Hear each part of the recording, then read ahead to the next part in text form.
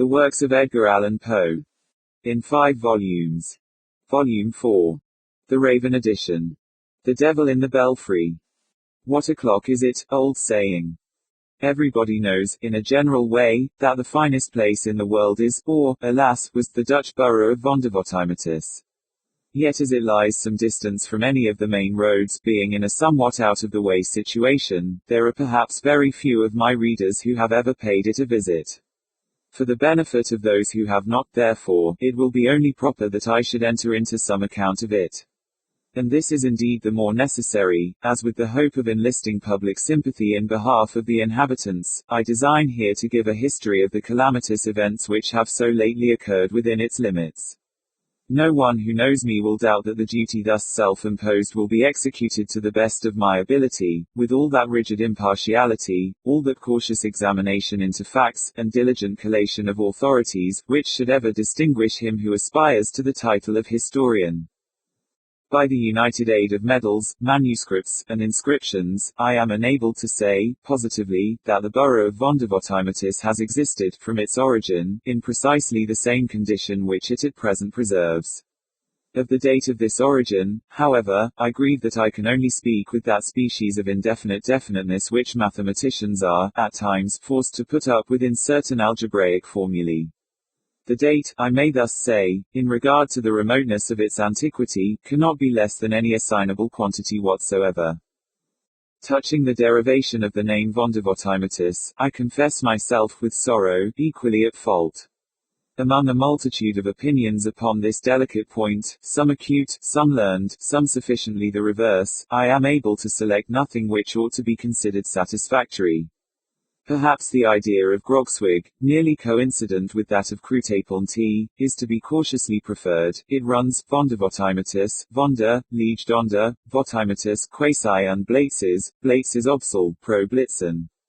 This derivative, to say the truth, is still countenanced by some traces of the electric fluid evident on the summit of the steeple of the house of the town council.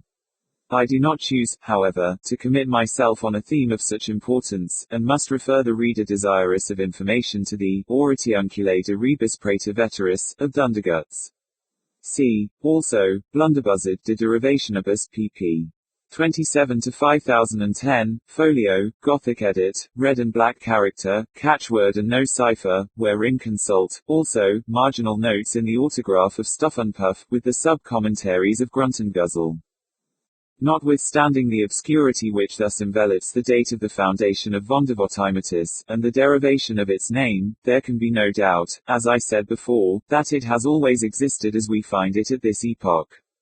The oldest man in the borough can remember not the slightest difference in the appearance of any portion of it, and, indeed, the very suggestion of such a possibility is considered an insult. The site of the village is in a perfectly circular valley, about a quarter of a mile in circumference, and entirely surrounded by gentle hills, over whose summit the people have never yet ventured to pass. For this they assign the very good reason that they do not believe there is anything at all on the other side. Round the skirts of the valley, which is quite level, and paved throughout with flat tiles, extends a continuous row of 60 little houses.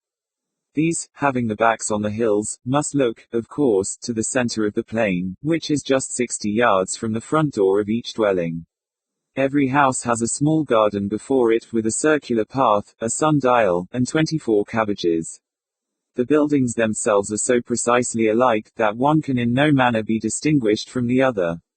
Owing to the vast antiquity, the style of architecture is somewhat odd, but it is not for that reason the less strikingly picturesque. They are fashioned of hard-burned little bricks, red, with black ends, so that the walls look like a chessboard upon a great scale. The gables are turned to the front, and there are cornices, as big as all the rest of the house, over the eaves and over the main doors.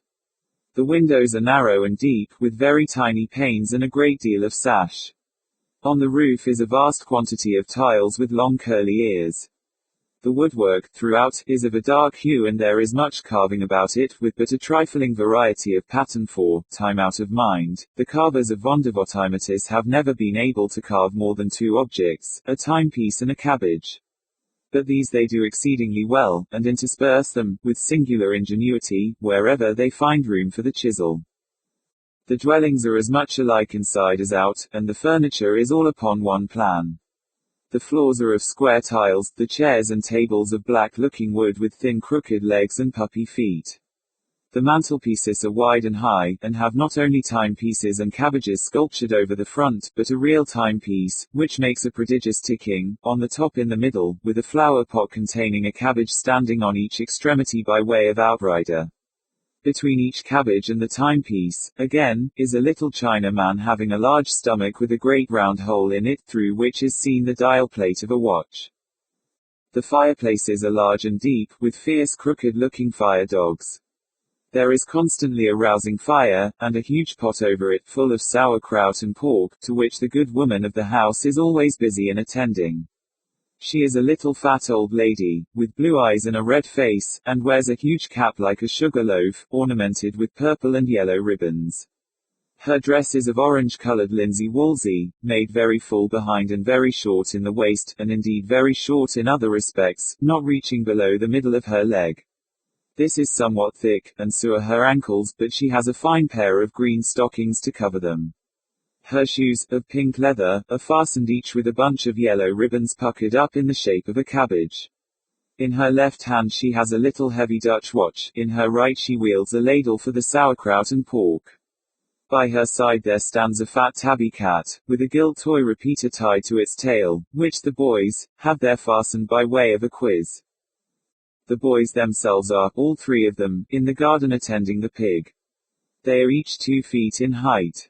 They have 3-cornered cocked hats, purple waistcoats reaching down to the thighs, buckskin knee breeches, red stockings, heavy shoes with big silver buckles, long surtout coats with large buttons of mother of pearl. Each, too, has a pipe in his mouth, and a little dumpy watch in his right hand. He takes a puff and a look, and then a look and a puff. The pig, which is corpulent and lazy, is occupied now in picking up the stray leaves that fall from the cabbages, and now in giving a kick behind at the gilt repeater, which the urchins have also tied to his tail in order to make him look as handsome as the cat. Right at the front door, in a high-backed leather-bottomed armchair, with crooked legs and puppy feet like the tables, is seated the old man of the house himself. He is an exceedingly puffy little old gentleman, with big circular eyes and a huge double chin. His dress resembles that of the boys, and I need say nothing farther about it. All the difference is that his pipe is somewhat bigger than theirs and he can make a greater smoke. Like them, he has a watch, but he carries his watch in his pocket. To say the truth, he has something of more importance than a watch to attend to, and what that is, I shall presently explain.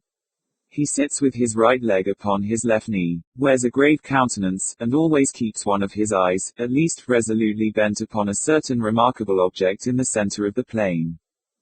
This object is situated in the steeple of the house of the town council. The town council are all very little, round, oily, intelligent men, with big saucer eyes and fat double chins, and have the coats much longer and their shoe buckles much bigger than the ordinary inhabitants of Vondervotteimittis. Since my sojourn in the borough, they have had several special meetings, and have adopted these 3 important resolutions. That it is wrong to alter the good old course of things. That there is nothing tolerable out of Vondervotteimittis, and that we will stick by our clocks and our cabbages. Above the session room of the council is the steeple, and in the steeple is the belfry, where exists, and has existed time out of mind, the pride and wonder of the village, the great clock of the borough of Vondervotteimittis. And this is the object to which the eyes of the old gentlemen are turned who sit in the leather-bottomed armchairs. The great clock has 7 faces, one in each of the 7 sides of the steeple, so that it can be readily seen from all quarters. Its faces are large and white, and its hands heavy and black. There is a belfry man whose sole duty is to attend to it, but this duty is the most perfect of sinecures, for the clock of Vondervotteimittis was never yet known to have anything the matter with it. Until lately, the bare supposition of such a thing was considered heretical.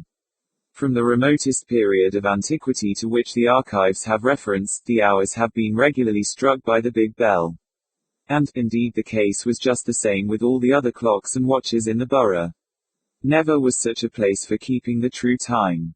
When the large clapper thought proper to say, 12 o'clock, all its obedient followers opened the throats simultaneously, and responded like a very echo.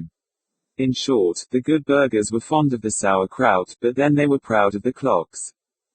All people who hold sinecure offices are held in more or less respect, and as the belfry man of Vondervottimitis has the most perfect of sinecures, he is the most perfectly respected of any man in the world.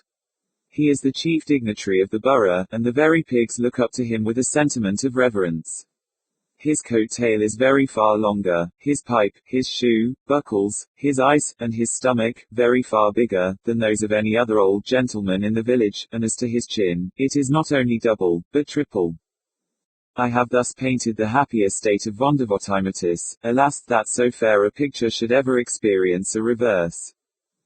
There has been long a saying among the wisest inhabitants, that no good can come from over the hills, and it really seemed that the words had in them something of the spirit of prophecy. It wanted 5 minutes of noon, on the day before yesterday, when there appeared a very odd-looking object on the summit of the ridge of the eastward. Such an occurrence, of course, attracted universal attention, and every little old gentleman who sat in a leather-bottomed armchair turned one of his eyes with a stare of dismay upon the phenomenon, still keeping the other upon the clock in the steeple. By the time that it wanted only 3 minutes to noon, the droll object in question was perceived to be a very diminutive foreign-looking young man. He descended the hills at a great rate, so that everybody had soon a good look at him. He was really the most finicky little personage that had ever been seen in Vondervottimitis. His countenance was of a dark snuff color, and he had a long hook nose, eyes, a wide mouth, and an excellent set of teeth, which latter he seemed anxious of displaying, as he was grinning from ear to ear. What with mustachios and whiskers, there was none of the rest of his face to be seen. His head was uncovered, and his hair neatly done up in papillotes. His dress was a tight-fitting swallow-tail black coat, from one of whose pockets dangled a vast length of white handkerchief, black kerseymere knee breeches, black stockings, and stumpy-looking pumps, with huge bunches of black satin ribbon for bows. Under one arm he carried a huge chapeau de brass, and under the other a fiddle nearly 5 times as big as himself. In his left hand was a gold snuff-box, from which, as he capered down the hill, cutting all manner of fantastic steps, he took snuff incessantly with an air of the greatest possible self-satisfaction. God bless me! Here was a sight for the honest burghers of Vondervottimitis.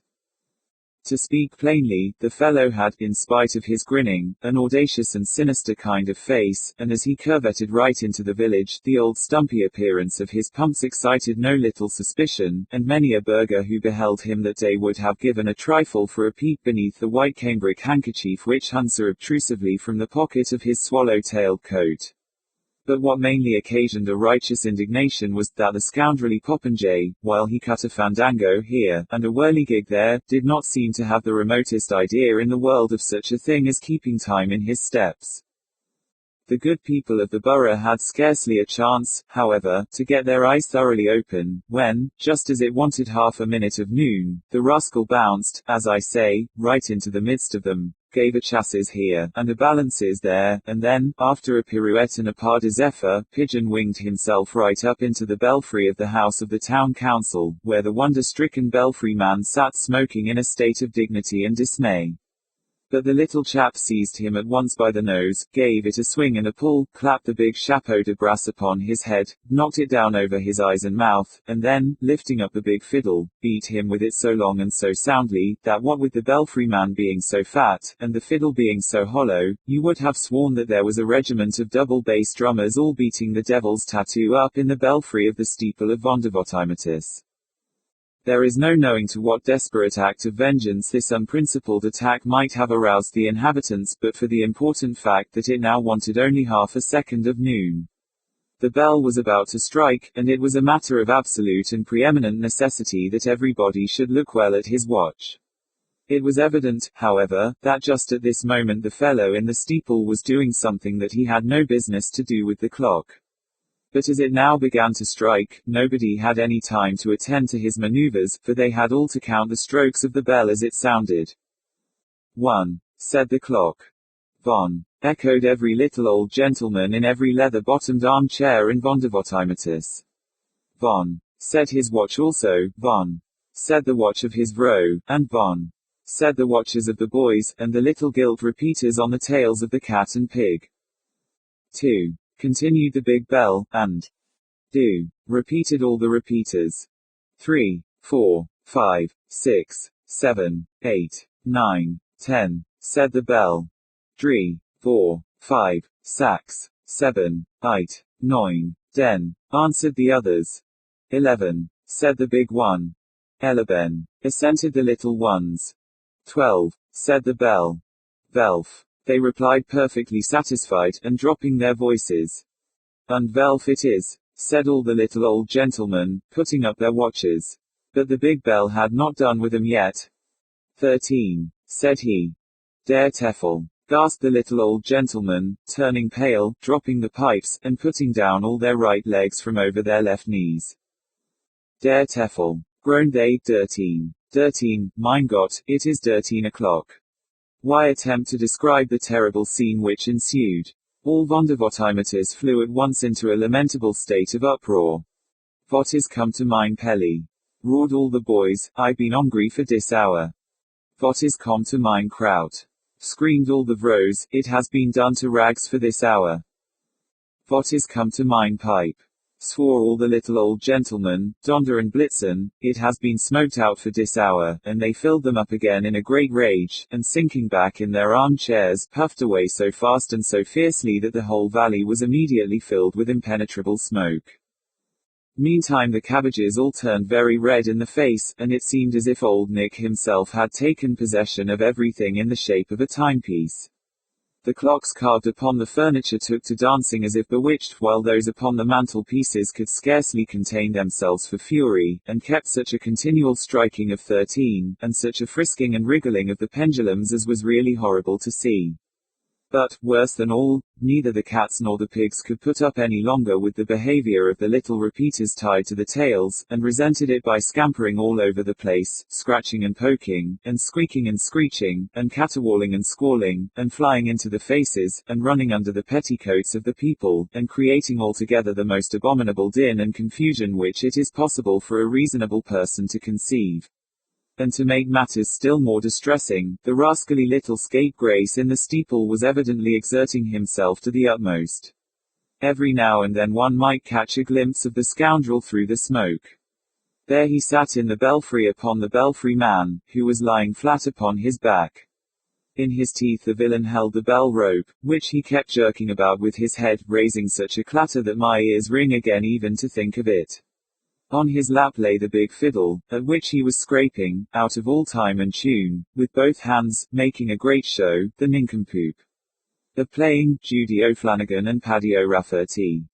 Affairs being thus miserably situated, I left the place in disgust, and now appeal for aid to all lovers of correct time and fine kraut. Let us proceed in a body to the borough, and restore the ancient order of things in Wunderwörtermaters by ejecting that little fellow from the steeple. Lionizing. All people went upon the 10 toes in wild wonderment. Bishop Hall's Satires. I am, that is to say I was, a great man, but I am neither the author of Junius nor the man in the mask, for my name, I believe, is Robert Jones, and I was born somewhere in the city of Fudge. The first action of my life was the taking hold of my nose with both hands. My mother saw this and called me a genius, my father wept for joy and presented me with a treatise on nosology. This I mastered before I was breeched.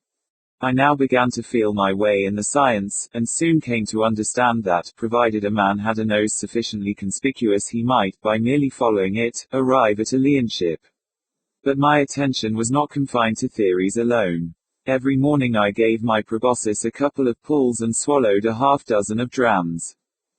When I came of age my father asked me, one day, if I would step with him into his study.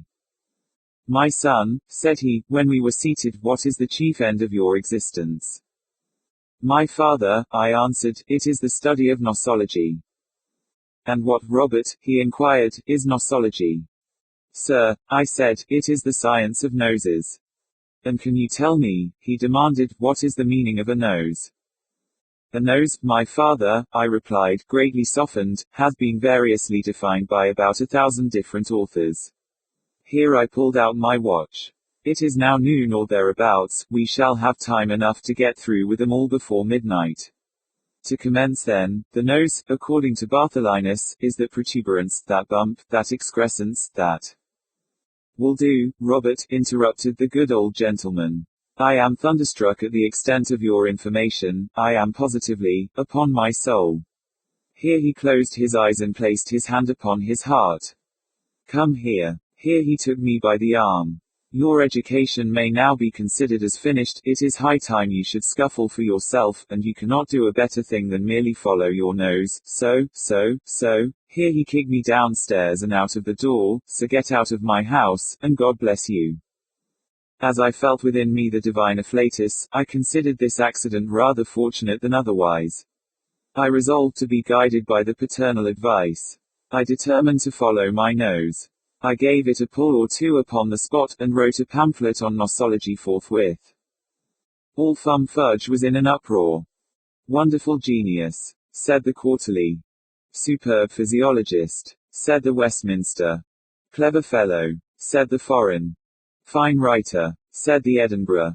Profound thinker, said the Dublin. Great man, said Bentley. Divine soul, said Fraser. One of us, said Blackwood. Who can he be? Said Mrs. Bass Blue. What can he be? Said Big Miss Bass Blue. Where can he be? Said Little Miss Bass Blue, but I paid these people no attention whatever, I just stepped into the shop of an artist. The Duchess of Bless My Soul was sitting for her portrait, the Marquess of So-and-so was holding the Duchess's poodle, the Earl of this and that was flirting with her salts, and His Royal Highness of Touch Me Not was leaning upon the back of her chair. I approached the artist and turned up my nose. Oh, beautiful, sighed her Grace. Oh my, lisped the Marquess. Oh, shocking, groaned the Earl. Oh, abominable, growled His Royal Highness. What will you take for it? Asked the artist. For his nose, shouted her Grace. £1,000, said I, sitting down. £1,000, inquired the artist musingly. £1,000, said I. Beautiful, said he, entranced. £1,000, said I. Do you warrant it? He asked, turning the nose to the light. I do, said I, blowing it well. Is it quite original? He inquired, touching it with reverence. Humph, said I, twisting it to one side. Has no copy been taken? He demanded, surveying it through a microscope. None, said I, turning it up. Admirable, he ejaculated, thrown quite off his guard by the beauty of the maneuver. £1,000, said I. £1,000, said he.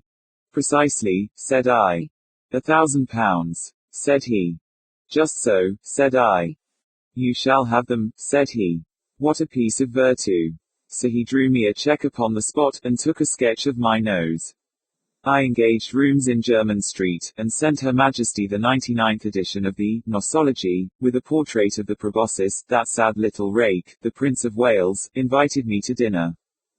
We were all lions and recherches. There was a modern Platonist. He quoted Porphyry, Iambulicus, Plotinus, Proclus, Hierocles, Maximus Tyrius, and Syrianus. There was a human perfectibility man. He quoted Turgot, Price, Priestley, Condorcet, De Stael, and the ambitious student in ill health. There was Sir Positive Paradox. He observed that all fools were philosophers, and that all philosophers were fools.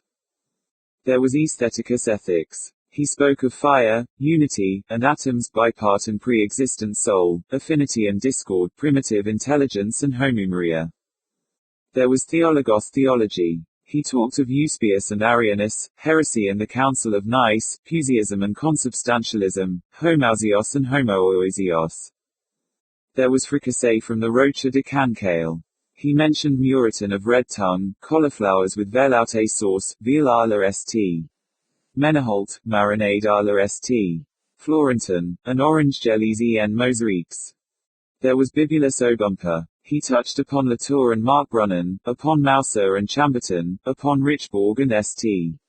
George, upon Horbrian, Leonville, and Medoc, upon Barrick and Pranac, upon Grave, upon Sauterne, upon Lafitte, and upon St. Paray. He shook his head at Clos de Vougeot, and told, with his eyes shut, the difference between sherry and amontillado. There was Signor Tintintintino from Florence. He discoursed of Cimabue, Arpino, Carpaccio, and Agostino, of the gloom of Caravaggio, of the amenity of Albano, of the colors of Titian, of the prose of Rubens, and of the waggeries of Jan Steen. There was the president of the Fumfurch University. He was of opinion that the moon was called Bendis in Thrace, Bubastis in Egypt, Diane in Rome, and Artemis in Greece. There was a Grand Turk from Stambul. He could not help thinking that the angels were horses, cocks, and bulls, that somebody in the sixth heaven had 70,000 heads, and that the earth was supported by a sky-blue cow with an incalculable number of green horns. There was Delphinus Polyglot. He told us what had become of the 83 lost tragedies of Aeschylus, of the 54 orations of Isius, of the 391 speeches of Lysias, of the 180 treatises of Theophrastus, of the 8th book of the conic sections of Apollonius, of Pindar's hymns and dithyrambics, and of the 45 tragedies of Homer Jr. There was Ferdinand Fitz Fossilis Feldspar. He informed us all about internal fires and tertiary formations, about aeriforms, fluidiforms, and solidiforms, about quartz and marl, about schist and schall, about gypsum and trap, about talc and calc, about blende and horn blende, about mica slate and pudding stone, about syenite and lepidolite, about hematite and tremolite, about antimony and chalcedony, about manganese and whatever you please.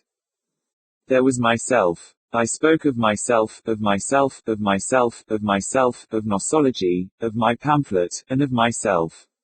I turned up my nose, and I spoke of myself. Marvelous clever man, said the prince. Superb, said his guests, and next morning her grace of bless my soul paid me a visit. Will you go to Almack's, pretty creature? She said, tapping me under the chin. Upon honor, said I. Nose and all, she asked. As I live, I replied. Here then is a card, my life. Shall I say you will be there? Dear Duchess, with all my heart. Be sure, no, but with all your nose.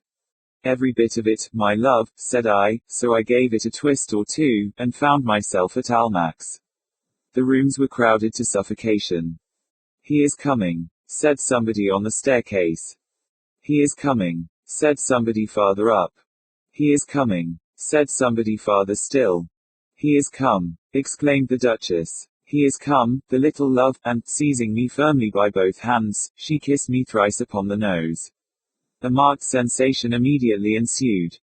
Diavolo! Cried Count Capricornuti. Dios guarda! Muttered Don Stiletto. Mil toneras! Ejaculated the Prince de Grenouille. Tu san Teffel! Growled the Elector of Bloodenough. It was not to be borne. I grew angry. I turned short upon Bloodenough. Sir, said I to him, you are a baboon. Sir, he replied, after a pause, Donner und Blitzen. This was all that could be desired. We exchanged cards. At Chalk Farm, the next morning, I shot off his nose, and then called upon my friends. Bet, said the first. Fool, said the second. Dolt, said the third. Ass, said the fourth. Ninny, said the fifth. Noodle, said the sixth. Be off, said the seventh. At all this I felt mortified, and so called upon my father. Father, I asked, what is the chief end of my existence? My son, he replied, it is still the study of nosology, but in hitting the Elector upon the nose you have overshot your mark. You have a fine nose, it is true, but then Bloodenough has none. You are damned, and he has become the hero of the day. I grant you that in Fumfurch the greatness of a lion is in proportion to the size of his proboscis, but, good heavens! There is no competing with a lion who has no proboscis at all. Xing a paragraph. As it is well known that the wise men came from the east, and as Mr. Touch and Go Bullet Head came from the east, it follows that Mr. Bullet Head was a wise man, and if collateral proof of the matter be needed, here we have it, Mr. B. was an editor. Irascibility was his sole foible, for in fact the obstinacy of which men accused him was anything but his foible, since he justly considered it his forte. It was his strong point, his virtue, and it would have required all the logic of a Brownson to convince him that it was anything else. I have shown that Touch and Go Bullet Head was a wise man, and the only occasion on which he did not prove infallible, was when, abandoning that legitimate home for all wise men, the East, he migrated to the city of Alexander the Great Onopolis, or some place of a similar title, out west. I must do him the justice to say, however, that when he made up his mind finally to settle in that town, it was under the impression that no newspaper, and consequently no editor, existed in that particular section of the country. In establishing the teapot, he expected to have the field all to himself.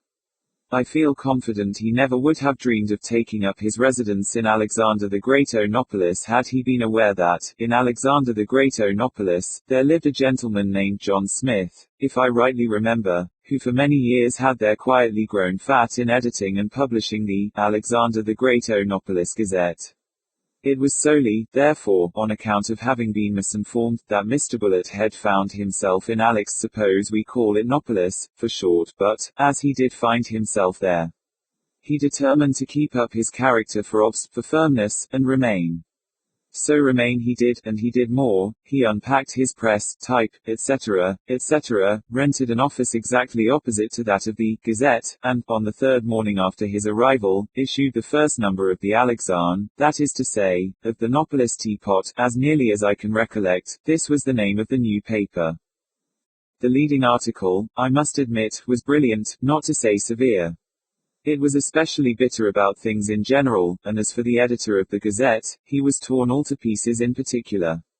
Some of Bullet Head's remarks were really so fiery that I have always, since that time, been forced to look upon John Smith, who is still alive, in the light of a salamander. I cannot pretend to give all the teapot's paragraphs verbatim, but one of them runs thus. Oh, yes, oh, we perceive. Oh, no doubt. The editor over the way is a genius. Oh, my. Oh, goodness gracious, what is this world coming to? Oh, tempera. Oh, Moses. A philippic at once so caustic and so classical, alighted like a bombshell among the hitherto peaceful citizens of Nopolis.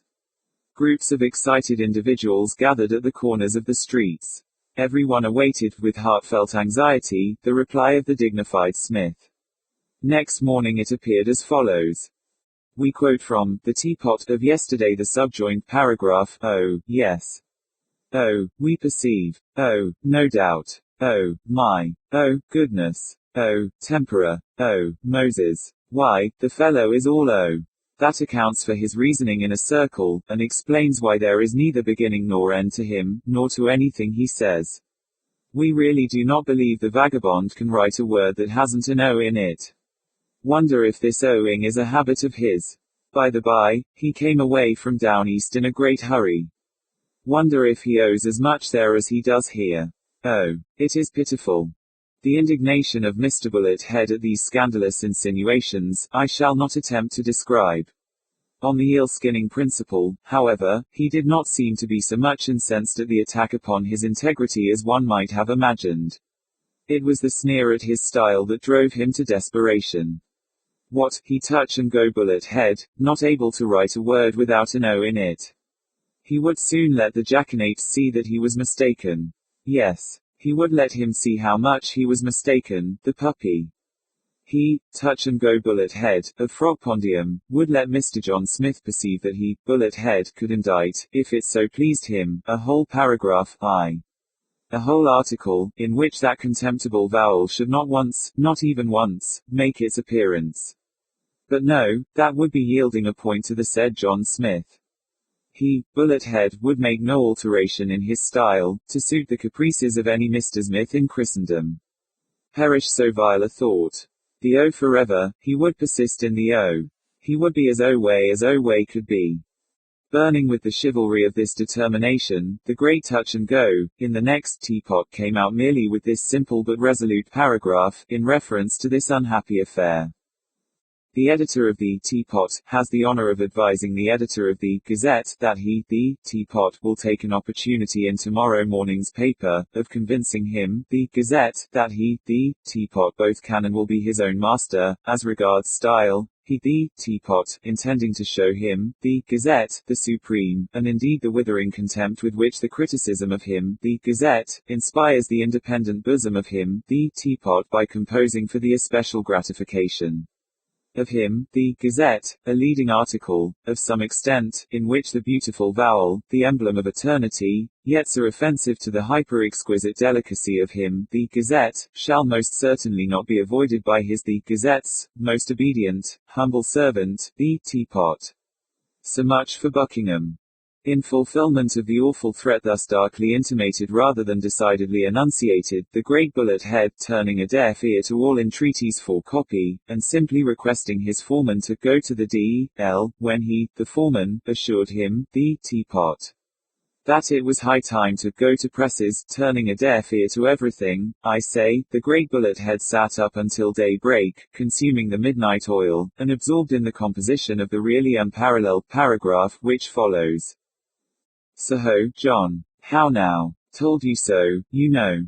Don't crow, another time, before you're out of the woods. Does your mother know you're out? Oh, no, no, so go home at once, now, John, to your odious old woods of Concord. Go home to your woods, old owl, go. You won't. Oh, Poe, don't do so.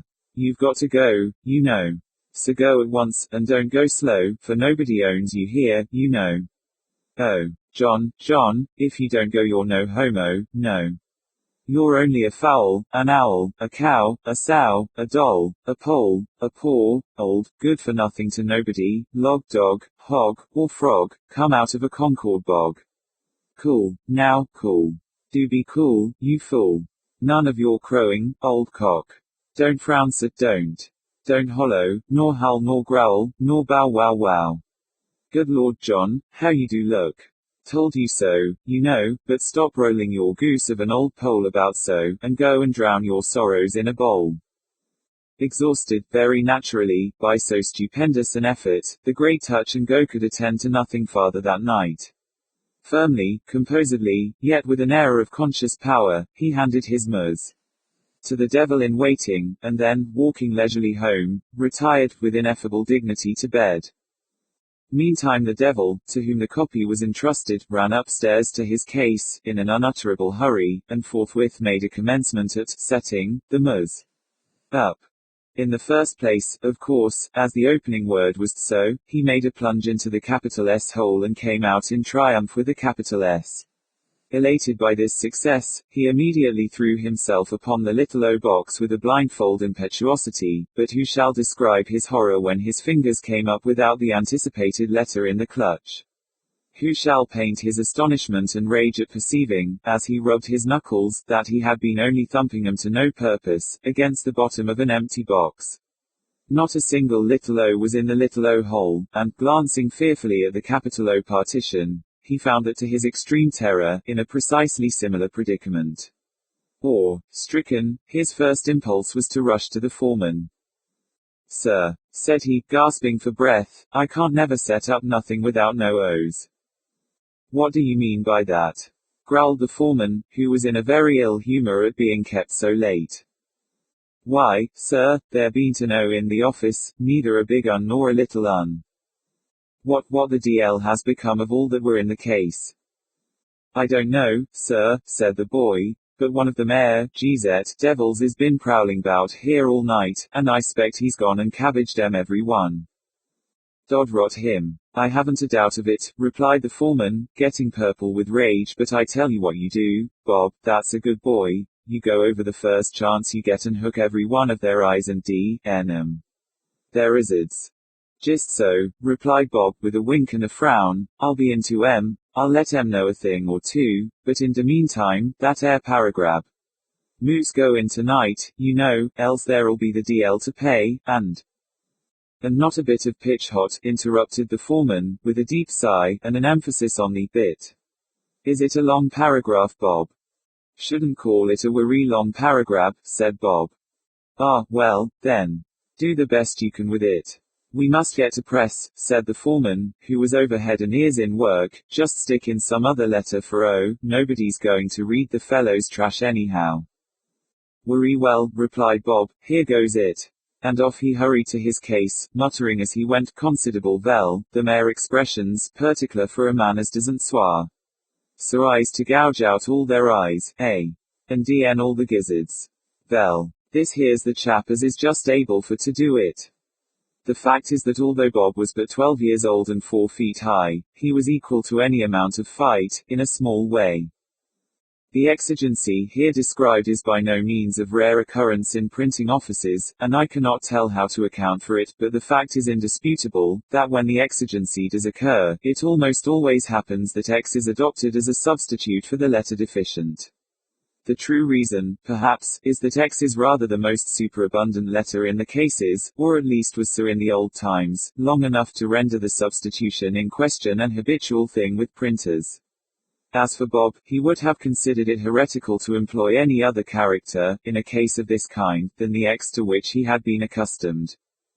I shall have to X this paragraph, said he to himself, as he read it over in astonishment, but it's just about the awfulest way paragraph I ever did see, so X it he did, unflinchingly, and to press it went X-ed. Next morning the population of Nopolis were taken all aback by reading in the Teapot the following extraordinary leader. SXHXJXHN. HXWNXW. TXLDYXUSXYXUKNXW. DXant CRXW, angst the time, before Yorazu XF the WXXDS. DXEs YORMX the KNXW Yorazu. XH, NX, NX, SXGXHXME at XNCE, NXW, JXHN, TX YORX Dixis XLDWXXDSXFCXNCXRD. GXHXME TX YOR WXXDS, XLDXWL, GX. YXUWXant. XHPXHPXHJXHN, DXant DXSX. YUVGXTTXGX, YXUKNXW, SXGX at XNCE, and DXant GXSLXW, FXRNXBODXWNSYXU here, YXUKNXW. XHJXHN, JXHN, JXHN, if YXUDXant GX Eura NXHXMX, NX. Eura XNLY or FXWL, an XWL, a CXW, a SXW, a DXLL, a PXLL, a PXXRXLDGXXDFXRNX Thing TXNXBODY, LXG, DXG, HXG, XRFRXG, CXMEZUXF a CXNCXRDBXG. CXXL, NXW, CXXL. DXBCXXL, YXUFXXL. NXNEXF YOR CRXWing, XLDCXCK. DXant FRXWNSX, DXant. DXant HXLLX, NXRHXWL, NXRGRXWL, NXRBXWWXWWXW. GXXDLXRD, JXHN, HXWYXUDXLXXK. TXLDYXUSX, YXUKNXW, but STXPRXL Ling Yoyor GXXSEXF and XLDPXLL Absit SX, and GX and DRXWN Yoyor Soros in a BXWL. The uproar occasioned by this mystical and cabalistical article is not to be conceived. The first definite idea entertained by the populace was that some diabolical treason lay concealed in the hieroglyphics, and there was a general rush to Bullethead's residence, for the purpose of riding him on a rail, but that gentleman was nowhere to be found. He had vanished, no one could tell how, and not even the ghost of him has ever been seen since. Unable to discover its legitimate object, the popular fury at length subsided, leaving behind it, by way of sediment, quite a medley of opinion about this unhappy affair. One gentleman thought the whole an excellent joke. Another said that, indeed, Bullethead had shown much exuberance of fancy. A third admitted him eccentric, but no more. A fourth could only suppose it the Yankees' design to express, in a general way, his exasperation. Say, rather, to set an example to posterity, suggested a fifth. That bullet head had been driven to an extremity, was clear to all, and in fact, since that editor could not be found, there was some talk about lynching the other one. The more common conclusion, however, was that the affair was, simply, extraordinary and inexplicable. Even the town mathematician confessed that he could make nothing of so dark a problem. Everybody knew, was an unknown quantity, but in this case, as he properly observed, there was an unknown quantity of X. The opinion of Bob, the devil, who kept dark about his having, said the paragraph, did not meet with so much attention as I think it deserved, although it was very openly and very fearlessly expressed. He said that, for his part, he had no doubt about the matter at all, that it was a clear case, that Mr. Bullethead never could be persuaded for to drink like other folks, but vas continually a svigging o that airblessed xxx ale, and as a natural consequence, it just puffed him up savage, and made him cross, in the extreme. Metzengerstein. Pestis eram vivis, moriens tua morsero. Martin Luther. Horror and fatality have been stalking abroad in all ages. Why then give a date to this story I have to tell? Let it suffice to say, that at the period of which I speak, there existed, in the interior of Hungary, a settled although hidden belief in the doctrines of the metempsychosis. Of the doctrines themselves, that is, of the falsity, or of the probability, I say nothing. I assert, however, that much of our incredulity, as Le Bruyere says of all our unhappiness, vient to any pouvoir être seuls. *1. But there are some points in the Hungarian superstition which were fast verging to absurdity. They, the Hungarians, differed very essentially from their Eastern authorities. For example, the soul, said the former, I give the words of an acute and intelligent Parisian, ned morcu in seul foi dans un corps sensible, au reste, un cheval, un chien, un homme, ing est que la ressemblance plus tangible de ces animaux. The families of Berlifitzing and Metzengerstein had been at variance for centuries. Never before were two houses so illustrious, mutually embittered by hostility so deadly. The origin of this enmity seems to be found in the words of an ancient prophecy, a lofty name shall have a fearful fall when, as the rider over his horse, the mortality of Metzengerstein shall triumph over the immortality of Berlifitzing. To be sure the words themselves had little or no meaning. But more trivial causes have given rise, and that no long while ago, to consequences equally eventful. Besides, the estates, which were contiguous, had long exercised a rival influence in the affairs of a busy government. Moreover, near neighbors are seldom friends, and the inhabitants of the castle Berlifitzing might look, from their lofty buttresses, into the very windows of the palace Metzengerstein. Least of all had the more than feudal magnificence, thus discovered, a tendency to allay the irritable feelings of the less ancient and less wealthy Berlifitzings. What wonder then, that the words, however silly, of that prediction, should have succeeded in setting and keeping at variance two families already predisposed to quarrel by every instigation of hereditary jealousy. The prophecy seemed to imply, if it implied anything, a final triumph on the part of the already more powerful house, and was of course remembered with the more bitter animosity by the weaker and less influential. Wilhelm, Count Berlifitzing, although loftily descended, was, at the epoch of this narrative, an infirm and doting old man, remarkable for nothing but an inordinate and inveterate personal antipathy to the family of his rival, and so passionate a love of horses, and of hunting, that neither bodily infirmity, great age, nor mental incapacity, prevented his daily participation in the dangers of the chase. Frederick, Baron Metzengerstein, was, on the other hand, not yet of age. His father, the minister G., died young. His mother, the Lady Mary, followed him quickly after. Frederick was, at that time, in his 15th year. In a city, 15 years are no long period, a child may be still a child in his third lustrum, but in a wilderness, in so magnificent a wilderness as that old principality, 15 years have a far deeper meaning. From some peculiar circumstances attending the administration of his father, the young baron, at the decease of the former, entered immediately upon his vast possessions. Such estates were seldom held before by a nobleman of Hungary. His castles were without number. The chief in point of splendor and extent was the Chateau Metzengerstein. The boundary line of his dominions was never clearly defined, but his principal park embraced a circuit of 50 miles. Upon the succession of a proprietor so young, with a character so well known, to a fortune so unparalleled, little speculation was afloat in regard to his probable course of conduct. And, indeed, for the space of 3 days, the behavior of the heir out-Heroded Herod, and fairly surpassed the expectations of his most enthusiastic admirers. Shameful debaucheries, flagrant treacheries, unheard-of atrocities, gave his trembling vassals quickly to understand that no servile submission on the part, no punctilios of conscience on his own, were thenceforward to prove any security against the remorseless fangs of a petty Caligula. On the night of the 4th day, the stables of the castle Berlifitzing were discovered to be on fire, and the unanimous opinion of the neighborhood added the crime of the incendiary to the already hideous list of the baron's misdemeanors and enormities.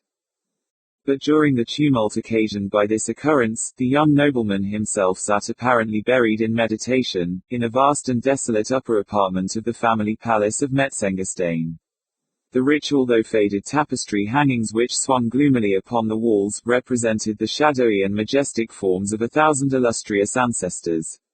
Here, rich ermined priests, and pontifical dignitaries, familiarly seated with the autocrat and the sovereign, put a veto on the wishes of a temporal king, or restrained with the fiat of papal supremacy the rebellious scepter of the arch-enemy. There, the dark, tall statues of the princes Metzengerstein, their muscular war coursers plunging over the carcasses of fallen foes, startled the steadiest nerves with their vigorous expression, and here, again, the voluptuous and swan-like figures of the dames of days gone by floated away in the mazes of an unreal dance to the strains of imaginary melody.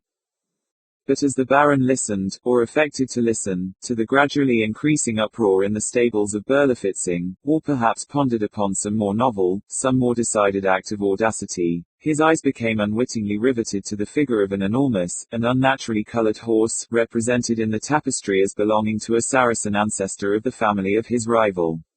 The horse itself, in the foreground of the design, stood motionless and statue-like, while farther back, its discomfited rider perished by the dagger of a Metzengerstein. On Frederick's lip arose a fiendish expression, as he became aware of the direction which his glance had, without his consciousness, assumed. Yet he did not remove it. On the contrary, he could by no means account for the overwhelming anxiety which appeared falling like a pall upon his senses. It was with difficulty that he reconciled his dreamy and incoherent feelings with the certainty of being awake. The longer he gazed, the more absorbing became the spell, the more impossible did it appear that he could ever withdraw his glance from the fascination of that tapestry. But the tumult without becoming suddenly more violent, with a compulsory exertion he diverted his attention to the glare of ruddy light thrown full by the flaming stables upon the windows of the apartment. The action, however, was but momentary, his gaze returned mechanically to the wall. To his extreme horror and astonishment, the head of the gigantic steed had, in the meantime, altered its position. The neck of the animal, before arched, as if in compassion, over the prostrate body of its lord, was now extended, at full length, in the direction of the baron. The eyes, before invisible, now wore an energetic and human expression, while they gleamed with a fiery and unusual red, and the distended lips of the apparently enraged horse left in full view his gigantic and disgusting teeth. Stupefied with terror, the young nobleman tottered to the door. As he threw it open, a flash of red light, streaming far into the chamber, flung his shadow with a clear outline against the quivering tapestry, and he shuddered to perceive that shadow, as he staggered a while upon the threshold, assuming the exact position, and precisely filling up the contour, of the relentless and triumphant murderer of the Saracen Berlifitzing. To lighten the depression of his spirits, the baron hurried into the open air. At the principal gate of the palace he encountered 3 equerries. With much difficulty, and at the imminent peril of their lives, they were restraining the convulsive plunges of a gigantic and fiery-colored horse. "Whose horse? Where did you get him?"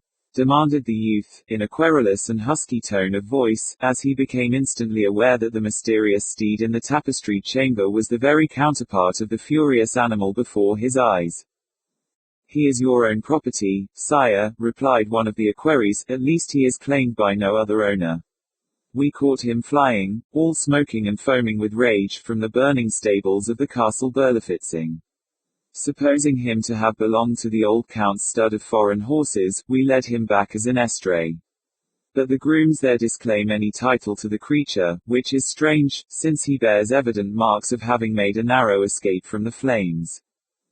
The letters W, B, B, are also branded very distinctly on his forehead, interrupted a second equerry. I suppose them, of course, to be the initials of Wilhelm von Berlifitzing, but all at the castle are positive in denying any knowledge of the horse.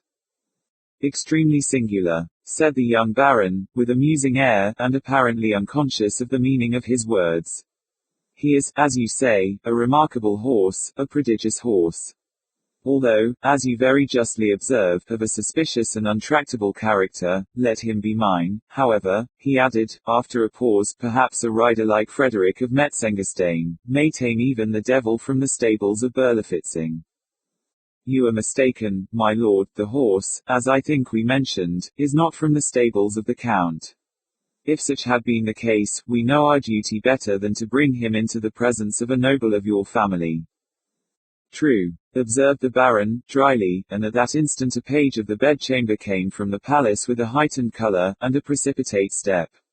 He whispered into his master's ear an account of the sudden disappearance of a small portion of the tapestry, in an apartment which he designated, entering, at the same time, into particulars of a minute and circumstantial character, but from the low tone of voice in which these latter were communicated, nothing escaped to gratify the excited curiosity of the equerries.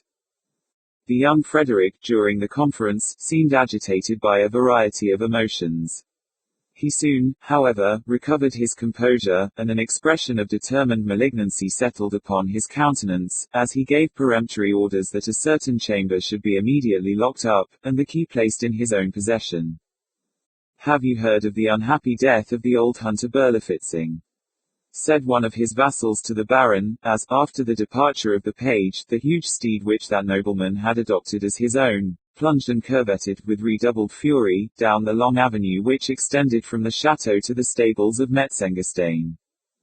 No, said the baron, turning abruptly toward the speaker, dead. Say you. It is indeed true, my lord, and, to a noble of your name, will be, I imagine, no unwelcome intelligence. A rapid smile shot over the countenance of the listener. How died he? In his rash exertions to rescue a favorite portion of his hunting stud, he has himself perished miserably in the flames. Indeed, ejaculated the baron, as if slowly and deliberately impressed with the truth of some exciting idea.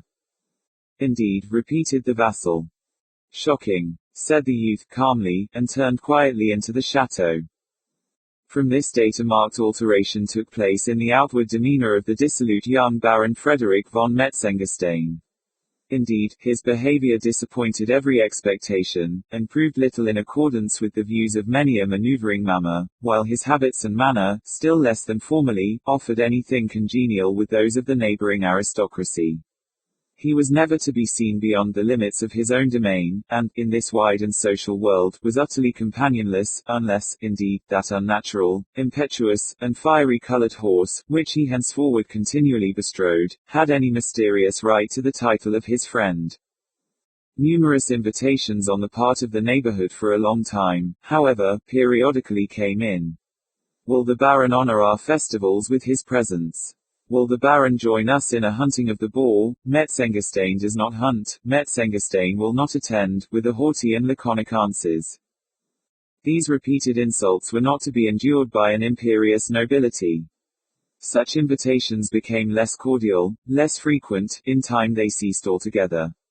The widow of the unfortunate Count Berlifitzing was even heard to express a hope, that the baron might be at home when he did not wish to be at home, since he disdained the company of his equals, and ride when he did not wish to ride, since he preferred the society of a horse.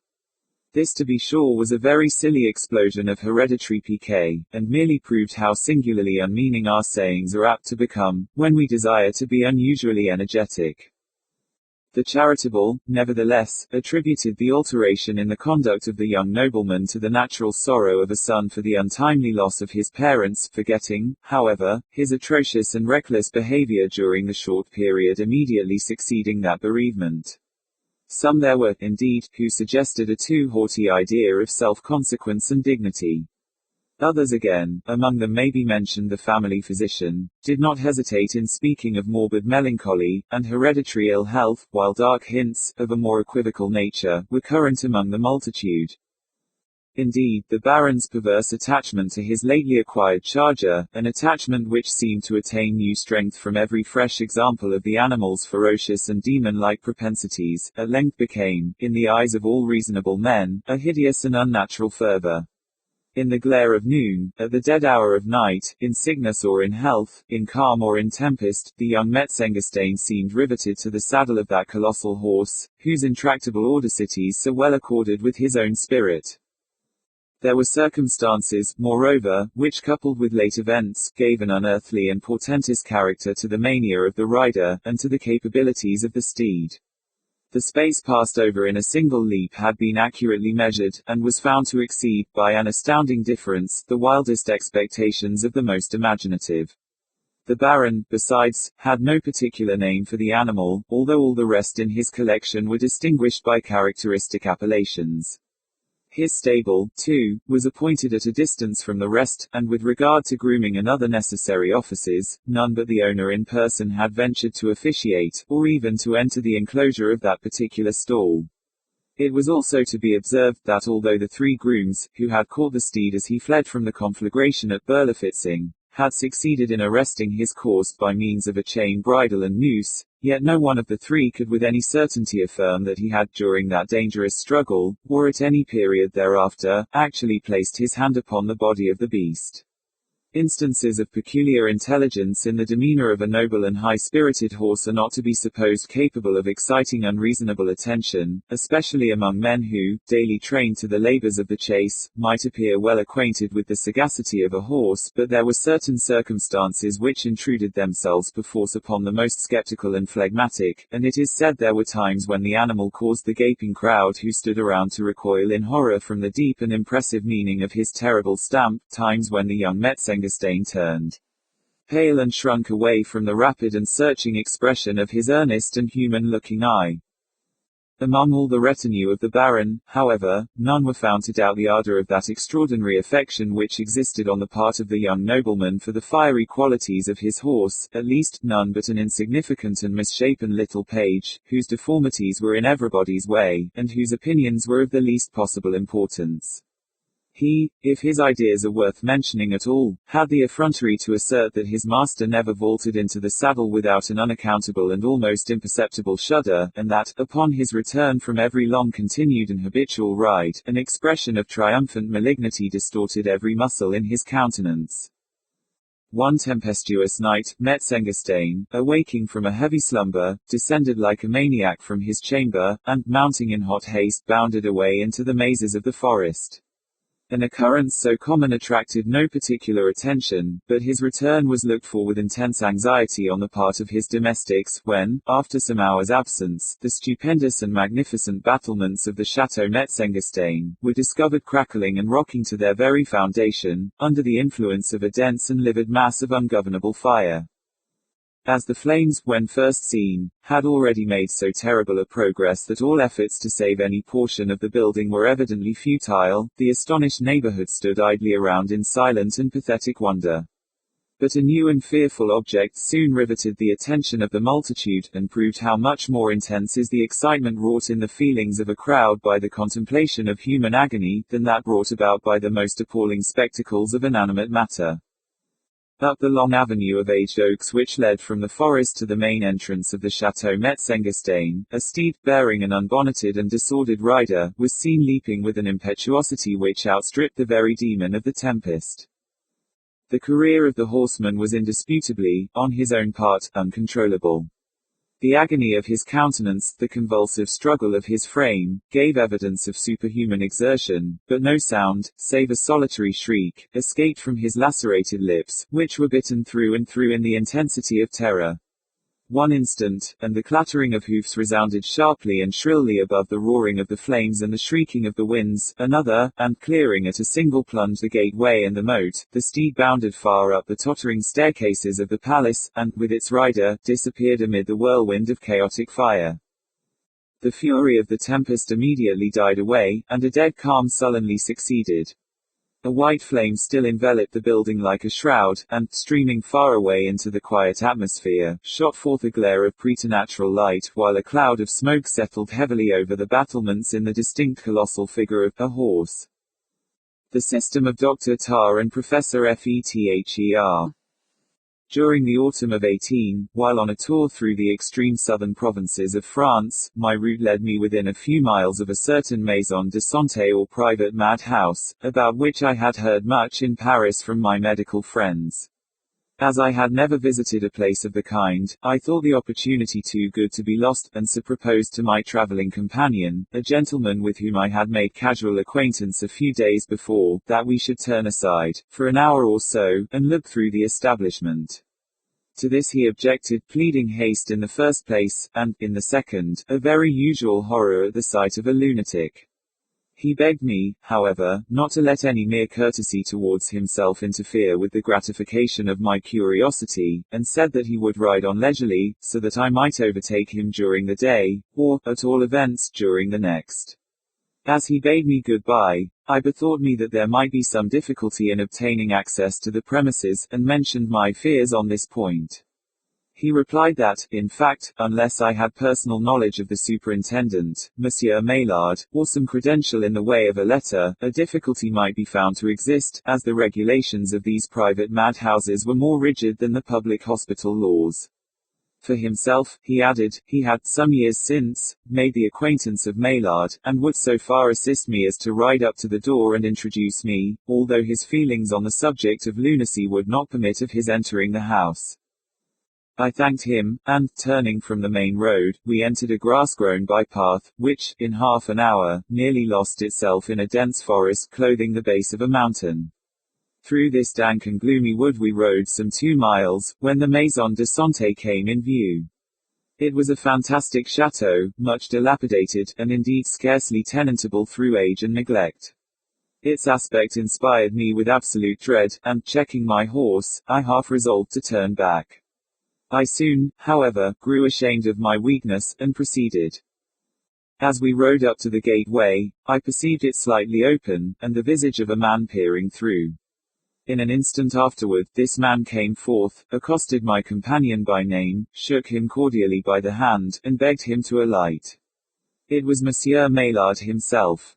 He was a portly, fine-looking gentleman of the old school, with a polished manner, and a certain air of gravity, dignity, and authority which was very impressive. My friend, having presented me, mentioned my desire to inspect the establishment, and received Monsieur Maillard's assurance that he would show me all attention, now took leave, and I saw him no more.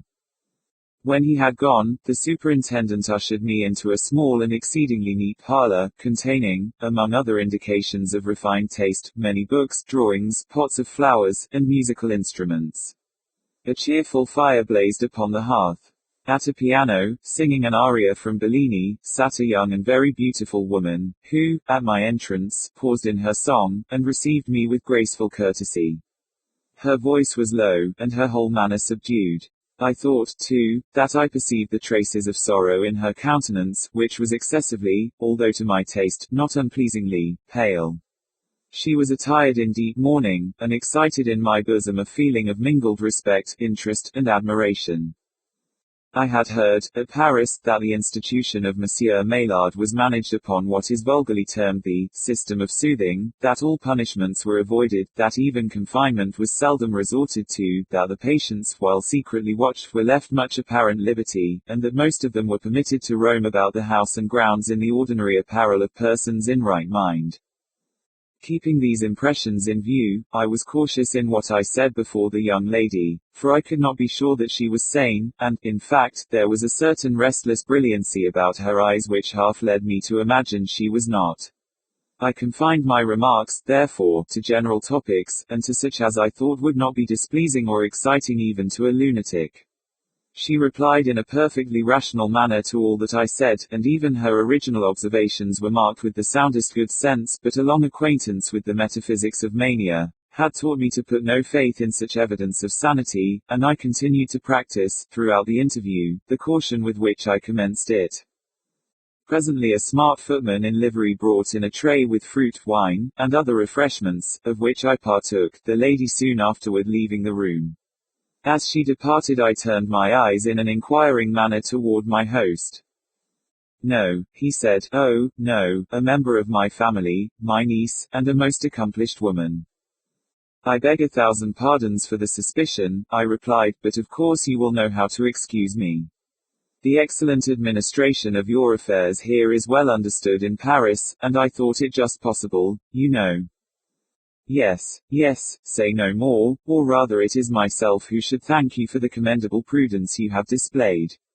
We seldom find so much of forethought in young men, and, more than once, some unhappy contre-temps has occurred in consequence of thoughtlessness on the part of our visitors.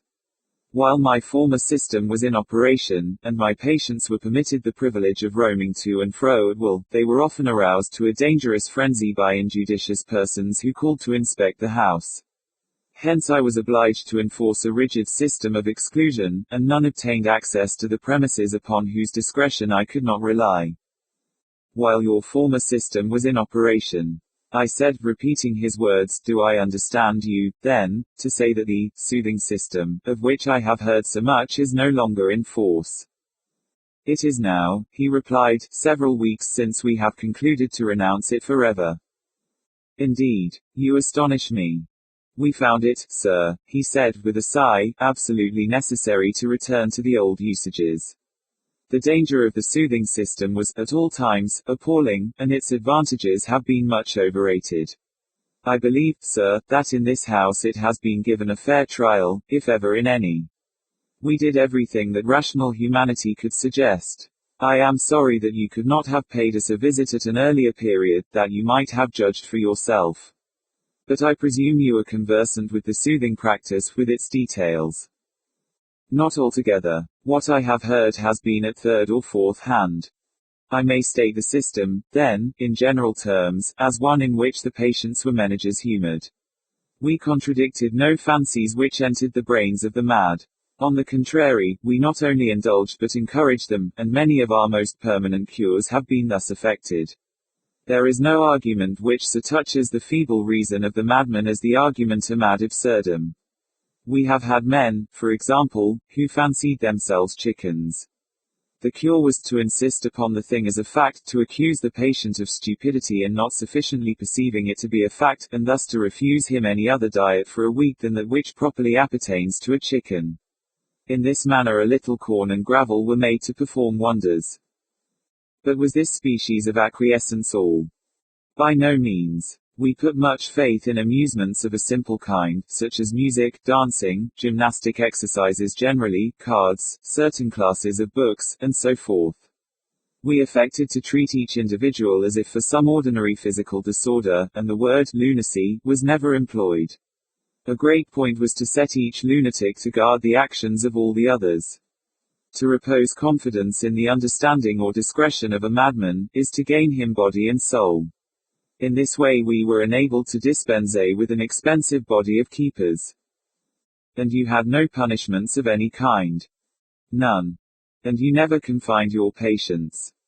Very rarely. Now and then, the malady of some individual growing to a crisis, or taking a sudden turn of fury, we conveyed him to a secret cell, lest his disorder should infect the rest, and there kept him until we could dismiss him to his friends, for with the raging maniac we have nothing to do. He is usually removed to the public hospitals. And you have now changed all this, and you think for the better. Decidedly. The system had its disadvantages, and even its dangers. It is now, happily, exploded throughout all the maison de santé of France. I am very much surprised, I said, at what you tell me, for I made sure that, at this moment, no other method of treatment for mania existed in any portion of the country. You are young yet, my friend, replied my host, but the time will arrive when you will learn to judge for yourself of what is going on in the world, without trusting to the gossip of others. Believe nothing you hear, and only one half that you see. Now about our maison de santé, it is clear that some ignoramus has misled you. After dinner, however, when you have sufficiently recovered from the fatigue of your ride, I will be happy to take you over the house, and introduce to you a system which, in my opinion, and in that of everyone who has witnessed its operation, is incomparably the most effectual as yet devised. Your own. I inquired, one of your own invention. I am proud, he replied, to acknowledge that it is, at least in some measure. In this manner I conversed with Monsieur Maillard for an hour or two, during which he showed me the gardens and conservatories of the place. I cannot let you see my patients, he said, just at present. To a sensitive mind there is always more or less of the shocking in such exhibitions, and I do not wish to spoil your appetite for dinner. We will dine. I can give you some veal à la Meneholt, with cauliflowers in veloute sauce, after that a glass of Clos de Vougeot, then your nerves will be sufficiently steadied. At 6 dinner was announced, and my host conducted me into a large salle à manger, where a very numerous company were assembled, 25 or 30 in all.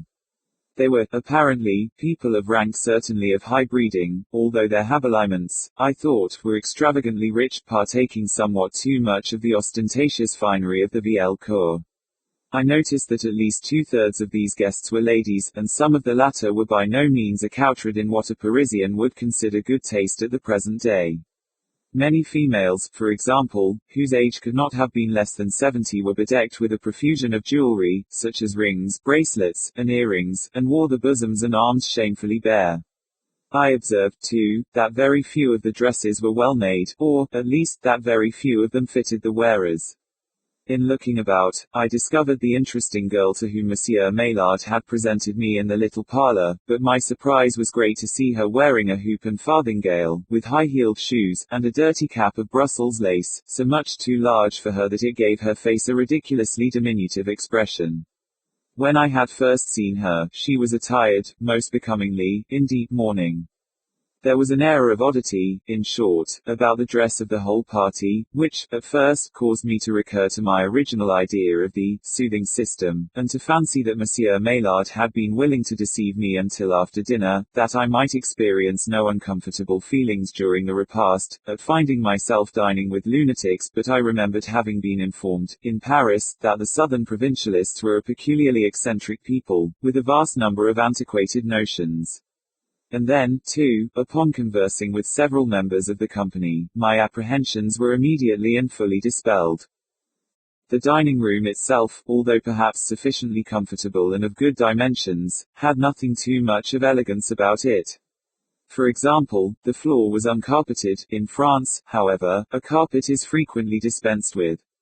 The windows, too, were without curtains, the shutters, being shut, were securely fastened with iron bars, applied diagonally, after the fashion of our ordinary shop shutters. The apartment, I observed, formed, in itself, a wing of the chateau, and thus the windows were on 3 sides of the parallelogram, the door being at the other. There were no less than 10 windows in all. The table was superbly set out. It was loaded with plate, and more than loaded with delicacies. The profusion was absolutely barbaric. There were meats enough to have feasted the Anakim. Never, in all my life, had I witnessed so lavish, so wasteful an expenditure of the good things of life.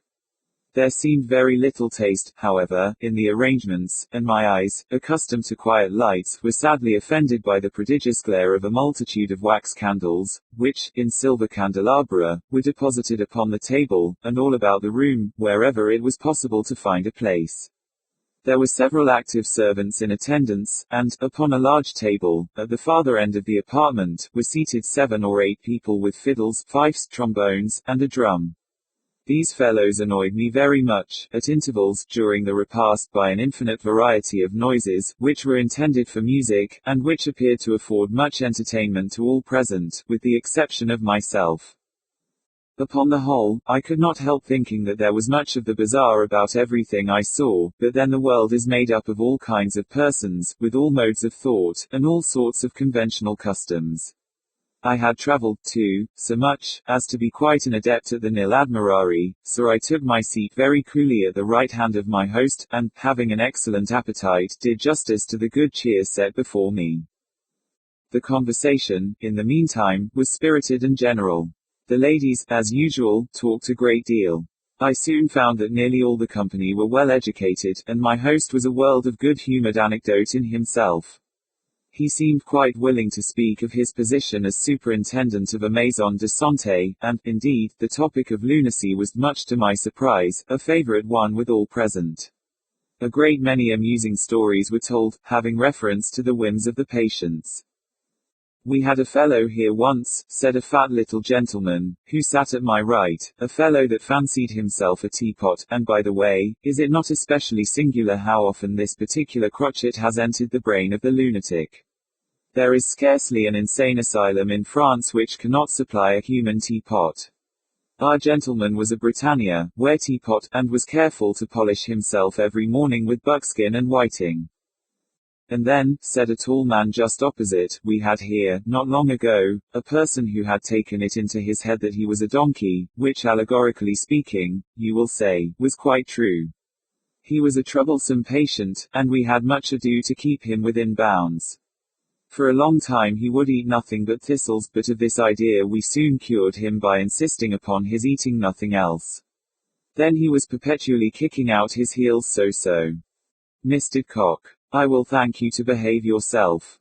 Here interrupted an old lady, who sat next to the speaker. "Please keep your feet to yourself. You have spoiled my brocade. Is it necessary, pray, to illustrate a remark in so practical a style? Our friend here can surely comprehend you without all this. Upon my word, you are nearly as great a donkey as the poor unfortunate imagined himself. Your acting is very natural, as I live. Mille pardons, Mamselle," replied Monsieur de Cock, thus addressed, "1,000 pardons. I had no intention of offending. Mamselle Laplace, Monsieur de Cock will do himself the honor of taking wine with you." Here Monsieur de Cock bowed low, kissed his hand with much ceremony, and took wine with Mamselle Laplace. "Allow me, mon ami, now," said Monsieur Maillard, addressing myself, "allow me to send you a morsel of this veal à la St. Menholt, you will find it particularly fine." At this instant 3 sturdy waiters had just succeeded in depositing safely upon the table an enormous dish, or trencher, containing what I supposed to be the monstrum horrendum, in form, ingens qui lumen ademptum. A closer scrutiny assured me, however, that it was only a small calf roasted whole, and set upon its knees, with an apple in its mouth, as is the English fashion of dressing a hare. "Thank you, no," I replied, "to say the truth, I am not particularly partial to veal à la St. What is it? For I do not find that it altogether agrees with me. I will change my plate, however, and try some of the rabbit." There were several side dishes on the table, containing what appeared to be the ordinary French rabbit, a very delicious morceau, which I can recommend. "Pierre," cried the host, "change this gentleman's plate, and give him a side piece of this rabbit au chat." "This what?" said I. "This rabbit au chat. Why, thank you, upon second thoughts, no. I will just help myself to some of the ham. There is no knowing what one eats, thought I to myself, at the tables of these people of the province. I will have none of their rabbit au chat, and, for the matter of that, none of the cat au rabbit either."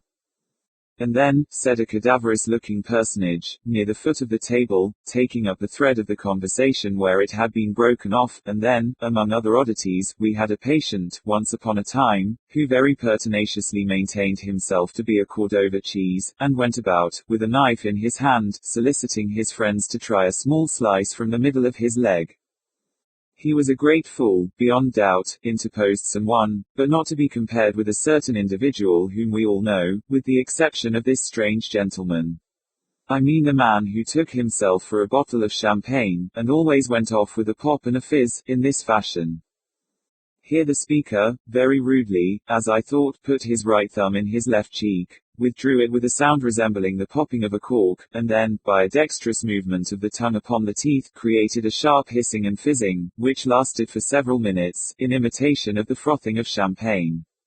This behavior, I saw plainly, was not very pleasing to Monsieur Maillard, but that gentleman said nothing, and the conversation was resumed by a very lean little man in a big wig.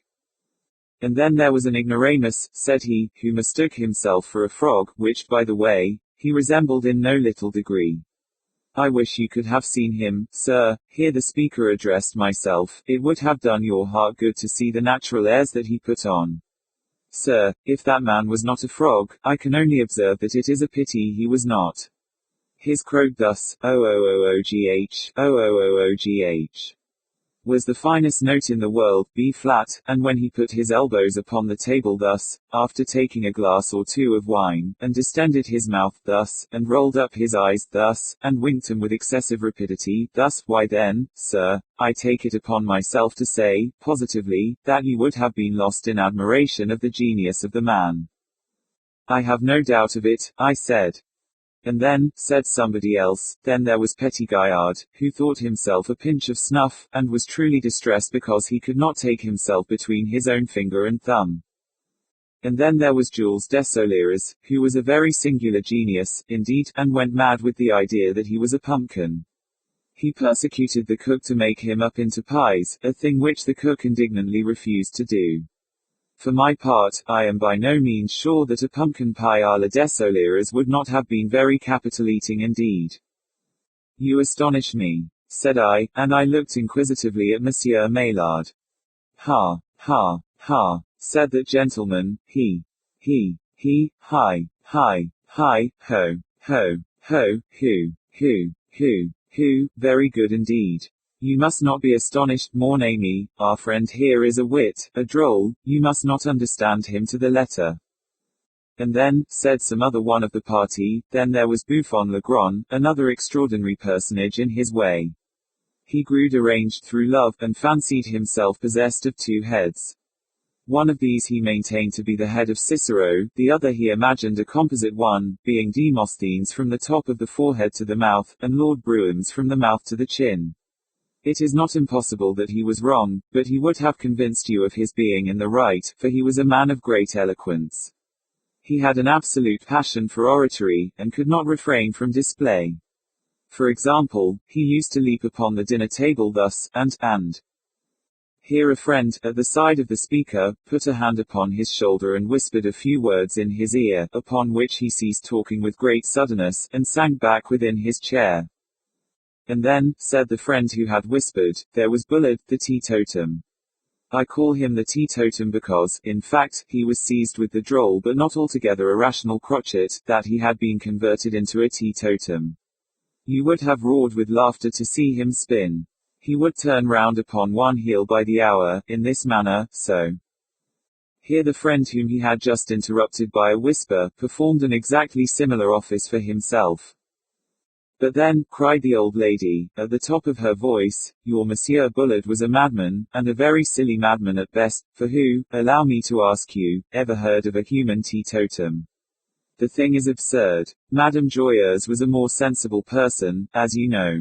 She had a crotchet, but it was instinct with common sense, and gave pleasure to all who had the honor of her acquaintance. She found, upon mature deliberation, that, by some accident, she had been turned into a chicken cock, but, as such, she behaved with propriety. She flapped her wings with prodigious effect, so, and, as for her crow, it was delicious. Cock-a-doodle-doo, cock-a-doodle-doo, cock-a-doodle-da-doo-doo-doo, oh. Madame Joyeuse, I will thank you to behave yourself. Here interrupted our host very angrily.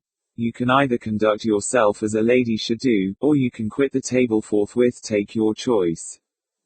The lady, whom I was much astonished to hear addressed as Madame Joyeuse, after the description of Madame Joyeuse she had just given, blushed up to the eyebrows, and seemed exceedingly abashed at the reproof. She hung down her head, and said not a syllable in reply. But another and younger lady resumed the theme. It was my beautiful girl of the little parlor. Oh, Madame Joyeuse was a fool. She exclaimed, but there was really much sound sense, after all, in the opinion of Eugénie Salsafet. She was a very beautiful and painfully modest young lady, who thought the ordinary mode of habiliment indecent, and wished to dress herself, always by getting outside instead of inside of her clothes. It is a thing very easily done, after all. You have only to do so, and then so, and then so, and then so, and then. Mon Dieu, Mamselle Salsafet. Here cried a dozen voices at once. What are you about? Forbear, that is sufficient, we see, very plainly, how it is done. Hold. Hold. And several persons were already leaping from the seats to withhold Mamselle Salsafet from putting herself upon a par with the medicine Venus, when the point was very effectually and suddenly accomplished by a series of loud screams, or yells, from some portion of the main body of the chateau. My nerves were very much affected, indeed, by these yells, but the rest of the company I really pitied. I never saw any set of reasonable people so thoroughly frightened in my life. They all grew as pale as so many corpses, and, shrinking within the seats, sat quivering and gibbering with terror, and listening for a repetition of the sound. It came again, louder and seemingly nearer, and then a third time very loud, and then a fourth time with a vigor evidently diminished. At this apparent dying away of the noise, the spirits of the company were immediately regained, and all was life and anecdote as before. I now ventured to inquire the cause of the disturbance. A mere bagatelle, said Monsieur Maillard. We are used to these things, and care really very little about them. The lunatics, every now and then, get up a howl in concert, one starting another, as is sometimes the case with a bevy of dogs at night. It occasionally happens, however, that the concerto yells are succeeded by a simultaneous effort at breaking loose, when, of course, some little danger is to be apprehended. And how many have you in charge? At present we have not more than 10, altogether. Principally females, I presume. Oh, no, every one of them men, and stout fellows, too, I can tell you. Indeed, I have always understood that the majority of lunatics were of the gentler sex. It is generally so, but not always.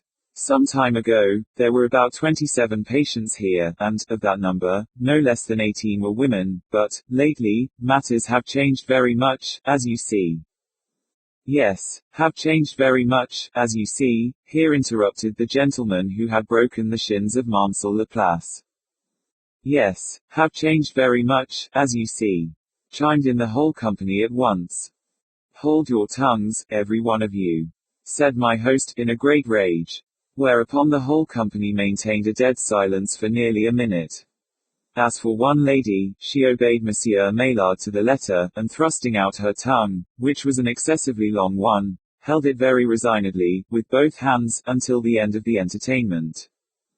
And this gentlewoman, said I, to Monsieur Maillard, bending over and addressing him in a whisper, this good lady who has just spoken, and who gives us the cock-a-doodle-de-doo, she, I presume, is harmless, quite harmless, eh?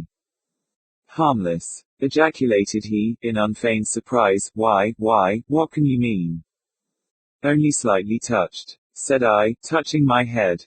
I take it for granted that she is not particularly not dangerously affected, eh? Mon Dieu, what is it you imagine? This lady, my particular old friend Madame Joyeuse, is as absolutely sane as myself. She has her little eccentricities, to be sure, but then, you know, all old women, all very old women, are more or less eccentric.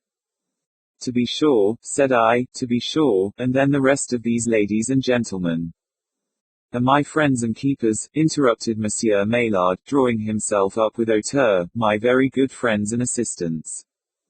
What? All of them? I asked, the women and all. Assuredly, he said, we could not do it all without the women. They are the best lunatic nurses in the world, they have a way of their own, you know, the bright eyes have a marvelous effect, something like the fascination of the snake, you know. To be sure, said I, to be sure. They behave a little odd, eh? They are a little queer, eh? Don't you think so? Odd, queer, why, do you really think so?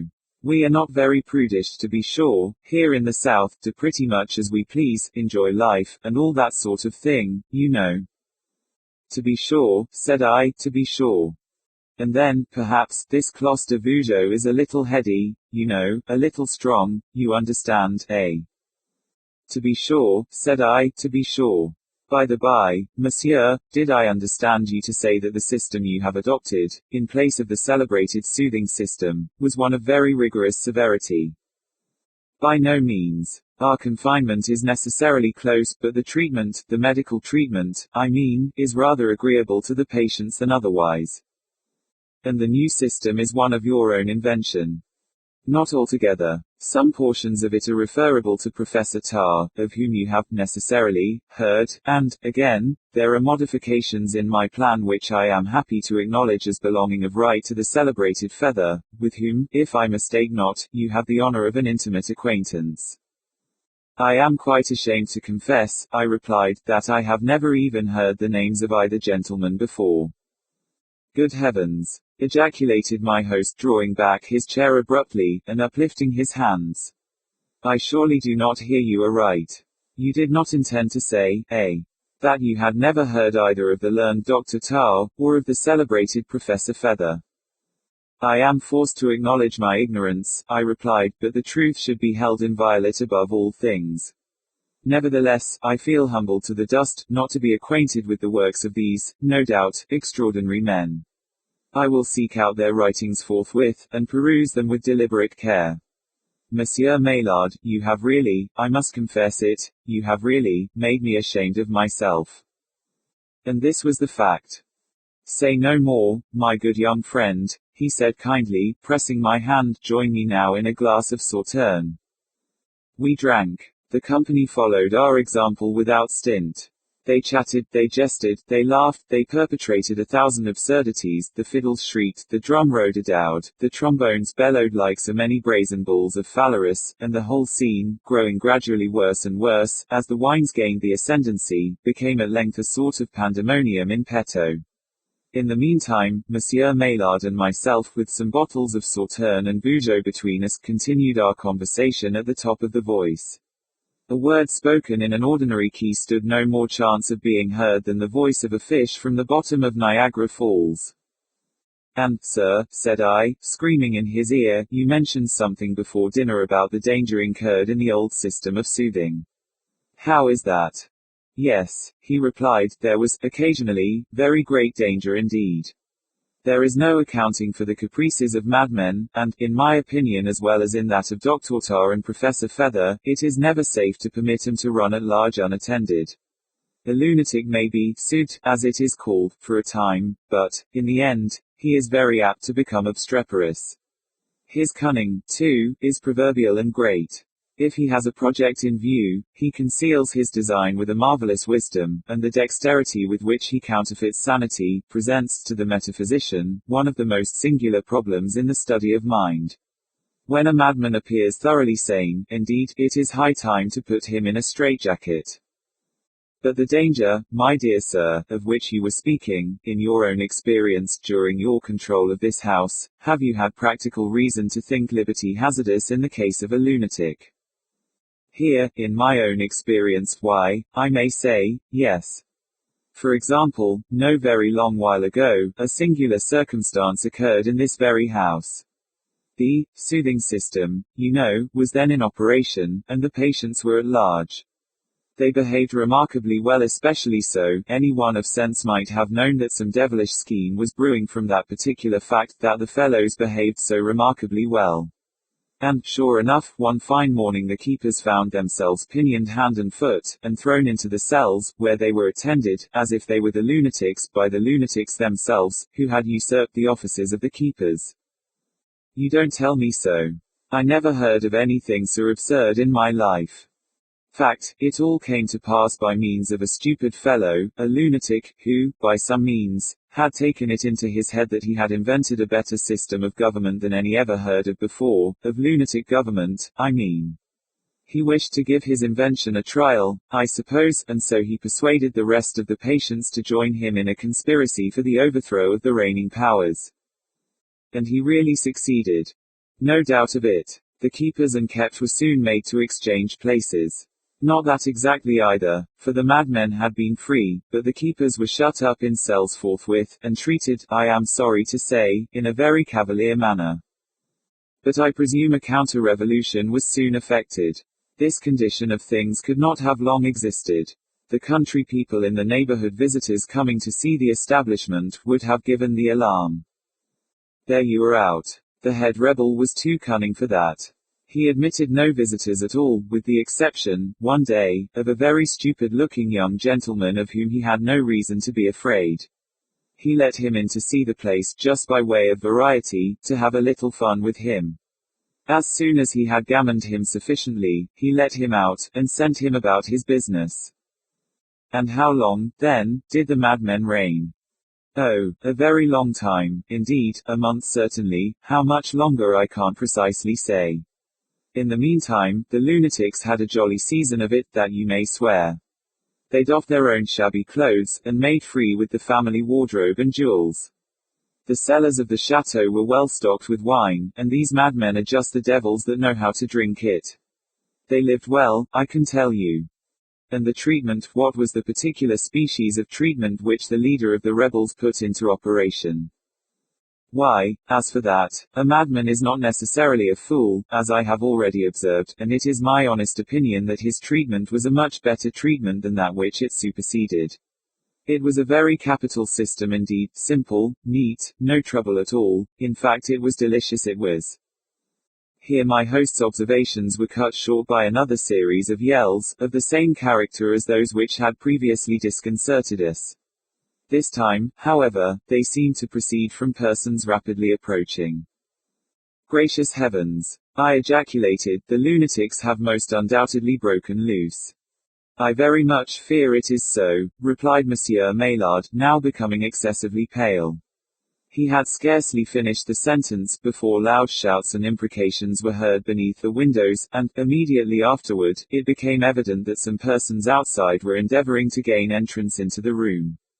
The door was beaten with what appeared to be a sledge-hammer, and the shutters were wrenched and shaken with prodigious violence. A scene of the most terrible confusion ensued. Monsieur Maillard, to my excessive astonishment, threw himself under the sideboard. I had expected more resolution at his hands.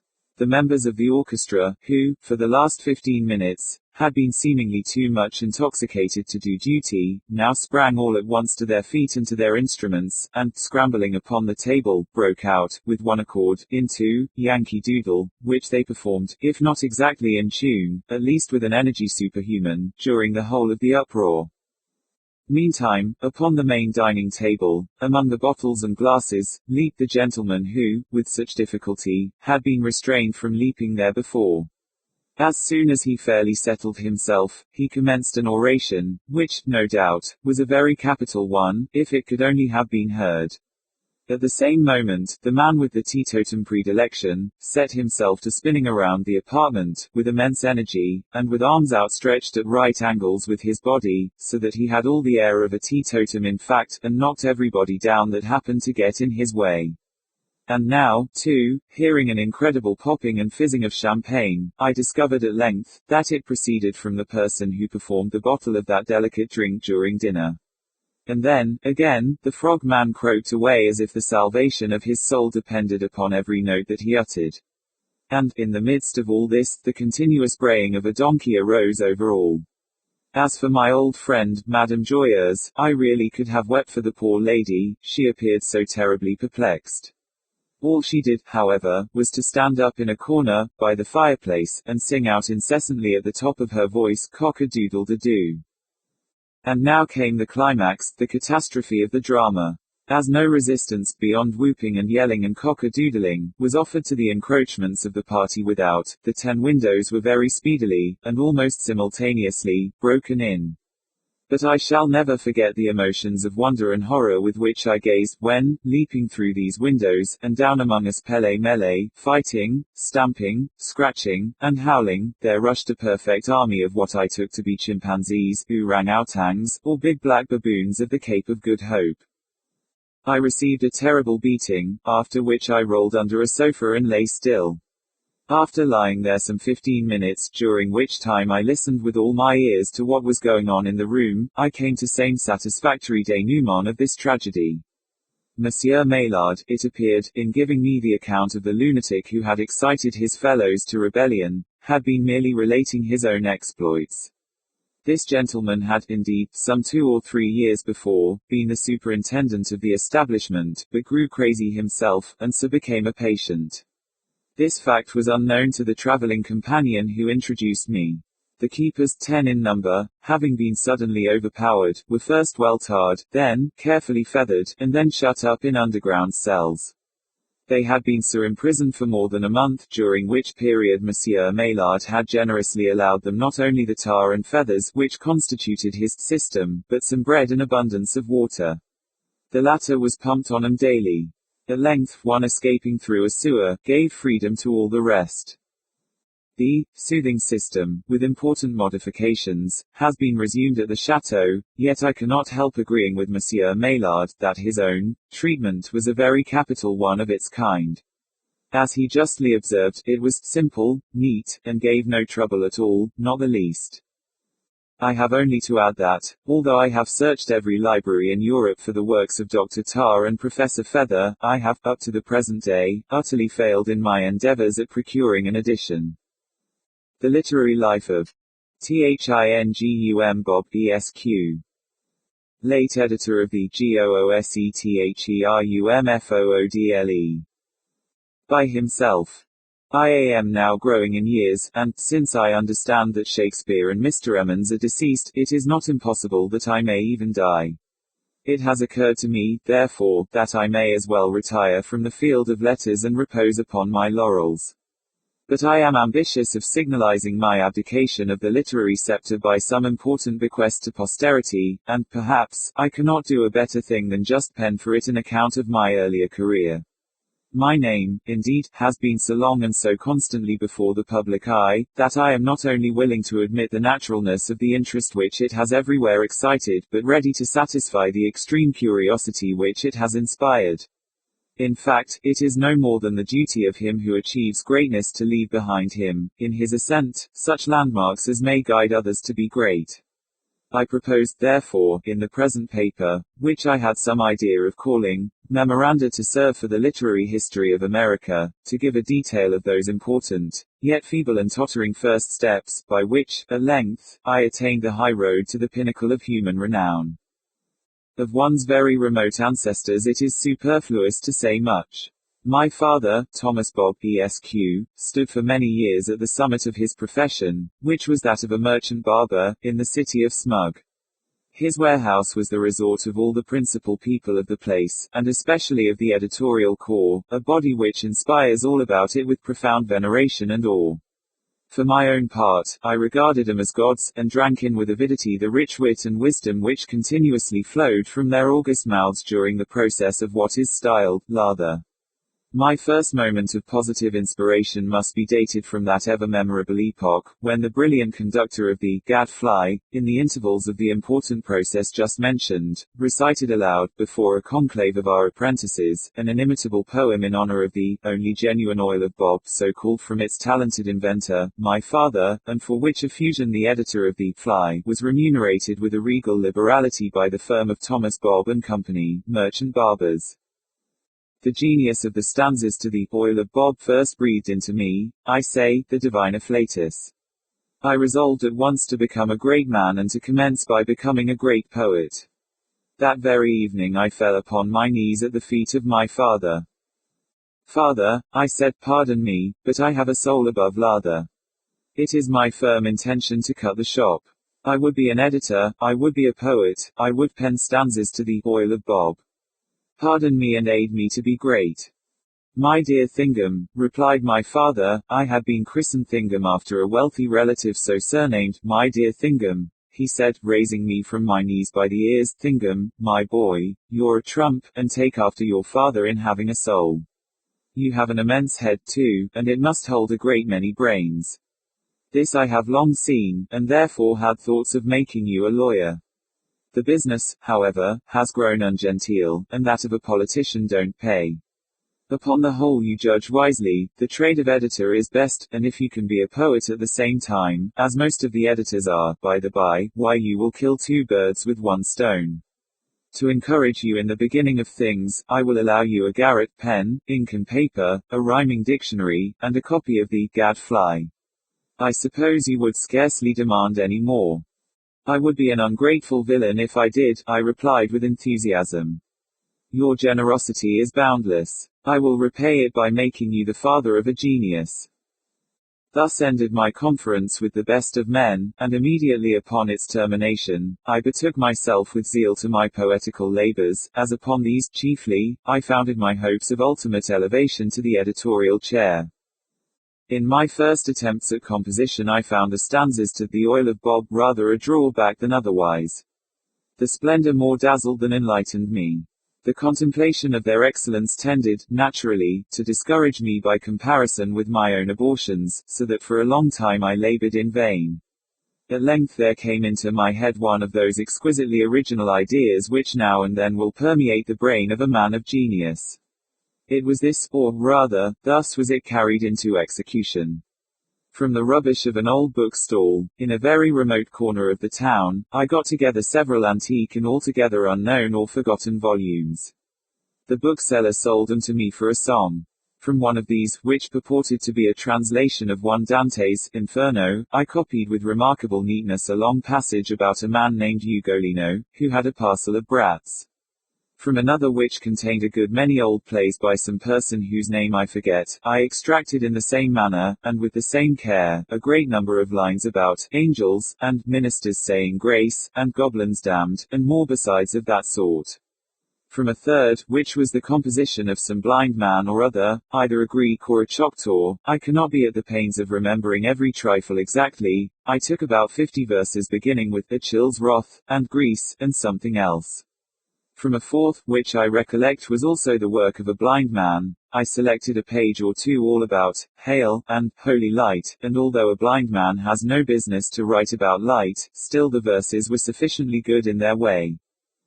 Having made fair copies of these poems I signed every one of them, Opodeldic, a fine sonorous name, and, doing each up nicely in a separate envelope, I dispatched one to each of the 4 principal magazines, with a request for speedy insertion and prompt pay. The result of this well-conceived plan, however, the success of which would have saved me much trouble in after life, served to convince me that some editors are not to be bamboozled, and gave the coup de grace, as they say in France, to my nascent hopes, as they say in the city of the Transcendentals. The fact is, that each and every one of the magazines in question, gave Mr. Opodeldic a complete using up, in the monthly notices to correspondents. The humdrum gave him a dressing after this fashion. Opodeldic, whoever he is, has sent us a long tirade concerning a bedlamite whom he styles Ugolino, who had a great many children that should have been all whipped and sent to bed without the suppers. The whole affair is exceedingly tame, not to say flat. Opodeldic, whoever he is entirely devoid of imagination, and imagination, in our humble opinion, is not only the soul of poesy, but also its very heart. Opodeldic, whoever he is, has the audacity to demand of us, for his twaddle, a speedy insertion and prompt pay. We neither insert nor purchase any stuff of the sort. There can be no doubt, however, that he would meet with a ready sale for all the balderdash he can scribble, at the office of either the Rowdy Dow, the Lollipop, or the Goose the Rumfoodle. All this, it must be acknowledged, was very severe upon Opodeldic, but the unkindest cut was putting the word poesy in small caps. In those 5 preeminent letters what a world of bitterness is there not involved. But, Opodeldic, was punished with equal severity in the Rowdy Dow, which spoke thus. We have received a most singular and insolent communication from a person, whoever he is, signing himself, Opodeldic, thus desecrating the greatness of the illustrious Roman Emperor so named. Accompanying the letter of Opodeldic, whoever he is, we find sundry lines of most disgusting and unmeaning rant about angels and ministers of grace, rant such as no madman short of a Nat Lee, or an Opodeldic, could possibly perpetrate. And for this trash of trash we are modestly requested to pay promptly. No sir, no. We pay for nothing of that sort. Apply to the humdrum, the Lollipop, or the Goose the Rumfoodle. These periodicals will undoubtedly accept any literary offal you may send them, and as undoubtedly promise to pay for it. This was bitter indeed upon poor Opodeldic, but, in this instance, the weight of the satire falls upon the humdrum, the Lollipop, and the Goose the Rumfoodle, who are pungently styled periodicals, in italics, too, a thing that must have cut 'em to the heart. Scarcely less savage was the Lollipop, which thus discoursed. Some individual, who rejoices in the appellation, opodeldic, to what low uses are the names of the illustrious dead too often applied, has enclosed us some 50 or 60 verses commencing after this fashion. It chills wrath to grease the direful spring of woes unnumbered, and see, and see, and see, and see. Opodeldic, whoever he is respectfully informed that there is not a printer's devil in our office who is not in the daily habit of composing better lines. Those of Opodeldic will not scan. Opodeldic should learn to count. But why he should have conceived the idea that we, of all others, would disgrace our pages with his ineffable nonsense, is utterly beyond comprehension. Why, the absurd twaddle is scarcely good enough for the humdrum, the rowdy-dow, the goose-the-rumfoodle, things that are in the practice of publishing, Mother Goose's melodies as original lyrics. And Opodeldic, whoever he is, has even the assurance to demand pay for this drivel. Does Opodeldic, whoever he is, know, is he aware that we could not be paid to insert it? As I perused this I felt myself growing gradually smaller and smaller, and when I came to the point at which the editor sneered at the poem as verses, there was little more than an ounce of me left. As for Opodeldic, I began to experience compassion for the poor fellow. But the goose-the-rumfoodle showed, if possible, less mercy than the lollipop. It was the goose-the-rumfoodle that said, "A wretched poetester, who signs himself Opodeldic, is silly enough to fancy that we will print and pay for a medley of incoherent and ungrammatical bombast which he has transmitted to us, and which commences with the following most intelligible line. Hail, holy light, offspring of heaven, firstborn. We say, most intelligible, Opodeldic, whoever he is, will be kind enough to tell us perhaps, how, hail, can be, holy light, we always regarded it as frozen rain. Will he inform us, also, how frozen rain can be, at one and the same time, both, holy light, whatever that is, and an offspring, which latter term, if we understand anything about English, is only employed, with propriety, in reference to small babies of about 6 weeks old. But it is preposterous to descant upon such absurdity, although, Opodeldic, whoever he is, has the unparalleled effrontery to suppose that we will not only insert his ignorant ravings, but, absolutely, pay for them.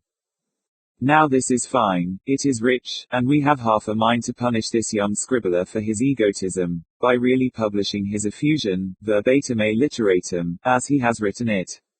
We could inflict no punishment so severe, and we would inflict it, but for the boredom which we should cause our readers in so doing. Let Opodeldic, whoever he is, send any future composition of like character to the humdrum, the lollipop, or the rowdy-dow, they will insert it. They insert every month just such stuff. Send it to them. We are not to be insulted with impunity.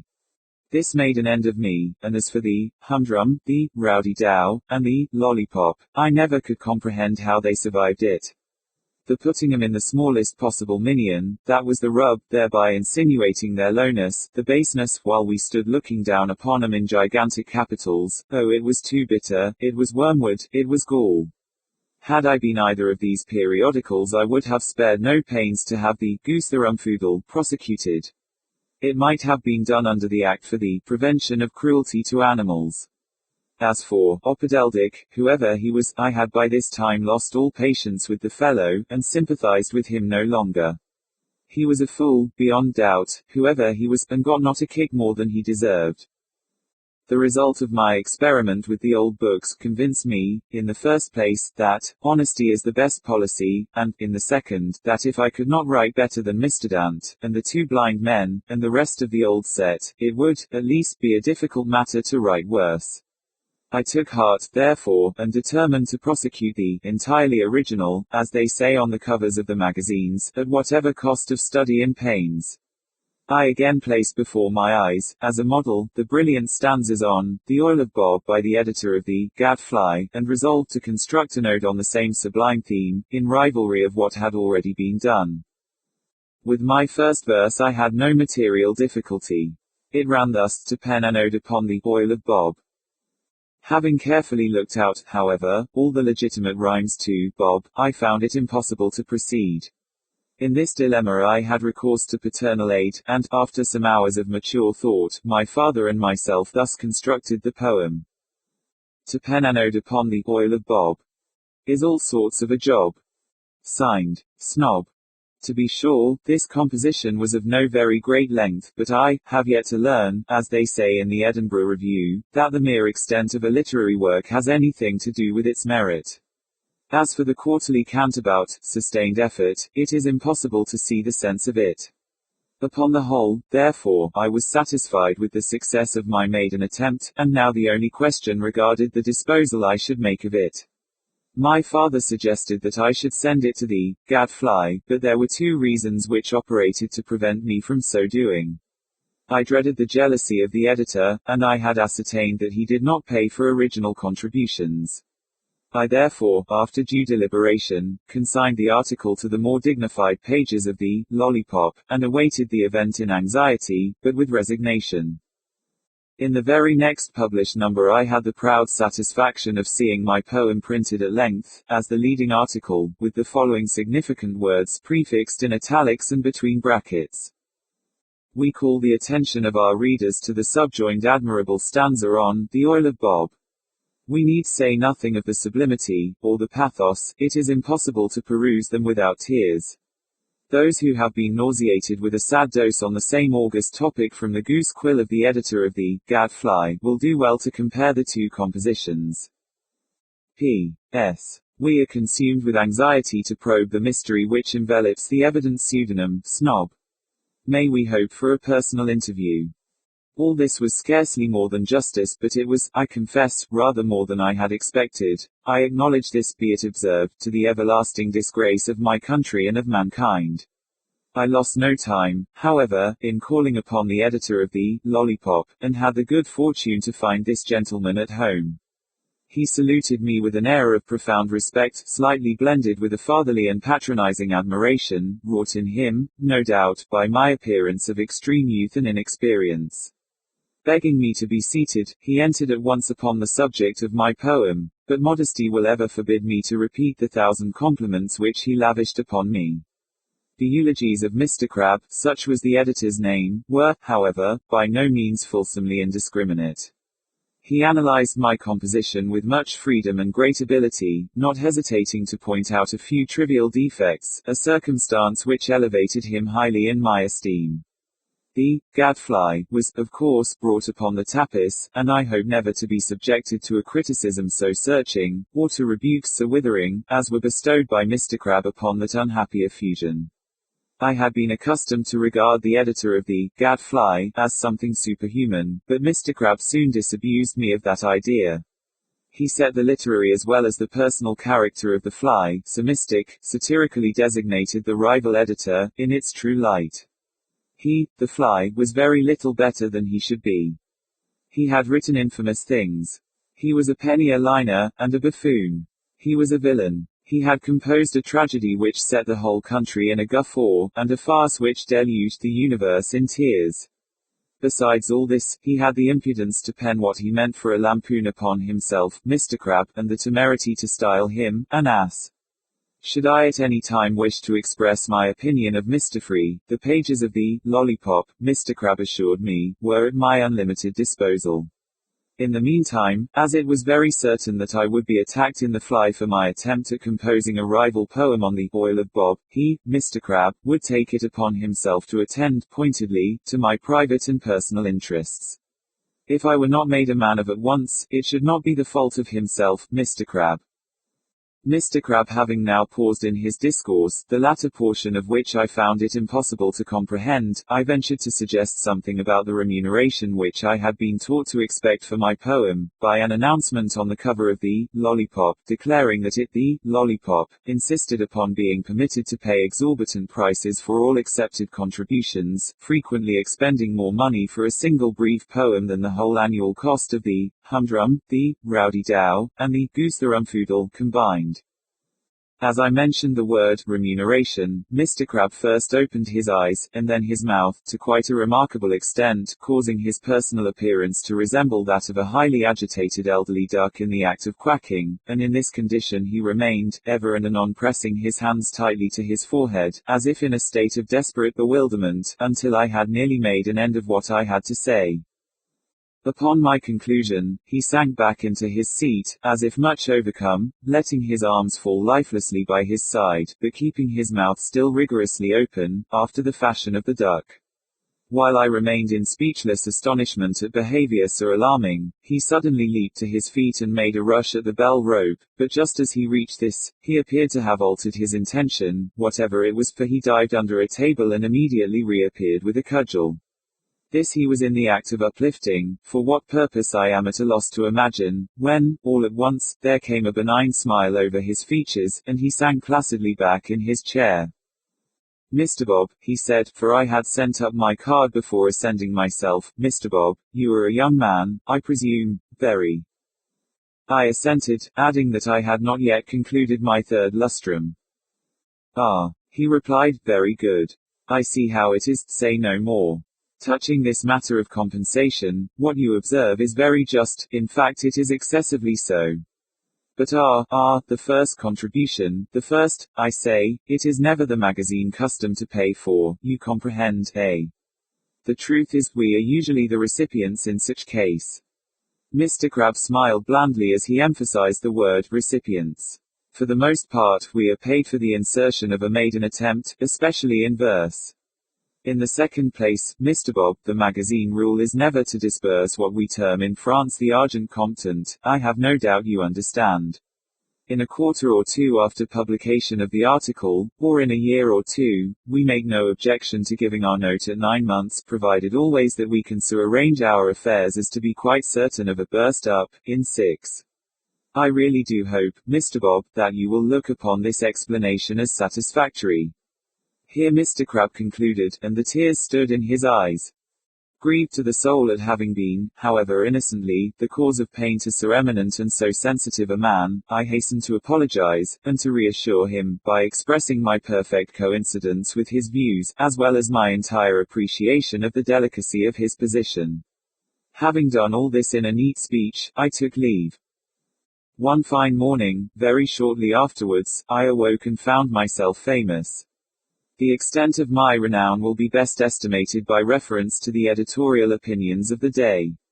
These opinions, it will be seen, were embodied in critical notices of the number of the Lollipop containing my poem, and are perfectly satisfactory, conclusive and clear with the exception, perhaps, of the hieroglyphical marks, September 15 to 1t. Appended to each of the critiques. The Owl, a journal of profound sagacity, and well known for the deliberate gravity of its literary decisions, the Owl, I say, spoke as follows. The Lollipop. The October number of this delicious magazine surpasses its predecessors, and sets competition at defiance. In the beauty of its typography and paper, in the number and excellence of its steel plates, as well as in the literary merit of its contributions, the Lollipop compares with its slow-paced rivals as Hyperion with a satyr. The Humdrum, the Rowdy Dow, and the Goosetherumfoodle excel, it is true, in braggadocio, but, in all other points, give us the Lollipop.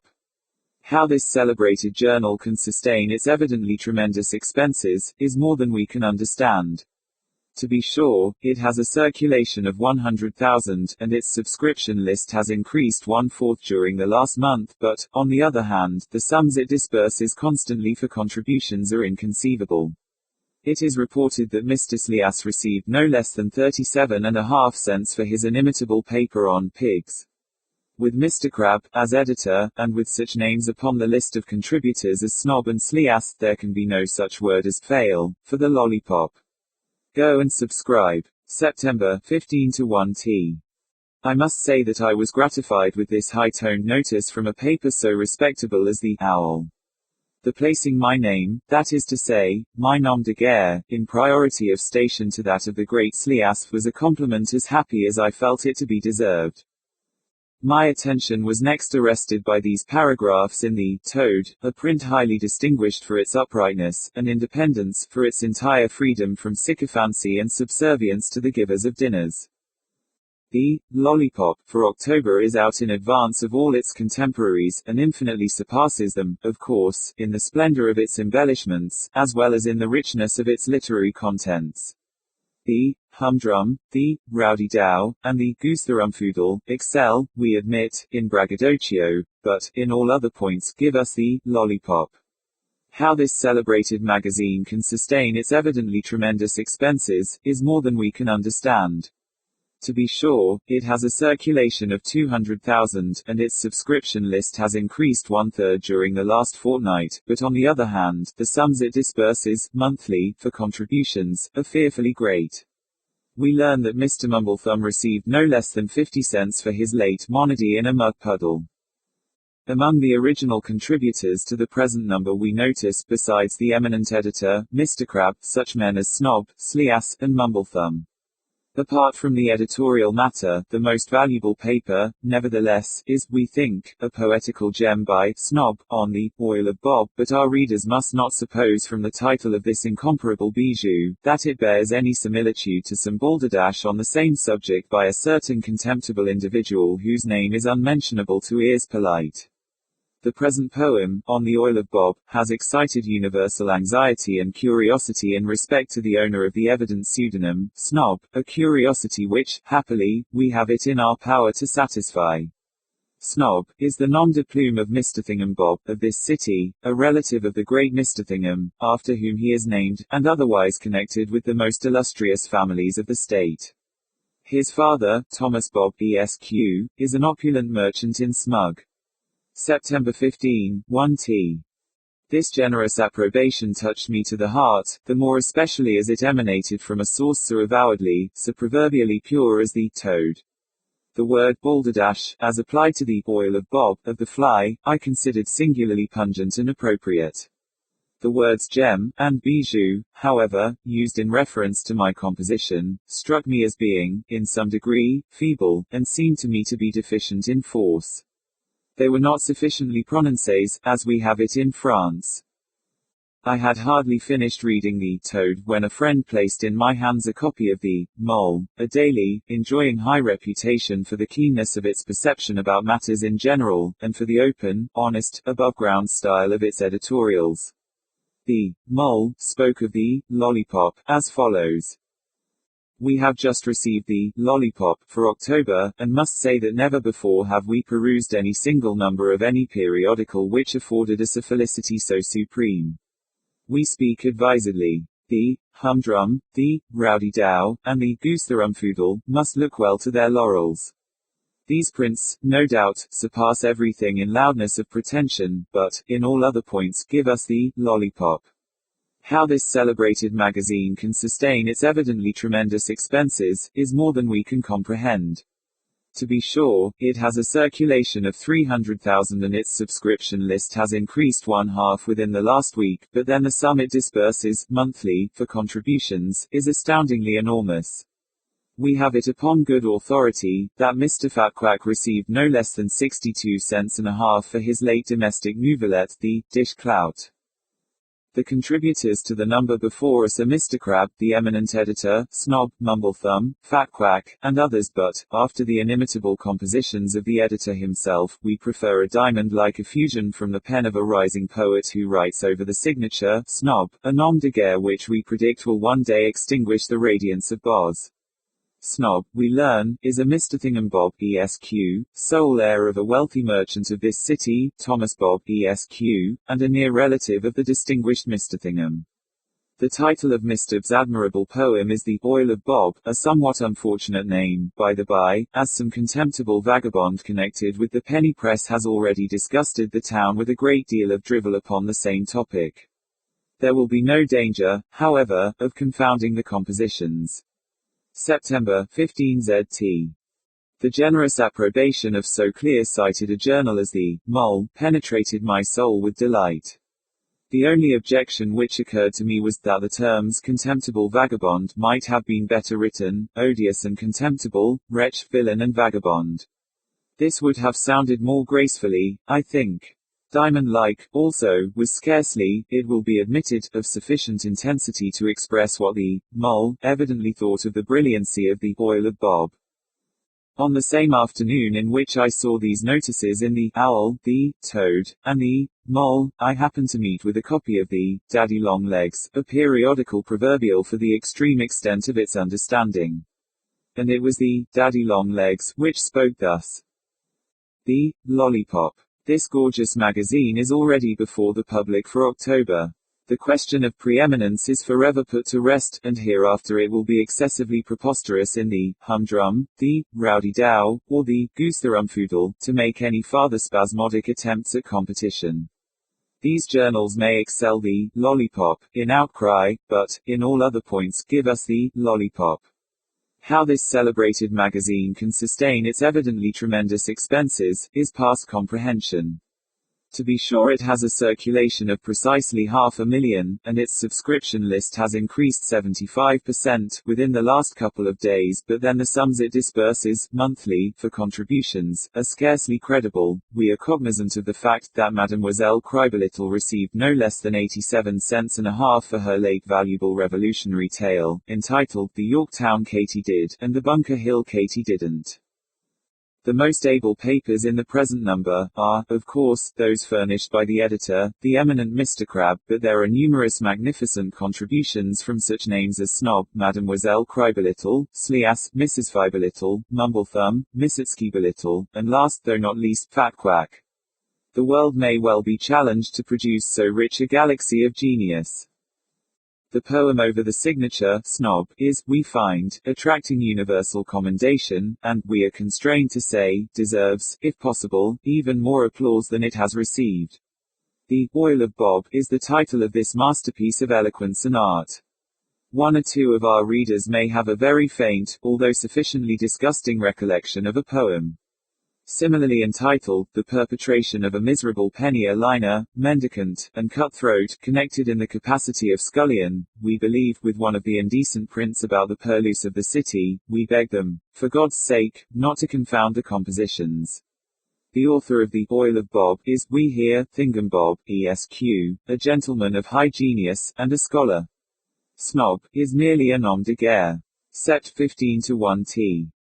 I could scarcely restrain my indignation while I perused the concluding portions of this diatribe. It was clear to me that the yea-nay manner, not to say the gentleness, the positive forbearance with which the Daddy Longlegs spoke of that pig, the editor of the Gadfly, it was evident to me, I say, that this gentleness of speech could proceed from nothing else than a partiality for the fly, whom it was clearly the intention of the Daddy Longlegs to elevate into reputation at my expense. Anyone, indeed, might perceive, with half an eye, that, had the real design of the Daddy been what it wished to appear, it, the Daddy, might have expressed itself in terms more direct, more pungent, and altogether more to the purpose. The words penny-a-liner, mendicant, scullion, and cutthroat, were epithets so intentionally inexpressive and equivocal, as to be worse than nothing when applied to the author of the very worst stanzas ever penned by one of the human race. We all know what is meant by damning with faint praise, and, on the other hand, who could fail seeing through the covert purpose of the Daddy, that of glorifying with feeble abuse. What the Daddy chose to say of the fly, however, was no business of mine. What it said of myself was, after the noble manner in which the owl, the toad, the mole, had expressed themselves in respect to my ability, it was rather too much to be coolly spoken of by a thing like the Daddy Longlegs, as merely a gentleman of high genius and a scholar. Gentleman indeed. I made up my mind at once, either to get a written apology from the Daddy Longlegs, or to call it out. Full of this purpose, I looked about me to find a friend whom I could entrust with a message to his daddyship, and as the editor of the Lollipop had given me marked tokens of regard, I at length concluded to seek assistance upon the present occasion. I have never yet been able to account, in a manner satisfactory to my own understanding, for the very peculiar countenance and demeanor with which Mr. Crabbe listened to me, as I unfolded to him my design. He again went through the scene of the bell rope and cudgel, and did not omit the duck. At one period I thought he really intended to quack. His fit, nevertheless, finally subsided as before, and he began to act and speak in a rational way. He declined bearing the cartel, however, and in fact dissuaded me from sending it at all, but was candid enough to admit that the Daddy Longlegs had been disgracefully in the wrong, more especially in what related to the epithets gentleman and scholar. Towards the end of this interview with Mr. Crab, who really appeared to take a paternal interest in my welfare, he suggested to me that I might turn an honest penny, and, at the same time, advance my reputation, by occasionally playing Thomas Hawk for the lollipop. I begged Mr. Crab to inform me who was Mr. Thomas Hawk, and how it was expected that I should play him.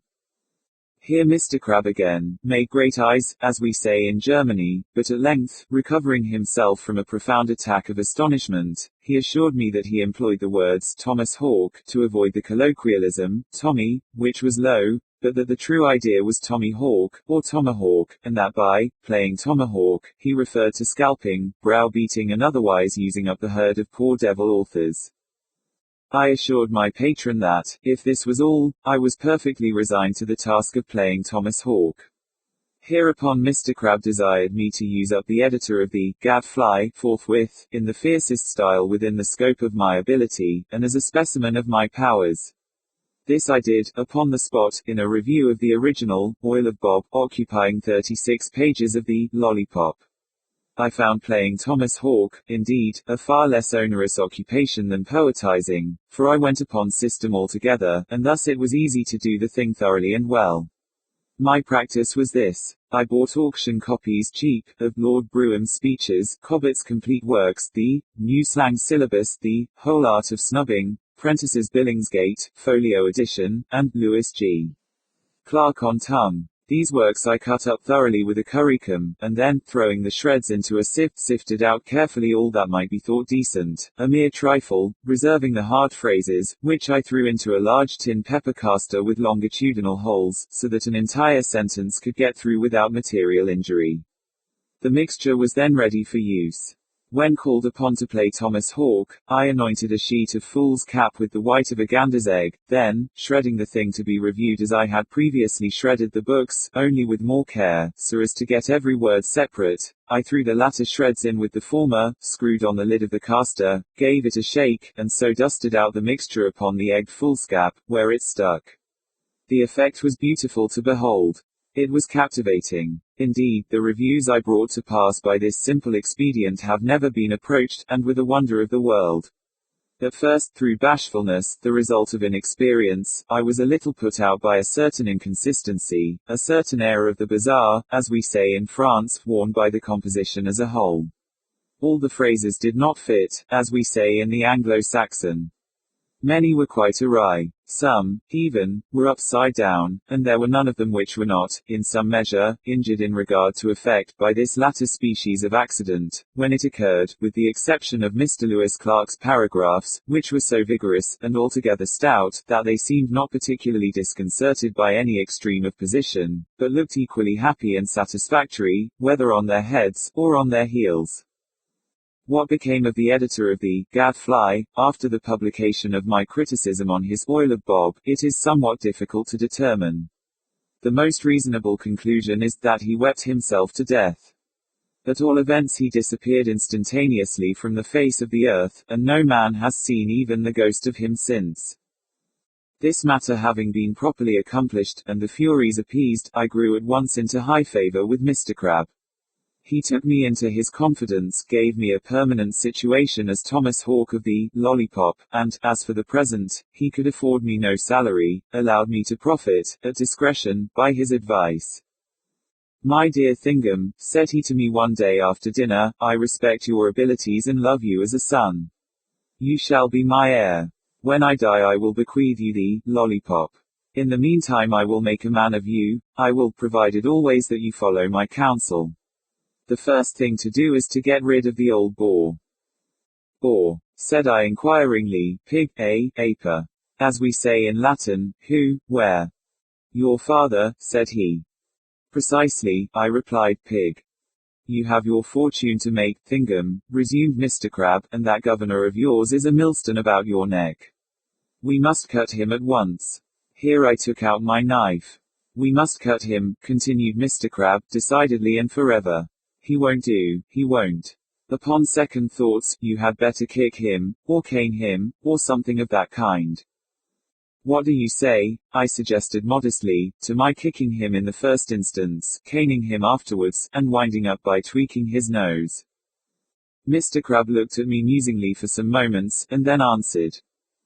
I think, Mr. Bob, that what you propose would answer sufficiently well, indeed remarkably well, that is to say, as far as it went, but barbers are exceedingly hard to cut, and I think, upon the whole, that, having performed upon Thomas Bob the operations you suggest, it would be advisable to blacken, with your fists, both his eyes, very carefully and thoroughly, to prevent his ever seeing you again in fashionable promenades.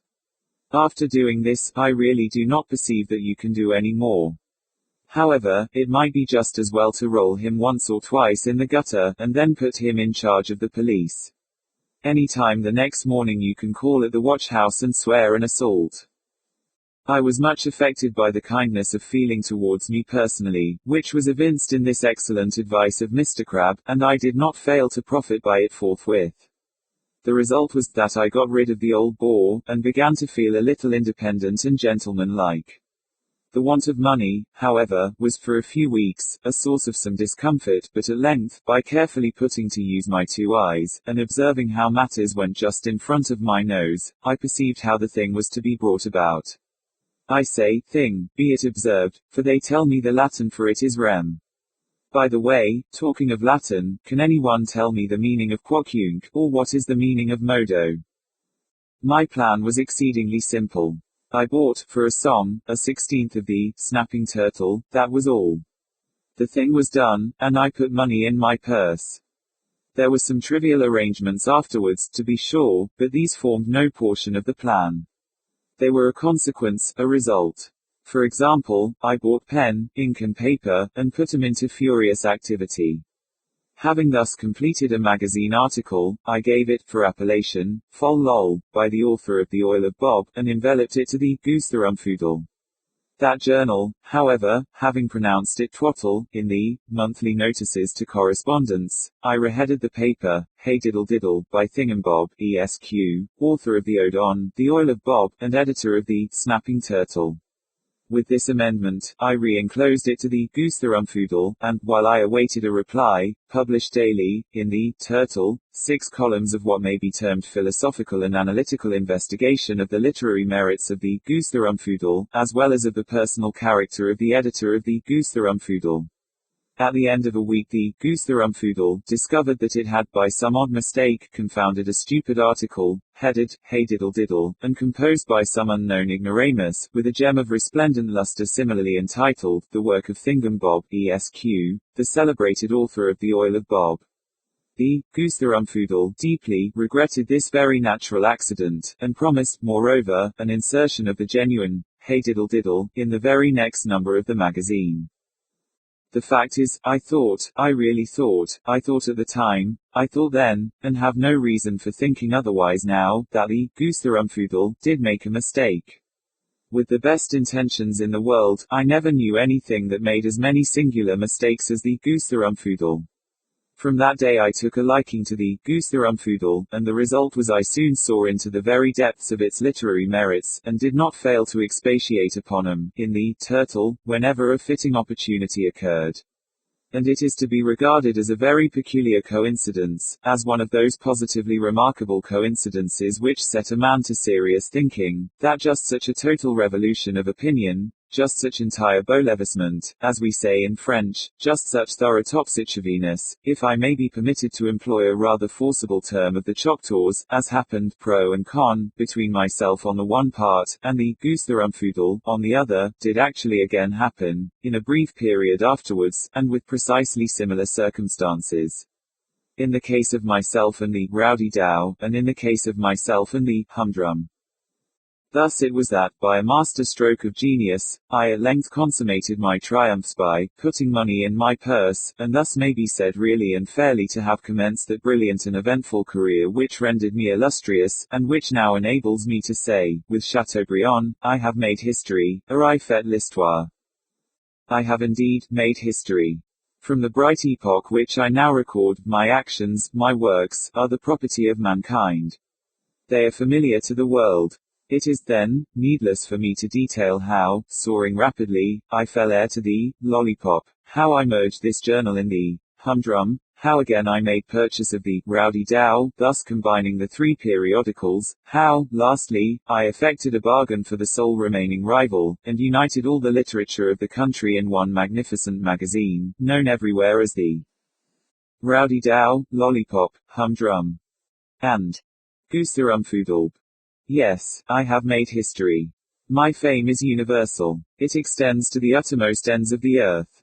You cannot take up a common newspaper in which you shall not see some allusion to the immortal Thingumbob. It is Mr. Thingumbob said so, and Mr. Thingumbob wrote this, and Mr. Thingumbob did that. But I am meek and expire with an humble heart. After all, what is it, this indescribable something which men will persist in terming genius? I agree with Buffon, with Hogarth, it is but diligence after all. Look at me, how I labored, how I toiled, how I wrote. Ye gods, did I not write? I knew not the word ease. By day I adhered to my desk, and at night, a pale student, I consumed the midnight oil. You should have seen me, you should. I leaned to the right. I leaned to the left. I sat forward. I sat backward. I sat upon end. I sat tete base, as they have it in the Kickapoo, bowing my head close to the alabaster page. And, through all, I wrote. Through joy and through sorrow, I wrote. Through hunger and through thirst, I wrote. Through good report and through ill report, I wrote. Through sunshine and through moonshine, I wrote. What I wrote it is unnecessary to say. The style, that was the thing. I caught it from Fat Quack, Whiz, Fizz, and I am giving you a specimen of it now. How to write a Blackwood article. In the name of the prophet, figs. Cry of the Turkish fig peddler. I presume everybody has heard of me. My name is the Signora Psyche Zenobia. This I know to be a fact. Nobody but my enemies ever calls me Suki Snobs. I have been assured that Suki is but a vulgar corruption of Psyche, which is good Greek, and means the soul. That's me. I'm all soul, and sometimes, a butterfly, which latter meaning undoubtedly alludes to my appearance in my new crimson satin dress, with the sky-blue Arabian mantelet, and the trimmings of green agraffis, and the 7 flounces of orange-colored auriculars. As for snobs, any person who should look at me would be instantly aware that my name wasn't Snobs. Miss Tabitha Turnip propagated that report through sheer envy. Tabitha Turnip indeed. Oh, the little wretch. But what can we expect from a turnip? Wonder if she remembers the old adage about blood out of a turnip, and see. Mem. Put her in mind of it the first opportunity. Mem. Again, pull her nose. Where was I? I have been assured that Snobs is a mere corruption of Zenobia, and that Zenobia was a queen, so am I. Dr. Moneypenny always calls me the Queen of the Hearts, and that Zenobia, as well as Psyche, is good Greek, and that my father was a Greek, and that consequently I have a right to our patronymic, which is Zenobia and not by any means Snobs. Nobody but Tabitha Turnip calls me Suki Snobs. I am the Signora Psyche Zenobia. As I said before, everybody has heard of me. I am that very Signora Psyche Zenobia, so justly celebrated as corresponding secretary to the Philadelphia, Regular, Exchange T, Total, Young, Bells, Lettre, Universal, Experimental, Bibliographical, Association, to, Civilize, Humanity. Dr. Moneypenny made the title for us, and says he chose it because it sounded big like an empty rum puncheon. A vulgar man that sometimes, but he's deep. We all sign the initials of the society after our names, in the fashion of the R.S. A. Royal Society of Arts, the S.D. U.K. Society for the Diffusion of Useful Knowledge, and C.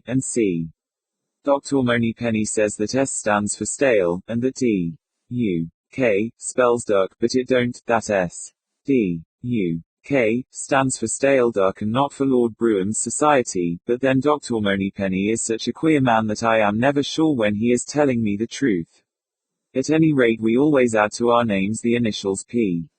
R. E. T. T. Y. B. L. U. E. B. A. T. C. H. That is to say, Philadelphia, Regular, Exchange T. Total, young, bells, lettre, universal, experimental, bibliographical, association, 2, civilize, humanity, 1 letter for each word, which is a decided improvement upon Lord Brougham. Dr. Moneypenny will have it that our initials give our true character, but for my life I can't see what he means. Notwithstanding the good offices of the doctor, and the strenuous exertions of the association to get itself into notice, it met with no very great success until I joined it.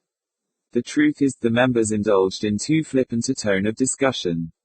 The papers read every Saturday evening were characterized less by depth than buffoonery. They were all whipped syllabub. There was no investigation of first causes, first principles. There was no investigation of anything at all. There was no attention paid to that great point, the fitness of things. In short, there was no fine writing like this. It was all low, very. No profundity, no reading, no metaphysics, nothing which the learned call spirituality, and which the unlearned choose to stigmatize as cant. Dr. says I ought to spell cant with a capital K, but I know better. When I joined the society, it was my endeavor to introduce a better style of thinking and writing, and all the world knows how well I have succeeded. We get up as good papers now in the P. R. E. T. T. Y. B. L. U. E. B. A. T. C. H. as any to be found even in Blackwood. I say, Blackwood, because I have been assured that the finest writing, upon every subject, is to be discovered in the pages of that justly celebrated magazine. We now take it for our model upon all themes, and are getting into rapid notice accordingly.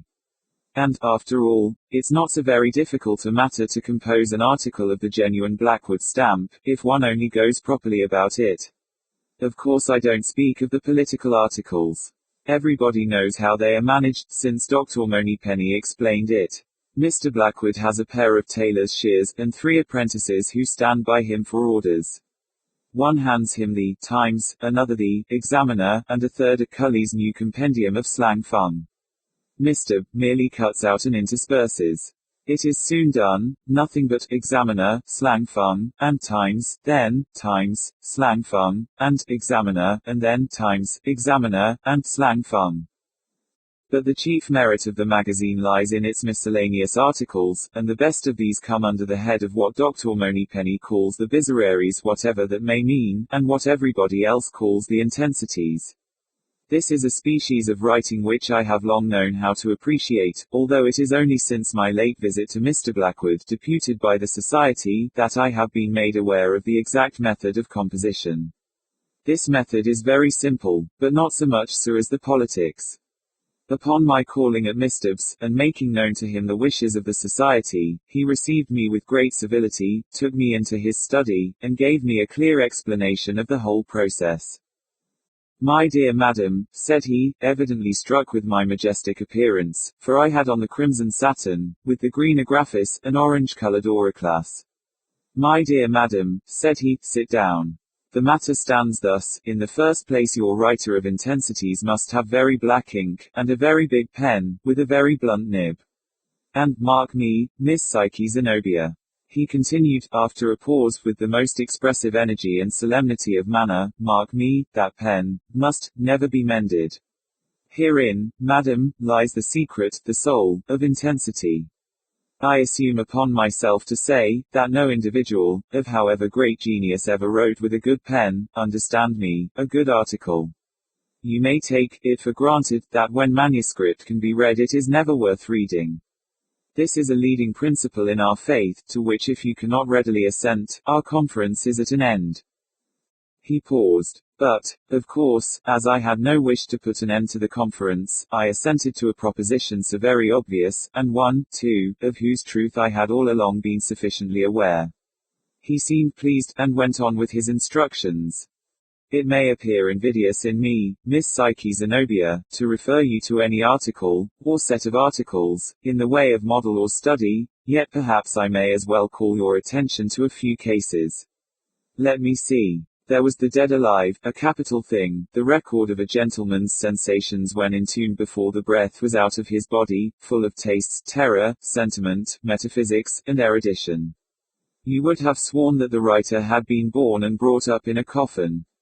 Then we had the Confessions of an Opium Eater, fine, very fine, glorious imagination, deep philosophy, acute speculation, plenty of fire and fury, and a good spicing of the decidedly unintelligible.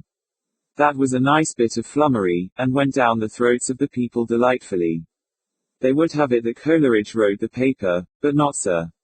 It was composed by my pet baboon, Juniper, over a rummer of Hollands and water, hot without sugar. This I could scarcely have believed had it been anybody but Mr. Blackwood, who assured me of it.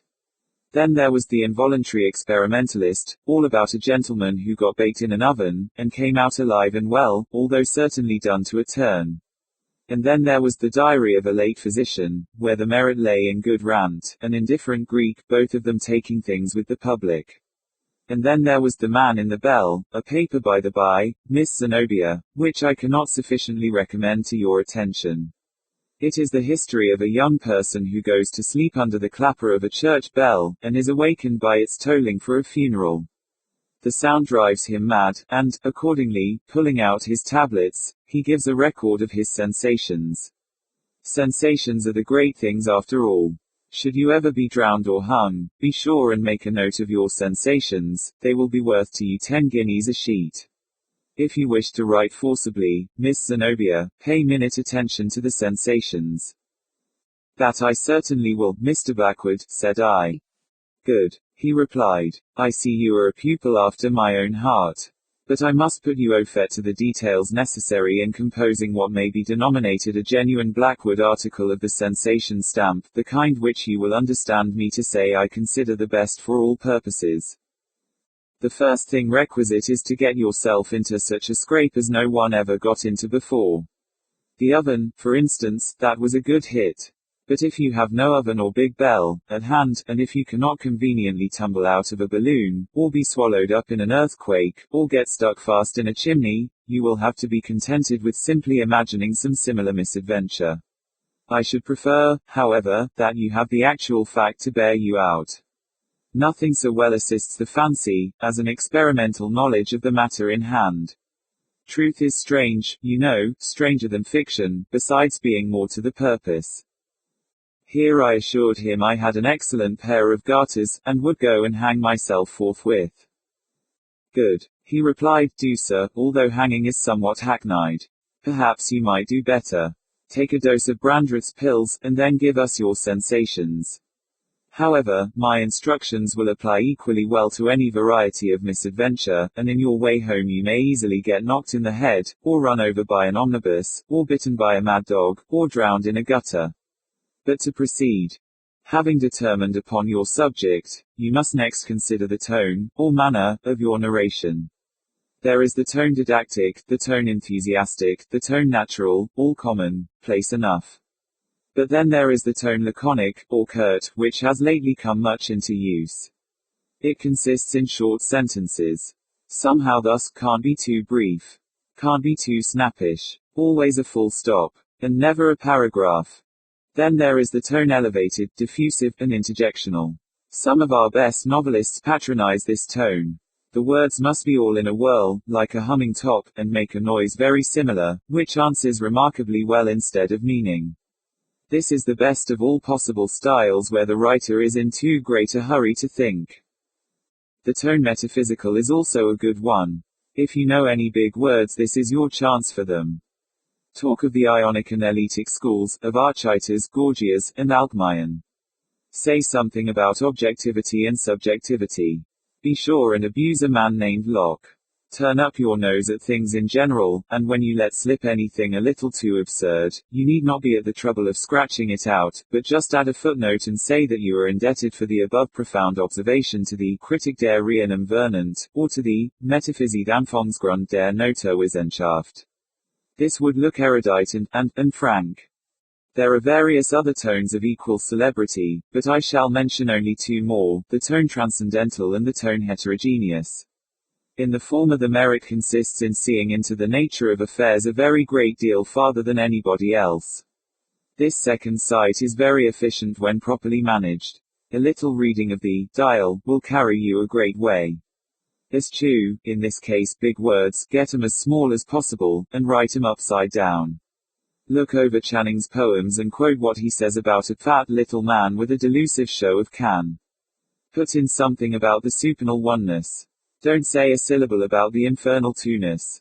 Above all, study innuendo. Hint everything, assert nothing. If you feel inclined to say, bread and butter, do not by any means say it outright. You may say anything and everything approaching to bread and butter. You may hint at buckwheat cake, or you may even go so far as to insinuate oatmeal porridge, but if bread and butter be your real meaning, be cautious, my dear Miss Psyche, not on any account to say, bread and butter. I assured him that I should never say it again as long as I lived. He kissed me and continued.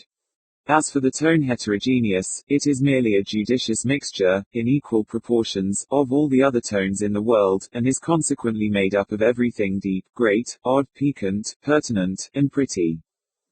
Let us suppose now you have determined upon your incidence and tone. The most important portion, in fact the soul of the whole business, is yet to be attended to. I allude to the filling up.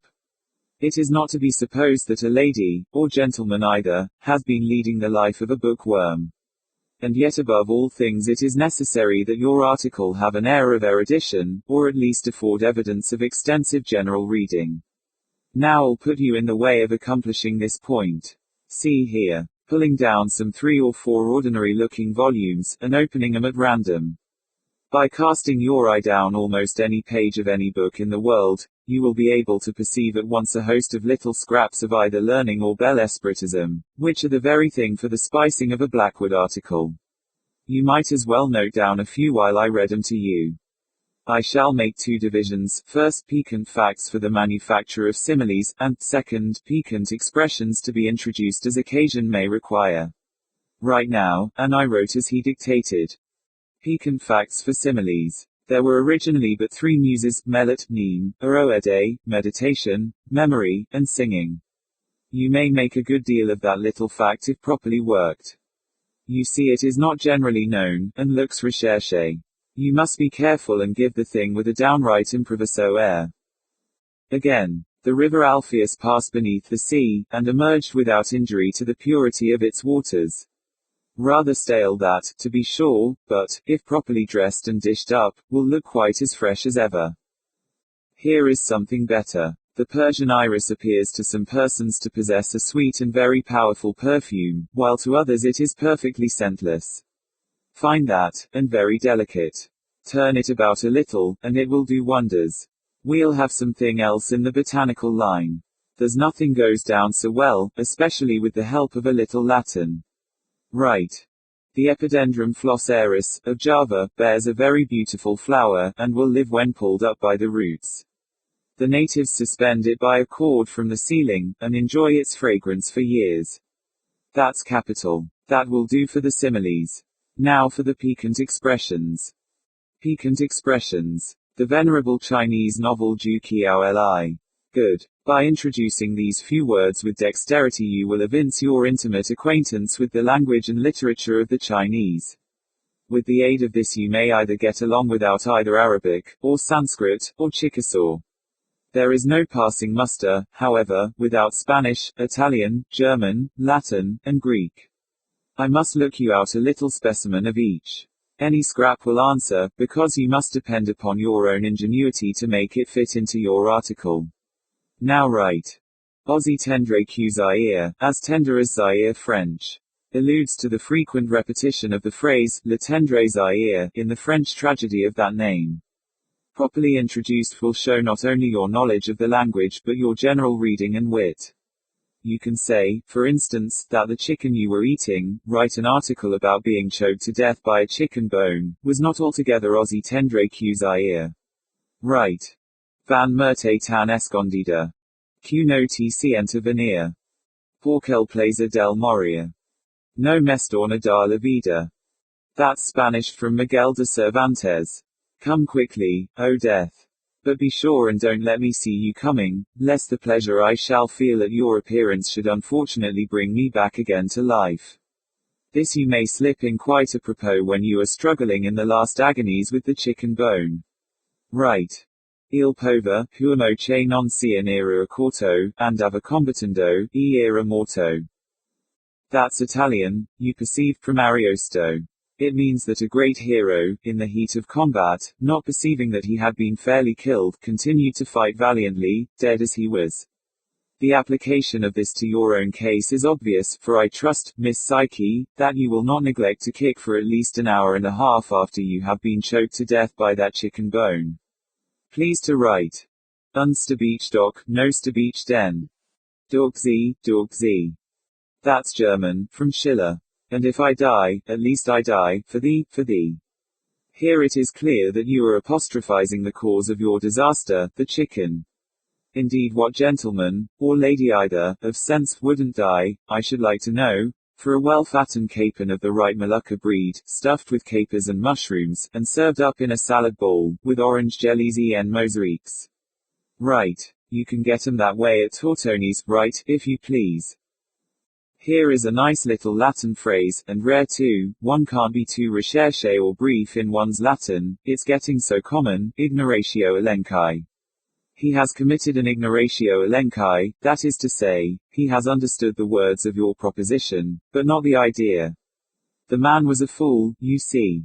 Some poor fellow whom you address while choking with that chicken bone, and who therefore didn't precisely understand what you were talking about. Throw the ignoratio elenchi in his teeth, and, at once, you have him annihilated.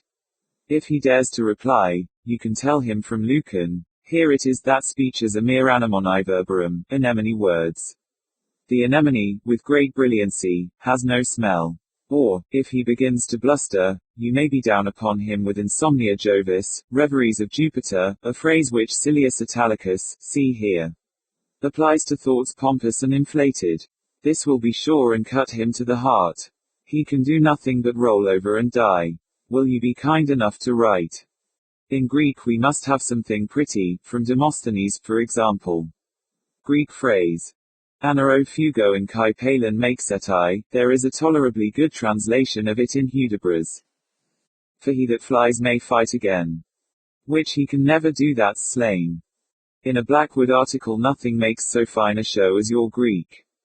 The very letters have an air of profundity about them. Only observe, madam, the astute look of that epsilon. That phi ought certainly to be a bishop. Was ever there a smarter fellow than that omicron?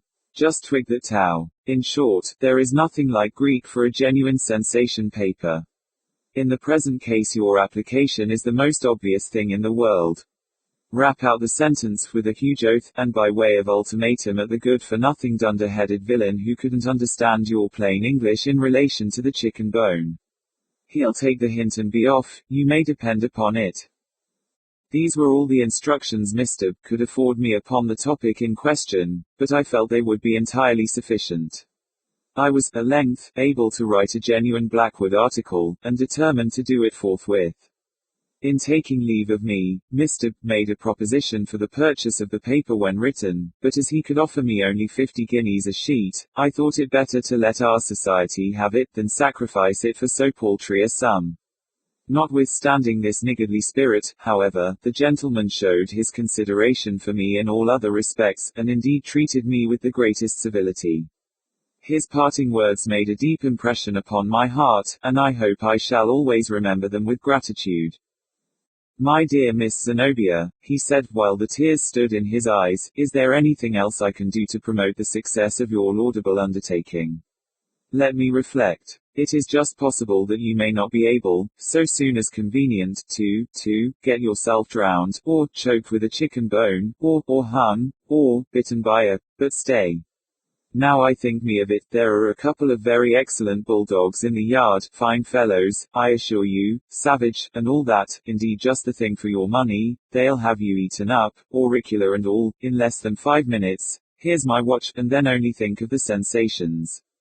Here, I say, Tom, Peter, Dick, you villain, let out those, but as I was really in a great hurry, and had not another moment to spare, I was reluctantly forced to expedite my departure, and accordingly took leave at once, somewhat more abruptly, I admit, than strict courtesy would have otherwise allowed. It was my primary object upon quitting Mr. Blackwood, to get into some immediate difficulty, pursuant to his advice, and with this view I spent the greater part of the day in wandering about Edinburgh, seeking for desperate adventures, adventures adequate to the intensity of my feelings, and adapted to the vast character of the article one intended to write. In this excursion I was attended by one Negro servant, Pompey, and my little lapdog Diana, whom I had brought with me from Philadelphia. It was not, however, until late in the afternoon that I fully succeeded in my arduous undertaking. An important event then happened of which the following Blackwood article, in the tone heterogeneous, is the substance and result. The predicament. What chance, good lady, hath bereft you thus? Comus. It was a quiet and still afternoon when I strolled forth in the goodly city of Edina. The confusion and bustle in the streets were terrible. Men were talking, women were screaming, children were choking, pigs were whistling, carts they rattled, bulls they bellowed, cows they lowed, horses they neighed, cats they caterwauled, dogs they danced. Could it then be possible? Danced. Alas, thought I, my dancing days are over. Thus it is ever. What a host of gloomy recollections will ever and anon be awakened in the mind of genius and imaginative contemplation, especially of a genius doomed to the everlasting and eternal, and continual, and, as one might say, the continued, yes, the continued and continuous bitter, harassing, disturbing, and, if I may be allowed the expression, the very disturbing influence of the serene, and godlike, and heavenly, and exalted, and elevated, and purifying effect of what may be rightly termed the most enviable, the most truly enviable, nay, the most benignly beautiful, the most deliciously ethereal, and, as it were, the most pretty, if I may use so bold an expression, thing, pardon me, gentle reader, in the world, but I am always led away by my feelings. In such a mind, I repeat, what a host of recollections are stirred up by a trifle. The dogs danced. I could not. They frisked, I wept. They capered, I sobbed aloud. Touching circumstances, which cannot fail to bring to the recollection of the classical reader that exquisite passage in relation to the fitness of things, which is to be found in the commencement of the third volume of that admirable and venerable Chinese novel The Zhou Go Slow. In my solitary walk through the city I had two humble but faithful companions. Diana, my poodle, sweetest of creatures. She had a quantity of hair over her one eye, and a blue ribbon tied fashionably around her neck. Diana was not more than 5 inches in height, but her head was somewhat bigger than her body, and her tail being cut off exceedingly close, gave an air of injured innocence to the interesting animal which rendered her a favorite with all. And Pompey, my Negro, sweet Pompey. How shall I ever forget thee? I had taken Pompey's arm. He was 3 feet in height, I like to be particular, and about 70, or perhaps 80, years of age. He had bow legs and was corpulent. His mouth should not be called small, nor his ears short. His teeth, however, were like pearl, and his large full eyes were deliciously white. Nature had endowed him with no neck, and had placed his ankles, as usual with that race, in the middle of the upper portion of the feet. He was clad with a striking simplicity. His sole garments were a stock of 9 inches in height, and a nearly new drab overcoat which had formerly been in the service of the tall, stately, and illustrious Dr. Moneypenny. It was a good overcoat. It was well cut. It was well made. The coat was nearly new. Pompey held it up out of the dirt with both hands. There were 3 persons in our party, and 2 of them have already been the subject of remark. There was a third, that person was myself. I am the Senora Psyche Zenobia. I am not Suki Snobs. My appearance is commanding. On the memorable occasion of which I speak I was habited in a crimson satin dress with a sky blue Arabian mantelet. And the dress had trimmings of green agraffis, and 7 graceful flounces of the orange-colored auricula. I thus formed the third of the party. There was the poodle. There was Pompey. There was myself. We were 3. Thus it is said there were originally but 3 Furies, Melty, Nimi, and Hetty, meditation, memory, and fiddling. Leaning upon the arm of the gallant Pompey, and attended at a respectable distance by Diana, I proceeded down one of the populous and very pleasant streets of the now deserted Edina. On a sudden, there presented itself to view a church, a Gothic cathedral, vast, venerable, and with a tall steeple, which towered into the sky. What madness now possessed me? Why did I rush upon my fate? I was seized with an uncontrollable desire to ascend the giddy pinnacle, and then survey the immense extent of the city. The door of the cathedral stood invitingly open. My destiny prevailed. I entered the ominous archway. Where then was my guardian angel, if indeed such angels there be?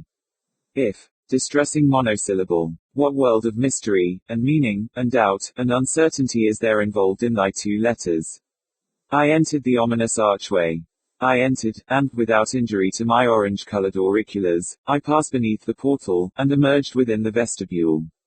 Thus it is said the immense river Alfred passed, unscathed, and unwetted, beneath the sea.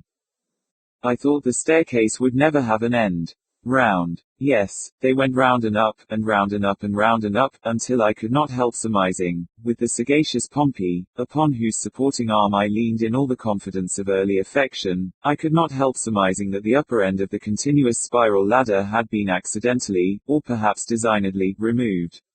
I paused for breath, and, in the meantime, an accident occurred of too momentous a nature in a moral, and also in a metaphysical point of view, to be passed over without notice. It appeared to me, indeed I was quite confident of the fact, I could not be mistaken, no. I had for some moments carefully and anxiously observed the motions of my Diana. I say that I could not be mistaken, Diana smelt a rat. At once I called Pompey's attention to the subject, and he agreed with me. There was then no longer any reasonable room for doubt. The rat had been smelled, and by Diana. Heavens! Shall I ever forget the intense excitement of the moment? Alas! What is the boasted intellect of man?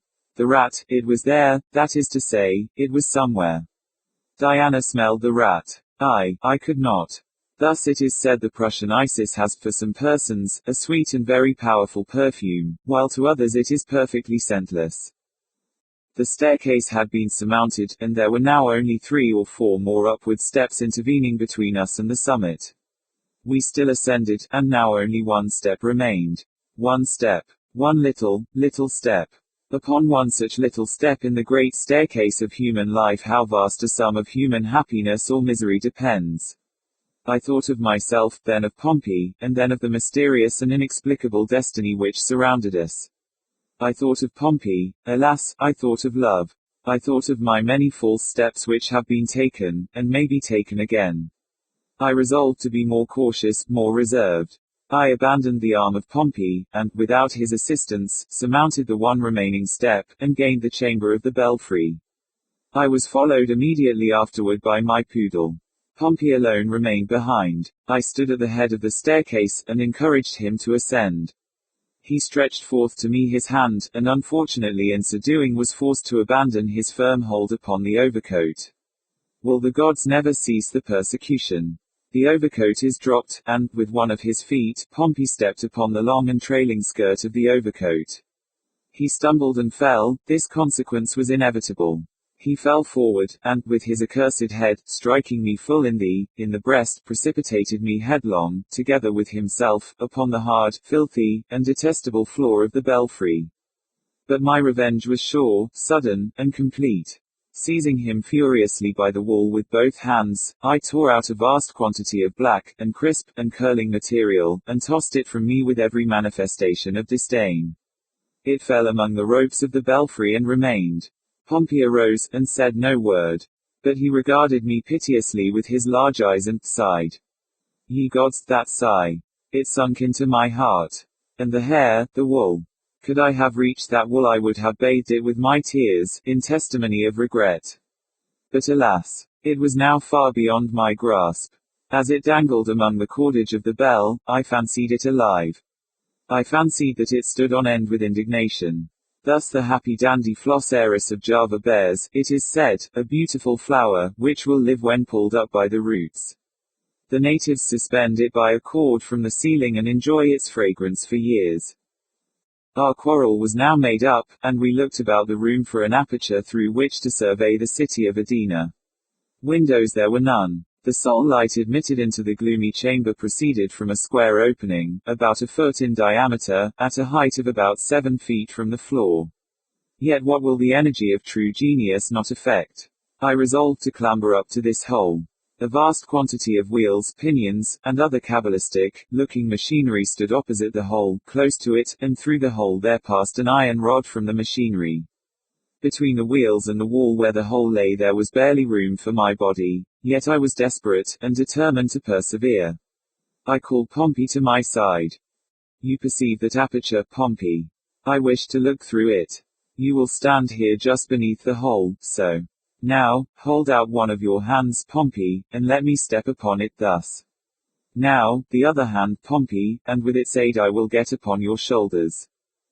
He did everything I wished, and I found, upon getting up, that I could easily pass my head and neck through the aperture. The prospect was sublime. Nothing could be more magnificent. I merely paused a moment to bid Diana behave herself, and assure Pompey that I would be considerate and bear as lightly as possible upon his shoulders.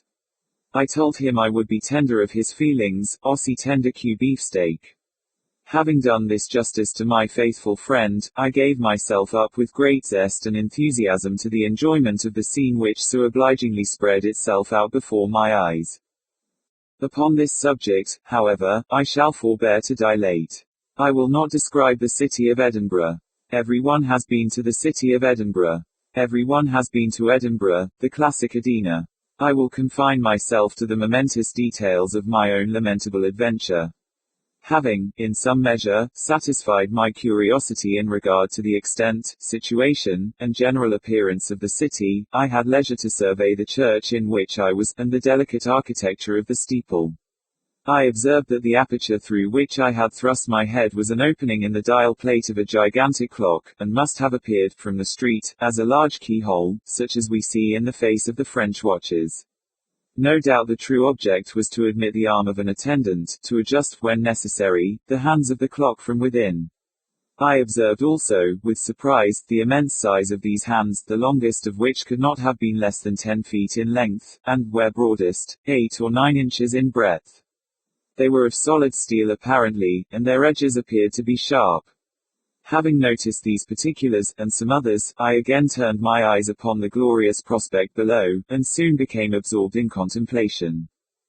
From this, after some minutes, I was aroused by the voice of Pompey, who declared that he could stand it no longer, and requested that I would be so kind as to come down. This was unreasonable, and I told him so in a speech of some length. He replied, but with an evident misunderstanding of my ideas upon the subject. I accordingly grew angry, and told him in plain words, that he was a fool, that he had committed an ignoramus e clenchi, that his notions were mere insumere bovis, and his words little better than an enemy veriborum. With this he appeared satisfied, and I resumed my contemplations.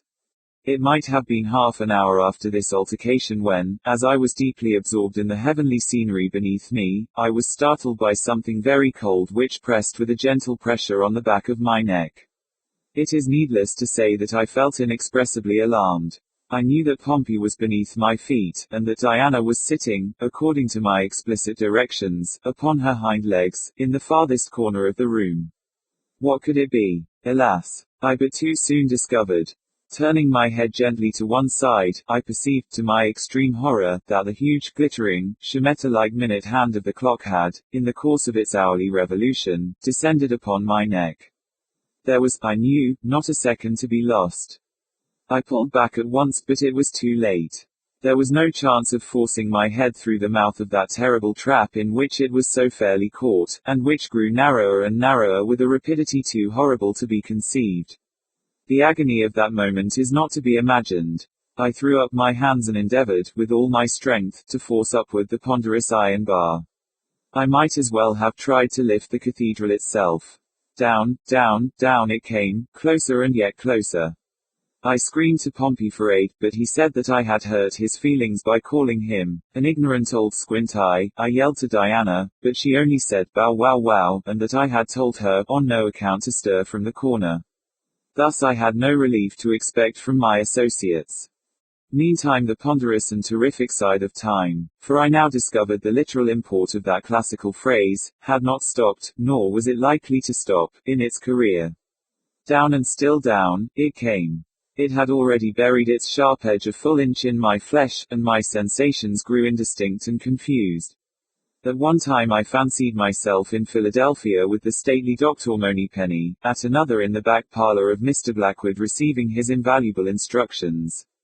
And then again the sweet recollection of better and earlier times came over me, and I thought of that happy period when the world was not all a desert, and Pompey not altogether cruel. The ticking of the machinery amused me. Amused me, I say, for my sensations now bordered upon perfect happiness, and the most trifling circumstances afforded me pleasure. The eternal click-clack, click-clack, click-clack of the clock was the most melodious of music in my ears, and occasionally even put me in mind of the graceful sermonic harangues of Dr. Ollapod. Then there were the great figures upon the dial plate, how intelligent, how intellectual, they all looked. And presently they took to dancing the mazurka, and I think it was the figure V who performed the most to my satisfaction. She was evidently a lady of breeding. None of your swaggerers, and nothing at all indelicate in her motions. She did the pirouette to admiration, whirling round upon her apex. I made an endeavor to hand her a chair, for I saw that she appeared fatigued with her exertions, and it was not until then that I fully perceived my lamentable situation. Lamentable indeed. The bar had buried itself 2 inches in my neck. I was aroused to a sense of exquisite pain. I prayed for death, and, in the agony of the moment, could not help repeating those exquisite verses of the poet Miguel de Cervantes. Vani buren, tan escondida.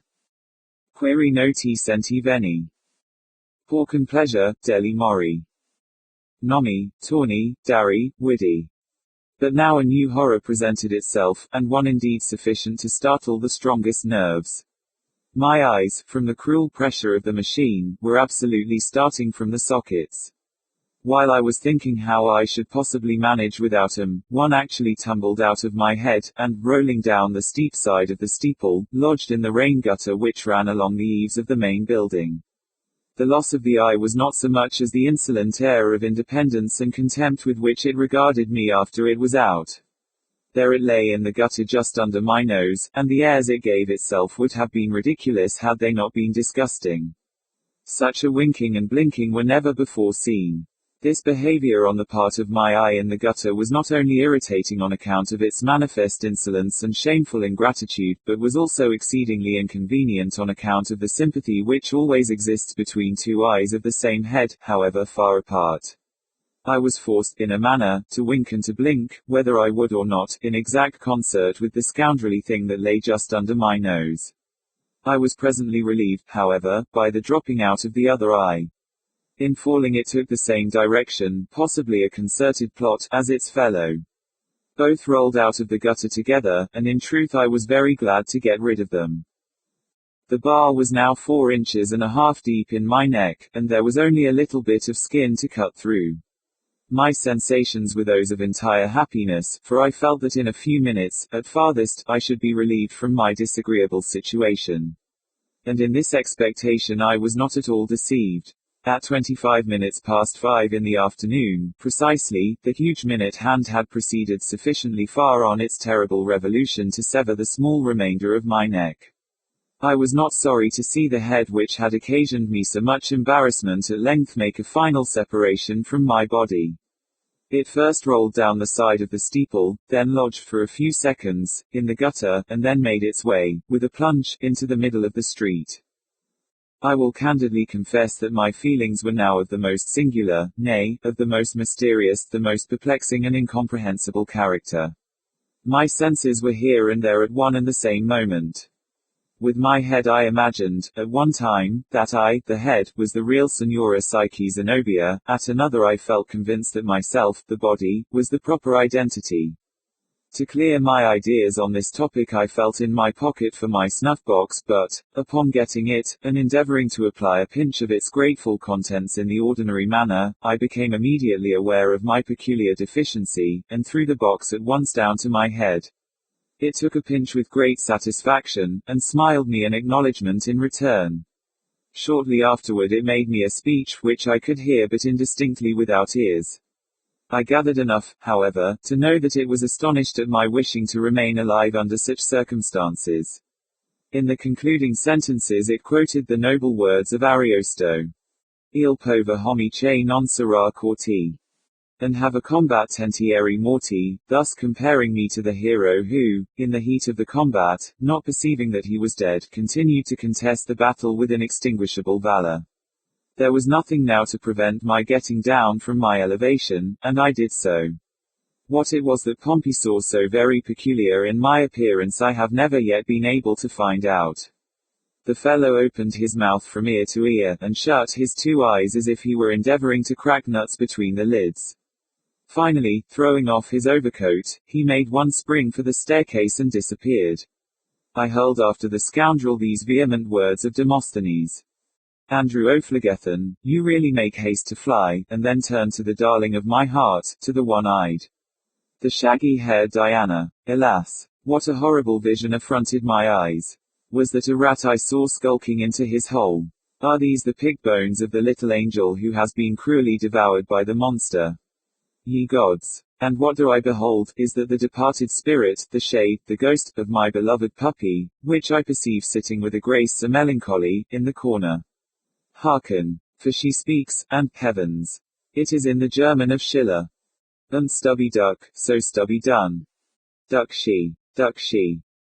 Alas! And are not her words too true? And if I died, at least I died. For thee. Sweet creature, she too has sacrificed herself in my behalf. Dogless, niggerless, headless, what now remains for the unhappy Signora Psyche Zenobia? Alas, nothing. I have done. Mystification. Slid, if these be your passados and montants, I'll have none o' them. Ned Knowles. The Baron Ritzner von Jung was a noble Hungarian family, every member of which, at least as far back into antiquity as any certain records extend, was more or less remarkable for talent of some description, the majority for that species of grotesquerie in conception of which Tieck, a scion of the house, has given a vivid, although by no means the most vivid exemplifications. My acquaintance with Ritzner commenced at the magnificent Chateau Jung, into which a train of droll adventures, not to be made public, threw a place in his regard, and here, with somewhat more difficulty, a partial insight into his mental conformation. In later days this insight grew more clear, as the intimacy which had at first permitted it became more close, and when, after 3 years of the character of the Baron Ritzner von Jung, I remember the buzz of curiosity which his advent excited within the college precincts on the night of the 25th of June. I remember still more distinctly, that while he was pronounced by all parties at first sight, the most remarkable man in the world, no person made any attempt at accounting for his opinion. That he was unique appeared so undeniable, that it was deemed impertinent to inquire wherein the uniquity consisted.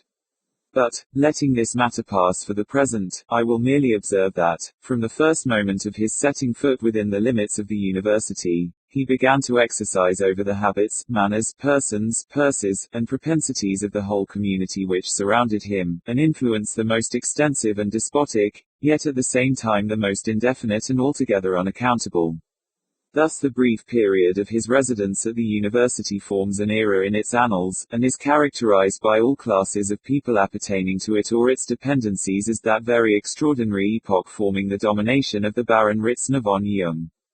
Then of no particular age, by which I mean that it was impossible to form a guess respecting his age by any data personally afforded. He might have been 15 or 50, and was 21 years and 7 months. He was by no means a handsome man, perhaps the reverse. The contour of his face was somewhat angular and harsh. His forehead was lofty and very fair, his nose a snub, his eyes large, heavy, glassy, and meaningless. About the mouth there was more to be observed. The lips were gently protruded, and rested the one upon the other, after such a fashion that it is impossible to conceive any, even the most complex, combination of human features, conveying so entirely, and so singly, the idea of unmitigated gravity, solemnity and repose. It will be perceived, no doubt, from what I have already said, that the Baron was one of those human anomalies now and then to be found, who make the science of mystification the study and the business of their lives. For this science a peculiar turn of mind gave him instinctively the cue, while his physical appearance afforded him unusual facilities for carrying his prospects into effect. I quaintly termed the domination of the Baron Ritzner von Jung, ever rightly entered into the mystery which overshadowed his character. I truly think that no person at the university, with the exception of myself, ever suspected him to be capable of a joke, verbal or practical. The old bulldog at the garden gate would sooner have been accused the ghost of Heraclitus, or the wig of the emeritus professor of theology. This, too, when it was evident that the most egregious and unpardonable of all conceivable tricks, whimsicalities and buffooneries were brought about, if not directly by him, at least plainly through his intermediate agency or connivance. The beauty, if I may so call it, of his art mystific, lay in that consummate ability, resulting from an almost intuitive knowledge of human nature, and a most wonderful self-possession, by means of which he never failed to make it appear that the drolleries he was occupied in bringing to a point, arose partly in spite, and partly in consequence of the laudable efforts he was making for the prevention, and for the preservation of the good order and dignity of Alma Mater. The deep, the poignant, the overwhelming mortification, which upon each such failure of his praiseworthy endeavors, would suffuse every lineament of his countenance, left not the slightest room for doubt of his sincerity in the bosoms of even his most skeptical companions. The adroitness, too, was no less worthy of observation by which he contrived to shift the sense of the grotesque from the creator to the created, from his own person to the absurdities to which he had given rise. In no instance before that of which I speak, have I known the habitual mystific escape the natural consequence of his manoeuvres, an attachment of the ludicrous to his own character and person. Continually enveloped in an atmosphere of whim, my friend appeared to live only for the severities of society, and not even his own household have for a moment associated other ideas than those of the rigid and august with the memory of the Baron Ritzner von Jung. The demon of the Dolce Far Niente lay like an incubus upon the university. Nothing, at least, was done beyond eating and drinking and making merry. The apartments of the students were converted into so many pot-houses, and there was no pot-house of them all more famous or more frequented than that of the Baron. Our carousals here were many, and boisterous, and long, and never unfruitful of events. Upon one occasion we had protracted our sitting until nearly daybreak, and an unusual quantity of wine had been drunk. The company consisted of 7 or 8 individuals besides the Baron and myself. Most of these were young men of wealth, of high connection, of great family pride, and all alive with an exaggerated sense of honor. They abounded in the most ultra-German opinions respecting the duello. To these quixotic notions some recent Parisian publications, backed by 3 or 4 desperate and fatal conversation, during the greater part of the night, had run wild upon the all-engrossing topic of the times. The Baron, who had been unusually silent and abstracted in the earlier portion of the evening, at length seemed to be aroused from his apathy, took a leading part in the discourse, and dwelt upon the benefits, and more especially upon the beauties, of the received code of etiquette in passages of arms with an ardor, an eloquence, an impressiveness, and an affectionateness of manner, which elicited the warmest enthusiasm from his hearers in general, and absolutely staggered even myself, who well knew him to be at heart a ridiculer of those very points for which he contended, and especially to hold the entire fanfaronade of dueling etiquette in the sovereign contempt which it deserves. Looking around me during a pause in the Baron's discourse, of which my readers may gather some faint idea when I say that it bore resemblance to the fervid, chanting, monotonous, yet musical sermonic manner of Coleridge, I perceived symptoms of even more than the general interest in the countenance of one of the party.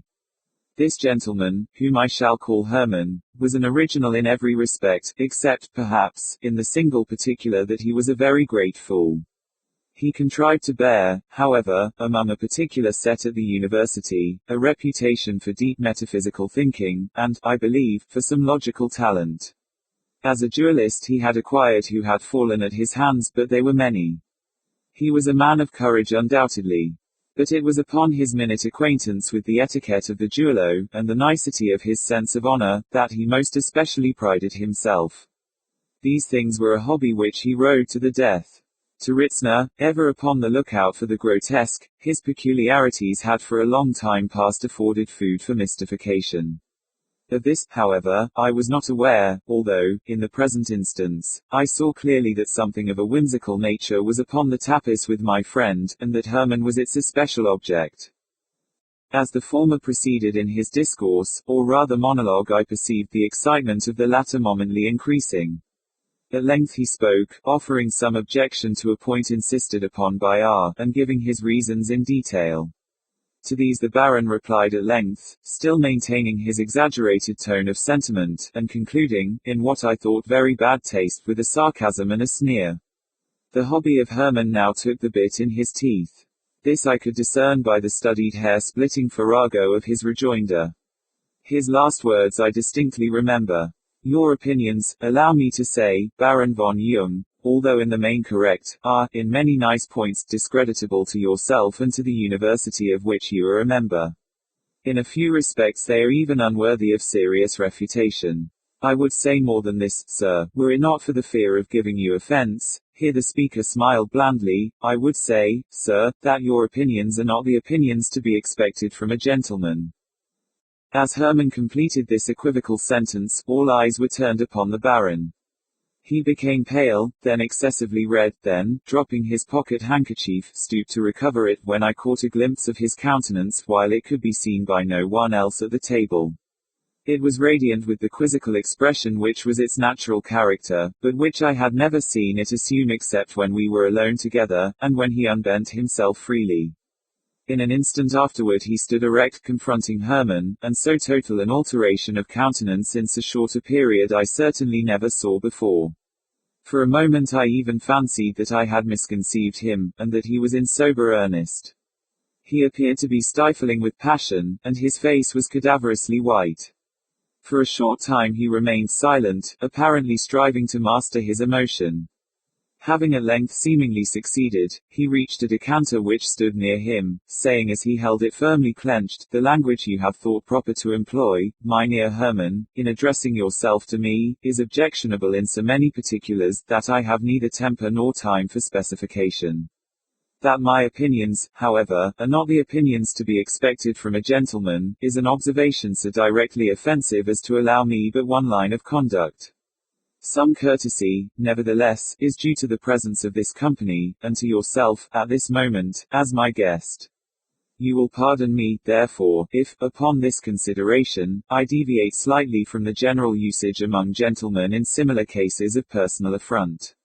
You will forgive me for the moderate tax I shall make upon your imagination, and endeavor to consider, for an instant, the reflection of your person in yonder mirror as the living Mynheer Hermann himself. This being done, there will be no difficulty whatever. I shall discharge this decanter of wine at your image in yonder mirror, and thus fulfill all the spirit, if not the exact letter, of resentment for your insult, while the necessity of physical violence to your real person will be obviated." With these words he held the decanter, full of wine, against the mirror which hung directly opposite Hermann, striking the reflection of his person with great precision, and of course shattering the glass into fragments. The whole company at once started to their feet, and, with the exception of myself and Ritzner, took the departure. As Hermann went out, the Baron whispered me that I should follow him and make an offer of my services. To this I agreed, not knowing precisely what to make of so ridiculous a piece of business. The duellist accepted my aid with his stiff and ultra-recherché air, and, taking my arm, led me to his apartment. I could hardly forbear laughing in his face while he proceeded to discuss with the profoundest gravity, what he termed the refinedly peculiar character of the insult he had received. After a tiresome harangue in his ordinary style, he took down from his bookshelves a number of musty volumes on the subject of the duello, and entertained me for a long time with the contents, reading aloud, and commenting earnestly as he read. I can just remember the titles of some of the works. There were the Ordonnance of Philip le Bel on Single Combat, the Theatre of Honor, by Favon, and a treatise on the Permission of Duels, by Andeguier. He displayed, also, with much pomposity, Brantôme's Memoirs of Duels, published at Cologne, 1666, in the types of Elsevier, a precious and unique vellum paper volume, with a fine margin, and bound by de Rome. But he requested my attention particularly, and with an air of mysterious sagacity, to a thick octavo, written in barbarous Latin by one Hedelin, a Frenchman, and having the quaint title, Duelli lex scripta, et non, alitic. From this he read me one of the drollest chapters in the world concerning injuriae per applicationem, per constructionem, et per se, about half of which, he averred, was strictly applicable to his own, refinedly peculiar, case, although not one syllable of the whole matter could I understand for the life of me. Having finished the chapter, he closed the book, and demanded what I thought necessary to be done. I replied that I had entire confidence in his superior delicacy of feeling, and would abide by what he proposed. With this answer he seemed flattered, and sat down to write a note to the Baron. It ran thus. Sir, my friend, M.P., will hand you this note. I find it incumbent upon me to request, at your earliest convenience, an explanation of this evening's occurrences at your chambers. In the event of your declining this request, Mr. P. will be happy to arrange, with any friend whom you may appoint, the steps preliminary to a meeting. With sentiments of perfect respect. Your most humble servant. Johann Hermann. To the Baron Ritzner von Jung. Not knowing what better to do, I called upon Ritzner with this epistle. He bowed as I presented it, then, with a grave countenance, motioned me to a seat. Having perused the cartel, he wrote the following reply, which I carried to Hermann. Sir, through our common friend, Mr. P., I have received your note of this evening. Upon due reflection I frankly admit the propriety of the explanation you suggest. This being admitted, I still find great difficulty, owing to the refinedly peculiar nature of our disagreement, and of the personal affront offered on my part, in so wording what I have to say by way of apology, as to meet all the minute exigencies, and all the variable shadows, of the case. I have great reliance, however, on that extreme delicacy of discrimination, in matters appertaining to the rules of etiquette, for which you have been so long and so preeminently distinguished. With perfect certainty, therefore, of being comprehended, I beg leave, in lieu of offering any sentiments of my own, to refer you to the opinions of Sieur Hedelin, as set forth in the 9th paragraph of the chapter of Injuriae per applicationem, per constructionem, et per se, in his Duelli lex scripta, et non, alitic. The nicety of your discernment in all the matters here treated will be sufficient, I am assured, to convince you that the mere circumstance of me referring you to this admirable passage, ought to satisfy your request, as a man of honor, for explanation. With sentiments of profound respect. Your most obedient servant. Von Jung. The Herr Johann Hermann. Hermann commenced the perusal of this epistle with a scowl, which, however, was converted into a smile of the most ludicrous self-complacency as he came to the rigmarole about injuriae per applicationem, per constructionem, et per se. Having finished reading, he begged me, with the blandest of all possible smiles, to be seated while he made reference to the treatise in question. Turning to the passage specified, he read it with great care to himself, then closed the book, and desired me, in my character of confidential acquaintance, to express to the Baron von Jung his exalted sense of his chivalrous behavior, and, in that of second, to assure him that the explanation offered was of the fullest, the most honorable, and the most unequivocally satisfactory nature. Somewhat amazed at all this, I made my retreat to the Baron. He seemed to receive Hermann's amicable letter as a matter of course, and after a few words of general conversation, went to an inner room and brought out the everlasting treatise, Duelli lex scripta, et non, alitic. He handed me the volume and asked me to look over some portion of it. I did so, but to little purpose, not being able to gather the least particle of meaning. He then took the book himself, and read me a chapter aloud. To my surprise, what he read proved to be a most horribly absurd account of a duel between two baboons. He now explained the mystery, showing that the volume, as it appeared prima facie, was written upon the plan of the nonsense verses of Du Bartas, that is to say, the language was ingeniously framed so as to present to the ear all the outward signs of intelligibility, and even of profundity, while in fact not a shadow of meaning existed. The key to the whole was found in leaving out every second and third word alternately, when there appeared a series of ludicrous quizzes upon a single combat as practiced in modern times. The Baron afterwards informed me that he had purposely thrown the treatise in Hermann's way 2 or 3 weeks before the adventure, and that he was satisfied, from the general tenor of his conversation, that he had studied it with the deepest attention, and firmly believed it to be a work of unusual merit. Upon this hint he proceeded. Hermann would have died 1,000 deaths rather than acknowledge his inability to understand anything and everything in the universe that had ever been written about the duello. Littleton Barry. Diddling. Considered as one of the exact sciences. Hey, diddle diddle. The cat and the fiddle. Since the world began there have been 2 Jeremies. The one wrote a Jeremiad about usury, and was called Jeremy Bentham. He has been much admired by Mr. John Neal, and was a great man in a small way. The other gave name to the most important of the exact sciences, and was a great man in a great way, I may say, indeed, in the very greatest of ways. Diddling, or the abstract idea conveyed by the verb to diddle, is sufficiently well understood. Yet the fact, the deed, the thing diddling, is somewhat difficult to define. We may get, however, at a tolerably distinct conception of the matter in hand, by defining, not the thing, diddling, in itself, but man, as an animal that diddles. Had Plato but hit upon this, he would have been spared the affront of the picked chicken. Very pertinently it was demanded of Plato, why a picked chicken, which was clearly a biped without feathers, was not, according to his own definition, a man. But I am not to be bothered by any similar query. Man is an animal that diddles, and there is no animal that diddles but man. It will take an entire hen coop of picked chickens to get over that.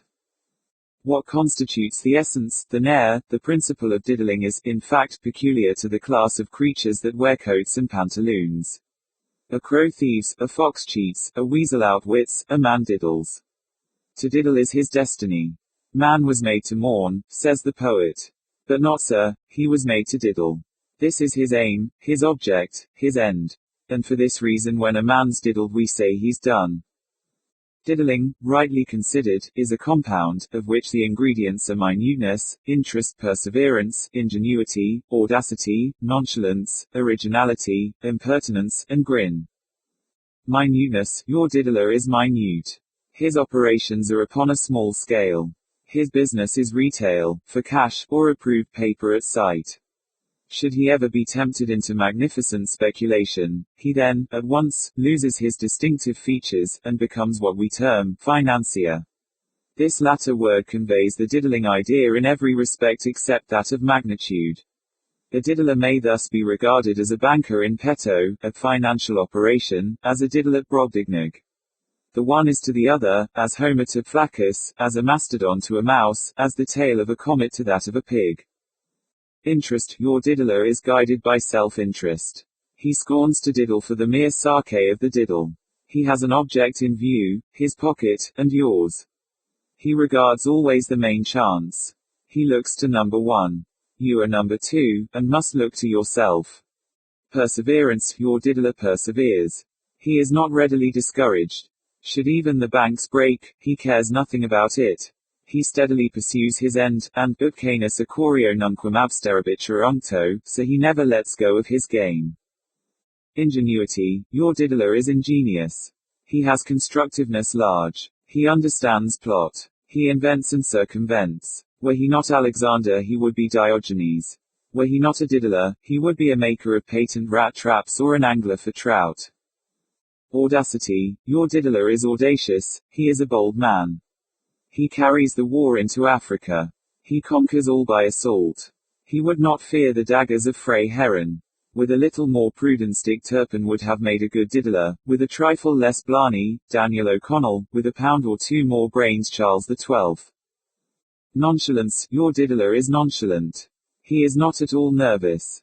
He never had any nerves. He is never seduced into a flurry. He is never put out, unless put out of doors. He is cool, cool as a cucumber.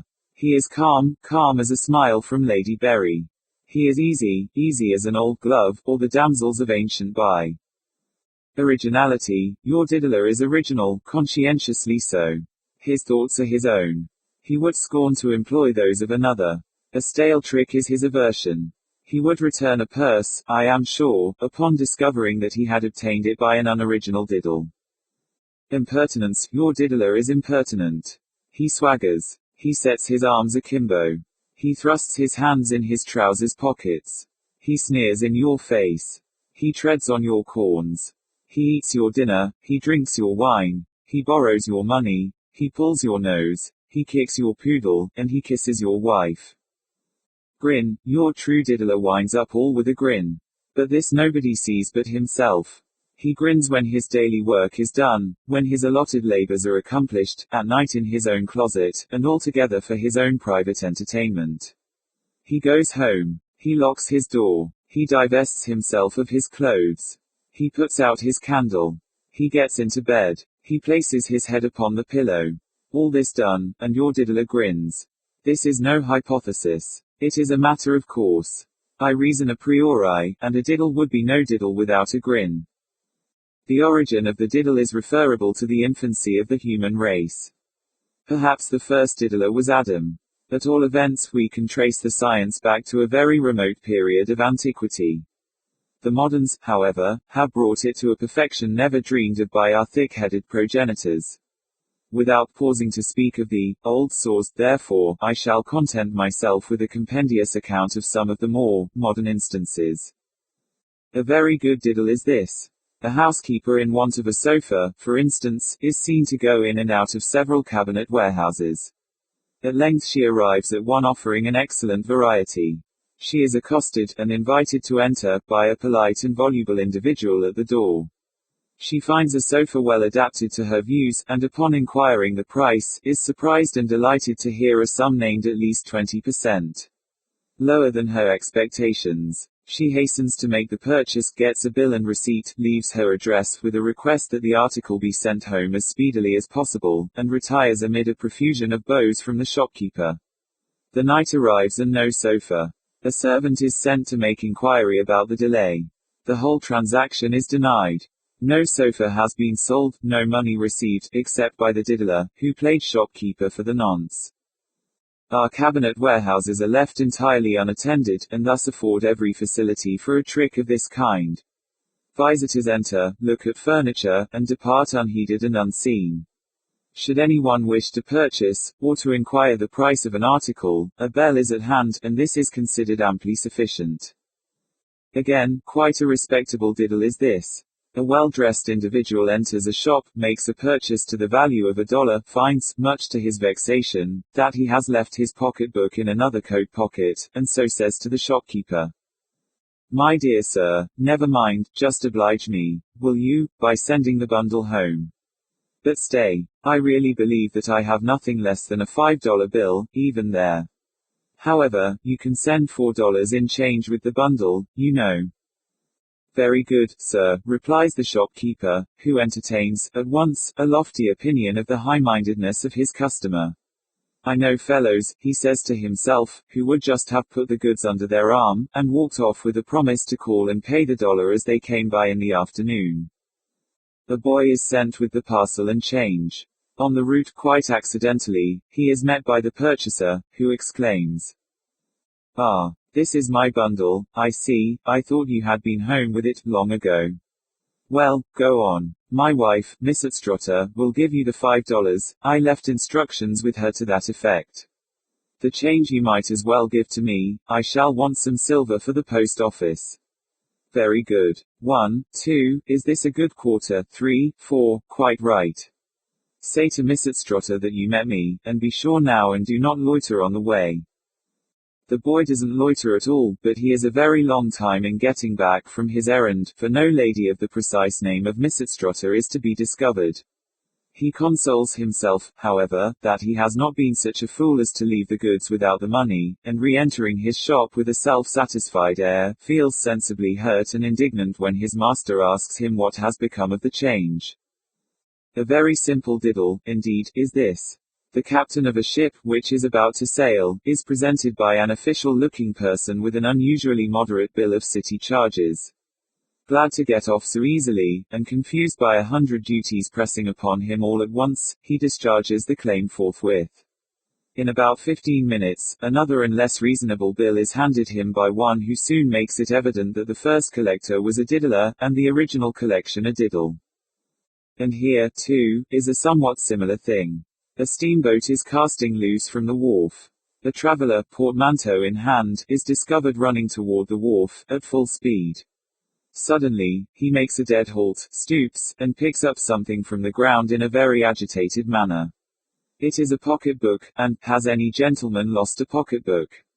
He cries. No one can say that he has exactly lost a pocketbook, but a great excitement ensues, when the treasure trove is found to be of value. The boat, however, must not be detained. Time and tide wait for no man, says the captain. For God's sake, stay only a few minutes, says the finder of the book, the true claimant will presently appear. Can't wait, replies the man in authority, cast off there, do ye hear? What am I to do? Asks the finder, in great tribulation. I am about to leave the country for some years, and I cannot conscientiously retain this large amount in my possession. I beg your pardon, sir, here he addresses a gentleman on shore, but you have the air of an honest man. Will you confer upon me the favor of taking charge of this pocketbook? I know I can trust you, and of advertising it. The notes, you see, amount to a very considerable sum. The owner will, no doubt, insist upon rewarding you for your trouble. Me? No, you, it was you who found the book. Well, if you must have it so, I will take a small reward, just to satisfy your scruples. Let me see, why these notes are all hundreds, bless my soul. 100 is too much to take, 50 would be quite enough, I am sure. Cast off there, says the captain. But then I have no change for 100, and upon the whole, you had better. Cast off there, says the captain. Never mind, cries the gentleman on shore, who has been examining his own pocketbook for the last minute or so, never mind. I can fix it, here is a 50 on the Bank of North America, throw the book. And the over-conscientious finder takes the 50 with marked reluctance, and throws the gentleman the book, as desired, while the steamboat fumes and fizzes on her way. In about half an hour after her departure, the large amount is seen to be a counterfeit presentment, and the whole thing a capital diddle. A bold diddle is this. A camp meeting, or something similar, is to be held at a certain spot which is accessible only by means of a free bridge. A diddler stations himself upon this bridge, respectfully informs all passers-by of the new county law, which establishes a toll of 1 cent for foot passengers, 2 for horses and donkeys, and so forth, and so forth. Some grumble but all submit, and the diddler goes home a wealthier man by some $50 or $60 well earned. This taking a toll from a great crowd of people is an excessively troublesome thing. A neat diddle is this. A friend holds one of the diddler's promises to pay, filled up and signed in due form, upon the ordinary blanks printed in red ink. The diddler purchases 1 or 2 dozen of these blanks, and every day dips one of them in his soup, makes his dog jump for it, and finally gives it to him as a bonne bouche.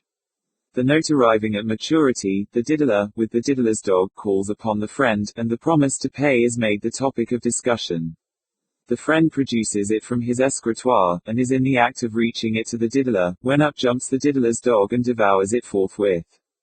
The diddler is not only surprised but vexed and incensed at the absurd behavior of his dog, and expresses his entire readiness to cancel the obligation at any moment when the evidence of the obligation shall be forthcoming. A very mean diddle is this. A lady is insulted in the street by a diddler's accomplice. The diddler himself flies to her assistance, and, giving his friend a comfortable thrashing, insists upon attending the lady to her own door. He bows with his hand upon his heart, and most respectfully bids her adieu.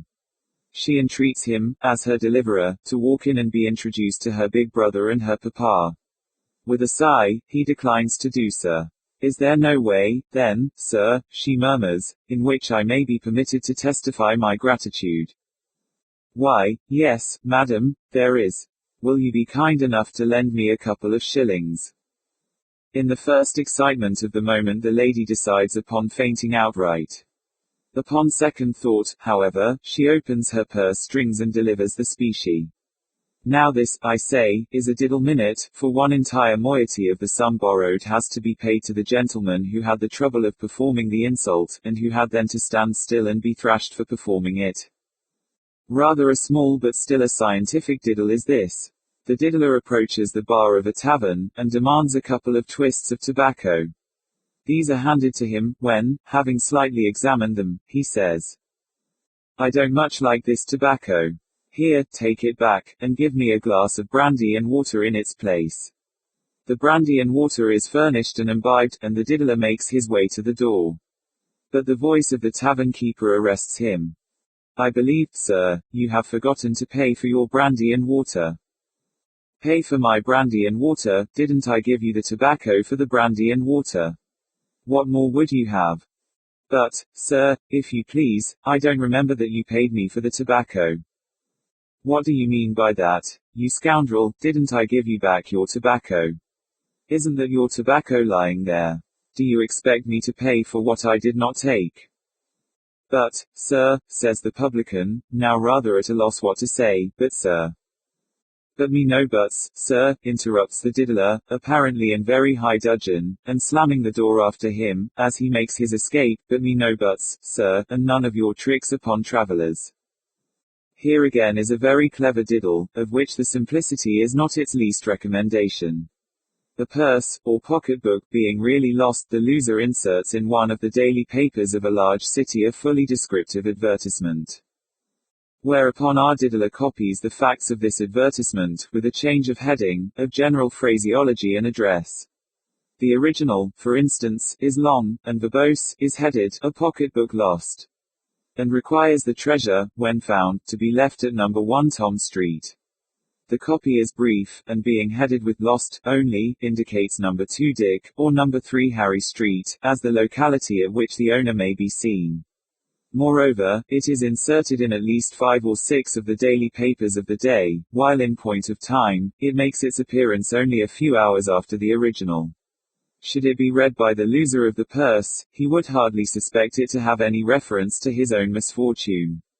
But, of course, the chances are 5 or 6 to 1, that the finder will repair to the address given by the diddler, rather than to that pointed out by the rightful proprietor. The former pays the reward, pockets the treasure, and decamps. Quite an analogous diddle is this. A lady of ton has dropped, somewhere in the street, a diamond ring of very unusual value. For its recovery, she offers some $40 or $50 reward, giving, in her advertisement, a very minute description of the gem, and of its settings, and declaring that, on its restoration at no. so and so, in such and such avenue, the reward would be paid instanter, without a single question being asked. During the lady's absence from home, a day or two afterwards, a ring is heard at the door of no. so and so, in such and such avenue, a servant appears, the lady of the house is asked for and is declared to be out, at which astounding information, the visitor expresses the most poignant regret. His business is of importance and concerns the lady herself.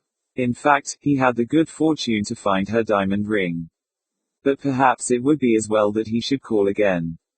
"By no means," says the servant, and "by no means," says the lady's sister and the lady's sister-in-law, who are summoned forthwith.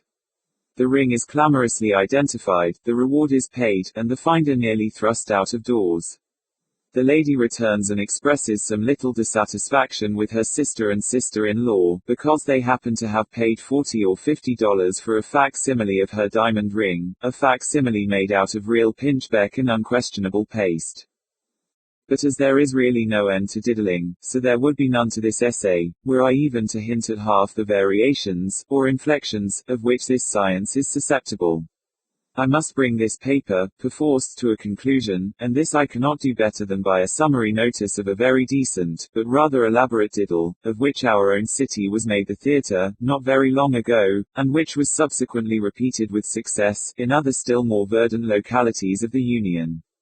A middle-aged gentleman arrives in town from parts unknown. He is remarkably precise, cautious, staid, and deliberate in his demeanor. His dress is scrupulously neat, but plain, unostentatious. He wears a white cravat, an ample waistcoat, made with an eye to comfort alone, thick-soled cozy-looking shoes, and pantaloons without straps. He has the whole air, in fact, of your well-to-do, sober-sided, exact, and respectable man of business, par excellence, one of the stern and outwardly hard, internally soft sort of people that we see in the crack-high comedies, fellows whose words are so many bonds, and who are noted for giving away guineas, in charity, with the one hand, while, in the way of mere bargain, they exact the uttermost fraction of a farthing with the other. He makes much ado before he can get suited with a boarding house. He dislikes children. He has been accustomed to quiet. His habits are methodical, and then he would prefer getting into a private and respectable small family, piously inclined. Terms, however, are no object, only he must insist upon settling his bill on the first of every month. It is now the second, and begs his landlady, when he finally obtains one to his mind, not on any account to forget his instructions upon this point, but to send in a bill, and receipt, precisely at 10 o'clock, on the first day of every month, and under no circumstances to put it off to the second. These arrangements made, our man of business rents an office in a reputable rather than a fashionable quarter of the town. There is nothing he more despises than pretense. Where there is much show, he says, there is seldom anything very solid behind, an observation which so profoundly impresses his landlady's fancy, that she makes a pencil memorandum of it forthwith, in her great family Bible, on the broad margin of the Proverbs of Solomon. The next step is to advertise, after some such fashion as this, in the principal business 6 pennies of the city. The pennies are eschewed as not respectable, and as demanding payment for all advertisements in advance. Our man of business holds it as a point of his faith that work should never be paid for until done. Wanted, the advertisers, being about to commence extensive business operations in this city, will require the services of 3 or 4 intelligent and competent clerks, to whom a liberal salary will be paid. The very best recommendations, not so much for capacity, as for integrity, will be expected. Indeed, as the duties to be performed involve high responsibilities, and large amounts of money must necessarily pass through the hands of those engaged, it is deemed advisable to demand a deposit of $50 from each clerk employed. No person need apply, therefore, who is not prepared to leave this sum in the possession of the advertisers, and who cannot furnish the most satisfactory testimonials of morality. Young gentlemen piously inclined will be preferred. Application should be made between the hours of 10 and 11 a.m., and 4 and 5 p.m., of Messrs. Boggs, Hogs, Logs, Frogs & Co. Number 110 Dog Street. By the 31st day of the month, this advertisement has brought to the office of Messrs. Boggs, Hogs, Logs, Frogs & Company, some 15 or 20 young gentlemen piously inclined. But our man of business is in no hurry to conclude a contract with any. No man of business is ever precipitate, and it is not until the most rigid catechism in respect to the piety of each young gentleman's inclination, that his services are engaged and his $50 receipted for, just by way of proper precaution, on the part of the respectable firm of Boggs, Hogs, Logs, Frogs & Company. On the morning of the first day of the next month, the landlady does not present her bill, according to promise, a piece of neglect for which the comfortable head of the house ending in Oggs would no doubt have chided her severely, could he have been prevailed upon to remain in town a day or two for that purpose. As it is, the constables have had a sad time of it, running hither and thither, and all they can do is to declare the man of business most emphatically, at hen-knee high, by which some persons imagine him to imply that, in fact, he is N.E.I., by which again the very classical phrase non est inventus, is supposed to be understood. In the meantime the young gentlemen, one and all, are somewhat less piously inclined than before, while the landlady purchases a shilling's worth of the Indian rubber, and very carefully obliterates the pencil memorandum that some fool has made in her great family Bible, on the broad margin of the Proverbs of Solomon. The Angel of the Odd. An extravaganza. It was a chilly November afternoon. I had just consummated an unusually hearty dinner, of which the dyspeptic truff formed not the least important item, and was sitting alone in the dining room, with my feet upon the fender, and at my elbow a small table which I had rolled up to the fire, and upon which were some apologies for dessert, with some miscellaneous bottles of wine, spirit and liqueur. In the morning I had been reading Glover's, Leonidas, Wilkie's, Epigoniad, Lamartine's Pilgrimage, Barlow's Columbiad, Tuckerman's, Sicily, and Griswold's Curiosities. I am willing to confess, therefore, that I now felt a little stupid. I made effort to arouse myself by aid of frequent Lafitte, and, all failing, I betook myself to a stray newspaper in despair. Having carefully perused the column of houses to let, and the column of dogs lost, and then the 2 columns of wives and apprentices runaway, I attacked with great resolution the editorial matter, and, reading it from beginning to end without understanding a syllable, conceived the possibility of its being Chinese, and so reread it from the end to the beginning, but with no more satisfactory result. I was about throwing away, in disgust, this folio of 4 pages, happy work, which not even critics criticize, when I felt my attention somewhat aroused by the paragraph which follows. The avenues to death are numerous and strange. A London paper mentions the decease of a person from a singular cause. He was playing at Puff the Dart, which is played with a long needle inserted in some worsted, and blown at a target through a tin tube. He placed the needle at the wrong end of the tube, and drawing his breath strongly to puff the dart forward with force, drew the needle into his throat. It entered the lungs, and in a few days killed him. Upon seeing this I fell into a great rage, without exactly knowing why. This thing, I exclaimed, is a contemptible falsehood, a poor hoax, the lees of the invention of some pitiable penny a liner, of some wretched concoctor of accidents in cocaine. These fellows, knowing the extravagant gullibility of the age, set their wits to work in the imagination of improbable possibilities, of odd accidents, as they term them. But to a reflecting intellect, like mine, I added, in parenthesis, putting my forefinger unconsciously to the side of my nose, to a contemplative understanding such as I myself possess, it seems evident at once that the marvelous increase of late in these odd accidents is by far the oddest accident of all. For my own part, I intend to believe nothing henceforward that has anything of the singular about it. Mein Gott denn, wat voel you bees for dat? Replied one of the most remarkable voices I ever heard. At first I took it for a rumbling in my ears, such as a man sometimes experiences when getting very drunk, but, upon second thought, I considered the sound as more nearly resembling that which proceeds from an empty barrel beaten with a big stick, and, in fact, this I should have concluded it to be, but for the articulation of the syllables and words. I am by no means naturally nervous, and the very few glasses of Lafitte which I had sipped served to embolden me no little, so that I felt nothing of trepidation, but merely uplifted my eyes with a leisurely movement, and looked carefully around the room for the intruder. I could not, however, perceive any one at all.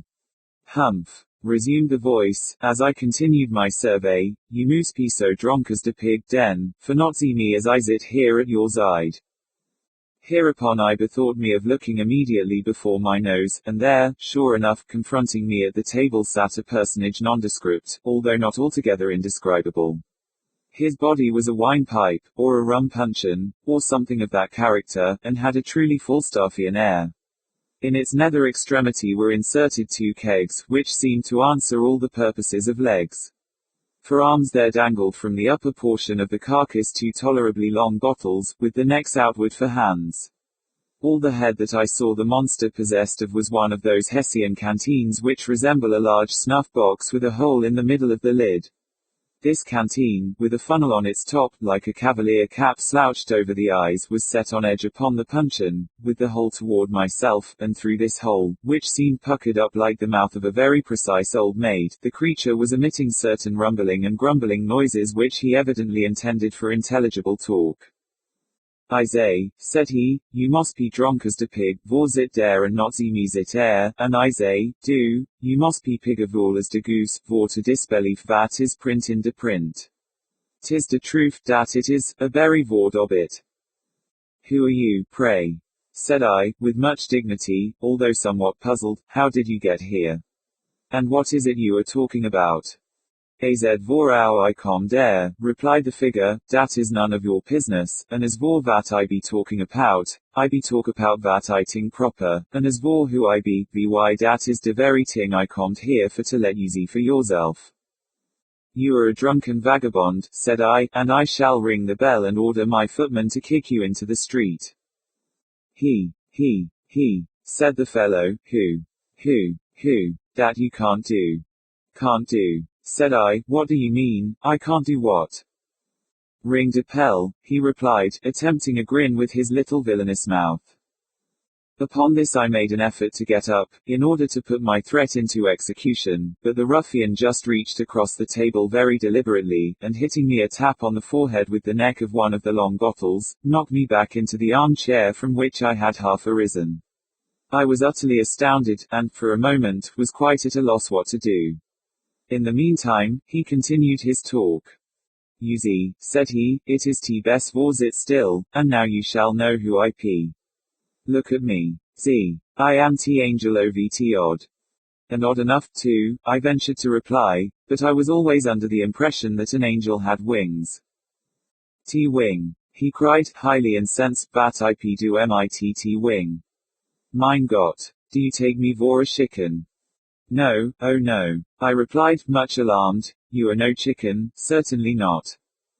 Well, den, sit still and pehebe yourself, or I'll rap you again mid me vist. It is t chicken ab t wing, t owl ab t wing, t imp ab t wing, t head tearful ab t wing. T angel ab not t wing, and I am t angel ov t odd. And your business with me at present is my business, ejaculated the thing, vy vat a low bred buppy you must be vor to ask a gentleman and an angel about his peatsiness. This language was rather more than I could bear, even from an angel, so, plucking up courage, I seized a salt cellar which lay within reach, and hurled it at the head of the intruder. Either he dodged, however, or my aim was inaccurate, for all I accomplished was the demolition of the crystal which protected the dial of the clock upon the mantelpiece. As for the angel, he evinced his sense of my assault by giving me 2 or 3 hard consecutive raps upon the forehead as before. These reduced me at once to submission, and I am almost ashamed to confess that either through pain or vexation, there came a few tears into my eyes. Mein Gott, said the angel of the odd, apparently much softened at my distress, mein Gott, t man is either very drunk or very sorry. You must not drink it so strong, you must put tea water in tea wine. Here, drink this, like a good vella, and don't gry now, don't. Hereupon the angel of the odd replenished my goblet, which was about a third full of port, with a colorless fluid that he poured from one of his hand bottles. I observed that these bottles had labels about the necks, and that these labels were inscribed Kirchenwasser. The considerate kindness of the angel mollified me in no little measure, and, aided by the water with which he diluted my port more than once, I at length regained sufficient temper to listen to his very extraordinary discourse. I cannot pretend to recount all that he told me, but I gleaned from what he said that he was the genius who presided over the contretemps of mankind, and whose business it was to bring about the odd accidents which are continually astonishing the skeptic. Once or twice, upon my venturing to express my total incredulity in respect to his pretensions, he grew very angry indeed, so that at length I considered it a wiser policy to say nothing at all, and let him have his own way. He talked on, therefore, at great length, while I merely leaned back in my chair with my eyes shut, and amused myself with munching raisins and filliping the stems about the room. But, by and by, the angel suddenly construed this behavior of mine into contempt. He arose in a terrible passion, slouched his funnel down over his eyes, swore a vast oath, uttered a threat of some character which I did not precisely comprehend, and finally made me a low bow and departed, wishing me, in the language of the Archbishop in Gil Blas, beaucoup de bonheur et un peu plus de bon sens. His departure afforded me relief. The very few glasses of Lafitte that I had sipped had the effect of rendering me drowsy, and I felt inclined to take a nap of some 15 or 20 minutes, as is my custom after dinner. At 6 I had an appointment of consequence, which it was quite indispensable that I should keep. The policy of insurance for my dwelling house had expired the day before, and, some dispute having arisen, it was agreed that, at 6, I should meet the board of directors of the company and settle the terms of a renewal. Glancing upward at the clock on the mantelpiece, for I felt too drowsy to take out my watch, I had the pleasure to find that I had still 25 minutes to spare. It was 5:30, I could easily walk to the insurance office in 5 minutes, and my usual siestas had never been known to exceed 25. I felt sufficiently safe, therefore, and composed myself to my slumbers forthwith. Having completed them to my satisfaction, I again looked toward the timepiece and was half inclined to believe in the possibility of odd accidents when I found that, instead of my ordinary 15 or 20 minutes, I had been dozing only 3, for it still wanted 7:20 of the appointed hour. I betook myself again to my nap, and at length a second time awoke, when, to my utter amazement, it still wanted 27 minutes of 6. I jumped up to examine the clock, and found that it had ceased running. My watch informed me that it was 7:30, and, of course, having slept 2 hours, I was too late for my appointment. It will make no difference, I said. I can call at the office in the morning and apologize. In the meantime, what can be the matter with the clock? Upon examining it, I discovered that one of the raisin stems which I had been filliping about the room during the discourse of the Angel of the Odd, had flown through the fractured crystal, and lodging, singularly enough, in the keyhole, with an end projecting outward, had thus arrested the revolution of the minute hand. Ah, said I see how it is. This thing speaks for itself. A natural accident, such as will happen now and then. I gave the matter no further consideration, and at my usual hour retired to bed. Here, having placed a candle upon a reading stand at the bed head, and having made an attempt to peruse some pages of the Omnipresence of the Deity, I unfortunately fell asleep in less than 20 seconds, leaving the light burning as it was. My dreams were terrifically disturbed by visions of the Angel of the Odd. Methought he stood at the foot of the couch, drew aside the curtains, and, in the hollow, detestable tones of a rum puncheon, menaced me with the bitterest vengeance for the contempt with which I had treated him. He concluded a long harangue by taking off his funnel cap, inserting the tube into my gullet, and thus deluging me with an ocean of Kirschenwasser, which he poured, in a continuous flood, from one of the long-necked bottles that stood him instead of an arm. My agony was at length insufferable, and I awoke just in time to perceive that a rat had ran off with the lighted candle from the stand, but not in season to prevent his making his escape with it through the hole. Very soon, a strong suffocating odor assailed my nostrils. The house, I clearly perceived, was on fire. In a few minutes the blaze broke forth with violence, and in an incredibly brief period the entire building was wrapped in flames. All egress from my chamber, except through a window, was cut off. The crowd, however, quickly procured and raised a long ladder.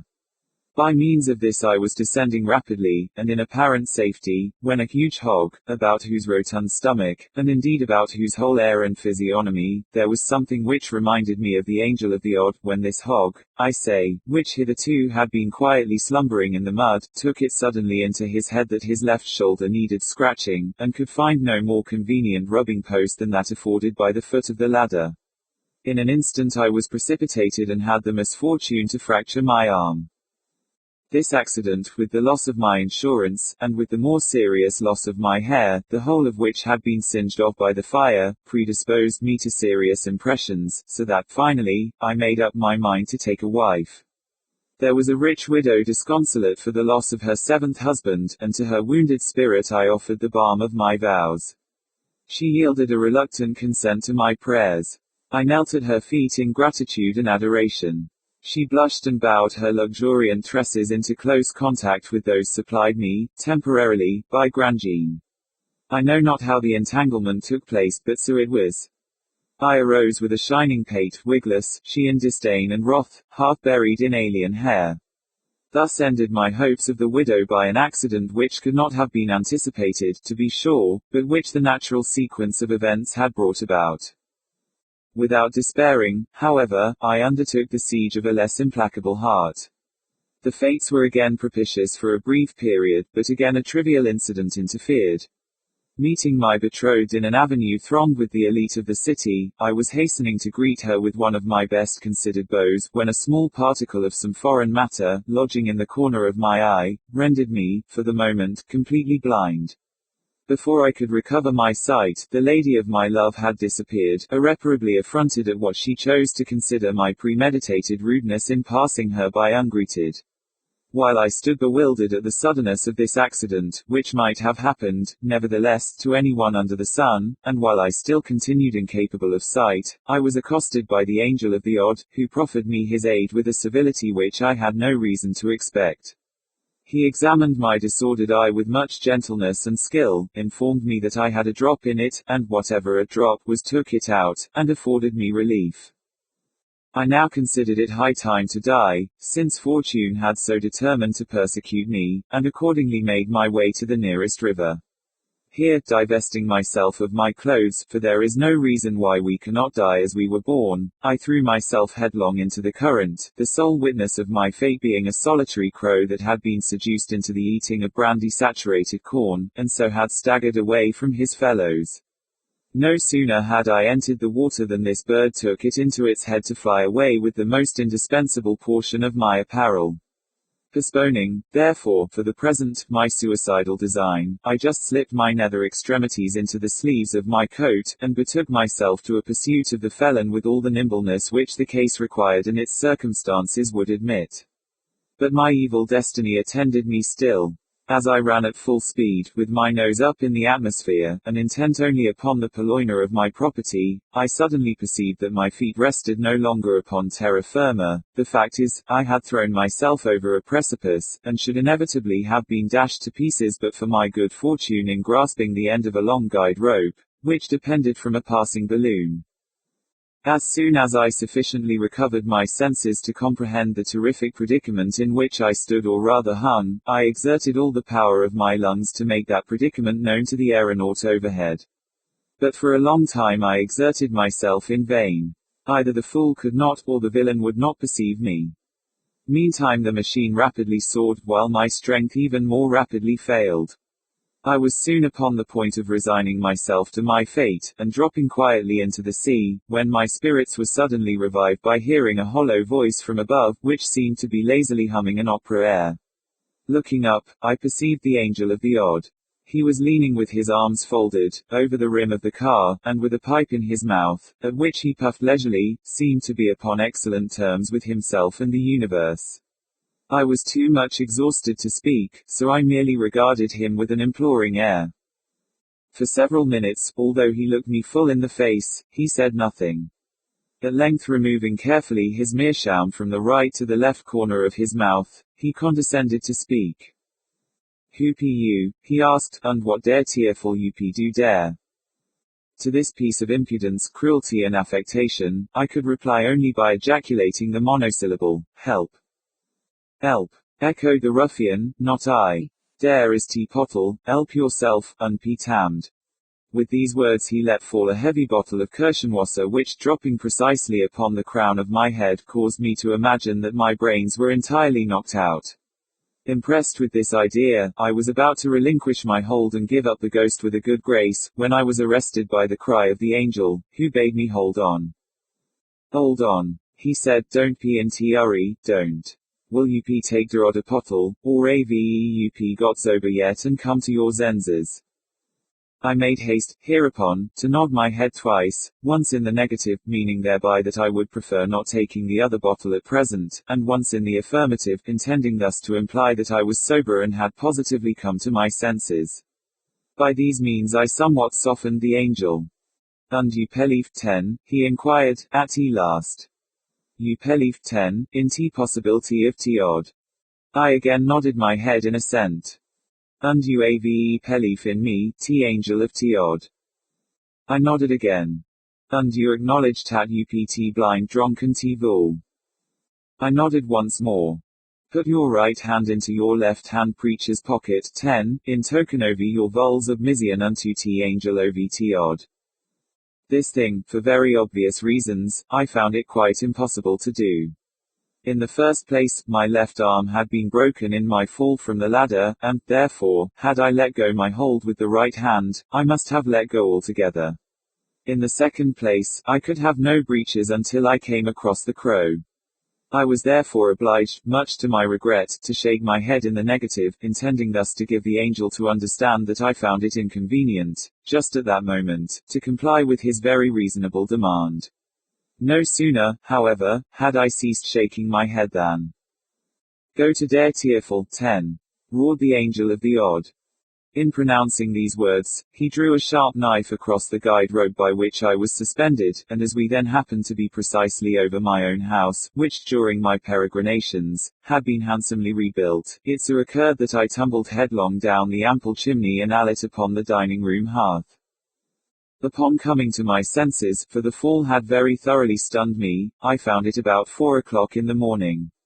I lay outstretched where I had fallen from the balloon. My head grovelled in the ashes of an extinguished fire, while my feet reposed upon the wreck of a small table, overthrown, and amid the fragments of a miscellaneous dessert, intermingled with a newspaper, some broken glass and shattered bottles, and an empty jug of the Schiedam Kirchenwasser. Thus revenged himself the angel of the odd. Mabbott states that Griswold obviously had a revised form, for use in the 1856 volume of Poe's works. Mabbott does not substantiate this claim, but it is surely not unreasonable. An editor, and even typographical errors, may have produced nearly all of the very minor changes made in this version. Indeed, 2 very necessary words were clearly dropped by accident. An editor might have corrected Wycliffe's Epigoniad to Wilkie's Epigoniad, but is unlikely to have added Tuckerman's Sicily to the list of books read by the narrator. Griswold was not above forgery in Poe's letters when it suited his purpose, but would have too little to gain by such an effort in this instance. MELLONTATAUTA. To the editors of the Lady's Book. I have the honor of sending you, for your magazine, an article which I hope you will be able to comprehend rather more distinctly than I do myself. It is a translation, by my friend, Martin van Buren Mavis, sometimes called the Poughkeepsie Seer, of an odd-looking mus, which I found, about a year ago, tightly corked up in a jug floating in the Mare Tenebrarum, a sea well described by the Nubian geographer, but seldom visited nowadays, except for the transcendentalists and divers for crotchets. Truly yours. Edgar A. Poe. This paragraph not in the volume, ed. On board balloon, Skylark. April 1, 2848. Now, my dear friend, now, for your sins, you are to suffer the infliction of a long gossiping letter. I tell you distinctly that I am going to punish you for all your impertinences by being as tedious, as discursive, as incoherent and as unsatisfactory as possible. Besides, here I am, cooped up in a dirty balloon, with some 1 or 200 of the kennel, all bound on a pleasure excursion. What a funny idea some people have of pleasure. And I have no prospect of touching terra firma for a month at least. Nobody to talk to. Nothing to do. When one has nothing to do, then is the time to correspond with one's friends. You perceive then, why it is that I write you this letter. It is on account of my ennui and your sins. Get ready your spectacles and make up your mind to be annoyed. I mean to write at you every day during this odious voyage.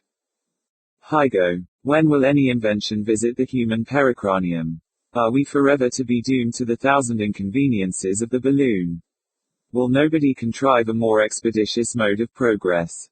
The jog-trot movement, to my thinking, is little less than positive torture.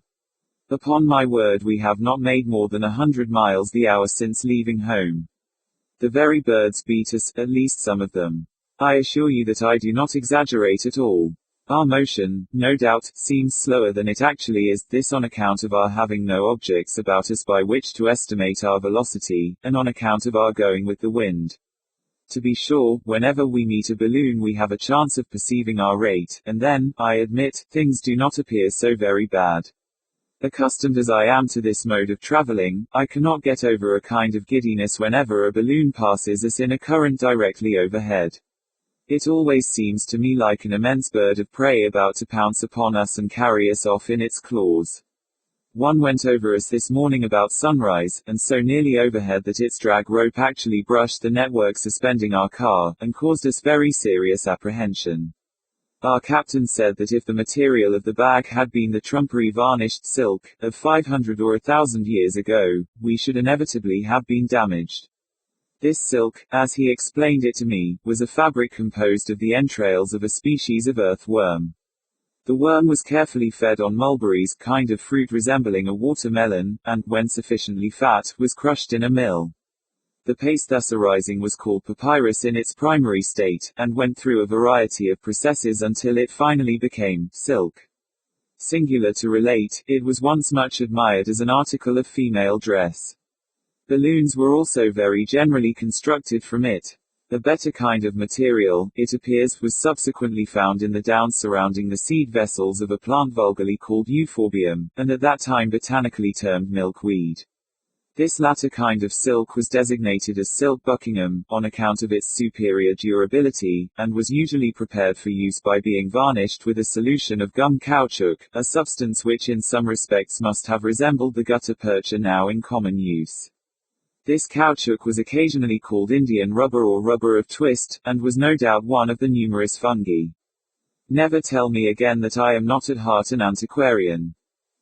Talking of drag ropes, our own, it seems, has this moment knocked a man overboard from one of the small magnetic propellers that swarm in ocean below us, a boat of about 6,000 tons, and, from all accounts, shamefully crowded.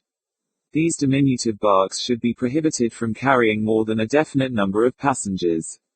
The man, of course, was not permitted to get on board again, and was soon out of sight, he and his life preserver. I rejoice, my dear friend, that we live in an age so enlightened that no such a thing as an individual is supposed to exist. It is the mass for which the true humanity cares. By the by, talking of humanity, do you know that our immortal Wiggins is not so original in his views of the social condition and so forth, as his contemporaries are inclined to suppose? Pundit assures me that the same ideas were put nearly in the same way, about 1,000 years ago, by an Irish philosopher called Furrier, on account of his keeping a retail shop for cat peltries and other furs. Pundit knows, you know, there can be no mistake about it. How very wonderfully do we see verified every day, the profound observation of the Hindu Aries Total, as quoted by Pundit, thus must we say that, not once or twice, or a few times, but with almost infinite repetitions, the same opinions come round in a circle among men. April 2, spoke today the magnetic cutter in charge of the middle section of floating telegraph wires. I learn that when this species of telegraph was first put into operation by horse, it was considered quite impossible to convey the wires over sea, but now we are at a loss to comprehend where the difficulty lay. So wags the world. Tempora mutantia, excuse me for quoting the Etruscan.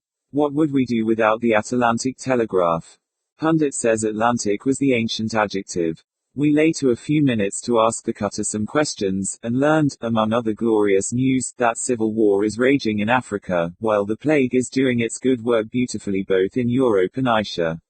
Is it not truly remarkable that, before the magnificent light shed upon philosophy by humanity, the world was accustomed to regard war and pestilence as calamities? Do you know that prayers were actually offered up in the ancient temples to the end that these evils might not be visited upon mankind? Is it not really difficult to comprehend upon what principle of interest our forefathers acted? Were they so blind as not to perceive that the destruction of a myriad of individuals is only so much positive advantage to the mass? April 3, it is really a very fine amusement to ascend the rope ladder leading to the summit of the balloon bag, and thence survey the surrounding world. From the car below you know the prospect is not so comprehensive, you can see little vertically. But seated here, where I write this, in the luxuriously cushioned open piazza of the summit, one can see everything that is going on in all directions. Just now there is quite a crowd of balloons in sight, and they present a very animated appearance while the air is resonant with the hum of so many millions of human voices. I have heard it asserted that when Yellow or Pundit will have it Violet, who is supposed to have been the first aeronaut, maintained the practicability of traversing the atmosphere in all directions, by merely ascending or descending until a favorable current was attained, he was scarcely hearkened to at all by his contemporaries, who looked upon him as merely an ingenious sort of madman, because the philosophers of the day declared the thing impossible. Really now it does seem to me quite unaccountable how anything so obviously feasible could have escaped the sagacity of the ancient savants. But in all ages the great obstacles to advancement in art have been opposed by the so-called men of science. To be sure, our men of science are not quite so bigoted as those of old. Oh, I have something so queer to tell you on this topic. Do you know that it is not more than 1,000 years ago since the metaphysicians consented to relieve the people of the singular fancy that there existed but two possible roads for the attainment of truth? Believe it if you can. It appears that long, long ago, in the night of time, there lived a Turkish philosopher, or Hindu possibly, called Aristotle. This person introduced, or at all events propagated what was termed the deductive or a priori mode of investigation. He started with what he maintained to be axioms or self-evident truths, and thence proceeded, logically, to results. His greatest disciples were one Euclid, and one Kant. Well, Aristotle flourished supreme until advent of one Hogg, surnamed the Ettrick Shepherd, who preached an entirely different system, which he called the a posteriori or inductive. His plan referred altogether to sensation. He proceeded by observing, analyzing, and classifying facts instantiae naturae, as they were effectively called, into general laws. Aristotle's mode, in a word, was based on noumena, Hogg's on phenomena. Well, so great was the admiration excited by this latter system that, at its first introduction, Aristotle fell into disrepute, but finally he recovered ground and was permitted to divide the realm of truth with his more modern rival. The savants now maintained the Aristotelian and Baconian roads were the sole possible avenues to knowledge.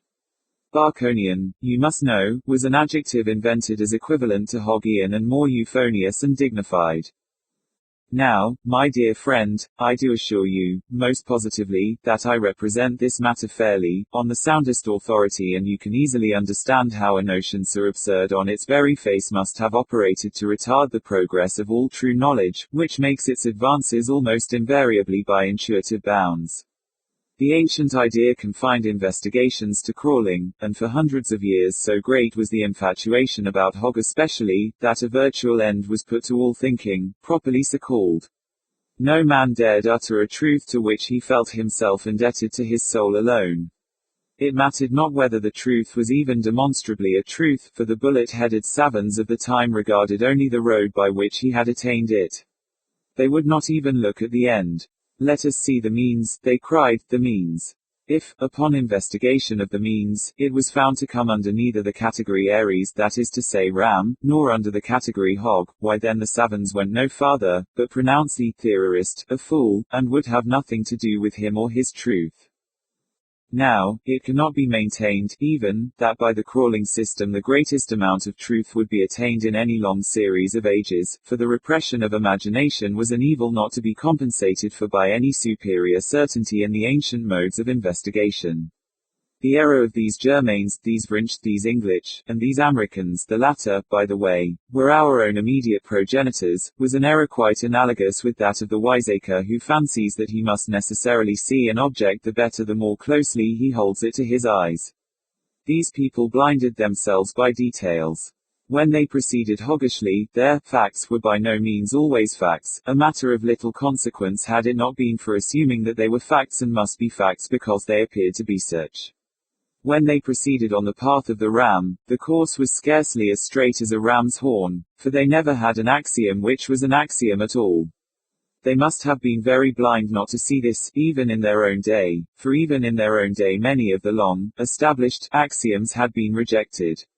For example, ex nihilo nihil fit, a body cannot act where it is not, there cannot exist antipodes, darkness cannot come out of light, all these, and a dozen other similar propositions, formerly admitted without hesitation as axioms, were, even at the period of which I speak, seen to be untenable. How absurd in these people, then, to persist in putting faith in axioms as immutable bases of truth. But even out of the mouths of the soundest reasoners it is easy to demonstrate the futility, the impalpability of their axioms in general. Who was the soundest of their logicians? Let me see. I will go and ask Pundit and be back in a minute. Ah, here we have it. Here is a book written nearly 1,000 years ago and lately translated from the English, which, by the way, appears to have been the rudiment of the American. Pundit says it is decidedly the cleverest ancient work on its topic, logic. The author, who was much thought of in his day, was one Miller, or Mill, and we find it recorded of him, as a point of some importance, that he had a mill horse called Bentham. But let us glance at the treatise. Our ability or inability to conceive, says Mr. Mill, very properly, is in no case to be received as a criterion of axiomatic truth. What modern in his senses would ever think of disputing this truism? The only wonder with us must be, how it happened that Mr. Mill conceived it necessary even to hint at anything so obvious. So far good, but let us turn over another paper. What have we here? Contradictories cannot both be true, that is, cannot coexist in nature. Here Mr. Mill means, for example, that a tree must be either a tree or not a tree, that it cannot be at the same time a tree and not a tree. Very well, but I ask him why. His reply is this, and never pretends to be anything else than this, because it is impossible to conceive that contradictories can both be true. But this is no answer at all, by his own showing, for has he not just admitted as a truism that ability or inability to conceive is in no case to be received as a criterion of axiomatic truth? Now I do not complain of these ancients so much because their logic is, by their own showing, utterly baseless, worthless and fantastic altogether, as because of the pompous and imbecile proscription of all other roads of truth, of all other means for its attainment than the two preposterous paths, the one of creeping and the one of crawling, to which they have dared to confine the soul that loves nothing so well as to soar. By the by, my dear friend, do you not think it would have puzzled these ancient dogmaticians to have determined by which of the two roads it was that the most important and most sublime of all the truths was, in effect, attained? I mean the truth of gravitation. Newton owed it to Kepler. Kepler admitted that his three laws were guessed at, these three laws of all laws which led the great English mathematician to his principle, the basis of all physical principle, to go behind which we must enter the kingdom of metaphysics. Kepler guessed, that is to say imagined. He was essentially a theorist, that word now of so much sanctity, formerly an epithet of contempt. Would it not have puzzled these old moles too, to have explained by which of the two roads a cryptographist unriddles a cryptograph of more than usual secrecy, or by which of the two roads Champollion directed mankind to those enduring and almost innumerable truths which resulted from his deciphering the hieroglyphics? One word more on this topic and I will be done boring you. Is it not passing strange that, with their eternal prattling about roads to truth, these bigoted people missed what we now so clearly perceive to be the great highway, that of consistency? Does it not seem singular how they should have failed to deduce from the works of God the vital fact that a perfect consistency must be an absolute truth? How plain has been our progress since the late announcement of this proposition. Investigation has been taken out of the hands of the ground moles and given, as a task, to the true and only true thinkers, the men of ardent imagination. These latter theorize. Can you not fancy the shout of scorn with which my words would be received by our progenitors were it possible for them to be now looking over my shoulder?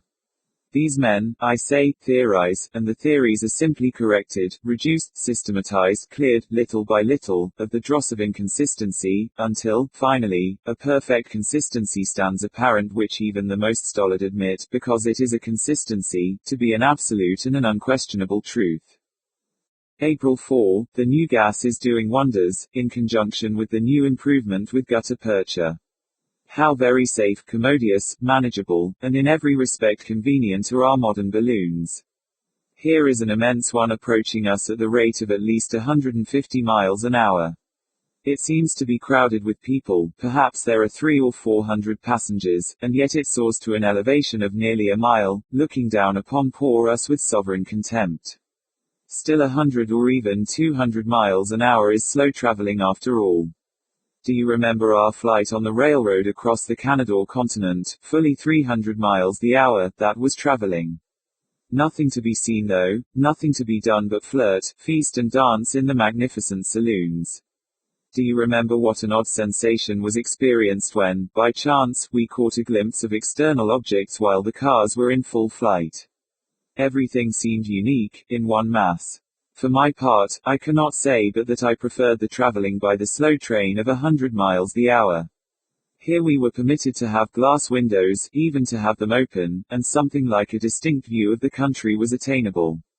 Pundit says that the route for the Great Canada Railroad must have been in some measure marked out about 900 years ago. In fact, he goes so far as to assert that actual traces of a road are still discernible, traces referable to a period quite as remote as that mentioned. The track, it appears, was double only. Ours, has 12 paths, and 3 or 4 new ones are in preparation. The ancient rails were very slight, and placed so close together as to be, according to modern notions, quite frivolous, if not dangerous in the extreme. The present width of track, 50 feet, is considered, indeed, scarcely secure enough. For my part, I make no doubt that a track of some sort must have existed in very remote times, as pundit asserts, for nothing can be clearer, to my mind, than that, at some period, not less than 7 centuries ago, certainly, the northern and southern Canador continents were united. The Canadians, then, would have been driven, by necessity, to a great railroad across the continent. April 5, I am almost devoured by ennui. Pundit is the only conversable person on board, and he, poor soul, can speak of nothing but antiquities. He has been occupied all the day in the attempt to convince me that the ancient Americans governed themselves. Did ever anybody hear of such an absurdity, that they existed in a sort of every man for himself confederacy, after the fashion of the prairie dogs that we read of in fable? He says that they started with the queerest idea conceivable, viz. That all men are born free and equal, this in the very teeth of the laws of gradation so visibly impressed upon all things both in the moral and physical universe. Every man voted, as they called it, that is to say meddled with public affairs, until at length, it was discovered that what is everybody's business is nobody's, and that the Republic, so the absurd thing was called, was without a government at all. It is related, however, that the first circumstance which disturbed, very particularly, the self-complacency of the philosophers who constructed this republic, was the startling discovery that universal suffrage gave opportunity for fraudulent schemes, by means of which any desired number of votes might at any time be polled, without the possibility of prevention or even detection, by any party which should be merely villainous enough not to be ashamed of the fraud. A little reflection upon this discovery sufficed to render evident the consequences, which were that rascality must predominate, in a word, that a republican government could never be anything but a rascally one. While the philosophers, however, were busied in blushing at the stupidity and not having foreseen these inevitable evils, and intent upon the invention of new theories, the matter was put to an abrupt issue by a fellow of the name of Mob, who took everything into his own hands and set up a despotism, in comparison with which those of the fabulous Zeros and Helofagabaluses were respectable and delectable. This Mob, a foreigner, by the by, is said to have been the most odious of all men that ever encumbered the earth. He was a giant in stature, insolent, rapacious, filthy, had the gall of a bullock with the heart of a hyena and the brains of a peacock. He died, at length, by dint of his own energies, which exhausted him.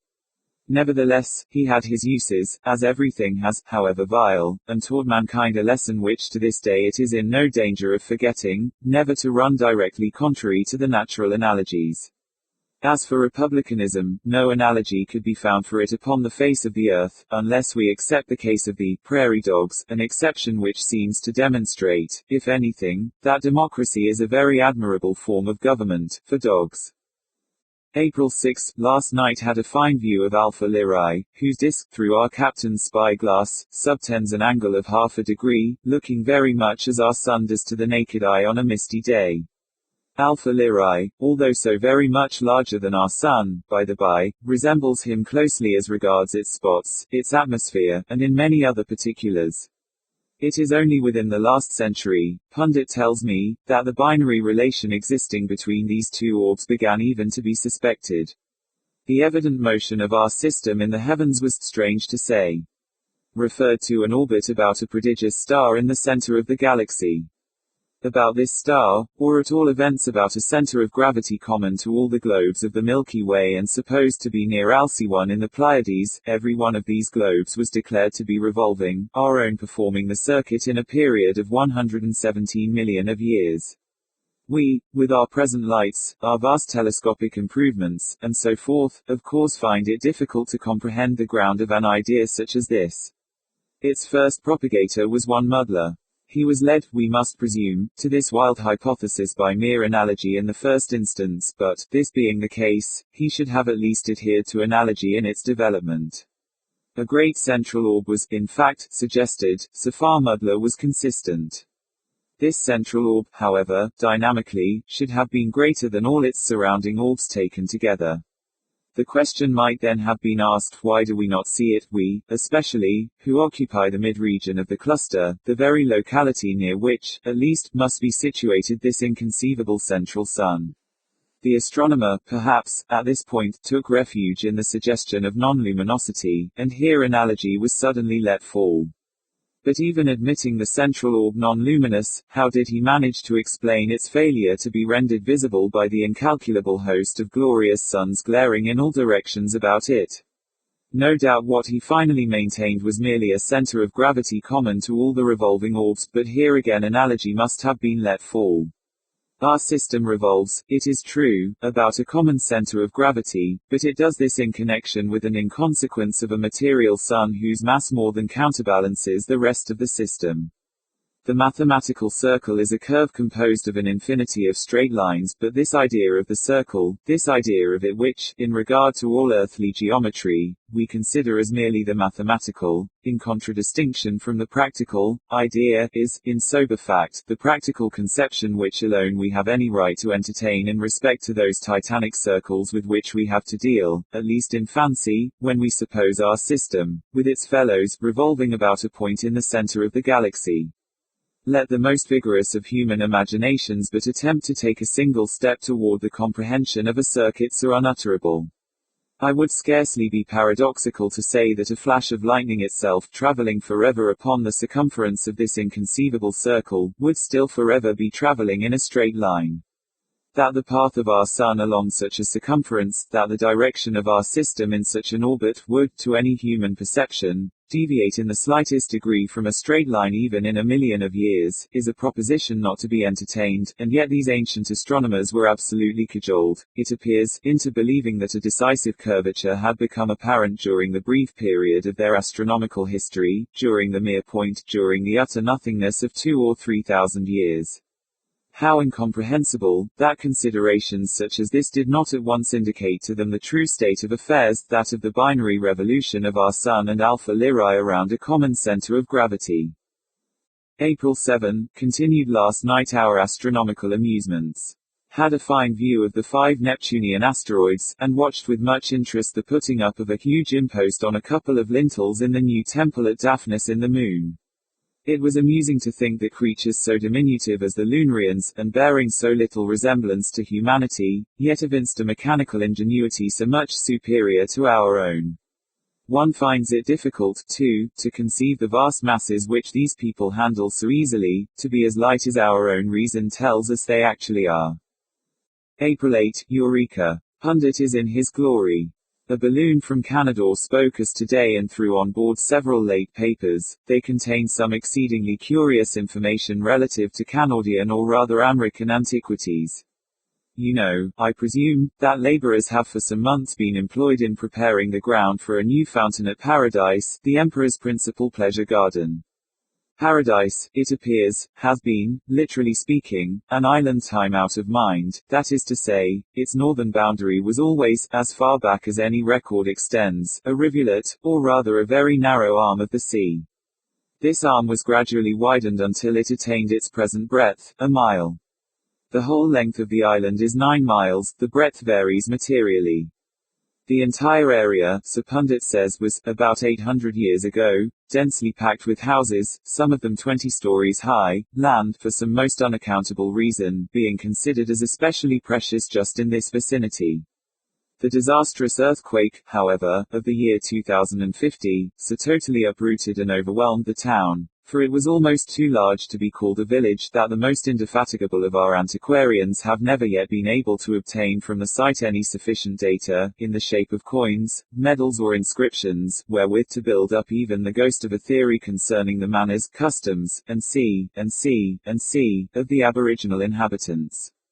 Nearly all that we have hitherto known of them is that they were a portion of the Knickerbocker tribe of savages infesting the continent at its first discovery by Recorder Riker, a knight of the Golden Fleece. They were by no means uncivilized, however, but cultivated various arts and even sciences after a fashion of their own. It is related of them that they were acute in many respects but were oddly afflicted with monomania for building what, in the ancient American, was denominated churches, a kind of pagoda instituted for the worship of 2 idols that went by the names of wealth and fashion. In the end, it is said, the island became, 9/10 of it, church. The women, too, it appears, were oddly deformed by a natural protuberance of the region just below the small of the back, although, most unaccountably, this deformity was looked upon altogether in the light of a beauty. One or two pictures of these singular women have in fact been miraculously preserved. They look very odd, very, like something between a turkey cock and a dromedary. Well, these few details are nearly all that have descended to us respecting the ancient Knickerbockers. It seems, however, that while digging in the center of the Emperor's Garden, which, you know, covers the whole island, some of the workmen unearthed a cubical and evidently chiseled block of granite, weighing several hundred pounds. It was in good preservation, having received, apparently, little injury from the convulsion which entombed it. On one of its surfaces was a marble slab with, only think of it, an inscription, a legible inscription. Pundit is in ecstasies. Upon detaching the slab, a cavity appeared, containing a leaden box filled with various coins, a long scroll of names, several documents which appear to resemble newspapers, with other matters of intense interest to the antiquarian. There can be no doubt that all these are genuine American relics belonging to the tribe called Knickerbocker. The papers thrown on board our balloon are filled with facsimiles of the coins, MSS, typography, and C. I copy for your amusement the Knickerbocker inscription on the marble slab.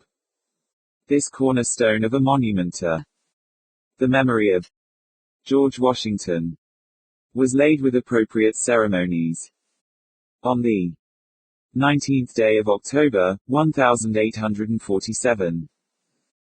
The anniversary of the surrender of Lord Cornwallis to General Washington at Yorktown. A.D. 1781. Under the auspices of the Washington Monument Association of the City of New York. This, as I give it, is a verbatim translation done by Pundit himself, so there can be no mistake about it.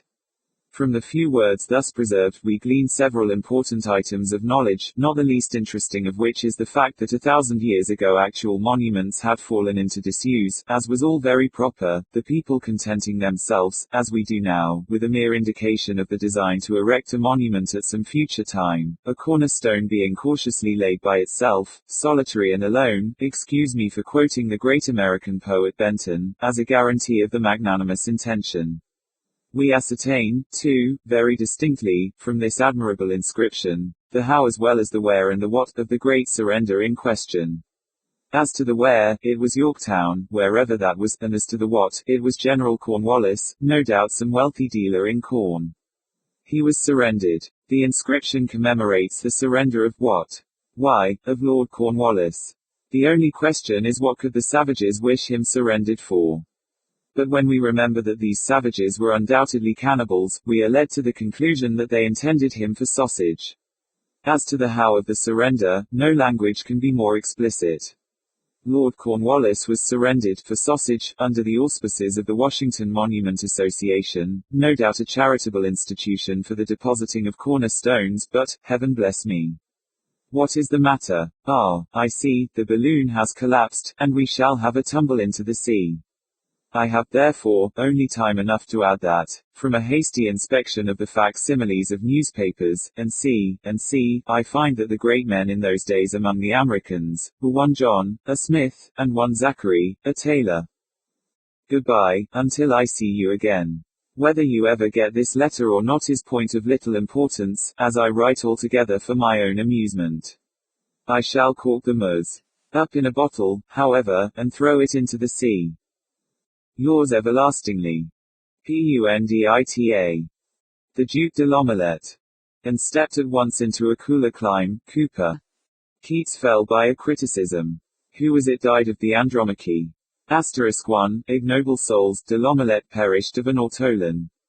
L'histoire ens brève. Assist me, spirit of Apicius. A golden cage bore the little winged wanderer, enamored, melting, indolent, to the Chaussee d'Antin, from its home in far Peru. From its queenly possessor La Bellissima, to the Duke de l'Omelette, 6 peers of the empire conveyed the happy bird. That night the Duke was to sup alone. In the privacy of his bureau he reclined languidly on that ottoman for which he sacrificed his loyalty in outbidding his king, the notorious Ottoman of Cadet. He buries his face in the pillow. The clock strikes. Unable to restrain his feelings, His Grace swallows an olive. At this moment the door gently opens to the sound of soft music, and lo! The most delicate of birds is before the most enamored of men. But what inexpressible dismay now overshadows the countenance of the Duke, Horror, Chen. Baptiste, l'oiseau. Ah, bon Dieu. Cet oiseau modeste Q2 as déshabillé de ses plumes, et Q2 as servissons papier. It is superfluous to say more, the Duke expired in a paroxysm of disgust. Ha, ha, ha, said His Grace on the third day after his decease. He, replied the devil faintly, drawing himself up with an air of hauteur. Why, surely you are not serious, retorted de l'Omelette. I have sinned, say I, but, my good sir, consider, you have no actual intention of putting such barbarous threats into execution. No what? Said His Majesty, come, sir, strip. Strip, indeed. Very pretty faith. No, sir, I shall not strip. Who are you, pray? That I, Duke de l'Omelette, Prince de Foie Gras, just come of age, author of the Mazurkiad, and member of the Academy, should divest myself at your bidding of the sweetest pantaloons ever made by Borden, the daintiest robe de chambre ever put together by Rombert, to say nothing of the taking my hair out of paper, not to mention the trouble I should have in drawing off my gloves. Who am I? Ah, true. I am Beelzebub, Prince of the Fly. I took thee, just now, from a rosewood coffin inlaid with ivory. Thou wast curiously scented, and labelled as per invoice. Belial sent thee, my inspector of cemeteries. The pantaloons, which thou sayest were made by Borden, are an excellent pair of linen drawers, and thy robe de chambre is a shroud of no scanty dimensions. Sir, replied the Duke, I am not to be insulted with impunity, sir. I shall take the earliest opportunity of avenging this insult, sir. You shall hear from me. In the meantime au revoir, and the Duke was bowing himself out of the satanic presence, when he was interrupted and brought back by a gentleman in waiting. Hereupon His Grace rubbed his eyes, yawned, shrugged his shoulders, reflected. Having become satisfied of his identity, he took a bird's-eye view of his whereabouts. The apartment was superb. Even de l'Omelette pronounced it bien comme il faut. It was not its length nor its breadth, but its height. Ah, that was appalling. There was no ceiling, certainly none, but a dense whirling mass of fiery-colored clouds. His Grace's brain reeled as he glanced upward. From above, hung a chain of an unknown blood-red metal, its upper end lost, like the city of Boston, parmi les nues. From its nether extremity swung a large cresset. The Duke knew it to be a ruby, but from it there poured a light so intense, so still, so terrible. Persia never worshipped such, Geber never imagined such, Mussulman never dreamed of such. When, drugged with opium, he has tottered to a bed of poppies, his back to the flowers, and his face to the god Apollo. The Duke muttered a slight oath, decidedly approbatory. The corners of the room were rounded into niches. 3 of these were filled with statues of gigantic proportions. The beauty was Grecian, their deformity Egyptian, the tout ensemble French. In the 4th niche the statue was veiled, it was not colossal. But then there was a taper ankle, a sandaled foot. De l'Omelette pressed his hand upon his heart, closed his eyes, raised them, and caught his satanic majesty, in a blush. But the paintings, Cuprous, Astarte, Astoreth, 1,000 and the same. And Raphael has beheld them. Yes, Raphael has been here, for did he not paint thee? And was he not consequently damned? The paintings, the paintings. O luxury! O love, who, gazing on those forbidden beauties, shall have eyes for the dainty devices of the golden frames that besprinkled, like stars, the hyacinth and the porphyry walls. But the duck's heart is fainting within him. He is not, however, as you suppose, dizzy with magnificence, nor drunk with the ecstatic breath of those innumerable senses. C'est vrai que de toutes ces choses il pense beaucoup, mais. The Duke de l'Omelette is terror-stricken, for, through the lurid vista which a single uncurtained window is affording, lo! Gleams the most ghastly of all fires. Le pauvre Duke. He could not help imagining that the glorious, the voluptuous, the never-dying melodies which pervaded that hall, as they passed filtered and transmuted through the alchemy of the enchanted window panes, were the wailings and the howlings of the hopeless and the damned.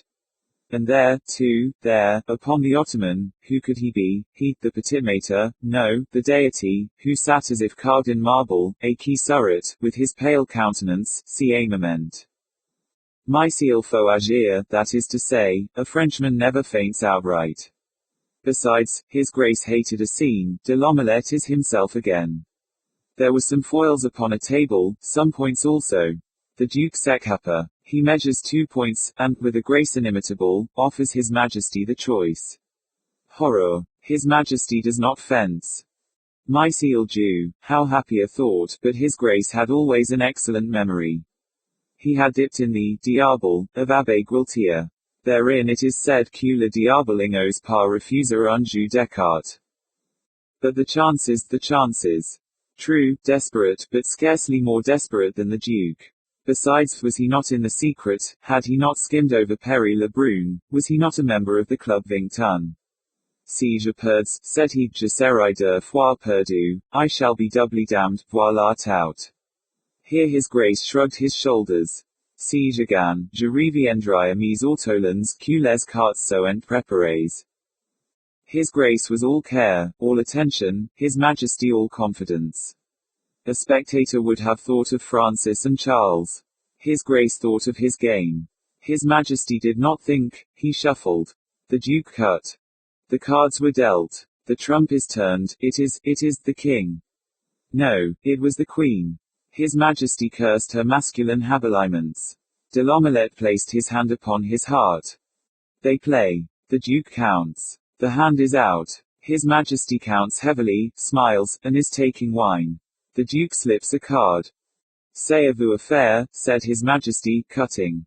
His Grace bowed dealt, and arose from the table en presentant le roi. His Majesty looked chagrined. Had Alexander not been Alexander, he would have been Diogenes, and the Duke assured his antagonist in taking leave que seeing you to t de l'omelette il or 8-point objection d'être le diable. The oblong box. Some years ago, I engaged passage from Charleston, S.C., to the city of New York, in the fine packet ship, Independence, Captain Hardy. We were to sail on the 15th of the month June, weather permitting, and on the 14th, I went on board to arrange some matters in my stateroom. I found that we were to have a great many passengers, including a more than usual number of ladies. On the list were several of my acquaintances, and among other names, I was rejoiced to see that of Mr. Cornelius Wyatt, a young artist, for whom I entertained feelings of warm friendship. He had been with me a fellow student at C. University, where we were very much together. He had the ordinary temperament of genius, and was a compound of misanthropy, sensibility, and enthusiasm. To these qualities he united the warmest and truest heart which ever beat in a human bosom. I observed that his name was carded upon 3 staterooms, and, upon again referring to the list of passengers, I found that he had engaged passage for himself, wife, and 2 sisters, his own. The staterooms were sufficiently roomy, and each had 2 berths, one above the other. These berths, to be sure, were so exceedingly narrow as to be insufficient for more than 1 person, still, I could not comprehend why there were 3 staterooms for these 4 persons. I was just at that epoch, in one of those moody frames of mind which make a man abnormally inquisitive about trifles, and I confess with shame, that I busied myself in a variety of ill-bred and preposterous conjectures about this matter of the supernumerary state-room. It was no business of mine, to be sure, but with none the less pertinacity did I occupy myself in attempts to resolve the enigma. At last I reached a conclusion which wrought in me great wonder why I had not arrived at it before. It is a servant, of course, I said. What a fool I am, not sooner to have thought of so obvious a solution. And then I again repaired to the list, but here I saw distinctly that no servant was to come with the party, although, in fact, it had been the original design to bring one, for the words, and servant, had been first written and then overscored. Oh, extra baggage, to be sure, I now said to myself, something he wishes not to be put in the hold, something to be kept under his own eye. Ah, I have it, a painting or so, and this is what he has been bargaining about with Nicolino, the Italian Jew. This idea satisfied me, and I dismissed my curiosity for the nonce. Wyatt's two sisters I knew very well, and most amiable and clever girls they were. His wife he had newly married, and I had never yet seen her. He had often talked about her in my presence, however, and in his usual style of enthusiasm. He described her as of surpassing beauty, wit, and accomplishment. I was therefore quite anxious to make her acquaintance. On the day in which I visited the ship, the 14th, Wyatt and party were also to visit it, so the captain informed me, and I waited on board an hour longer than I had designed, in hope of being presented to the bride, but then an apology came. Mrs. A.W. was a little indisposed, and would decline coming on board until tomorrow, at the hour of sailing. The morrow having arrived, I was going from my hotel to the wharf, when Captain Hardy met me and said that, owing to circumstances, a stupid but convenient phrase, he rather thought the Independence would not sail for a day or two, and that when all was ready, he would send up and let me know. This I thought strange, for there was a stiff southerly breeze, but as the circumstances were not forthcoming, although I pumped for them with much perseverance, I had nothing to do but to return home and digest my impatience at leisure. I did not receive the expected message from the captain for nearly a week. It came at length, however, and I immediately went on board. The ship was crowded with passengers, and everything was in the bustle attendant upon making sail. Wyatt's party arrived in about 10 minutes after myself. There were the two sisters, the bride, and the artist, the latter in one of his customary fits of moody misanthropy. I was too well used to these, however, to pay them any special attention. He did not even introduce me to his wife, this courtesy devolving, perforce, upon his sister Marian, a very sweet and intelligent girl, who, in a few hurried words, made us acquainted.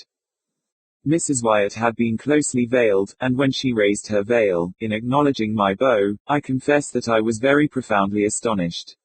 I should have been much more so, however, had not long experience advised me not to trust, with too implicit a reliance, the enthusiastic descriptions of my friend, the artist, when indulging in comments upon the loveliness of woman. When beauty was the theme, I well knew with what facility he soared into the regions of the purely ideal.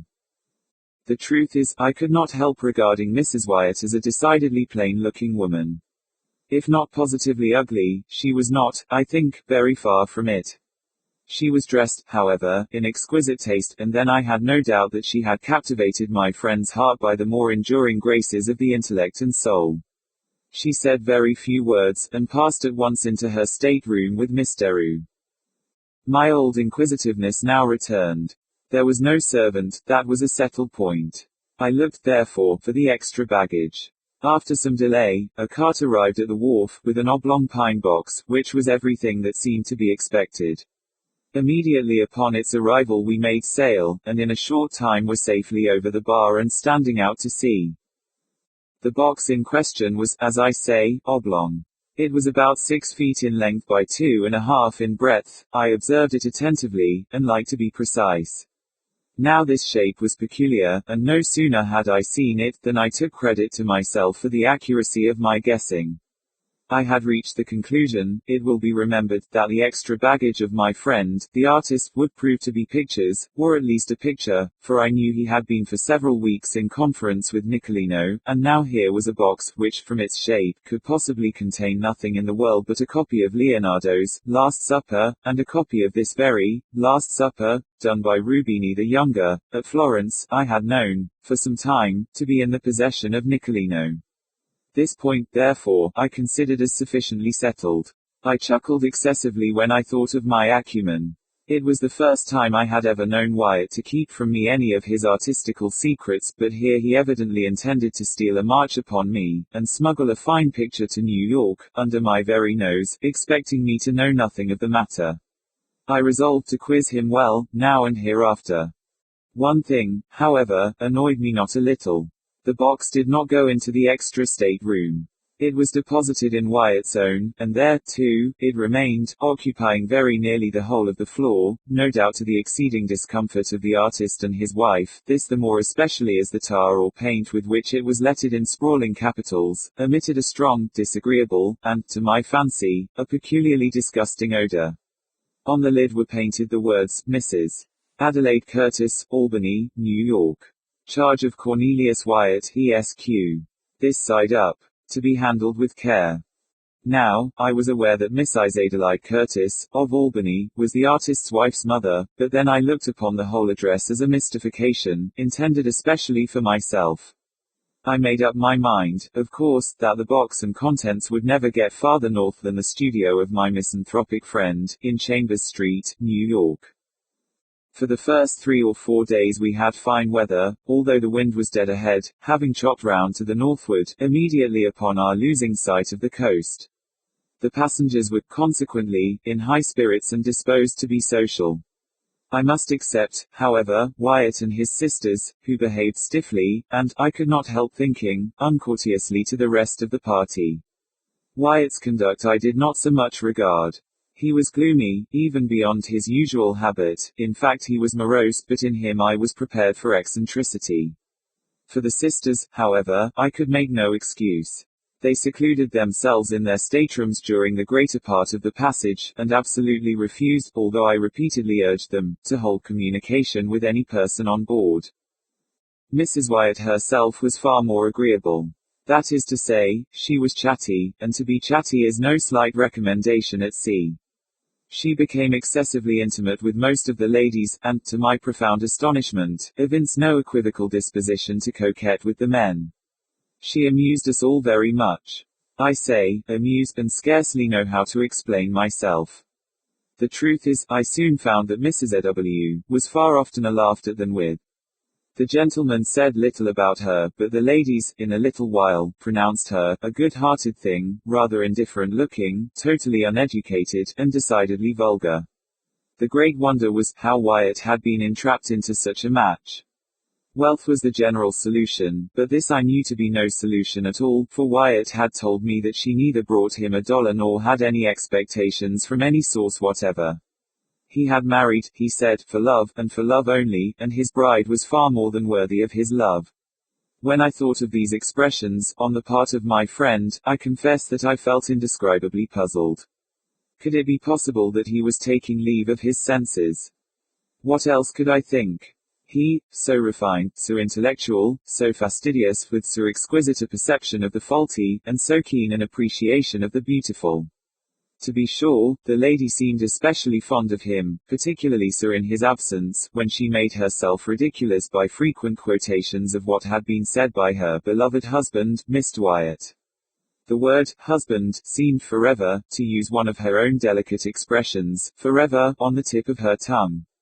In the meantime, it was observed by all on board, that he avoided her in the most pointed manner, and, for the most part, shut himself up alone in his state-room, where, in fact, he might have been said to live altogether, leaving his wife at full liberty to amuse herself as she thought best, in the public society of the main cabin. My conclusion, from what I saw and heard, was that, the artist, by some unaccountable freak of fate, or perhaps in some fit of enthusiastic and fanciful passion, had been induced to unite himself with a person altogether beneath him, and that the natural result, entire and speedy disgust, had ensued. I pitied him from the bottom of my heart, but could not, for that reason, quite forgive his incommunicativeness in the matter of the Last Supper. For this I resolved to have my revenge.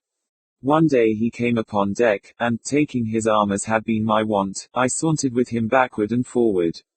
His gloom, however, which I considered quite natural under the circumstances, seemed entirely unabated. He said little, and that moodily, and with evident effort.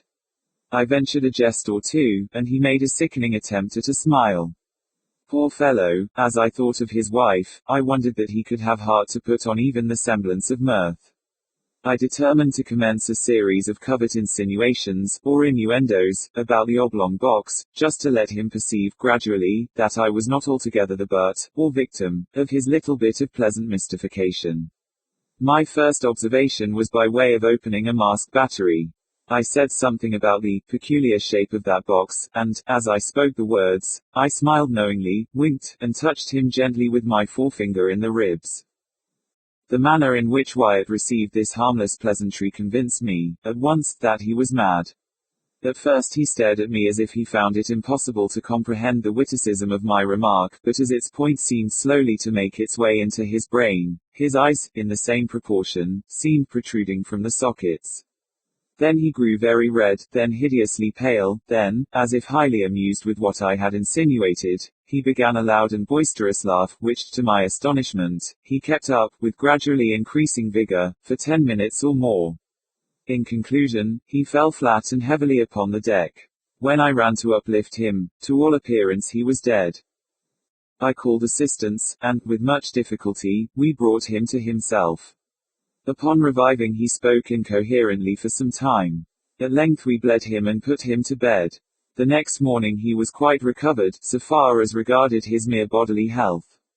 Of his mind I say nothing, of course. I avoided him during the rest of the passage by advice of the captain, who seemed to coincide with me altogether in my views of his insanity, but cautioned me to say nothing on this head to any person on board. Several circumstances occurred immediately after this fit of Wyatt which contributed to heighten the curiosity with which I was already possessed.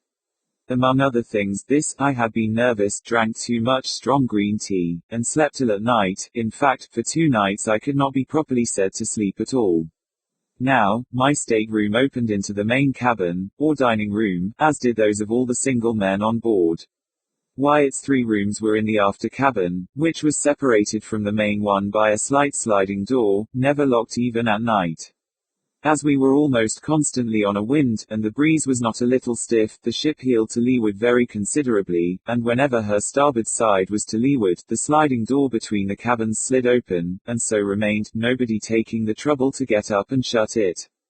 But my berth was in such a position, that when my own stateroom door was open, as well as the sliding door in question, and my own door was always open on account of the heat, I could see into the after cabin quite distinctly, and just at that portion of it, too, where were situated the staterooms of Mr. Wyatt. Well, during 2 nights, not consecutive while I lay awake, I clearly saw Mrs. A.W., about 11 o'clock upon each night, steal cautiously from the stateroom of Mr. U, and enter the extra room, where she remained until daybreak, when she was called by her husband and went back. That they were virtually separated was clear. They had separate apartments, no doubt in contemplation of a more permanent divorce, and here, after all, I thought was the mystery of the extra stateroom. There was another circumstance, too, which interested me much. During the 2 wakeful nights in question, and immediately after the disappearance of Mrs. Wyatt into the extra stateroom, I was attracted by certain singular cautious, subdued noises in that of her husband. After listening to them for some time, with thoughtful attention, I at length succeeded perfectly in translating their import. They were sounds occasioned by the artist in prying open the oblong box, by means of a chisel and mallet, the latter being apparently muffled, or deadened, by some soft woolen or cotton substance in which its head was enveloped. In this manner I fancied I could distinguish the precise moment when he fairly disengaged the lid, also, that I could determine when he removed it altogether, and when he deposited it upon the lower berth in his room. This latter point I knew, for example, by certain slight taps which the lid made in striking against the wooden edges of the berth, as he endeavored to lay it down very gently, there being no room for it on the floor. After this there was a dead stillness, and I heard nothing more, upon either occasion, until nearly daybreak, unless, perhaps, I may mention a low sobbing, or murmuring sound, so very much suppressed as to be nearly inaudible, if, indeed, the whole of this latter noise were not rather produced by my own imagination. I say it seemed to resemble sobbing or sighing, but, of course, it could not have been either. I rather think it was a ringing in my own ears. Mr. Wyatt, no doubt, according to custom, was merely giving the rein to one of his hobbies, indulging in one of his fits of artistic enthusiasm. He had opened his oblong box, in order to feast his eyes on the pictorial treasure within. There was nothing in this, however, to make him sob. I repeat, therefore, that it must have been simply a freak of my own fancy, distempered by good Captain Hardy's green tea. Just before dawn, on each of the 2 nights of which I speak, I distinctly heard Mr. Wyatt replace the lid upon the oblong box, and force the nails into their old places by means of the muffled mallet. Having done this, he issued from his stateroom, fully dressed, and proceeded to call Mrs. A.W. from hers. We had been at sea 7 days, and were now off Cape Hatteras when there came a tremendously heavy blow from the southwest. We were, in a measure, prepared for it, however, as the weather had been holding out threats for some time. Everything was made snug, alow and aloft, and as the wind steadily freshened, we lay to, at length, under spanker and foretopsail, both double-reefed. In this trim we rode safely enough for 48 hours, the ship proving herself an excellent sea-boat in many respects, and shipping no water of any consequence. At the end of this period, however, the gale had freshened into a hurricane, and our after sail split into ribbons, bringing us so much in the trough of the water that we shipped several prodigious seas, one immediately after the other. By this accident we lost 3 men overboard with the caboose, and nearly the whole of the larboard bulwarks. Scarcely had we recovered our senses, before the foretopsail went into shreds, when we got up a storm-stay sail, and with this did pretty well for some hours, the ship heading the sea much more steadily than before. The gale still held on, however, and we saw no signs of its abating. The rigging was found to be ill-fitted, and greatly strained, and on the 3rd day of the blow, about 5 in the afternoon, our mizzenmast, in a heavy lurch to windward, went by the board. For an hour or more, we tried in vain to get rid of it, on account of the prodigious rolling of the ship, and, before we had succeeded, the carpenter came aft and announced 4 feet of water in the hold. To add to our dilemma, we found the pumps choked and nearly useless. All was now confusion and despair, but an effort was made to lighten the ship by throwing overboard as much of her cargo as could be reached, and by cutting away the 2 masts that remained. This we at last accomplished, but we were still unable to do anything at the pumps, and, in the meantime, the leak gained on us very fast. At sundown, the gale had sensibly diminished in violence, and as the sea went down with it, we still entertained faint hopes of saving ourselves in the boats. At 8 p.m., the clouds broke away to windward, and we had the advantage of a full moon, a piece of good fortune which served wonderfully to cheer our drooping spirits. After incredible labor we succeeded, at length, in getting the longboat over the side without material accident, and into this we crowded the whole of the crew and most of the passengers.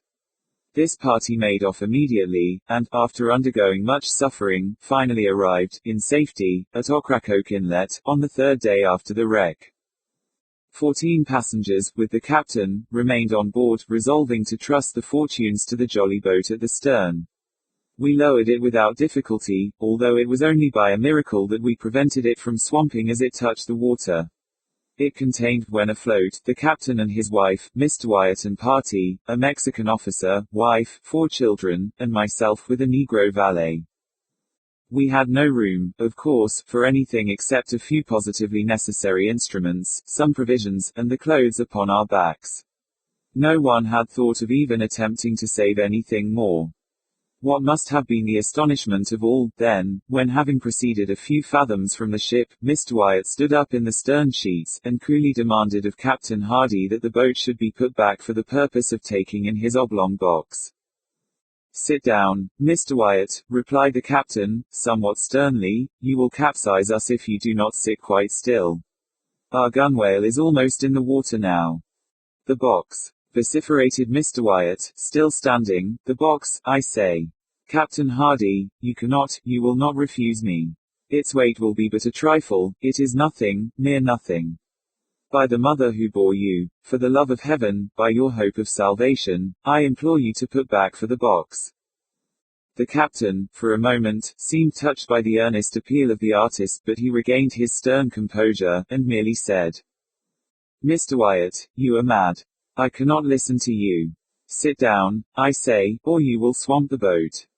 Stay, hold him, seize him, he is about to spring overboard. There, I knew it, he is over." As the captain said this, Mr. Wyatt, in fact, sprang from the boat, and, as we were yet in the lee of the wreck, succeeded, by almost superhuman exertion, in getting hold of a rope which hung from the 4 chains. In another moment he was on board, and rushing frantically down into the cabin. In the meantime, we had been swept astern of the ship, and being quite out of her lee, were at the mercy of the tremendous sea which was still running. We made a determined effort to put back, but our little boat was like a feather in the breath of the tempest.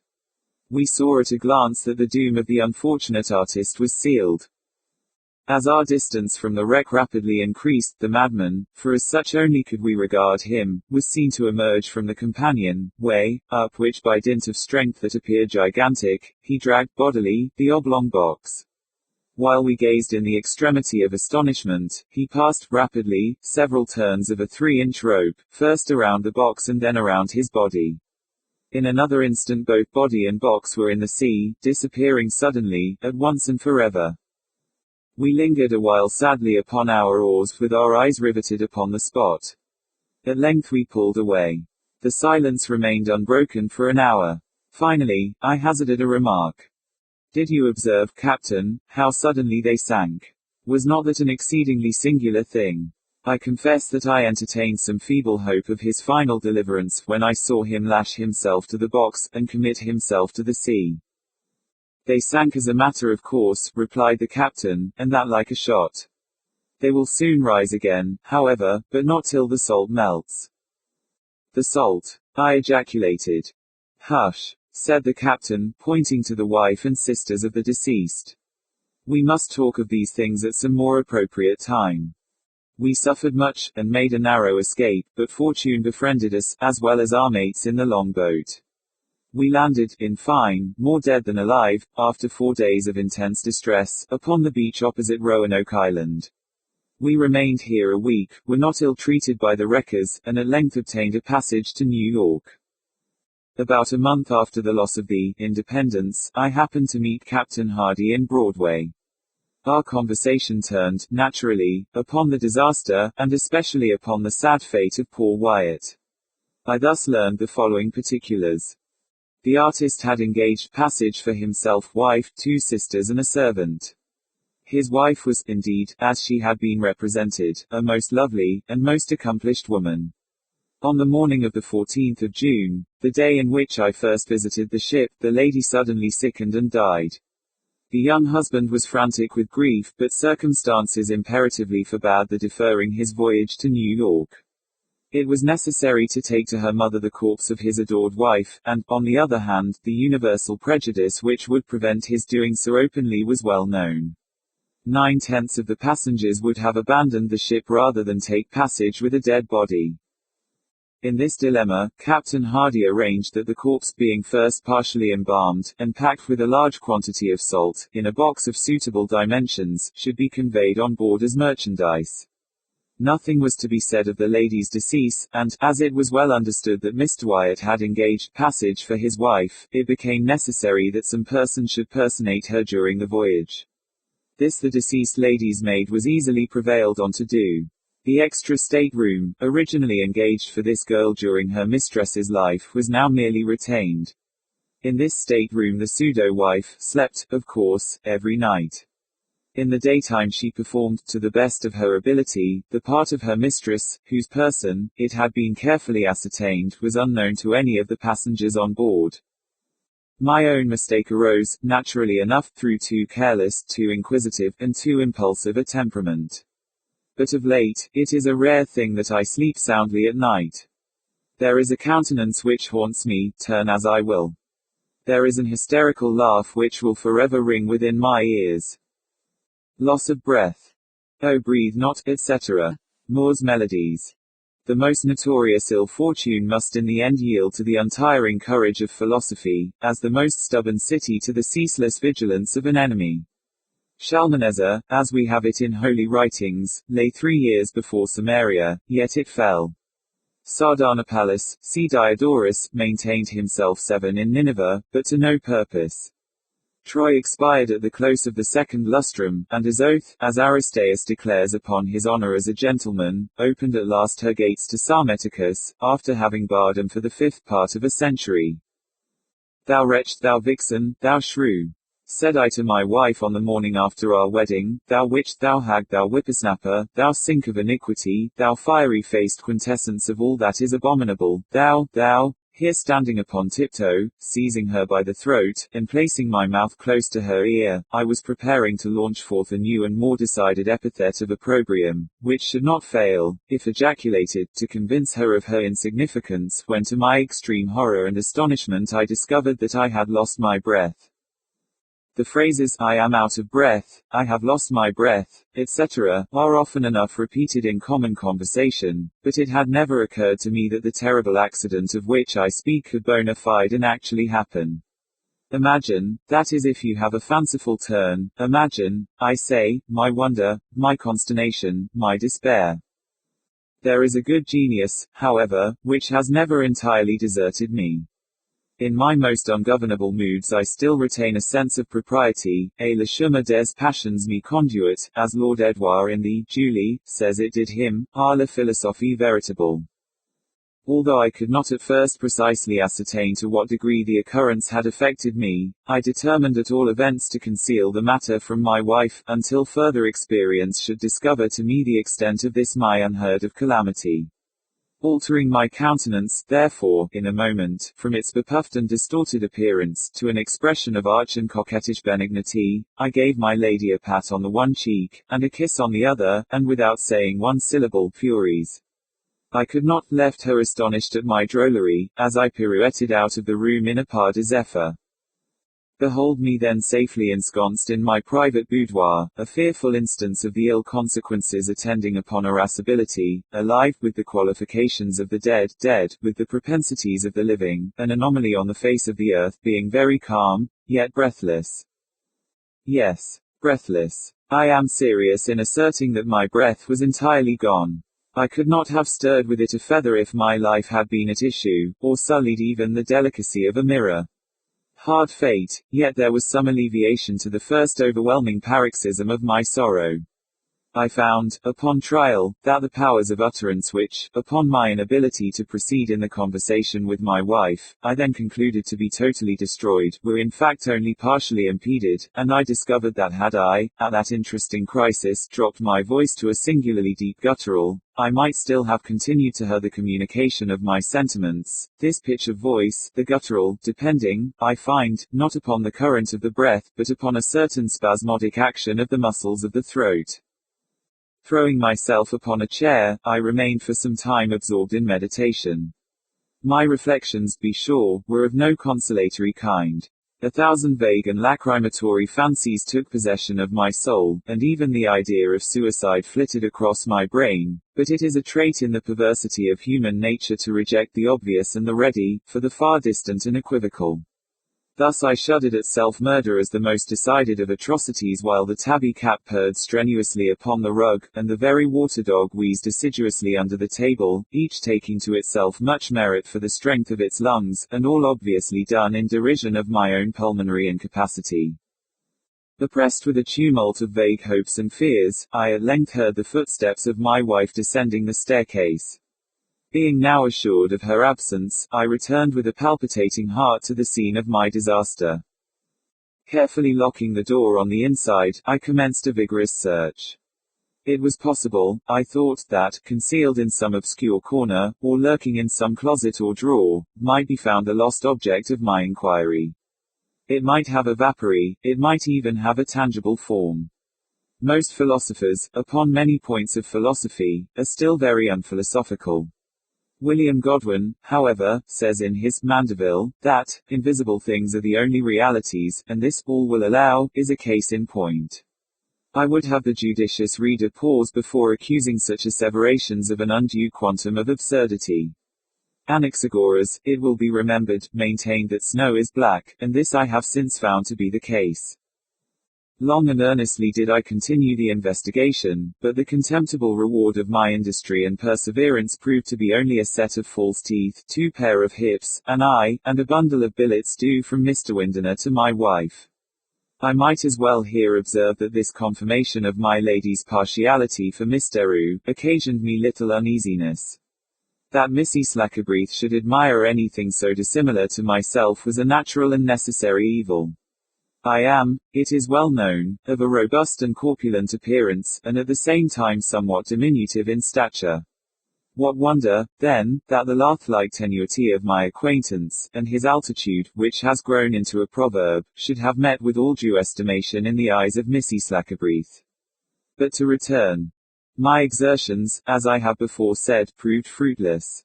Closet after closet, drawer after drawer, corner after corner, was scrutinized to no purpose. At one time, however, I thought myself sure of my prize, having, in rummaging a dressing case, accidentally demolished a bottle of Grandjean's oil of archangels, which, as an agreeable perfume, I here take the liberty of recommending. With a heavy heart I returned to my boudoir, there to ponder upon some method of eluding my wife's penetration, until I could make arrangements prior to my leaving the country, for to this I had already made up my mind. In a foreign climate, being unknown, I might, with some probability of success, endeavor to conceal my unhappy calamity, a calamity calculated, even more than beggary, to estrange the affections of the multitude, and to draw down upon the wretch the well-merited indignation of the virtuous and the happy. I was not long in hesitation. Being naturally quick, I committed to memory the entire tragedy of Metamora. I had the good fortune to recollect that in the accentuation of this drama, or at least of such portion of it as is allotted to the hero, the tones of voice in which I found myself deficient were altogether unnecessary, and the deep guttural was expected to reign monotonously throughout. I practiced for some time by the borders of a well-frequented marsh, herein, however, having no reference to a similar proceeding of Demosthenes but from a design peculiarly and conscientiously my own. Thus armed at all points, I determined to make my wife believe that I was suddenly smitten with a passion for the stage. In this, I succeeded to a miracle, and to every question or suggestion found myself at liberty to reply in my most frog-like and sepulchral tones with some passage from the tragedy, any portion of which, as I soon took great pleasure in observing, would apply equally well to any particular subject. It is not to be supposed, however, that in the delivery of such passages I was found at all deficient in the looking asquint, the showing my teeth, the working my knees, the shuffling my feet, or in any of those unmentionable graces which are now justly considered the characteristics of a popular performer. To be sure they spoke of confining me in a strait-jacket, but, good God! They never suspected me of having lost my breath. Having at length put my affairs in order, I took my seat very early one morning in the mail stage for, giving it to be understood, among my acquaintances, that business of the last importance required my immediate personal attendance in that city. The coach was crammed to repletion, but in the uncertain twilight the features of my companions could not be distinguished. Without making any effectual resistance, I suffered myself to be placed between two gentlemen of colossal dimensions, while a third, of a size larger, requesting pardon for the liberty he was about to take, threw himself upon my body at full length, and falling asleep in an instant, drowned all my guttural ejaculations for relief, in a snore which would have put to blush the roarings of the bull of Phalaris. Happily the state of my respiratory faculties rendered suffocation an accident entirely out of the question. As, however, the day broke more distinctly in our approach to the outskirts of the city, my tormentor, arising and adjusting his shirt collar, thanked me in a very friendly manner for my civility. Seeing that I remained motionless, all my limbs were dislocated and my head twisted on one side, his apprehensions began to be excited, and arousing the rest of the passengers, he communicated, in a very decided manner, his opinion that a dead man had been palmed upon him during the night for a living and responsible fellow traveler, here giving me a thump on the right eye, by way of demonstrating the truth of his suggestion. Hereupon all, one after another, there were 9 in company, believed it the duty to pull me by the ear. A young practicing physician, too, having applied a pocket mirror to my mouth, and found me without breath, the assertion of my persecutor was pronounced a true bill, and the whole party expressed a determination to endure tamely no such impositions for the future, and to proceed no farther with any such carcasses for the present. I was here, accordingly, thrown out at the sign of the Crow, by which tavern the coach happened to be passing, without meeting with any farther accident than the breaking of both my arms, under the left hind wheel of the vehicle. I must besides do the driver the justice to state that he did not forget to throw after me the largest of my trunks, which, unfortunately falling on my head, fractured my skull in a manner at once interesting and extraordinary. The landlord of the Crow, who is a hospitable man, finding that my trunk contained sufficient to indemnify him for any little trouble he might take in my behalf, sent forthwith for a surgeon of his acquaintance, and delivered me to his care with a bill and receipt for $10. The purchaser took me to his apartments and commenced operations immediately. Having cut off my ears, however, he discovered signs of animation. He now rang the bell, and sent for a neighboring apothecary with whom to consult in the emergency. In case of his suspicions with regard to my existence proving ultimately correct, he, in the meantime, made an incision in my stomach, and removed several of my viscera for private dissection. The apothecary had an idea that I was actually dead. This idea I endeavored to confute, kicking and plunging with all my might, and making the most furious contortions, for the operations of the surgeon had, in a measure, restored me to the possession of my faculties. All, however, was attributed to the effects of a new galvanic battery, wherewith the apothecary, who is really a man of information, performed several curious experiments, in which, from my personal share in their fulfillment, I could not help feeling deeply interested. It was a course of mortification to me, nevertheless, that although I made several attempts at conversation, my powers of speech were so entirely in abeyance, that I could not even open my mouth, much less, then, make reply to some ingenious but fanciful theories of which, under other circumstances, my minute acquaintance with the Hippocratian pathology would have afforded me a ready confutation. Not being able to arrive at a conclusion, the practitioners remanded me for farther examination. I was taken up into a garret, and the surgeon's lady having accommodated me with drawers and stockings, the surgeon himself fastened my hands, and tied up my jaws with a pocket handkerchief, then bolted the door on the outside as he hurried to his dinner, leaving me alone to silence and to meditation.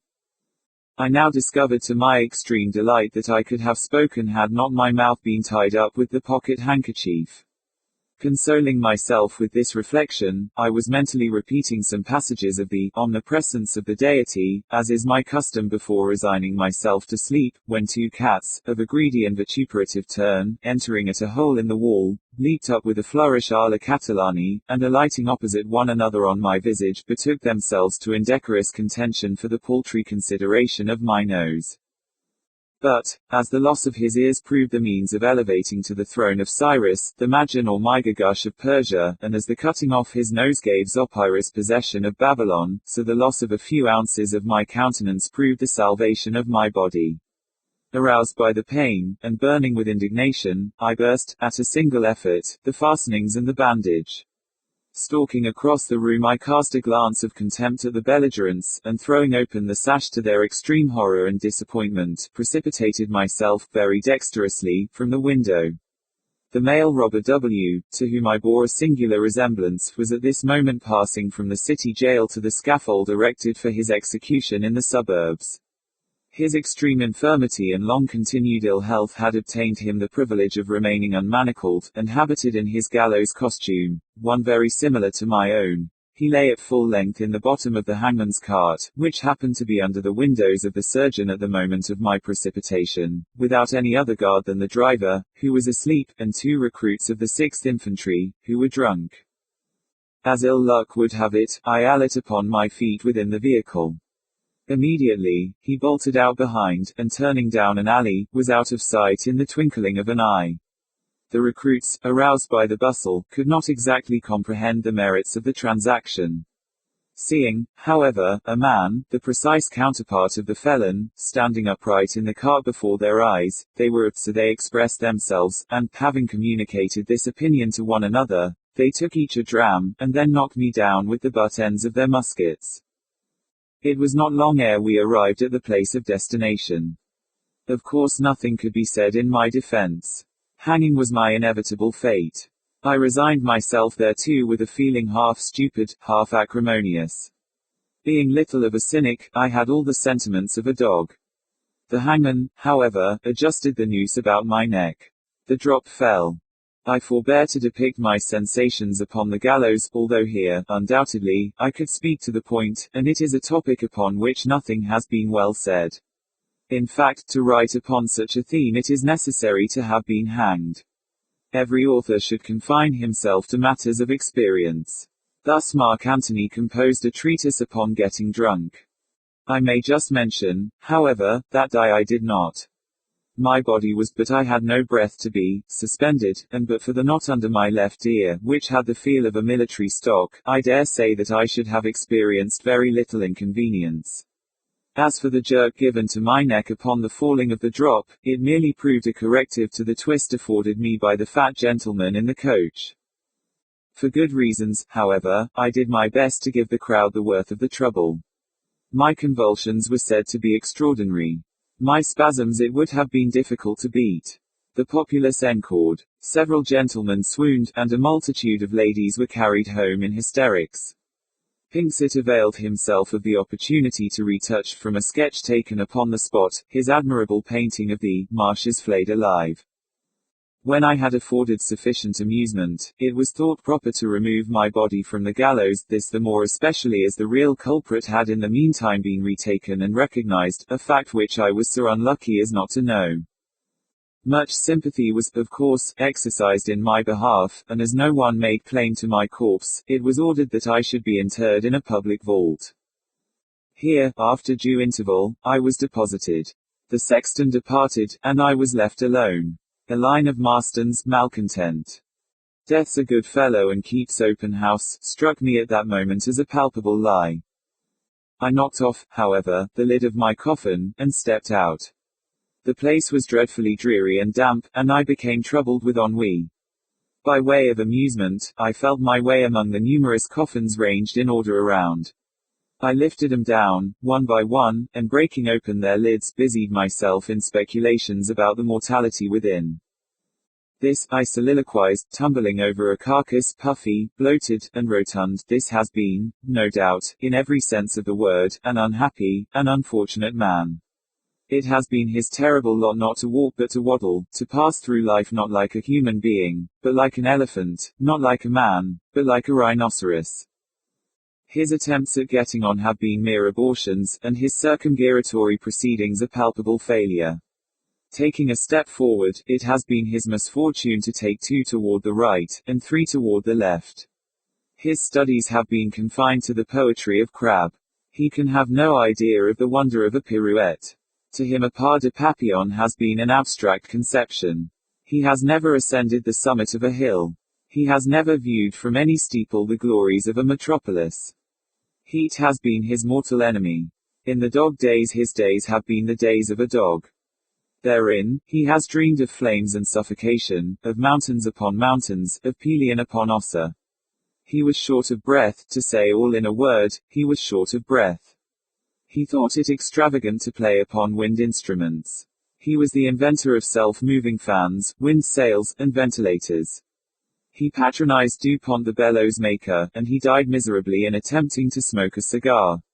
His was a case in which I feel a deep interest, a lot in which I sincerely sympathize.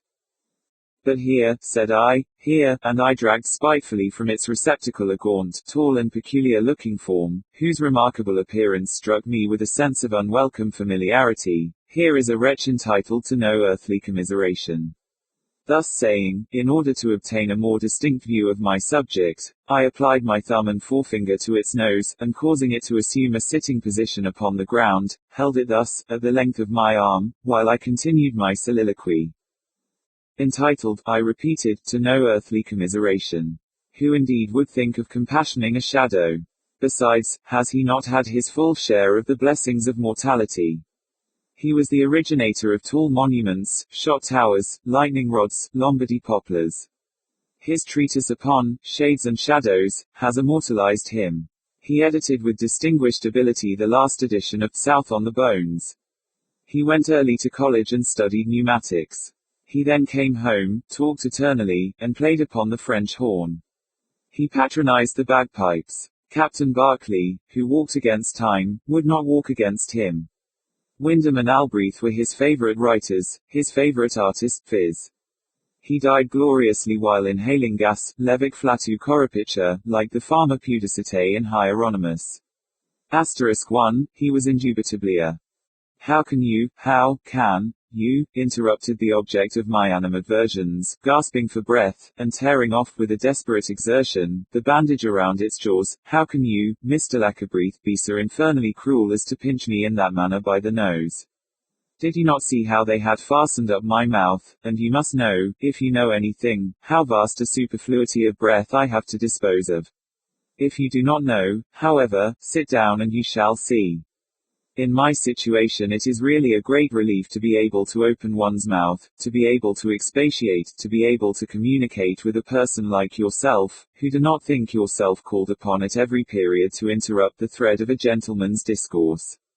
Interruptions are annoying and should undoubtedly be abolished, don't you think so? No reply. I beg you. One person is enough to be speaking at a time. I shall be done by and by, and then you may begin. How the devil, sir, did you get into this place? Not a word, I beseech you. Been here some time myself. Terrible accident. Heard of it, I suppose. Awful calamity. Walking under your windows, some short while ago, about the time you were stage struck. Horrible occurrence. Heard of catching one's breath, eh? Hold your tongue, I tell you. I caught somebody else's. Had always too much of my own. Met Blab at the corner of the street, wouldn't give me a chance for a word, couldn't get in a syllable edgeways, attacked consequently, with epilepsis. Blab made his escape, damn all fools, they took me up for dead, and put me in this place. Pretty doings all of them. Heard all you said about me, every word a lie, horrible, wonderful, outrageous, hideous, incomprehensible, etc., etc., etc., etc.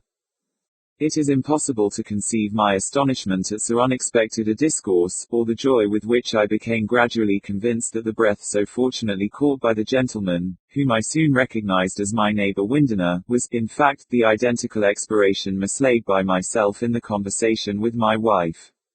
Time, place, and circumstances rendered it a matter beyond question.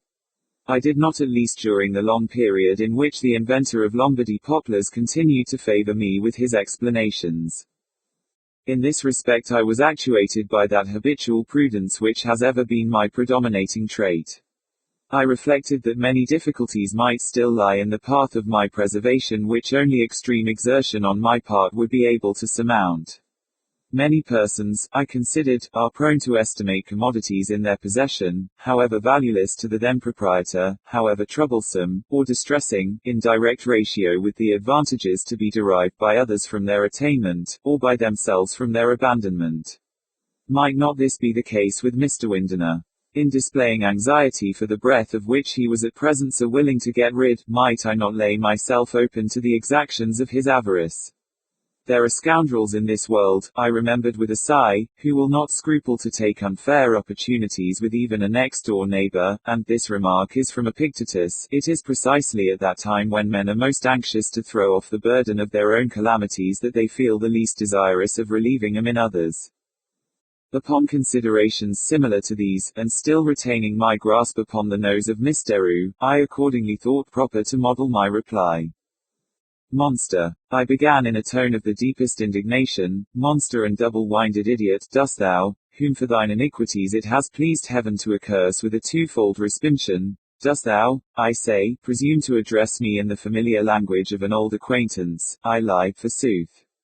And hold my tongue. To be sure, pretty conversation indeed, to a gentleman with a single breath, all this, too, when I have it in my power to relieve the calamity under which thou dost so justly suffer, to curtail the superfluities of thine unhappy respiration. Like Brutus, I paused for a reply, with which, like a tornado, Mr. Winderner immediately overwhelmed me. Protestation followed upon protestation, and apology upon apology. There were no terms with which he was unwilling to comply, and there were none of which I failed to take the fullest advantage. Preliminaries being at length arranged, my acquaintance delivered me the respiration, for which, having carefully examined it, I gave him afterward a receipt. I am aware that by many I shall be held to blame for speaking in a manner so cursory, of a transaction so impalpable. It will be thought that I should have entered more minutely into the details of an occurrence by which, and this is very true, much new light might be thrown upon a highly interesting branch of physical philosophy. To all this I am sorry that I cannot reply. A hint is the only answer which I am permitted to make. There were circumstances, but I think it much safer upon consideration to say as little as possible about an affair so delicate, I repeat, and at the time involving the interests of a third party whose sulphurous resentment I have not the least desire, at this moment, of incurring. We were not long after this necessary arrangement in effecting an escape from the dungeons of the sepulchre. The united strength of our resuscitated voices was soon sufficiently apparent. Scissors, the Whig editor, republished a treatise upon the nature and origin of subterranean noises. A reply, rejoinder, confutation, and justification followed in the columns of a Democratic gazette.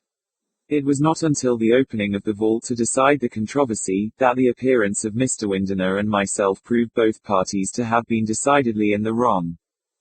I cannot conclude these details of some very singular passages in a life at all times sufficiently eventful, without again recalling to the attention of the reader the merits of that indiscriminate philosophy which is a sure and ready shield against those shafts of calamity which can neither be seen, felt nor fully understood.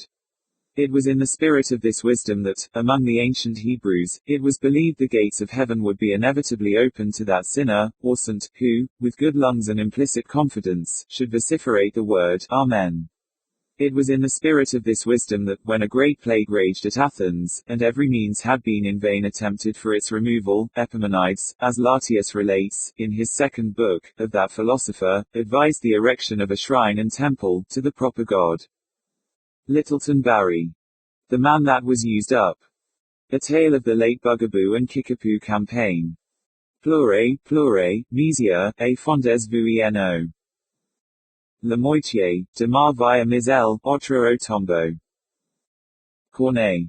I cannot just now remember when or where I first made the acquaintance of that truly fine-looking fellow, Brevet Brigadier General John A.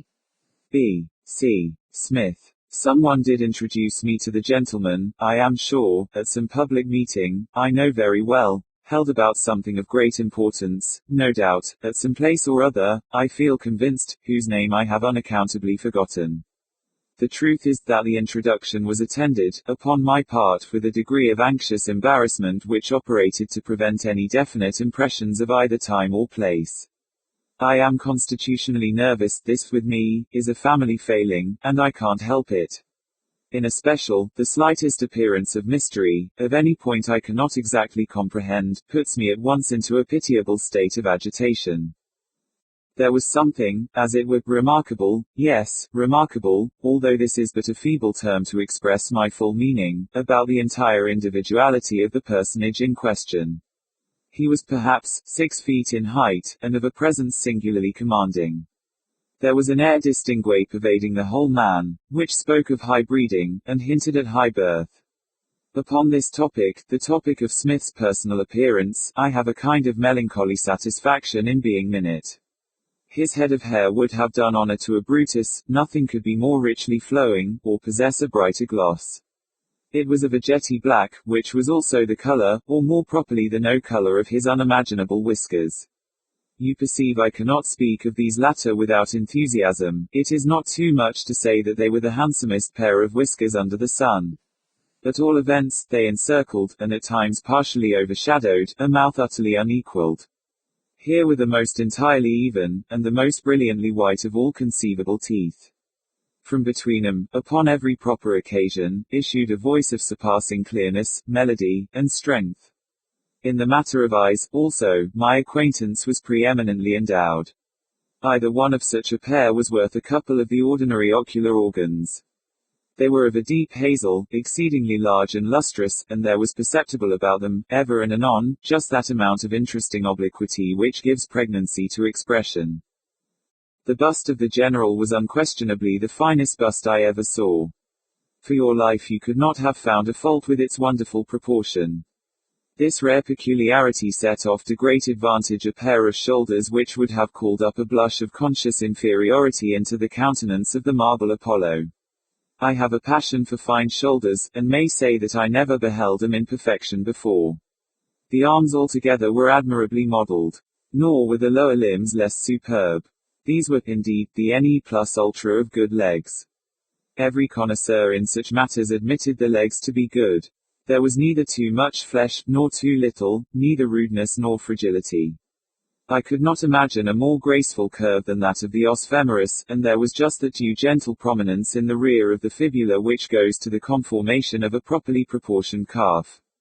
I wish to God my young and talented friend Chaponcipino, the sculptor, had but seen the legs of Brevet Brigadier General John A. B. C. Smith. But although men so absolutely fine-looking are neither as plenty as reasons or blackberries, still I could not bring myself to believe that the remarkable something to which I alluded just now, that the odd air of je ne sais quoi which hung about my new acquaintance, lay altogether, or indeed at all, in the supreme excellence of his bodily endowments. Perhaps it might be traced to the manner, yet here again I could not pretend to be positive. There was a primness, not to say stiffness, in his carriage, a degree of measured, and, if I may so express it, of rectangular precision, attending his every movement, which, observed in a more diminutive figure, would have had the least little savour in the world, of affectation, pomposity or constraint, but which noticed in a gentleman of his undoubted dimensions, was readily placed to the account of reserve, hauteur, of a commendable sense, in short, of what is due to the dignity of colossal proportion. The kind friend who presented me to General Smith whispered in my ear some few words of comment upon the man. He was a remarkable man, a very remarkable man, indeed one of the most remarkable men of the age. He was an especial favorite, too, with the ladies, chiefly on account of his high reputation for courage. In that point he is unrivaled, indeed he is a perfect desperado, a downright fire-eater, and no mistake, said my friend, here dropping his voice excessively low, and thrilling me with the mystery of his tone. A downright fire-eater, and no mistake. Showed that, I should say, to some purpose, in the late tremendous swamp fight away down south with the Bugaboo and Kickapoo Indians. Here my friend opened his eyes to some extent.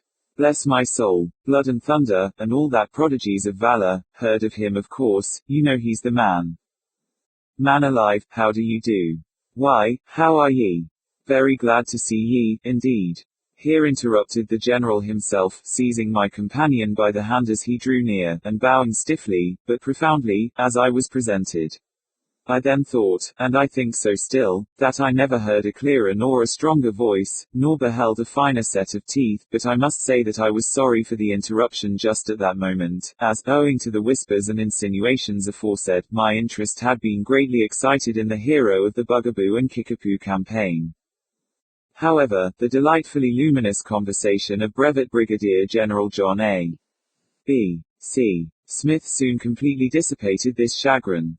My friend leaving us immediately, we had quite a long tete-a-tete, and I was not only pleased but really instructed. I never heard a more fluent talker, or a man of greater general information. With becoming modesty, he forbore, nevertheless, to touch upon the theme I had just then most at heart, I mean the mysterious circumstances attending the Bugaboo War, and, on my own part, what I conceived to be a proper sense of delicacy forbade me to broach the subject, although, in truth, I was exceedingly tempted to do so. I perceived, too, that the gallant soldier preferred topics of philosophical interest, and that he delighted, especially, in commenting upon the rapid march of mechanical invention. Indeed, lead him where I would, this was a point to which he invariably came back. There is nothing at all like it, he would say. We are a wonderful people, and live in a wonderful age. Parachutes and railroads, man-traps and spring guns. Our steamboats are upon every sea, and the Nassau balloon packet is about to run regular trips, fare either way only £20 sterling, between London and Timbuktu. And who shall calculate the immense influence upon social life, upon arts, upon commerce, upon literature, which will be the immediate result of the great principles of electromagnetics? Nor is this all, let me assure you. There is really no end to the march of invention. The most wonderful, the most ingenious, and let me add, Mr.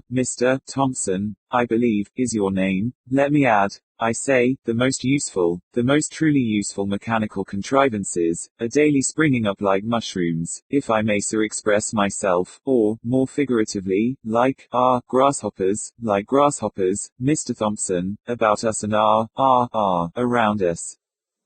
Thompson, to be sure, is not my name, but it is needless to say that I left General Smith with a heightened interest in the man, with an exalted opinion of his conversational powers, and a deep sense of the valuable privileges we enjoy in living in this age of mechanical invention.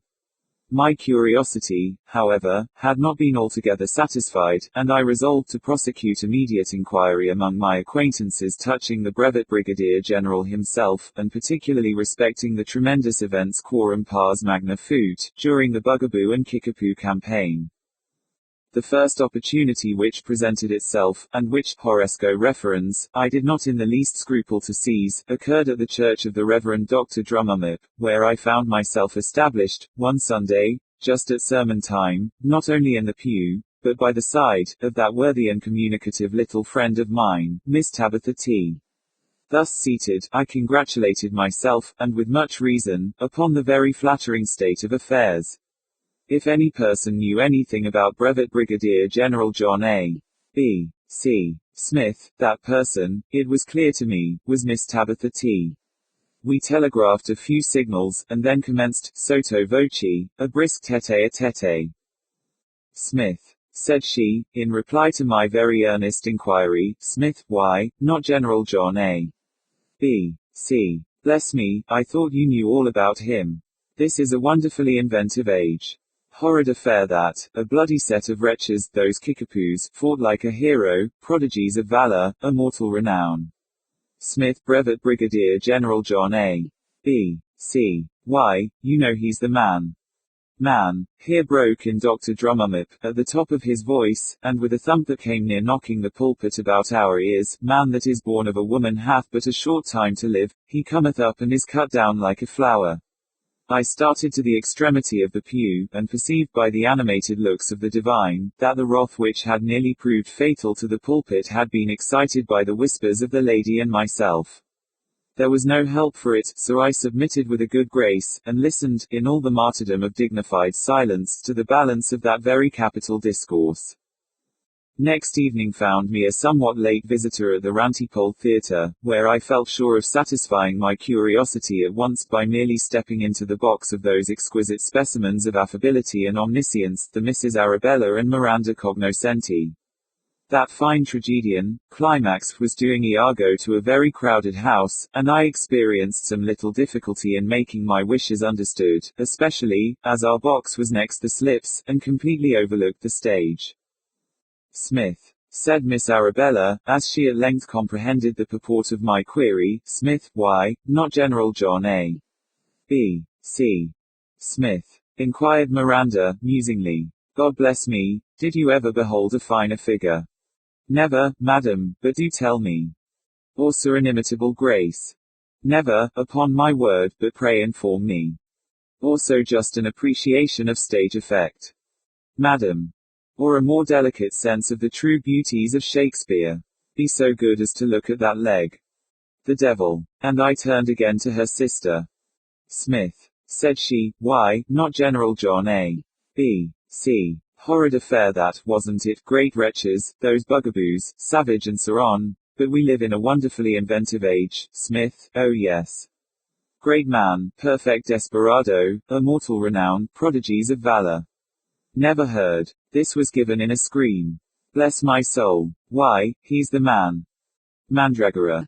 Nor all the drowsy syrups of the world shall ever medicine thee to that sweet sleep, which thou ought'st yesterday. Here roared our Climax just in my ear, and shaking his fist in my face all the time, in a way that I couldn't stand, and I wouldn't.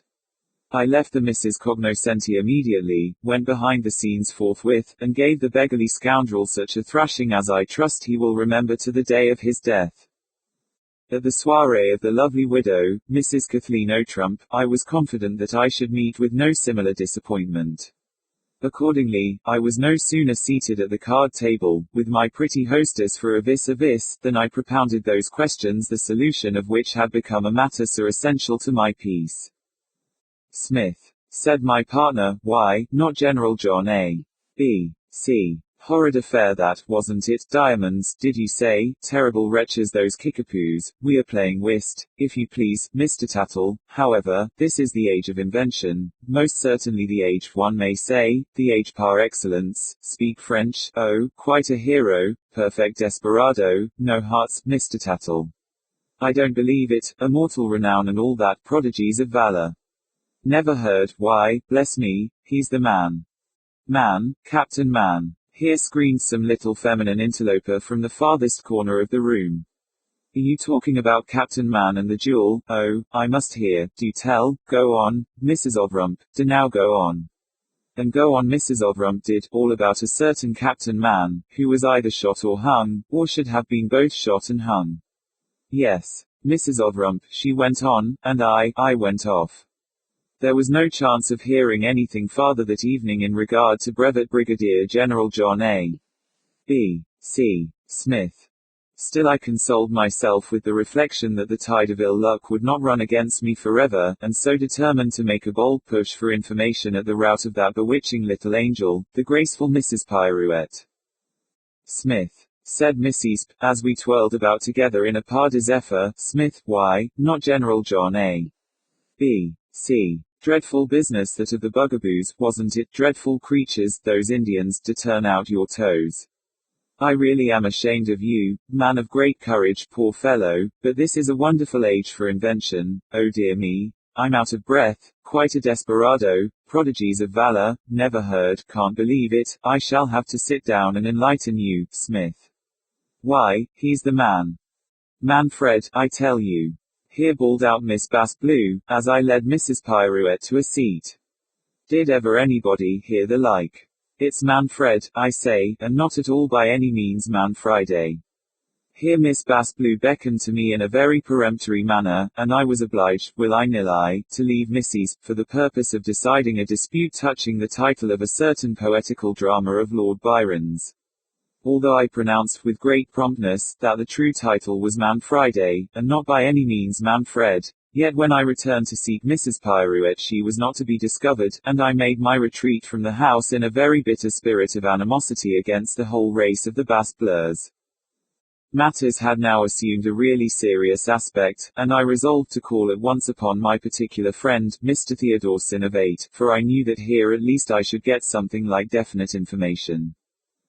Smith, said he, in his well-known peculiar way of drawling out his syllables, Smith, why, not General John A. B. C. Savage affair that with the Kickapoos, wasn't it? Say, don't you think so? Perfect desperado, great pity, pon my honor, wonderfully inventive age, prodigies of valor. By the by, did you ever hear about Captain Maan? Captain Man B.D., said I, please to go on with your story. Hem, oh well, quite le mincho as we say in France.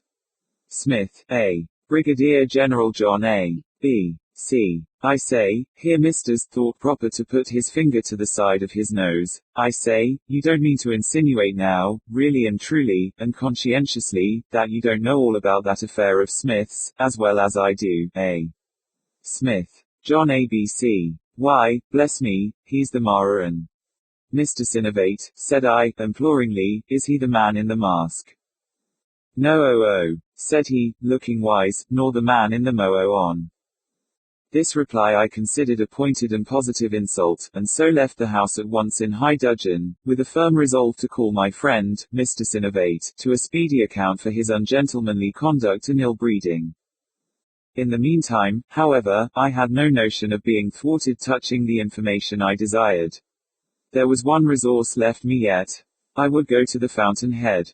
I would call forthwith upon the general himself, and demand, in explicit terms, a solution of this abominable piece of mystery. Here, at least, there should be no chance for equivocation. I would be plain, positive, peremptory, as short as pie crust, as concise as Tacitus or Montesquieu.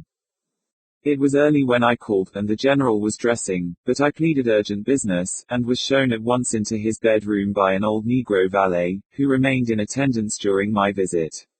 As I entered the chamber, I looked about, of course, for the occupant, but did not immediately perceive him. There was a large and exceedingly odd-looking bundle of something which lay close by my feet on the floor, and, as I was not in the best humor in the world, I gave it a kick out of the way. Ahem. Rather civil that, I should say, said the bundle, in one of the smallest, and altogether the funniest little voices, between a squeak and a whistle, that I ever heard in all the days of my existence. Ahem. Rather civil that, I should observe. I fairly shouted with terror, and made off, at a tangent, into the farthest extremity of the room. God bless me. My dear fellow, here again whistled the bundle, why, what is the matter? I really believe you don't know me at all. What could I say to all this, what could I? I staggered into an armchair, and, with staring eyes and open mouth, awaited the solution of the wonder. Strange you shouldn't know me though, isn't it? Presently re-squeaked the nondescript, which I now perceived was performing, upon the floor, some inexplicable evolution, very analogous to the drawing on of a stocking. There was only a single leg, however, apparent. Strange you shouldn't know me, though, isn't it? Pompey, bring me that leg. Here Pompey handed the bundle, a very capital cork leg, already dressed, which it screwed on in a trice, and then it stood up before my eyes. And a bloody action it was, continued the thing, as if in a soliloquy, but then one mustn't fight with the bugaboos and kickapoos, and think of coming off with a mere scratch. Pompey, I'll thank you now for that arm. Thomas, turning to me, is decidedly the best hand at a cork leg, but if you should ever want an arm, my dear fellow, you must really let me recommend you to Bishop. Here Pompey screwed on an arm. We had rather hot work of it, that you may say. Now, you dog, slip on my shoulders and bosom. Het it makes the best shoulders, but for a bosom you will have to go to Ducrow. Bosom, said I.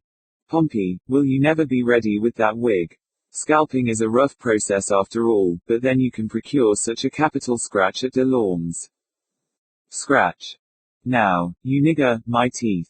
For a good set of these you had better go to Palmley's at once, high prices but excellent work. I swallowed some very capital articles, though, when the big bugaboo rammed me down with the butt end of his rifle. Butt end. Rammed down. My eye. Oh yes, by the by, my eye. Here, Pompey, you scamp, screw it in. Those kickapoos are not so very slow at a gouge, but he's a belied man, that Dr. Williams. After all, you can't imagine how well I see with the eyes of his make. I now began very clearly to perceive that the object before me was nothing more nor less than my new acquaintance, Brevet Brigadier General John A. B. C. Smith. The manipulations of Pompey had made, I must confess, a very striking difference in the appearance of the personal man. The voice, however, still puzzled me no little, but even this apparent mystery was speedily cleared up. Pompey, you black rascal, squeaked the general, I really do believe you would let me go out without my pallet. Hereupon, the negro, grumbling out an apology, went up to his master, opened his mouth with the knowing air of a horse jockey, and adjusted therein a somewhat singular-looking machine, in a very dexterous manner, that I could not altogether comprehend. The alteration, however, in the entire expression of the general's countenance was instantaneous and surprising. When he again spoke, his voice had resumed all that rich melody and strength which I had noticed upon our original introduction. D.N. the vagabonds, said he, in so clear a tone that I positively started at the change. D.N. the vagabonds. They not only knocked in the roof of my mouth, but took the trouble to cut off at least 7/8 of my tongue. There isn't Bonfanti's equal, however, in America, for really good articles of this description. I can recommend you to him with confidence. Here the general bowed, and assure you that I have the greatest pleasure in so doing.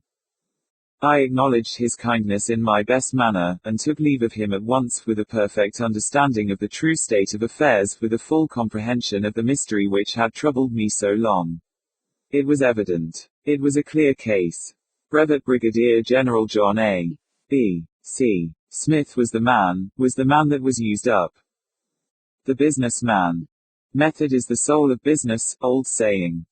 I am a business man. I am a methodical man. Method is the thing, after all. But there are no people I more heartily despise than your eccentric fools who prate about method without understanding it, attending strictly to its letter, and violating its spirit. These fellows are always doing the most out of the way things in what they call an orderly manner. Now here, I conceive, is a positive paradox. True method appertains to the ordinary and the obvious alone, and cannot be applied to the outre. What definite idea can a body attach to such expressions as methodical Jack-o'-dandy, or a systematical will-o'-the-wisp? My notions upon this head might not have been so clear as they are, but for a fortunate accident which happened to me when I was a very little boy.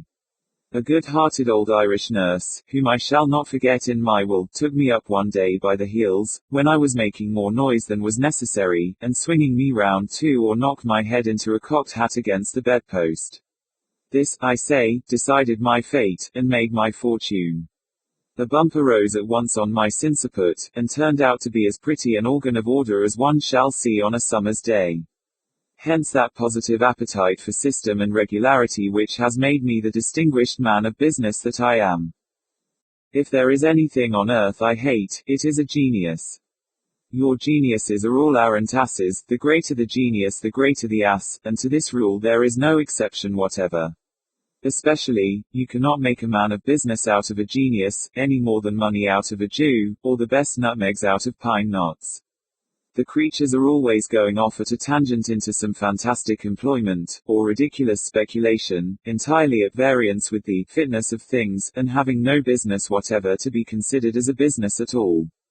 Thus you may tell these characters immediately by the nature of their occupations. If you ever perceive a man setting up as a merchant or a manufacturer, or going into the cotton or tobacco trade, or any of those eccentric pursuits, or getting to be a dry goods dealer, or soap boiler, or something of that kind, or pretending to be a lawyer, or a blacksmith, or a physician, anything out of the usual way, you may set him down at once as a genius, and then, according to the rule of three, he's an ass. Now I am not in any respect a genius but a regular business man. My daybook and ledger will evince this in a minute. They are well kept, though I say it myself, and, in my general habits of accuracy and punctuality, I am not to be beat by a clock. Moreover, my occupations have been always made to chime in with the ordinary habitudes of my fellowmen. Not that I feel the least indebted, upon this score, to my exceedingly weak-minded parents, who, beyond doubt, would have made an arrant genius of me at last, if my guardian angel had not come, in good time, to the rescue. In biography the truth is everything, and in autobiography it is especially so, yet I scarcely hope to be believed when I state, however solemnly, that my poor father put me, when I was about 15 years of age, into the counting house of what be termed, a respectable hardware and commission merchant doing a capital bit of business. A capital bit of fiddlestick. However, the consequence of this folly was that in 2 or 3 days, I had to be sent home to my button-headed family in a high state of fever, and with a most violent and dangerous pain in the sinciput, all around about my organ of order. It was nearly a gone case with me then, just touch and go for 6 weeks, the physicians giving me up and all that sort of thing. But, although I suffered much, I was a thankful boy in the main. I was saved from being a respectable hardware and commission merchant, doing a capital bit of business, and I felt grateful to the protuberance which had been the means of my salvation, as well as to the kind-hearted female who had originally put these means within my reach. The most of boys run away from home at 10 or 12 years of age, but I waited till I was 16. I don't know that I should have gone even then, if I had not happened to hear my old mother talk about setting me up on my own hook in the grocery way. The grocery way, only think of that. I resolved to be off forthwith, and try and establish myself in some decent occupation, without dancing attendance any longer upon the caprices of these eccentric old people, and running the risk of being made a genius of in the end. In this project I succeeded perfectly well at the first effort, and by the time I was fairly 18, found myself doing an extensive and profitable business in the tailor's walking advertisement line. I was enabled to discharge the onerous duties of this profession, only by that rigid adherence to system which formed the leading feature of my mind. A scrupulous method characterized my actions as well as my accounts. In my case it was method, not money, which made the man, at least all of him that was not made by the tailor whom I served. At 9, every morning, I called upon that individual for the clothes of the day. 10 o'clock found me in some fashionable promenade or other place of public amusement. The precise regularity with which I turned my handsome person about, so as to bring successively into view every portion of the suit upon my back, was the admiration of all the knowing men in the trade.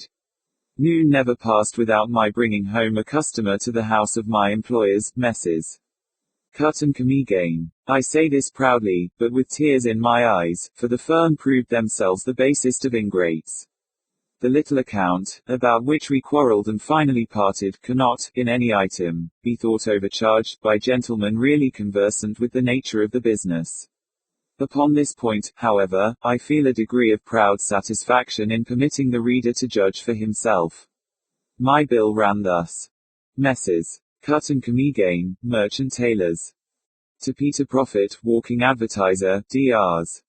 July 10, to Promenade, as usual and customer brought home.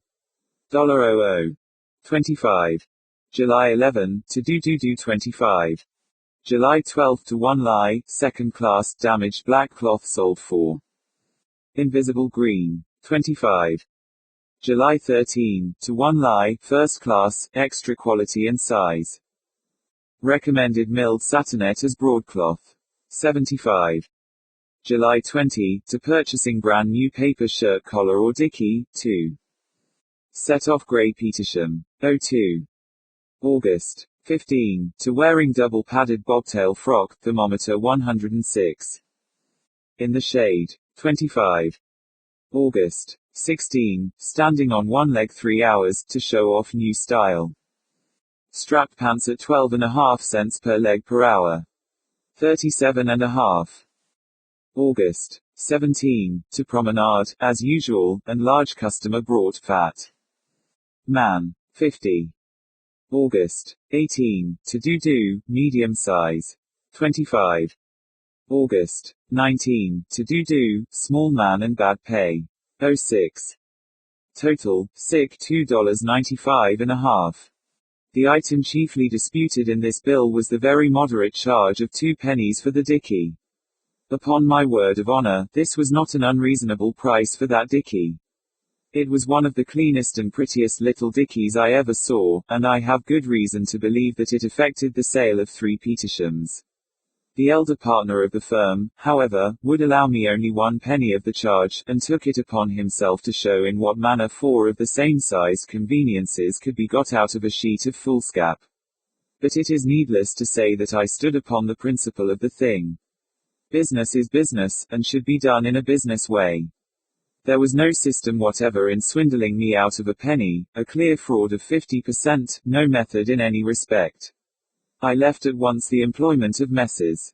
Cut and Comedian, and set up in the eyesore line by myself, one of the most lucrative, respectable, and independent of the ordinary occupations. My strict integrity, economy, and rigorous business habits, here again came into play. I found myself driving a flourishing trade, and soon became a marked man upon 'change. The truth is, I never dabbled in flashy matters, but jogged on in the good old sober routine of the calling, a calling in which I should, no doubt, have remained to the present hour, but for a little accident which happened to me in the prosecution of one of the usual business operations of the profession. Whenever a rich old hunks or prodigal heir or bankrupt corporation gets into the notion of putting up a palace, there is no such thing in the world as stopping either of them, and this every intelligent person knows. The fact in question is indeed the basis of the eyesore trade. As soon, therefore, as a building project is fairly afoot by one of these parties, we merchants secure a nice corner of the lot in contemplation, or a prime little situation just adjoining, or tight in front. This done, we wait until the palace is halfway up, and then we pay some tasty architect to run us up an ornamental mud hovel, right against it, or a down east or Dutch pagoda, or a pigsty, or an ingenious little bit of fancy work, either Eskimo, Kickapoo, or Hottentot. Of course we can't afford to take these structures down under a bonus of 500% upon the prime cost of our lot and plaster. Can we? I ask the question. I ask it of businessmen. It would be irrational to suppose that we can. And yet there was a rascally corporation which asked me to do this very thing, this very thing. I did not reply to their absurd proposition, of course, but I felt it a duty to go that same night, and lampblack the whole of the palace. For this the unreasonable villains clapped me into jail, and the gentlemen of the eyesore trade could not well avoid cutting my connection when I came out. The assault and battery business, into which I was now forced to adventure for a livelihood, was somewhat ill-adapted to the delicate nature of my constitution, but I went to work in it with a good heart, and found my account here, as heretofore, in those stern habits of methodical accuracy which had been thumped into me by that delightful old nurse. I would indeed be the basest of men not to remember her well in my will. By observing, as I say, the strictest system in all my dealings, and keeping a well-regulated set of books, I was enabled to get over many serious difficulties, and, in the end, to establish myself very decently in the profession. The truth is that few individuals, in any line, did a snugger little business than I. I will just copy a page or so out of my day book, and this will save me the necessity of blowing my own trumpet, a contemptible practice of which no high-minded man will be guilty. Now, the day book is a thing that don't lie. Jan. 1, New Year's Day. Met Snap in the street, groggy. Mem, he'll do. Met Gruff shortly afterward, blind drunk. Mem, he'll answer, too. Entered both gentlemen in my ledger, and opened a running account with each. Jan. 2, saw Snap at the exchange, and went up and trod on his toe. Doubled his fist and knocked me down. Good, got up again. Some trifling difficulty with Bag, my attorney. I want the damages at 1,000, but he says that for so simple a knockdown we can't lay them at more than 500. Mem, must get rid of Bag, no system at all. Jan. 3, went to the theatre, to look for Gruff. Saw him sitting in a side box, in the second tier, between a fat lady and a lean one.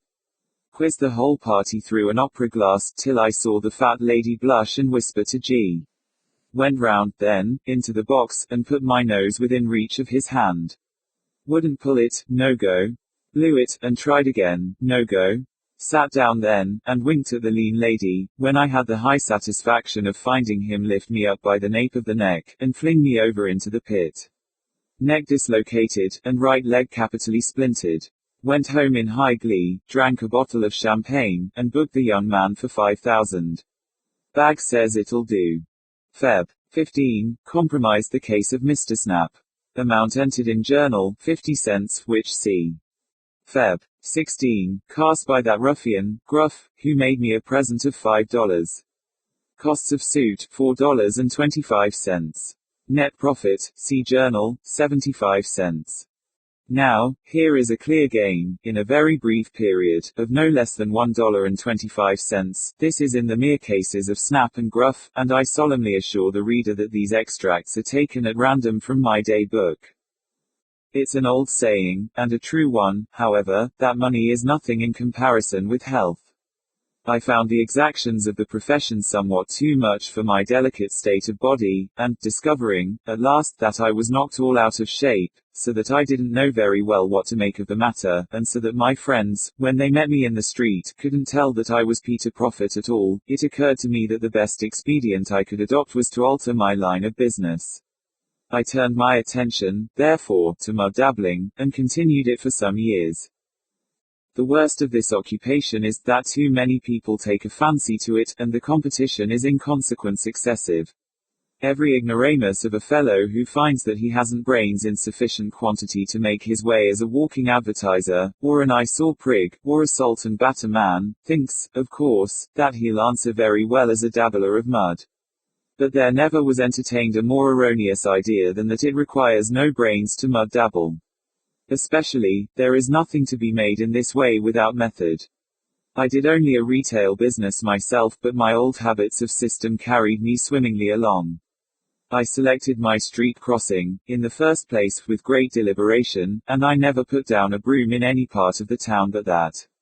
I took care, too, to have a nice little puddle at hand, which I could get at in a minute. By these means I got to be well known as a man to be trusted, and this is one half the battle, let me tell you, in trade. Nobody ever failed to pitch me a copper, and got over my crossing with a clean pair of pantaloons. And, as my business habits, in this respect, were sufficiently understood, I never met with any attempt at imposition. I wouldn't have put up with it, if I had. Never imposing upon anyone myself, I suffered no one to play the possum with me. The frauds of the banks, of course, I couldn't help.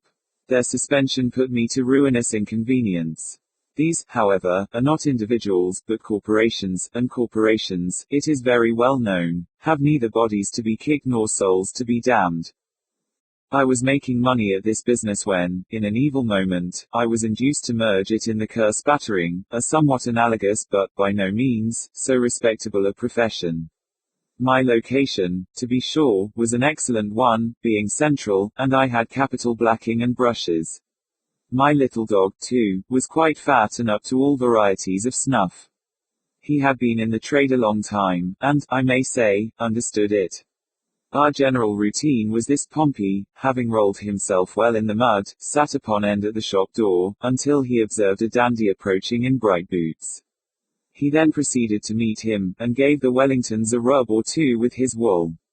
Then the dandy swore very much, and looked about for a boot black. There I was full in his view, with blacking and brushes.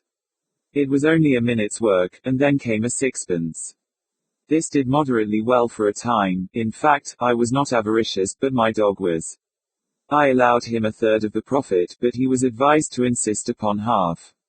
This I couldn't stand, so we quarreled and parted.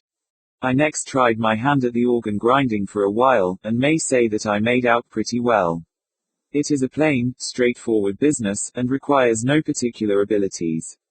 You can get a music mill for a mere song, and to put it in order, you have but to open the works, and give them 3 or 4 smart raps with a hammer. It improves the tone of the thing, for business purposes, more than you can imagine. This done, you have only to stroll along, with the mill on your back, until you see Tanbark in the street, and a knocker wrapped up in buckskin. Then you stop and grind, looking as if you meant to stop and grind till doomsday. Presently a window opens, and somebody pitches you a sixpence, with a request to hush up and go on, etc. I am aware that some grinders have actually afforded to go on, for this sum, but for my part, I found the necessary outlay of capital too great to permit of my going on, under a shilling. At this occupation I did a good deal, but, somehow, I was not quite satisfied, and so finally abandoned it. The truth is, I labored under the disadvantage of having no monkey, and American streets are so muddy, and a democratic rabble is so obtrusive, and so full of demnition mischievous little boys. I was now out of employment for some months, but at length succeeded, by dint of great interest, in procuring a situation in the sham post. The duties, here, are simple, and not altogether unprofitable. For example, very early in the morning I had to make up my packet of sham letters. Upon the inside of each of these I had to scrawl a few lines on any subject which occurred to me as sufficiently mysterious, signing all the epistles Tom Dobson, or Bobby Tompkins, or anything in that way. Having folded and sealed all, and stamped them with sham postmarks, New Orleans, Bengal, Botany Bay, or any other place a great way off, I set out forthwith, upon my daily route, as if in a very great hurry. I always called at the big houses to deliver the letters, and receive the postage. Nobody hesitates at paying for a letter, especially for a double one, people are such fools, and it was no trouble to get round a corner before there was time to open the epistles. The worst of this profession was that I had to walk so much and so fast, and so frequently to vary my route. Besides, I had serious scruples of conscience. I can't bear to hear innocent individuals abused, and the way the whole town took to cursing Tom Dobson and Bobby Tompkins was really awful to hear. I washed my hands of the matter in disgust. My 8th and last speculation has been in the cat-growing way. I have found that a most pleasant and lucrative business, and, really, no trouble at all. The country, it is well known, has become infested with cats, so much so of late, that a petition for relief, most numerously and respectably signed, was brought before the legislature at its late memorable session. The Assembly, at this epoch, was unusually well informed, and, having passed many other wise and wholesome enactments, it crowned all with the Cat Act. In its original form, this law offered a premium for cat heads, 4d apiece, but the Senate succeeded in amending the main clause, so as to substitute the word tails for heads. This amendment was so obviously proper, that the House concurred in it nem. Con. As soon as the governor had signed the bill, I invested my whole estate in the purchase of toms and tabbies. At first I could only afford to feed them upon mice, which are cheap, but they fulfilled the scriptural injunction at so marvelous a rate, that I at length considered it my best policy to be liberal, and so indulged them in oysters and turtle. The tails, at a legislative price, now bring me in a good income, for I have discovered a way, in which, by means of macassar oil, I can force 3 crops in a year. It delights me to find, too, that the animals soon get accustomed to the thing, and would rather have the appendages cut off than otherwise. I consider myself, therefore, a made man, and am bargaining for a country seat on the Hudson. The landscape garden. The garden like a lady fair was cut, that lay as if she slumbered in delight. And to the open skies her eyes did shut. The azure fields of heaven were assembled right in a large round set with flowers of light. The flowers de luce and the round sparks of dew, that hung upon their azure leaves, did show like twinkling stars that sparkle in the evening blue. Giles Fletcher. No more remarkable man ever lived than my friend, the young Ellison. He was remarkable in the entire and continuous profusion of good gifts ever lavished upon him by fortune. From his cradle to his grave, a gale of the blandest prosperity bore him along. Nor do I use the word prosperity in its mere wordly or external sense. I mean it as synonymous with happiness. The person of whom I speak, seemed born for the purpose of foreshadowing the wild doctrines of Turgot, Price, Priestley, and Condorcet, of exemplifying, by individual instance, what has been deemed the mere chimera of the perfectionists. In the brief existence of Ellison, I fancy, that I have seen refuted the dogma, that in man's physical and spiritual nature, lies some hidden principle, the antagonist of bliss. An intimate and anxious examination of his career, has taught me to understand that, in general, from the violation of a few simple laws of humanity, arises the wretchedness of mankind, that, as a species, we have in our possession the as yet unwrought elements of content, and that even now, in the present blindness and darkness of all idea on the great question of the social condition, it is not impossible that man, the individual, under certain unusual and highly fortuitous conditions, may be happy.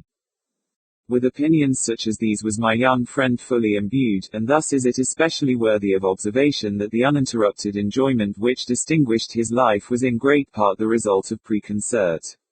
It is, indeed, evident, that with less of the instinctive philosophy which, now and then, stands so well in the stead of experience, Mr. Ellison would have found himself precipitated, by the very extraordinary successes of his life, into the common vortex of unhappiness which yawns for those of preeminent endowments. But it is by no means my present object to pen an essay on happiness. The ideas of my friend may be summed up in a few words. He admitted but 4 unvarying laws, or rather elementary principles, of bliss. That which he considered chief was, strange to say, the simple and purely physical one of free exercise in the open air. The health, he said, attainable by other means than this is scarcely worth the name. He pointed to the tillers of the earth, the only people who, as a class, are proverbially more happy than others, and then he instanced the high ecstasies of the fox hunter. His second principle was the love of woman. His third was the contempt of ambition. His fourth was an object of unceasing pursuit, and he held that, other things being equal, the extent of happiness was proportioned to the spirituality of this object. I have said that Ellison was remarkable in the continuous profusion of good gifts lavished upon him by fortune. In personal grace and beauty he exceeded all men. His intellect was of that order to which the attainment of knowledge is less a labor than a necessity and an intuition. His family was one of the most illustrious of the empire. His bride was the loveliest and most devoted of women. His possessions had been always ample, but, upon the attainment of his 21st year, it was discovered that one of those extraordinary freaks of fate had been played in his behalf which startle the whole social world amid which they occur, and seldom fail radically to alter the entire moral constitution of those who are their objects.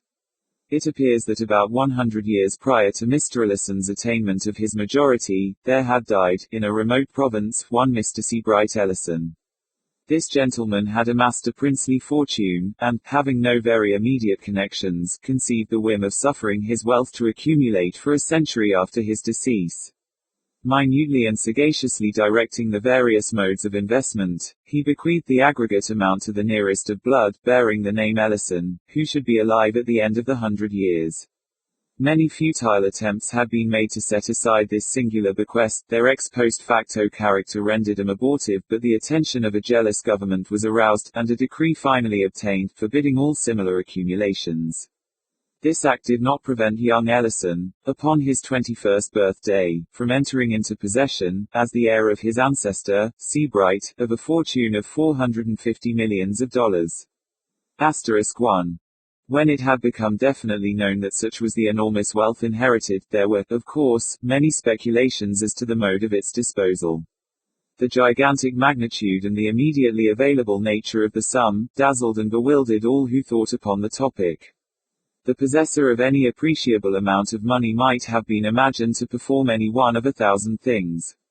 With riches merely surpassing those of any citizen, it would have been easy to suppose him engaging to supreme excess in the fashionable extravagances of his time, or busying himself with political intrigues, or aiming at ministerial power, or purchasing increase of nobility, or devising gorgeous architectural piles, or collecting large specimens of virtue, or playing the munificent patron of letters and art, or endowing and bestowing his name upon extensive institutions of charity. But, for the inconceivable wealth in the actual possession of the young heir, these objects and all ordinary objects were felt to be inadequate. Recourse was had to figures, and figures but sufficed to confound. It was seen, that even at 3%, the annual income of the inheritance amounted to no less than $13,500,000, which was $1,125,000 per month, or $36,986 per day, or $1,541 per hour, or $6.20 for every minute that flew. Thus the usual track of supposition was thoroughly broken up. Men knew not what to imagine. There were some who even conceived that Mr. Ellison would divest himself forthwith of at least 2/3 of his fortune as of utterly superfluous opulence, enriching whole troops of his relatives by division of his superabundance. I was not surprised, however, to perceive that he had long made up his mind upon a topic which had occasioned so much of discussion to his friends. Nor was I greatly astonished at the nature of his decision. In the widest and noblest sense, he was a poet. He comprehended, moreover, the true character, the august aims, the supreme majesty and dignity of the poetic sentiment. The proper gratification of the sentiment he instinctively felt to lie in the creation of novel forms of beauty. Some peculiarities, either in his early education, or in the nature of his intellect, had tinged with what is termed materialism the whole cast of his ethical speculations, and it was this bias, perhaps, which imperceptibly led him to perceive that the most advantageous, if not the sole legitimate field for the exercise of the poetic sentiment, was to be found in the creation of novel moods of purely physical loveliness. Thus it happened that he became neither musician nor poet, if we use this latter term in its every-day acceptation. Or it might have been that he became neither the one nor the other, in pursuance of an idea of his which I have already mentioned, the idea, that in the contempt of ambition lay one of the essential principles of happiness on earth. Is it not, indeed, possible that while a high order of genius is necessarily ambitious, the highest is invariably above that which is termed ambition? And may it not thus happen that many far greater than Milton, have contentedly remained mute and inglorious? I believe the world has never yet seen, and that, unless through some series of accidents goading the noblest order of mind into distasteful exertion, the world will never behold, that full extent of triumphant execution, in the richer productions of art, of which the human nature is absolutely capable. Mr. Ellison became neither musician nor poet, although no man lived more profoundly enamored both of music and the muse. Under other circumstances than those which invested him, it is not impossible that he would have become a painter. The field of sculpture, although in its nature rigidly poetical, was too limited in its extent and in its consequences, to have occupied, at any time, much of his attention. And I have now mentioned all the provinces in which even the most liberal understanding of the poetic sentiment has declared this sentiment capable of expatiating. I mean the most liberal public or recognized conception of the idea involved in the phrase poetic sentiment. But Mr. Ellison imagined that the richest, and altogether the most natural and most suitable province, had been blindly neglected. No definition had spoken of the landscape gardener, as of the poet, yet my friend could not fail to perceive that the creation of the landscape garden offered to the true muse the most magnificent of opportunities. Here was, indeed, the fairest field for the display of invention, or imagination, in the endless combining of forms of novel beauty, the elements which should enter into combination being, at all times, and by a vast superiority, the most glorious which the earth could afford. In the multiform of the tree, and in the multicolor of the flower, he recognized the most direct and the most energetic efforts of nature at physical loveliness. And in the direction or concentration of this effort, or, still more properly, in its adaptation to the eyes which were to behold it upon earth, he perceived that he should be employing the best means, laboring to the greatest advantage, in the fulfillment of his destiny as poet. Its adaptation to the eyes which were to behold it upon earth. In his explanation of this phraseology, Mr. Ellison did much towards solving what has always seemed to me an enigma. I mean the fact which none but the ignorant dispute, that no such combinations of scenery exist in nature as the painter of genius has in his power to produce. No such paradises are to be found in reality as have glowed upon the canvas of Claude. In the most enchanting of natural landscapes, there will always be found a defect or an excess, many excesses and defects. While the component parts may exceed, individually, the highest skill of the artist, the arrangement of the parts will always be susceptible of improvement. In short, no position can be attained, from which an artistical eye, looking steadily, will not find matter of offense, in what is technically termed the composition of a natural landscape. And yet how unintelligible is this? In all other matters we are justly instructed to regard nature as supreme. With her details we shrink from competition. Who shall presume to imitate the colors of the tulip, or to improve the proportions of the lily of the valley? The criticism which says, of sculpture or of portraiture, that nature is to be exalted rather than imitated, is in error. No pictorial or sculptural combinations of points of human loveliness do more than approach the living and breathing human beauty as it gladdens our daily path. Byron, who often erred not in saying, I've seen more living beauty, ripe and real, than all the nonsense of the stone ideal. In landscape alone is the principle of the critic true, and, having felt its truth here, it is but the headlong spirit of generalization which has induced him to pronounce it true throughout all the domains of art. Having, I say, felt its truth here. For the feeling is no affectation or chimera. The mathematics afford no more absolute demonstrations than the sentiment of his art yields to the artist.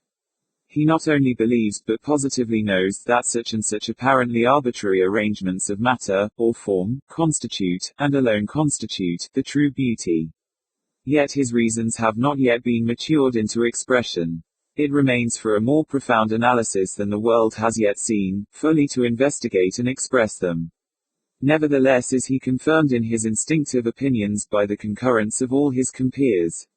Let a composition be defective, let an emendation be wrought in its mere arrangement of form, let this emendation be submitted to every artist in the world, by each will its necessity be admitted. And even far more than this, in remedy of the defective composition, each insulated member of the fraternity will suggest the identical emendation. I repeat that in landscape arrangements, or collocations alone, is the physical nature susceptible of exaltation, and that, therefore, her susceptibility of improvement at this one point, was a mystery which, hitherto I had been unable to solve. It was Mr. Ellison who first suggested the idea that what we regarded as improvement or exaltation of the natural beauty, was really such, as respected only the mortal or human point of view, that each alteration or disturbance of the primitive scenery might possibly effect a blemish in the picture, if we could suppose this picture viewed at large from some remote point in the heavens. It is easily understood, says Mr. Ellison, that what might improve a closely scrutinized detail, might, at the same time, injure a general and more distantly observed effect. He spoke upon this topic with warmth, regarding not so much its immediate or obvious importance, which is little, as the character of the conclusions to which it might lead, or of the collateral propositions which it might serve to corroborate or sustain. There might be a class of beings, human once but now to humanity invisible, for whose scrutiny and for whose refined appreciation of the beautiful, more especially than for our own, had been set in order by God the great landscape garden of the whole earth. In the course of our discussion, my young friend took occasion to quote some passages from a writer who has been supposed to have well treated this theme.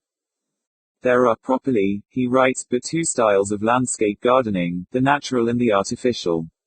One seeks to recall the original beauty of the country, by adapting its means to the surrounding scenery, cultivating trees in harmony with the hills or plain of the neighboring land, detecting and bringing into practice those nice relations of size, proportion and color which, hid from the common observer, are revealed everywhere to the experienced student of nature.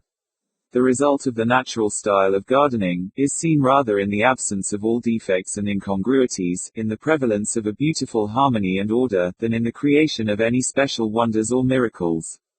The artificial style has as many varieties as there are different tastes to gratify. It has a certain general relation to the various styles of building.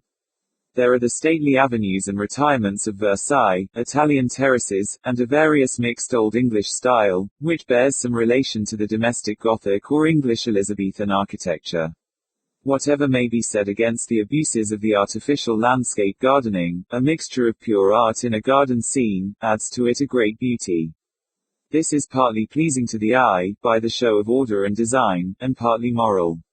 A terrace with an old moss-covered balustrade calls up at once to the eye the fair forms that have passed there in other days. The slightest exhibition of art is an evidence of care and human interest. From what I have already observed, said Mr. Ellison, you will understand that I reject the idea, here expressed, of recalling the original beauty of the country. The original beauty is never so great as that which may be introduced. Of course, much depends upon the selection of a spot with capabilities. What is said in respect to the detecting and bringing into practice those nice relations of size, proportion and color, is a mere vagueness of speech, which may mean much, or little, or nothing, and which guides in no degree. That the true result of the natural style of gardening is seen rather in the absence of all defects and incongruities than in the creation of any special wonders or miracles, is a proposition better suited to the groveling apprehension of the herd than to the fervid dreams of the man of genius. The merit suggested is, at best, negative, and appertains to that hobbling criticism which, in letters, would elevate Addison into apotheosis. In truth, while that merit which consists in the mere avoiding demerit, appeals directly to the understanding, and can thus be foreshadowed in rule, the loftier merit, which breathes and flames in invention or creation, can be apprehended solely in its results.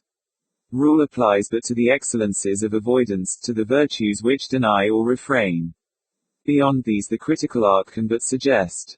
We may be instructed to build an Odyssey, but it is in vain that we are told how to conceive a Tempest, an Inferno, a Prometheus Bound, a Nightingale, such as that of Keats, or the sensitive plant of Shelley. But, the thing done, the wonder accomplished, and the capacity for apprehension becomes universal. The sophists of the negative school, who, through inability to create, have scoffed at creation, are now found the loudest in applause.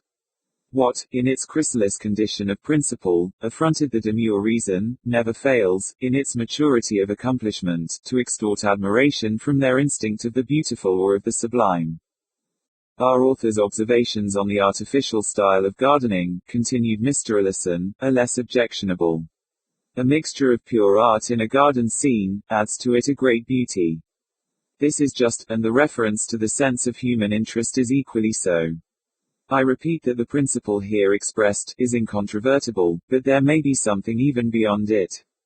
There may be an object in full keeping with the principle suggested, an object unattainable by the means ordinarily in possession of mankind, yet which, if attained, would lend a charm to the landscape garden immeasurably surpassing that which a merely human interest could bestow. The true poet, possessed of very unusual pecuniary resources, might possibly, while retaining the necessary idea of art or interest or culture, so imbue his designs at once with extent and novelty of beauty, as to convey the sentiment of spiritual interference. It will be seen that, in bringing about such result, he secures all the advantages of interest or design, while relieving his work of all the harshness and technicality of art. In the most rugged of wilderness, in the most savage of the scenes of pure nature, there is apparent the art of a creator, yet is this art apparent only to reflection, in no respect has it the obvious force of a feeling.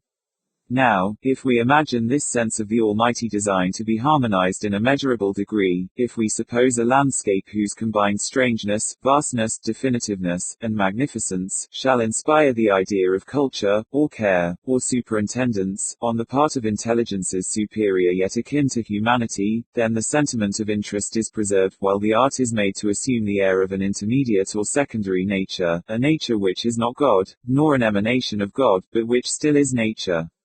In the sense that it is the handiwork of the angels that hover between man and God.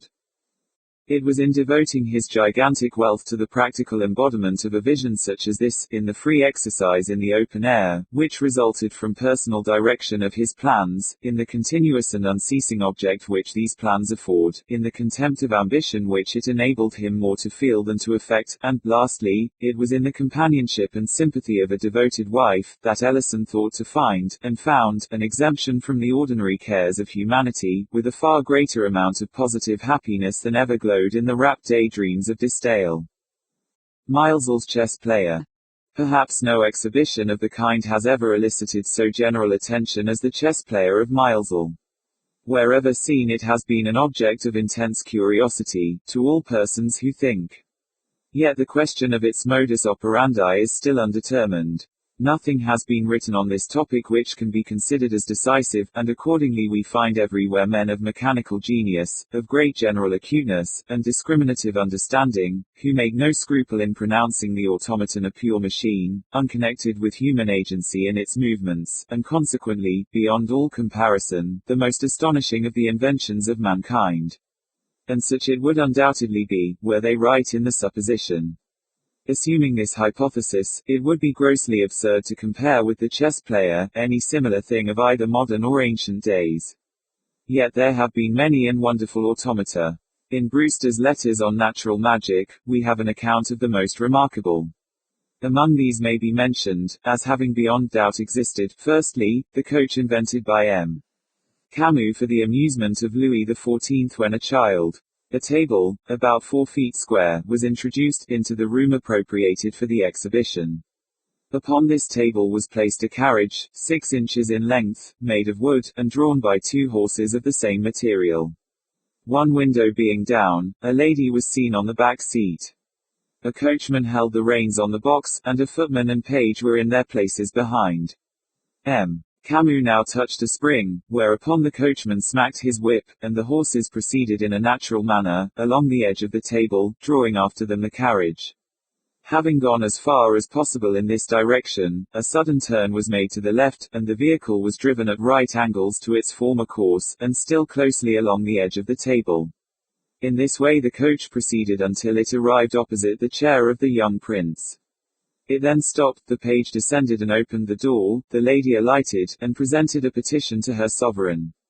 She then re-entered. The page put up the steps, closed the door, and resumed his station. The coachman whipped his horses, and the carriage was driven back to its original position. The Magician of M. Maillardit is also worthy of notice. We copy the following account of it from the letters before mentioned of Doctor, who derived his information principally from the Edinburgh Encyclopedia. One of the most popular pieces of mechanism which we have seen, is the magician constructed by M. Maillardit, for the purpose of answering certain given questions. A figure, dressed like a magician, appears seated at the bottom of a wall, holding a wand in one hand, and a book in the other. A number of questions, ready prepared, are inscribed on oval medallions, and the spectator takes any of these he chooses and to which he wishes an answer, and having placed it in a drawer ready to receive it, the drawer shuts with a spring till the answer is returned. The magician then arises from his seat, bows his head, describes circles with his wand, and consulting the book as if in deep thought, he lifts it towards his face. Having thus appeared to ponder over the proposed question, he raises his wand, and striking with it the wall above his head, 2 folding doors fly open, and display an appropriate answer to the question. The doors again closed, the magician resumes his original position, and the drawer opens to return the medallion. There are 20 of these medallions, all containing different questions, to which the magician returns the most suitable and striking answers. The medallions are thin plates of brass, of an elliptical form, exactly resembling each other. Some of the medallions have a question inscribed on each side, both of which the magician answered in succession. If the drawer is shut without a medallion being put into it, the magician rises, consults his book, shakes his head, and resumes his seat. The folding doors remain shut, and the drawer is returned empty. If two medallions are put into the drawer together, an answer is returned only to the lower one. When the machinery is wound up, the movements continue about an hour, during which time about 50 questions may be answered. The inventor stated that the means by which the different medallions acted upon the machinery, so as to produce the proper answers to the questions which they contained, were extremely simple. The duck of Vorkansen was still more remarkable. It was of the size of life, and so perfect an imitation of the living animal that all the spectators were deceived. It executed, says Brewster, all the natural movements and gestures. It ate and drank with avidity, performed all the quick motions of the head and throat which are peculiar to the duck, and like it muddled the water which it drank with its bill. It produced also the sound of quacking in the most natural manner. In the anatomical structure the artist exhibited the highest skill. Every bone in the real duck had its representative in the automaton, and its wings were anatomically exact. Every cavity, apophyses, and curvature was imitated, and each bone executed its proper movements. When corn was thrown down before it, the duck stretched out its neck to pick it up, swallowed, and digested it. *1. But if these machines were ingenious, what shall we think of the calculating machine of Mr. Babbage? What shall we think of an engine of wood and metal which can not only compute astronomical and navigation tables to any given extent, but render the exactitude of its operations mathematically certain through its power of correcting its possible errors? What shall we think of a machine which can not only accomplish all this, but actually print off its elaborate results, when obtained, without the slightest intervention of the intellect of man? It will, perhaps, be said, in reply, that a machine such as we have described is altogether above comparison with the chess player of Milesall.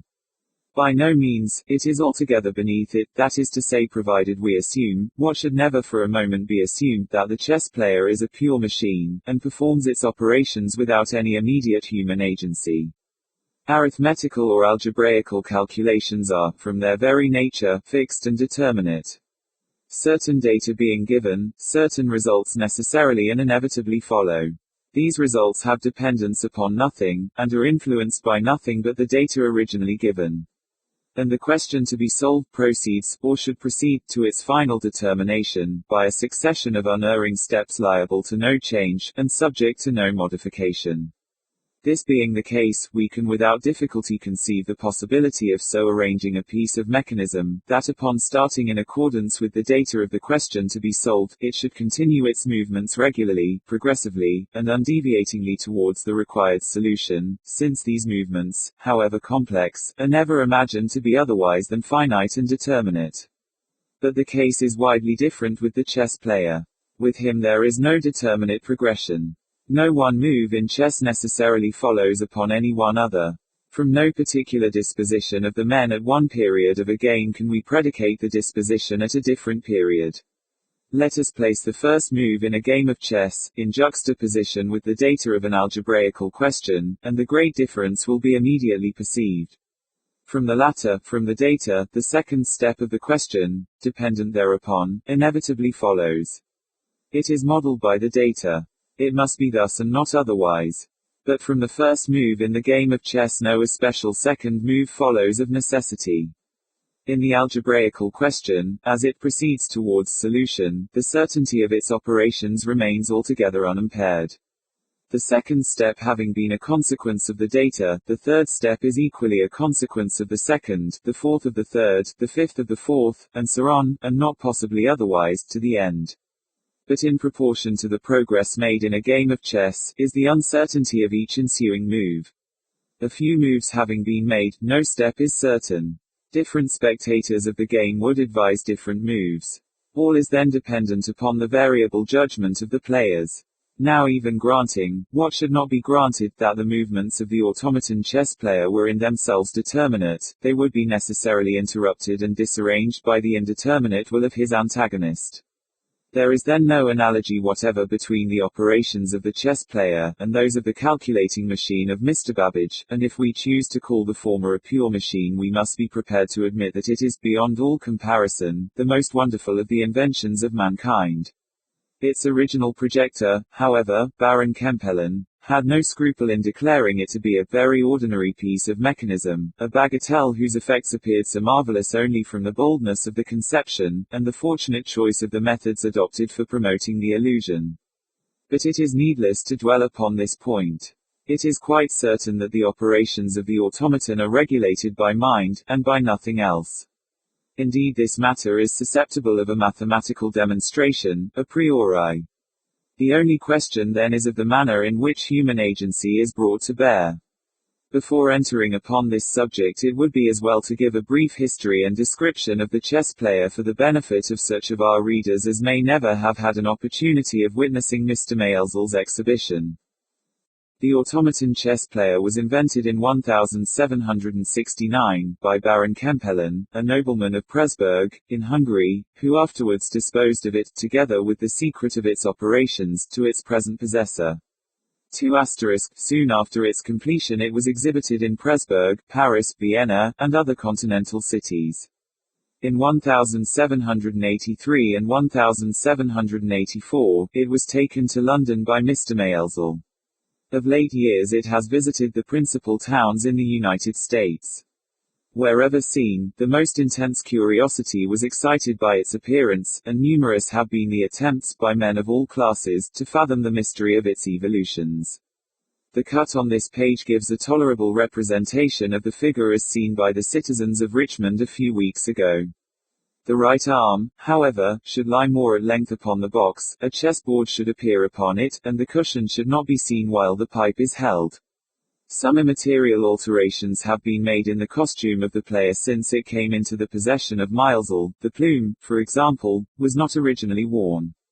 Image of automaton. At the hour appointed for exhibition, a curtain is withdrawn, or folding doors are thrown open, and the machine rolled to within about 12 feet of the nearest of the spectators, between whom and it the machine, a rope is stretched. A figure is seen habited as a Turk, and seated, with its legs crossed, at a large box apparently of maple wood, which serves it as a table. The exhibitor will, if requested, roll the machine to any portion of the room, suffer it to remain altogether on any designated spot, or even shift its location repeatedly during the progress of a game. The bottom of the box is elevated considerably above the floor by means of the casters or brazen rollers on which it moves, a clear view of the surface immediately beneath the automaton being thus afforded to the spectators. The chair on which the figure sits is affixed permanently to the box. On the top of this latter is a chessboard, also permanently affixed.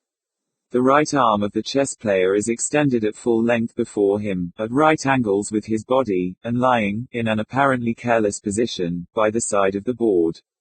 The back of the hand is upwards. The board itself is 18 inches square. The left arm of the figure is bent at the elbow, and in the left hand is a pipe. A green drapery conceals the back of the Turk, and falls partially over the front of both shoulders. To judge from the external appearance of the box, it is divided into 5 compartments, 3 cupboards of equal dimensions, and 2 drawers occupying that portion of the chest lying beneath the cupboards. The foregoing observations apply to the appearance of the automaton upon its first introduction into the presence of the spectators. Maelzel now informs the company that he will disclose to their view the mechanism of the machine. Taking from his pocket a bunch of keys he unlocks with one of them, door marked tilde in the cut above, and throws the cupboard fully open to the inspection of all present. Its whole interior is apparently filled with wheels, pinions, levers, and other machinery, crowded very closely together, so that the eye can penetrate but a little distance into the mass.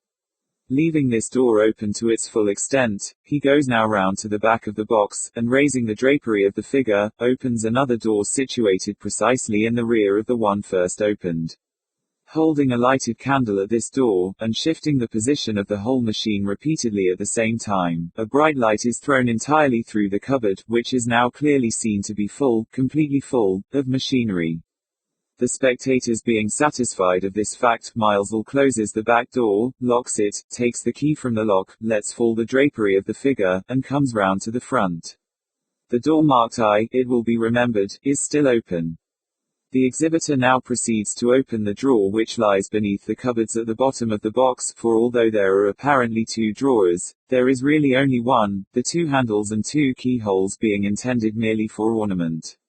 Having opened this drawer to its full extent, a small cushion, and a set of chessmen, fixed in a framework made to support them perpendicularly, are discovered. Leaving this drawer, as well as cupboard number 1 open, Miles'll now unlocks door number 2, and door number 3, which are discovered to be folding doors, opening into one and the same compartment. To the right of this compartment, however, that is to say the spectator's right, a small division, 6 inches wide, and filled with machinery, is partitioned off. The main compartment itself, in speaking of that portion of the box visible upon opening doors 2 and 3, we shall always call it the main compartment, is lined with dark cloth and contains no machinery whatever beyond 2 pieces of steel, quadrant-shaped, and situated one in each of the rear top corners of the compartment. A small protuberance about 8 inches square, and also covered with dark cloth, lies on the floor of the compartment near the rear corner on the spectator's left hand. Leaving doors number 2 and number 3 open as well as the drawer, and door no. I, the exhibitor now goes round to the back of the main compartment, and, unlocking another door there, displays clearly all the interior of the main compartment, by introducing a candle behind it and within it. The whole box being thus apparently disclosed to the scrutiny of the company, Miles'll, still leaving the doors and drawer open, rolls the automaton entirely round, and exposes the back of the Turk by lifting up the drapery. A door about 10 inches square is thrown open in the loins of the figure, and a smaller one also in the left thigh. The interior of the figure, as seen through these apertures, appears to be crowded with machinery. In general, every spectator is now thoroughly satisfied of having beheld and completely scrutinized, at one and the same time, every individual portion of the automaton, and the idea of any person being concealed in the interior, during so complete an exhibition of that interior, if ever entertained, is immediately dismissed as preposterous in the extreme. Miles'll, having rolled the machine back into its original position, now informs the company that the automaton will play a game of chess with anyone disposed to encounter him. This challenge being accepted, a small table is prepared for the antagonist, and placed close by the rope, but on the spectator's side of it, and so situated as not to prevent the company from obtaining a full view of the automaton. From a drawer in this table is taken a set of chessmen, and Miles'll arranges them generally, but not always, with his own hands, on the chessboard, which consists merely of the usual number of squares painted upon the table. The antagonist having taken his seat, the exhibitor approaches the drawer of the box, and takes therefrom the cushion, which, after removing the pipe from the hand of the automaton, he places under its left arm as a support. Then taking also from the drawer the automaton's set of chessmen, he arranges them upon the chessboard before the figure. He now proceeds to close the doors and to lock them, leaving the bunch of keys in door number 1. He also closes the drawer, and, finally, winds up the machine, by applying a key to an aperture in the left end, the spectator's left, of the box. The game now commences, the automaton taking the first move. The duration of the contest is usually limited to half an hour, but if it be not finished at the expiration of this period, and the antagonist still contend that he can beat the automaton, Miles'll has seldom any objection to continue it. Not to weary the company, is the ostensible, and no doubt the real object of the limitation. It wits of course be understood that when a move is made at his own table, by the antagonist, the corresponding move is made at the box of the automaton, by Miles'll himself, who then acts as the representative of the antagonist. On the other hand, when the Turk moves, the corresponding move is made at the table of the antagonist, also by Miles'll, who then acts as the representative of the automaton.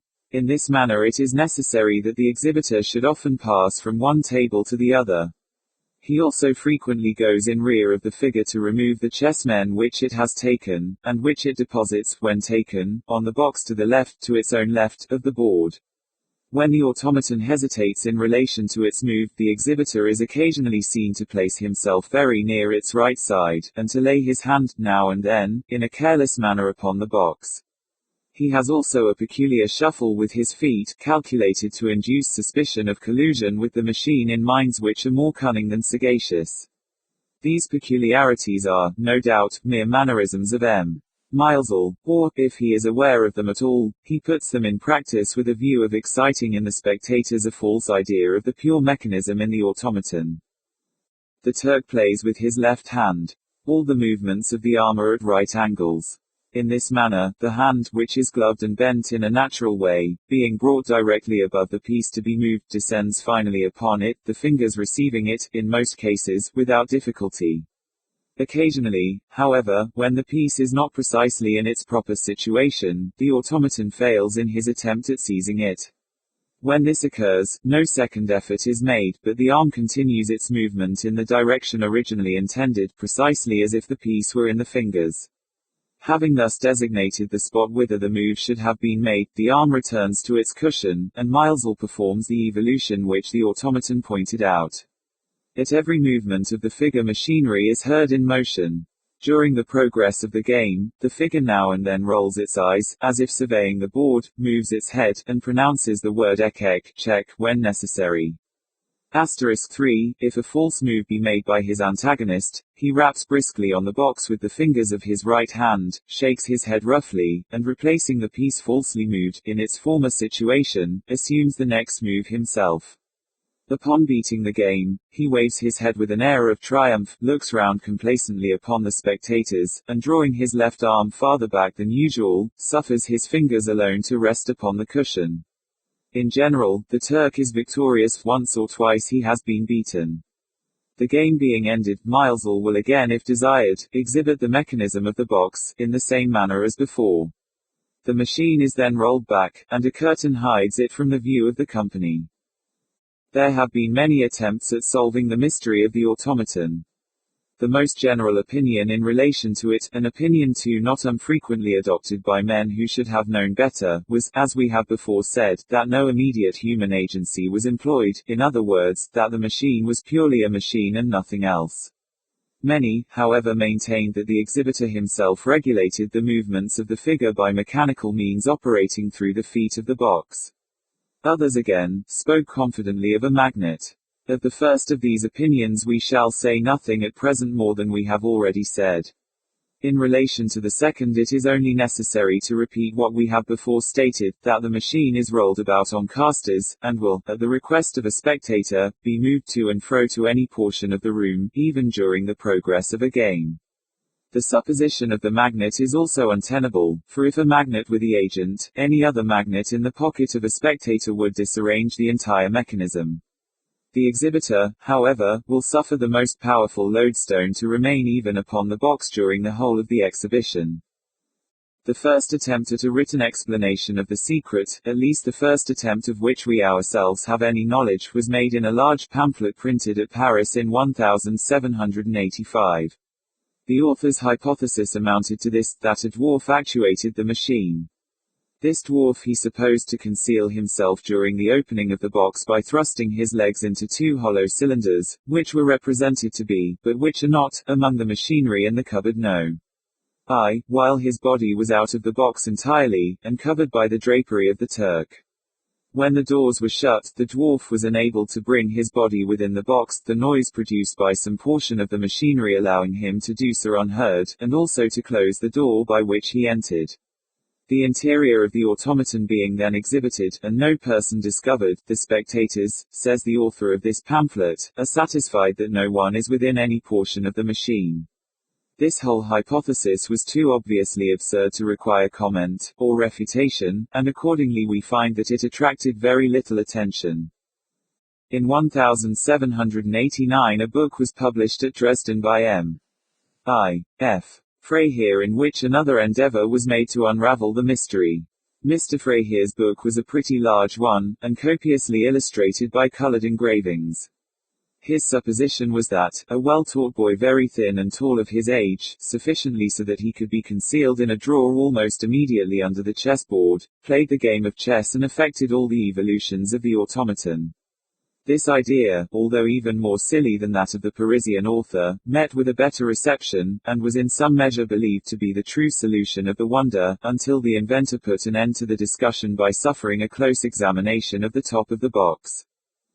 These bizarre attempts at explanation were followed by others equally bizarre. Of late years, however, an anonymous writer, by a course of reasoning exceedingly unphilosophical, has contrived to blunder upon a plausible solution, although we cannot consider it altogether the true one. His essay was first published in a Baltimore weekly paper, was illustrated by Cuts, and was entitled, An Attempt to Analyze the Automaton Chess Player of M. Milesel. This essay we suppose to have been the original of the pamphlet to which Sir David Brewster alludes in his Letters on Natural Magic, and which he has no hesitation in declaring a thorough and satisfactory explanation. The results of the analysis are undoubtedly, in the main, just, but we can only account for Brewster's pronouncing the essay a thorough and satisfactory explanation, by supposing him to have bestowed upon it a very cursory and inattentive perusal. In the compendium of the essay, made use of in the Letters on Natural Magic, it is quite impossible to arrive at any distinct conclusion in regard to the adequacy or inadequacy of the analysis, on account of the gross misarrangement and deficiency of the letters of reference employed. The same fault is to be found in the attempt and see, as we originally saw it. The solution consists in a series of minute explanations, accompanied by woodcuts, the whole occupying many pages, in which the object is to show the possibility of so shifting the partitions of the box, as to allow a human being, concealed in the interior, to move portions of his body from one part of the box to another, during the exhibition of the mechanism, thus eluding the scrutiny of the spectators. There can be no doubt, as we have before observed, and as we will presently endeavor to show, that the principle, or rather the result, of this solution is the true one. Some person is concealed in the box during the whole time of exhibiting the interior. We object, however, to the whole verbose description of the manner in which the partitions are shifted, to accommodate the movements of the person concealed. We object to it as a mere theory assumed in the first place, and to which circumstances are afterwards made to adapt themselves. It was not, and could not have been, arrived at by any inductive reasoning. In whatever way the shifting is managed, it is of course concealed at every step from observation. To show that certain movements might possibly be effected in a certain way, is very far from showing that they are actually so effected. There may be an infinity of other methods by which the same results may be obtained. The probability of the one assumed proving the correct one is then as unity to infinity. But, in reality, this particular point, the shifting of the partitions, is of no consequence whatever. It was altogether unnecessary to devote 7 or 8 pages for the purpose of proving what no one in his senses would deny, viz. That the wonderful mechanical genius of Baron Kempelen could invent the necessary means for shutting a door or slipping aside a panel, with a human agent too at his service in actual contact with the panel or the door, and the whole operations carried on, as the author of the essay himself shows, and as we shall attempt to show more fully hereafter, entirely out of reach of the observation of the spectators. In attempting ourselves an explanation of the automaton, we will, in the first place, endeavor to show how its operations are effected, and afterwards describe, as briefly as possible, the nature of the observations from which we have deduced our result. It will be necessary for a proper understanding of the subject, that we repeat here in a few words the routine adopted by the exhibitor in disclosing the interior of the box, a routine from which he never deviates in any material particular. In the first place he opens the door No. I. Leaving this open, he goes round to the rear of the box, and opens a door precisely at the back of door No. I. To this back door he holds a lighted candle. He then closes the back door, locks it, and, coming round to the front, opens the drawer to its full extent. This done, he opens the doors number 2 and number 3, the folding doors, and displays the interior of the main compartment. Leaving open the main compartment, the drawer, and the front door of cupboard No. I, he now goes to the rear again, and throws open the back door of the main compartment. In shutting up the box no particular order is observed, except that the folding doors are always closed before the drawer. Now, let us suppose that when the machine is first rolled into the presence of the spectators, a man is already within it. His body is situated behind the dense machinery in cupboard No. T, the rear portion of which machinery is so contrived as to slip en masse from the main compartment to the cupboard No. I, as occasion may require, and his legs lie at full length in the main compartment. When Milesel opens the door No. The man within is not in any danger of discovery, for the keenest eye cannot penetrate more than about 2 inches into the darkness within. But the case is otherwise when the back door of the cupboard No. I is opened. A bright light then pervades the cupboard, and the body of the man would be discovered if it were there. But it is not. The putting the key in the lock of the back door was a signal on hearing which the person concealed brought his body forward to an angle as acute as possible, throwing it altogether, or nearly so, into the main compartment. This, however, is a painful position, and cannot be long maintained. Accordingly we find that Milesall closes the back door. This being done, there is no reason why the body of the man may not resume its former situation, for the cupboard is again so dark as to defy scrutiny. The drawer is now opened, and the legs of the person within drop down behind it in the space it formerly occupied.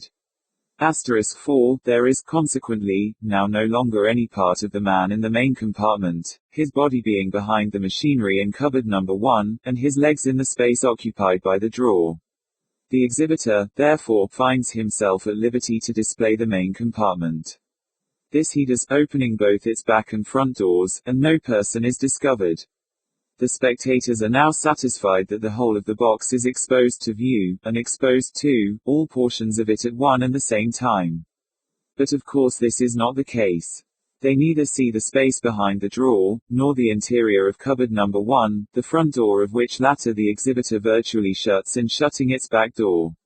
Milesall, having now rolled the machine around, lifted up the drapery of the Turk, opened the doors in his back and thigh, and shown his trunk to be full of machinery, brings the whole back into its original position, and closes the doors.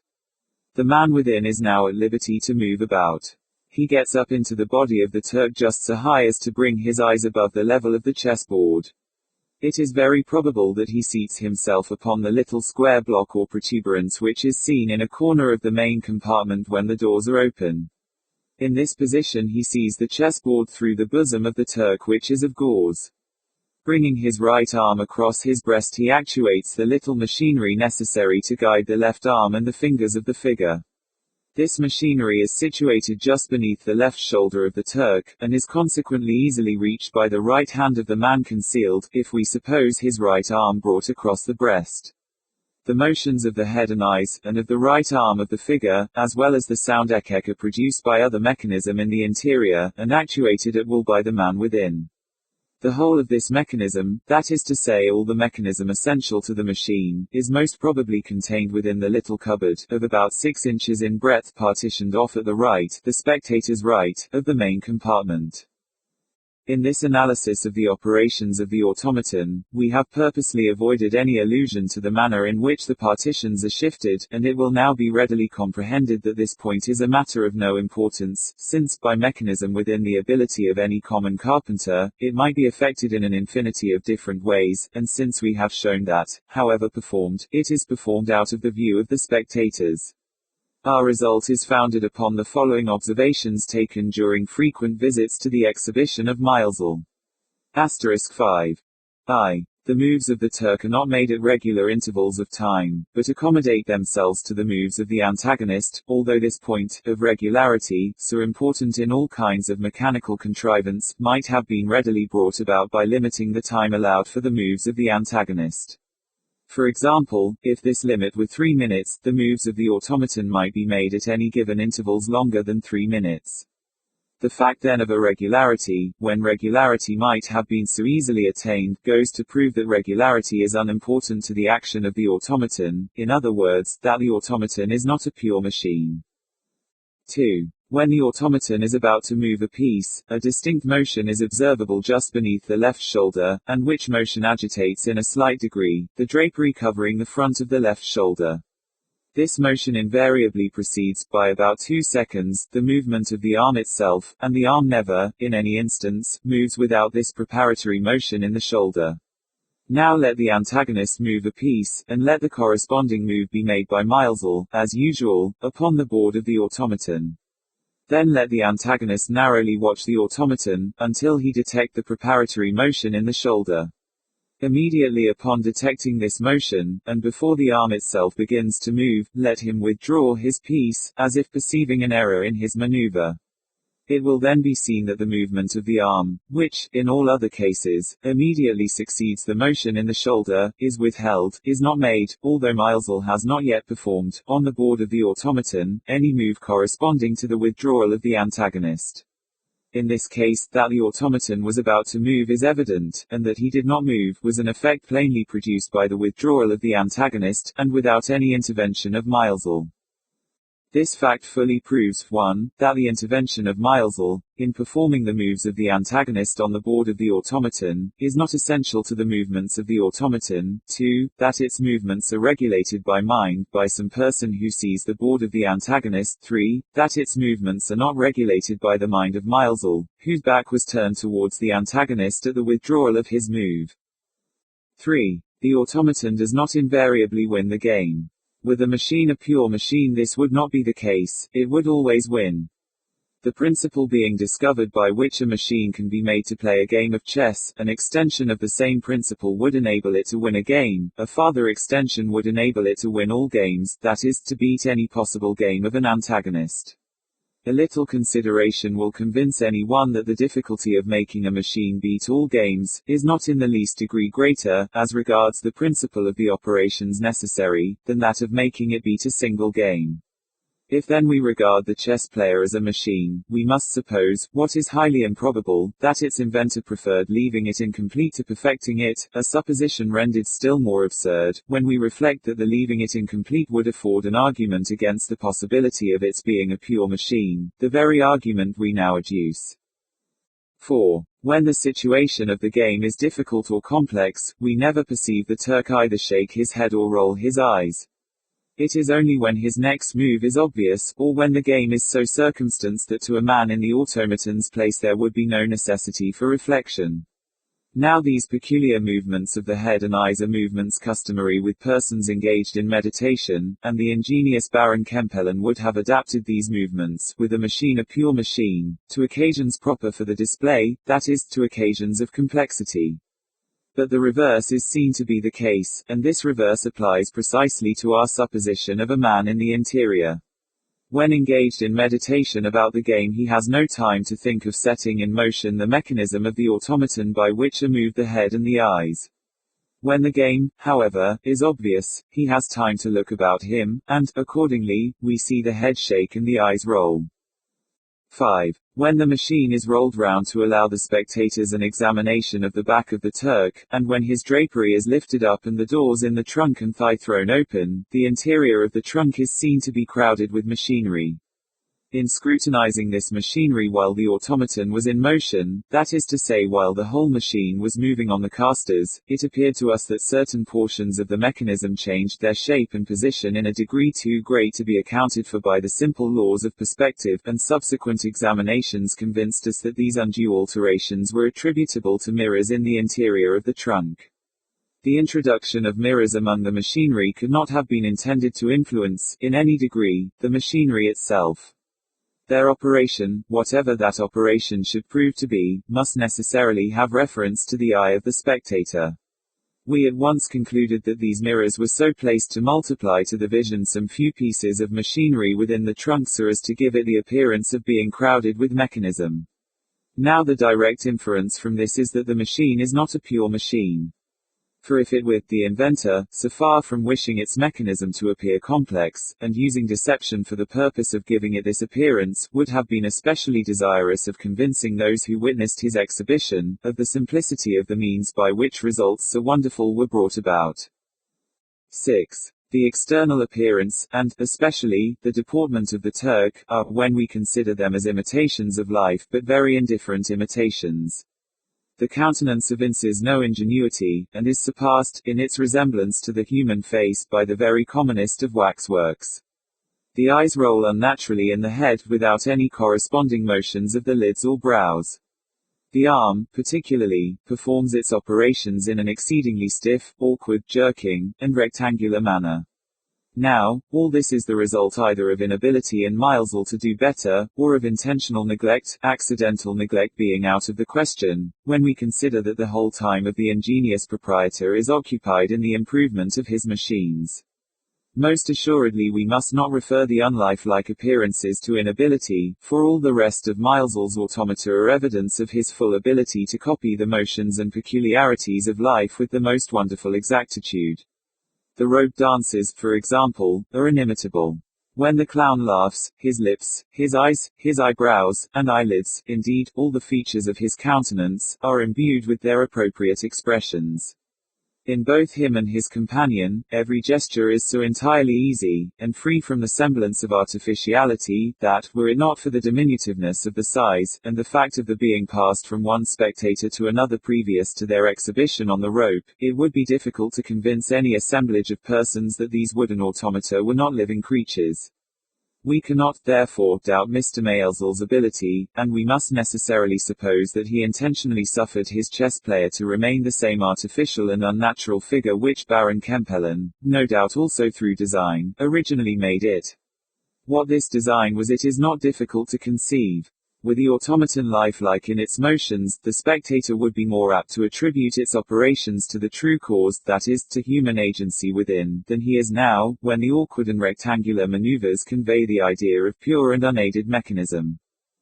7. When, a short time previous to the commencement of the game, the automaton is wound up by the exhibitor as usual, an ear in any degree accustomed to the sounds produced in winding up a system of machinery, will not fail to discover, instantaneously, that the axis turned by the key in the box of the chess player, cannot possibly be connected with either a weight, a spring, or any system of machinery whatever. The inference here is the same as in our last observation. The winding up is inessential to the operations of the automaton, and is performed with the design of exciting in the spectators the false idea of mechanism. 8. When the question is demanded explicitly of Miles, is the automaton a pure machine or not? His reply is invariably the same: I will say nothing about it. Now the notoriety of the automaton, and the great curiosity it has everywhere excited, are owing more especially to the prevalent opinion that it is a pure machine, than to any other circumstance. Of course, then, it is the interest of the proprietor to represent it as a pure machine. And what more obvious, and more effectual method could there be of impressing the spectators with this desired idea, than a positive and explicit declaration to that effect? On the other hand, what more obvious and effectual method could there be of exciting a disbelief in the automaton's being a pure machine, than by withholding such explicit declaration? For, people will naturally reason thus: it is Miles's interest to represent this thing a pure machine. He refuses to do so, directly, in words, although he does not scruple, and is evidently anxious to do so, indirectly by actions, were it actually what he wishes to represent it by actions. He would gladly avail himself of the more direct testimony of words. The inference is, that a consciousness of its not being a pure machine, is the reason of his silence. His actions cannot implicate him in a falsehood, his words may.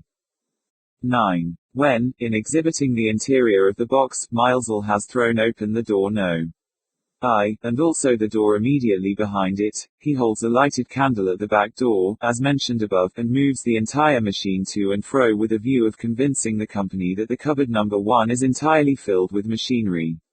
When the machine is thus moved about, it will be apparent to any careful observer, that whereas that portion of the machinery near the front door number 1, is perfectly steady and unwavering, the portion farther within fluctuates, in a very slight degree, with the movements of the machine. This circumstance first aroused in us the suspicion that the more remote portion of the machinery was so arranged as to be easily slipped, en masse, from its position when occasion should require it. This occasion we have already stated to occur when the man concealed within brings his body into an erect position upon the closing of the back door. 10. Sir David Brewster states the figure of the Turk to be of the size of life, but in fact it is far above the ordinary size.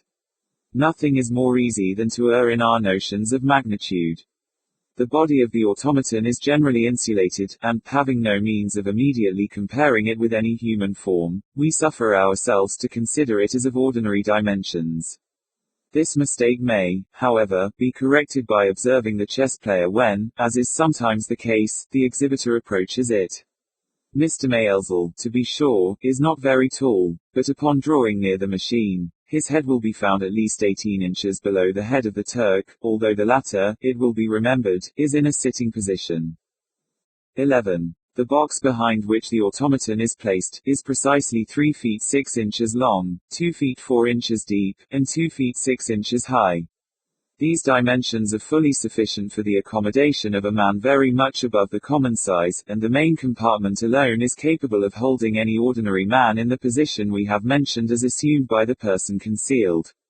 As these are facts which anyone who doubts them may prove by actual calculation, we deem it unnecessary to dwell upon them. We will only suggest that, although the top of the box is apparently a board of about 3 inches in thickness, the spectator may satisfy himself by stooping and looking up at it when the main compartment is open, that it is in reality very thin. The height of the drawer also will be misconceived by those who examine it in a cursory manner. There is a space of about 3 inches between the top of the drawer as seen from the exterior, and the bottom of the cupboard, a space which must be included in the height of the drawer. These contrivances to make the room within the box appear less than it actually is, are referable to a design on the part of the inventor, to impress the company again with a false idea, viz. that no human being can be accommodated within the box. 12. The interior of the main compartment is lined throughout with cloth. This cloth we suppose to have a twofold object. A portion of it may form, when tightly stretched, the only partitions which there is any necessity for removing during the changes of the man's position, viz. the partition between the rear of the main compartment and the rear of the cupboard number 1, and the partition between the main compartment, and the space behind the drawer when open. If we imagine this to be the case, the difficulty of shifting the partitions vanishes at once, if indeed any such difficulty could be supposed under any circumstances to exist. The second object of the cloth is to deaden and render indistinct all sounds occasioned by the movements of the person within. 13. The antagonist, as we have before observed, is not suffered to play at the board of the automaton, but is seated at some distance from the machine. The reason which, most probably, would be assigned for this circumstance, if the question were demanded, is, that were the antagonist otherwise situated, his person would intervene between the machine and the spectators, and preclude the latter from a distinct view. But this difficulty might be easily obviated, either by elevating the seats of the company, or by turning the end of the box towards them during the game. The true cause of the restriction is perhaps very different. Were the antagonist seated in contact with the box, the secret would be liable to discovery, by his detecting, with the aid of a quick car, the breathings of the man concealed. 14. Although M. Milesel, in disclosing the interior of the machine, sometimes slightly deviates from the routine which we have pointed out, yet rarely in any instance does he so deviate from it as to interfere with our solution. For example, he has been known to open, first of all, the drawer, but he never opens the main compartment without first closing the back door of cupboard number 1, he never opens the main compartment without first pulling out the drawer, he never shuts the drawer without first shutting the main compartment, he never opens the back door of cupboard number 1 while the main compartment is open, and the game of chess is never commenced until the whole machine is closed. Now if it were observed that never, in any single instance, did M. Milesel differ from the routine we have pointed out as necessary to our solution, it would be one of the strongest possible arguments in corroboration of it, but the argument becomes infinitely strengthened if we duly consider the circumstance that he does occasionally deviate from the routine but never does so deviate as to falsify the solution. 15. There are 6 candles on the board of the automaton during exhibition. The question naturally arises, why are so many employed, when a single candle, or, at farthest, 2, would have been amply sufficient to afford the spectators a clear view of the board, in a room otherwise so well lit up as the exhibition room always is, when, moreover, if we suppose the machine a pure machine, there can be no necessity for so much light, or indeed any light at all, to enable it to perform its operations, and when, especially, only a single candle is placed upon the table of the antagonist. The first and most obvious inference is that so strong a light is requisite to enable the man within to see through the transparent material, probably fine gauze, of which the breast of the Turk is composed. But when we consider the arrangement of the candles, another reason immediately presents itself. There are 6 lights, as we have said before, in all. 3 of these are on each side of the figure. Those most remote from the spectators are the longest, those in the middle are about 2 inches shorter, and those nearest the company about 2 inches shorter still, and the candles on one side differ in height from the candles respectively opposite on the other, by a ratio different from 2 inches, that is to say, the longest candle on one side is about 3 inches shorter than the longest candle on the other, and so on. Thus it will be seen that no two of the candles are of the same height, and thus also the difficulty of ascertaining the material of the breast of the figure, against which the light is especially directed, is greatly augmented by the dazzling effect of the complicated crossings of the rays, crossings which are brought about by placing the centers of radiation all upon different levels. 16. While the chess player was in possession of Baron Kempelen, it was more than once observed, first, that an Italian in the suite of the Baron was never visible during the playing of a game at chess by the Turk, and, secondly, that the Italian being taken seriously ill, the exhibition was suspended until his recovery. This Italian professed a total ignorance of the game of chess, although all others of the suite played well. Similar observations have been made since the automaton has been purchased by Milesel. There is a man, Schlumberger, who attends him wherever he goes but who has no ostensible occupation other than that of assisting in the packing and unpacking of the automata. This man is about the medium size, and has a remarkable stoop in the shoulders. Whether he professes to play chess or not we are not informed. It is quite certain, however, that he is never to be seen during the exhibition of the chess player, although frequently visible just before and just after the exhibition. Moreover, some years ago Milesel visited Richmond with his automata, and exhibited them, we believe, in the house now occupied by M. Bossio as a dancing academy. Schlumberger was suddenly taken ill, and during his illness there was no exhibition of the chess player. These facts are well known to many of our citizens. The reason assigned for the suspension of the chess player's performances was not the illness of Schlumberger. The inferences from all this we leave, without farther comment, to the reader. 17. The Turk plays with his left arm. A circumstance so remarkable cannot be accidental.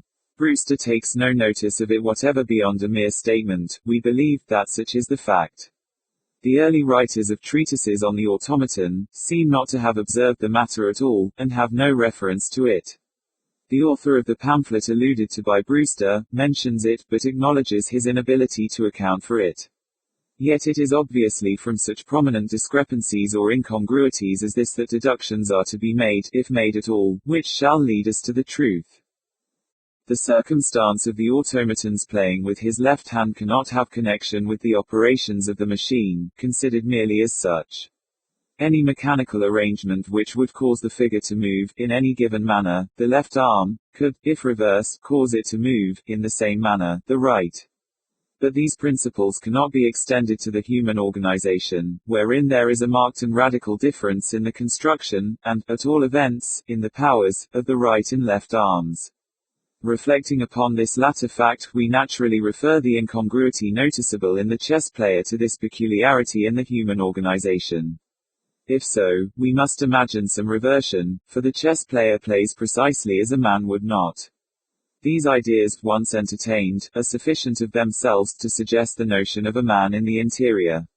A few more imperceptible steps lead us, finally, to the result.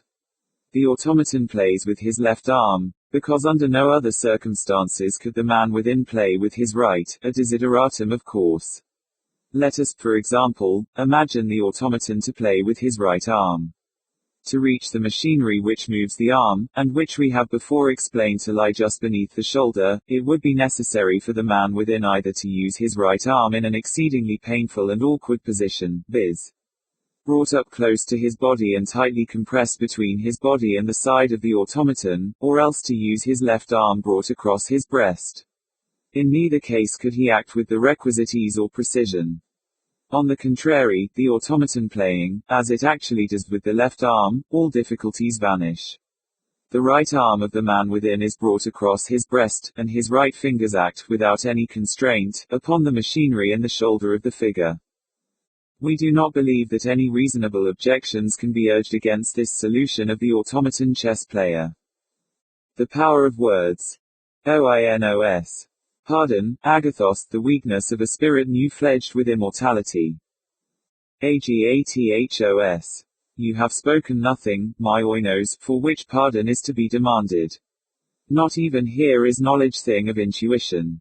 For wisdom, ask of the angels freely, that it may be given. Oinos. But in this existence, I dreamed that I should be at once cognizant of all things, and thus at once be happy in being cognizant of all. Agathos. Not in knowledge is happiness, but in the acquisition of knowledge. In forever knowing, we are forever blessed, but to know all were the curse of a fiend. Oinos. But does not the Most High know all? Agathos. That, since he is the most happy, must be still the one thing unknown even to him. Oinos.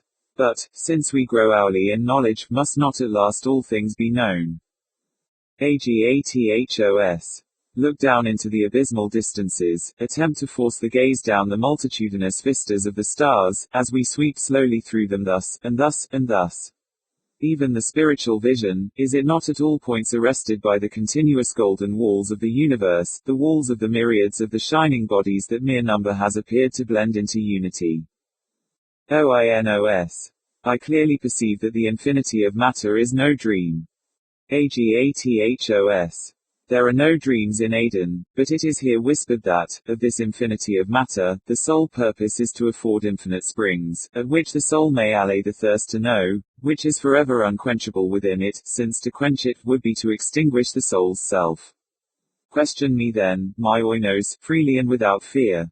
Come. We will leave to the left the loud harmony of the Pleiades, and swoop outward from the throne into the starry meadows beyond Orion, where, for pansies and violets, and heart's ease, are the beds of the triplicate and triple, tinted suns. Oinos. And now, Agathos, as we proceed, instruct me, speak to me in the earth's familiar tones. I understand not what you hinted to me, just now, of the modes or of the method of what, during mortality, we were accustomed to call creation. Do you mean to say that the Creator is not God?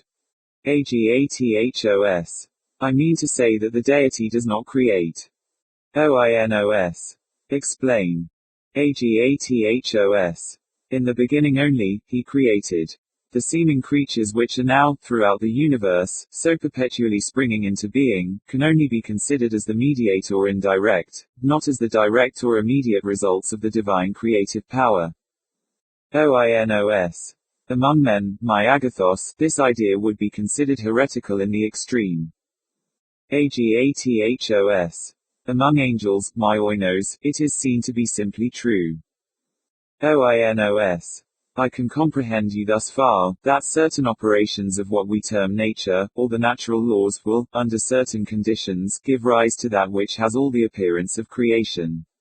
Shortly before the final overthrow of the Earth, there were, I well remember, many very successful experiments in what some philosophers were weak enough to denominate the creation of animalculae. Agathos. The cases of which you speak were, in fact, instances of the secondary creation, and of the only species of creation which has ever been, since the first word spoke into existence the first law. Oinos. Are not the starry worlds that, from the abyss of nonentity, burst hourly forth into the heavens, are not these stars, Agathos, the immediate handiwork of the King? Agathos. Let me endeavor, my oinos, to lead you, step by step, to the conception I intend. You are well aware that, as no thought can perish, so no act is without infinite result. We moved our hands, for example, when we were dwellers on the earth, and, in so doing, gave vibration to the atmosphere which engirdled it. This vibration was indefinitely extended, till it gave impulse to every particle of the earth's air, which thenceforward, and forever, was actuated by the one movement of the hand. This fact the mathematicians of our globe well knew. They made the special effects, indeed, wrought in the fluid by special impulses, the subject of exact calculation, so that it became easy to determine in what precise period an impulse of given extent would engirdle the orb, and impress, forever, every atom of the atmosphere circumambient. Retrograding, they found no difficulty, from a given effect, under given conditions, in determining the value of the original impulse. Now the mathematicians who saw that the results of any given impulse were absolutely endless, and who saw that a portion of these results were accurately traceable through the agency of algebraic analysis, who saw, too, the facility of the retrogradation, these men saw, at the same time, that this species of analysis itself had within itself a capacity for indefinite progress, that there were no bounds conceivable to its advancement and applicability, except within the intellect of him who advanced or applied it. But at this point our mathematicians paused. Oinos. And why, agathos, should they have proceeded? Agathos. Because there were some considerations of deep interest beyond. It was deducible from what they knew, that to a being of infinite understanding, one to whom the perfection of the algebraic analysis lay unfolded, there could be no difficulty in tracing every impulse given the air, and the ether through the air, to the remotest consequences at any even infinitely remote epoch of time. It is indeed demonstrable that every such impulse given the air, must, in the end, impress every individual thing that exists within the universe, and the being of infinite understanding, the being whom we have imagined, might trace the remote undulations of the impulse, trace them upward and onward in their influences upon all particles of matter, upward and onward forever in their modifications of old forms, or, in other words, in the creation of new, until he found them reflected, unimpressive at last back from the throne of the Godhead. And not only could such a thing do this, but at any epoch, should a given result be afforded him, should one of these numberless comets, for example, be presented to his inspection, he could have no difficulty in determining, by the analytic retrogradation, to what original impulse it was due. This power of retrogradation in its absolute fullness and perfection, this faculty of referring at all epochs, all effects to all causes, is of course the prerogative of the deity alone, but in every variety of degree, short of the absolute perfection, is the power itself exercised by the whole host of the angelic intelligences. Oinos. But you speak merely of impulses upon the air. Agathos. In speaking of the air, I referred only to the earth, but the general proposition has reference to impulses upon the ether, which, since it pervades, and alone pervades all space, is thus the great medium of creation. Oinos. Then all motion, of whatever nature, creates. Agathos. It must, but a true philosophy has long taught that the source of all motion is thought, and the source of all thought is Oinos. God. Agathos. I have spoken to you, Oinos, as to a child of the fair earth which lately perished, of impulses upon the atmosphere of the earth. Oinos. You did. Agathos. And while I thus spoke, did there not cross your mind some thought of the physical power of words? Is not every word an impulse on the air?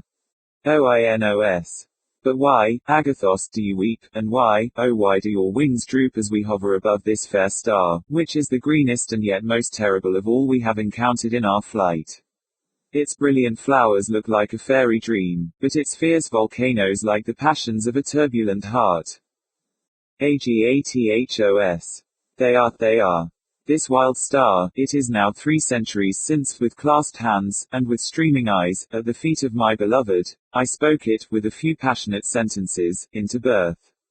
Its brilliant flowers are the dearest of all unfulfilled dreams, and its raging volcanoes are the passions of the most turbulent and unhallowed of hearts. The colloquy of Monos and Una. These things are in the future. Sophocles, Antig. Una. Born again. Monos. Yes, fairest and best beloved Una, born again.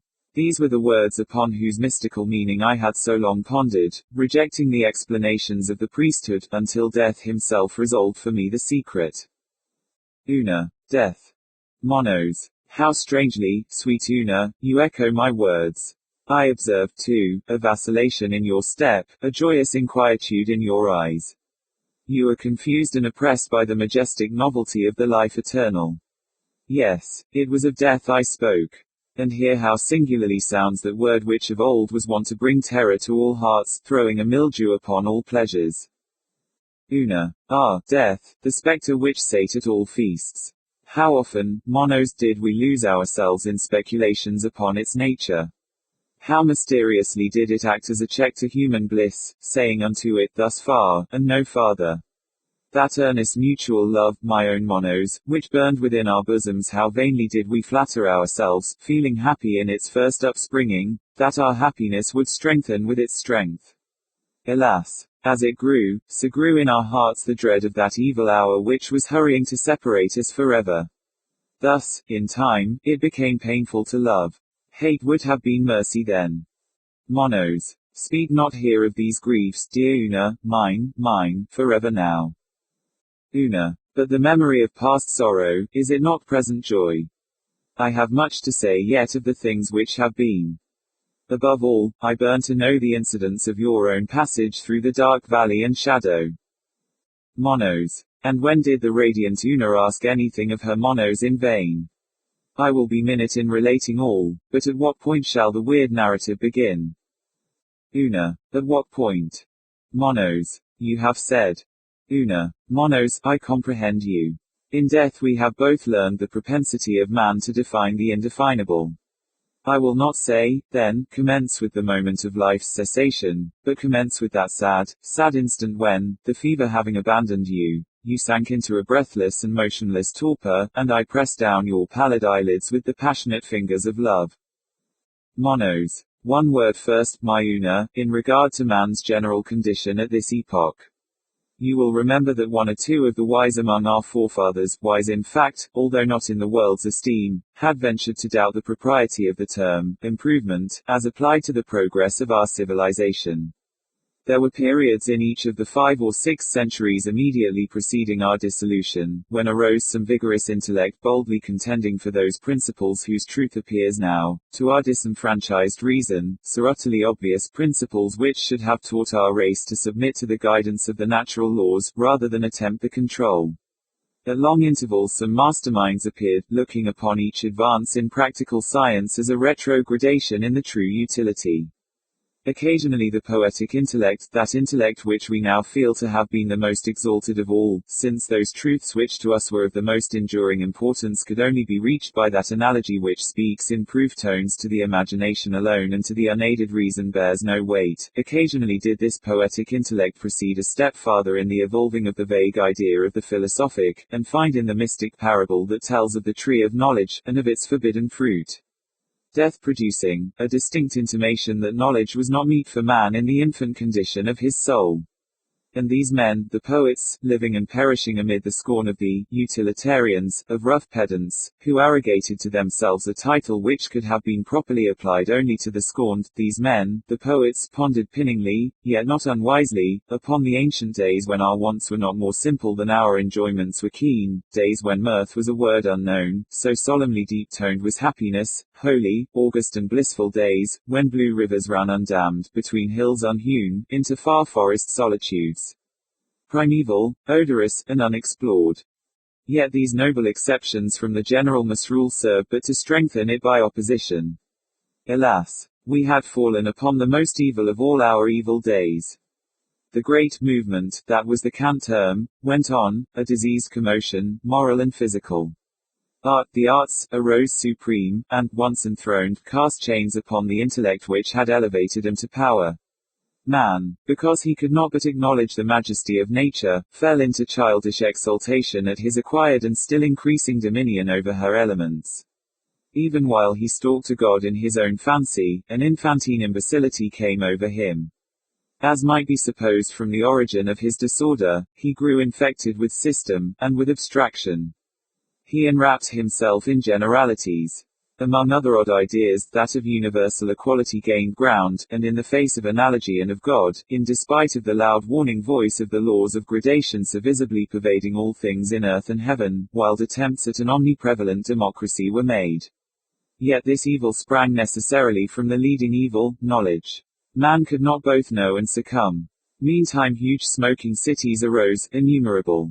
Green leaves shrank before the hot breath of furnaces.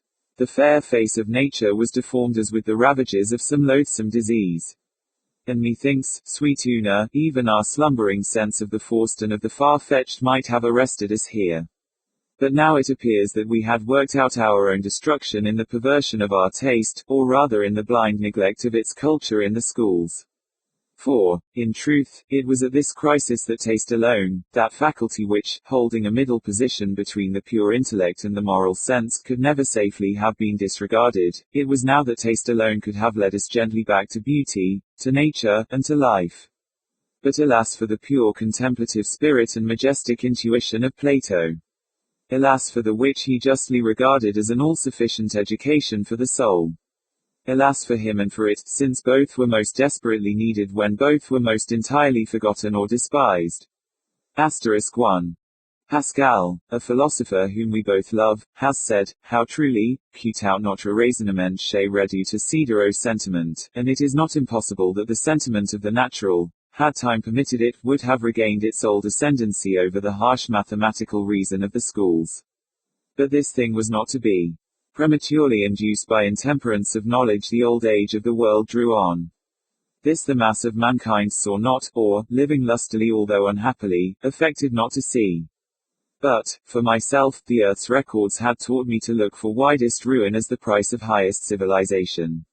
I had imbibed a prescience of our fate from comparison of China the simple and enduring, with Assyria the architect, with Egypt the astrologer, with Nubia, more crafty than either, the turbulent mother of all arts. In history, *2, of these regions I met with a ray from the future. The individual artificialities of the three latter were local diseases of the earth, and in their individual overthrows we had seen local remedies applied, but for the infected world at large I could anticipate no regeneration save in death. That man, as a race, should not become extinct, I saw that he must be born again. And now it was fairest and dearest that we wrapped our spirits, daily, in dreams. Now it was that, in twilight, we discoursed of the days to come, when the art-scarred surface of the earth, having undergone that purification, *3, which alone could efface its rectangular obscenities, should clothe itself anew in the verdure and the mountain slopes and the smiling waters of paradise, and be rendered at length a fit dwelling place for man the death purged, for man to whose now exalted intellect there should be poison in knowledge no more, for the redeemed, regenerated, blissful, and now immortal. But still for the material, man. Una. Well do I remember these conversations, dear Monos, but the epoch of the fiery overthrow was not so near at hand as we believed, and as the corruption you indicate did surely warrant us in believing. Men lived, and died individually. You yourself sickened, and passed into the grave, and thither your constant Una speedily followed you. And though the century which has since elapsed, and whose conclusion brings us thus together once more, tortured our slumbering senses with no impatience of duration, yet, my Monos, it was a century still. Monos. Say, rather, a point in the vague infinity. Unquestionably, it was in the earth's dotage that I died. Wearied at heart with anxieties which had their origin in the general turmoil and decay, I succumbed to the fierce fever. After some few days of pain, and many of dreamy delirium replete with ecstasy, the manifestations of which you mistook for pain, while I longed but was impotent to undeceive you, after some days there came upon me, as you have said, a breathless and motionless torpor, and this was termed death by those who stood around me. Words are vague things. My condition did not deprive me of sentience. It appeared to me not greatly dissimilar to the extreme quiescence of him, who, having slumbered long and profoundly, lying motionless and fully prostrate in a midsummer noon, begins to steal slowly back into consciousness, through the mere sufficiency of his sleep, and without being awakened by external disturbances. I breathed no longer. The pulses were still. The heart had ceased to beat. Volition had not departed, but was powerless. The senses were unusually active, although eccentrically so, assuming often each other's functions at random. The taste and the smell were inextricably confounded, and became one sentiment, abnormal and intense. The rose water with which your tenderness had moistened my lips to the last, affected me with sweet fancies of flowers, fantastic flowers, far more lovely than any of the old earth, but whose prototypes we have here blooming around us. The eyelids, transparent and bloodless, offered no complete impediment to vision.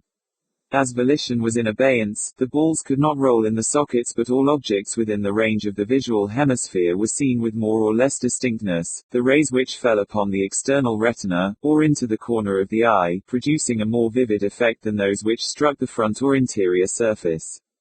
Yet, in the former instance, this effect was so far anomalous that I appreciated it only as sound sweet or discordant as the matters presenting themselves at my side were light or dark in shade, curved or angular in outline. The hearing, at the same time, although excited in degree, was not irregular in action, estimating real sounds with an extravagance of precision, not less than of sensibility. Touch had undergone a modification more peculiar. Its impressions were tardily received but pertinaciously retained, and resulted always in the highest physical pleasure. Thus the pressure of your sweet fingers upon my eyelids, at first only recognized through vision, at length, long after their removal, filled my whole being with a sensual delight immeasurable. I say with a sensual delight. All my perceptions were purely sensual. The materials furnished the passive brain by the senses were not in the least degree wrought into shape by the deceased understanding. Of pain there was some little, of pleasure there was much, but of moral pain or pleasure none at all. Thus your wild sobs floated into my ear with all their mournful cadences, and were appreciated in their every variation of sad tone, but they were soft musical sounds and no more. They conveyed to the extinct reason no intimation of the sorrows which gave them birth, while the large and constant tears which fell upon my face, telling the bystanders of a heart which broke, thrilled every fibre of my frame with ecstasy alone. And this was in truth the death of which these bystanders spoke reverently, in low whispers, you, sweet Una, gaspingly, with loud cries. They attired me for the coffin, 3 or 4 dark figures which flitted busily to and fro. As these crossed the direct line of my vision they affected me as forms, but upon passing to my side their images impressed me with the idea of shrieks, groans, and other dismal expressions of terror, of horror, or of woe. You alone, habited in a white robe, passed in all directions musically about me. The day waned, and, as its light faded away, I became possessed by a vague uneasiness, an anxiety such as the sleeper feels when sad real sounds fall continuously within his ear, low distant bell tones, solemn, at long but equal intervals, and mingling with melancholy dreams. Night arrived, and with its shadows a heavy discomfort. It oppressed my limbs with the oppression of some dull weight, and was palpable. There was also a moaning sound, not unlike the distant reverberation of surf, but more continuous, which, beginning with the first twilight, had grown in strength with the darkness. Suddenly lights were brought into the room, and this reverberation became forthwith interrupted into frequent unequal bursts of the same sound, but less dreary and less distinct. The ponderous oppression was in a great measure relieved, and, issuing from the flame of each lamp, for there were many, there flowed unbrokenly into my ears a strain of melodious monotone. And when now, dear Una, approaching the bed upon which I lay outstretched, you sat gently by my side, breathing odor from your sweet lips, and pressing them upon my brow, there arose tremulously within my bosom, and mingling with the merely physical sensations which circumstances had called forth, a something akin to sentiment itself, a feeling that, half appreciating, half responded to your earnest love and sorrow, but this feeling took no root in the pulseless heart, and seemed indeed rather a shadow than a reality, and faded quickly away, first into extreme quiescence, and then into a purely sensual pleasure as before. And now, from the wreck and the chaos of the usual senses, there appeared to have arisen within me a sixth, all perfect. In its exercise I found a wild delight, yet a delight still physical, inasmuch as the understanding had in it no part.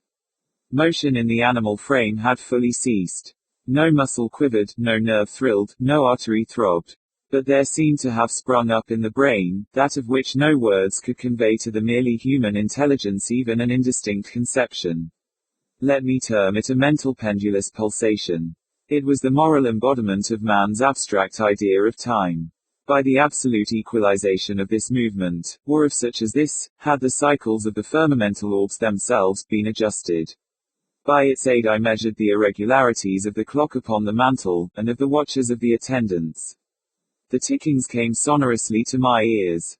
The slightest deviations from the true proportion, and these deviations were omniprevalent, affected me just as violations of abstract truth were wont, on earth, to affect the moral sense.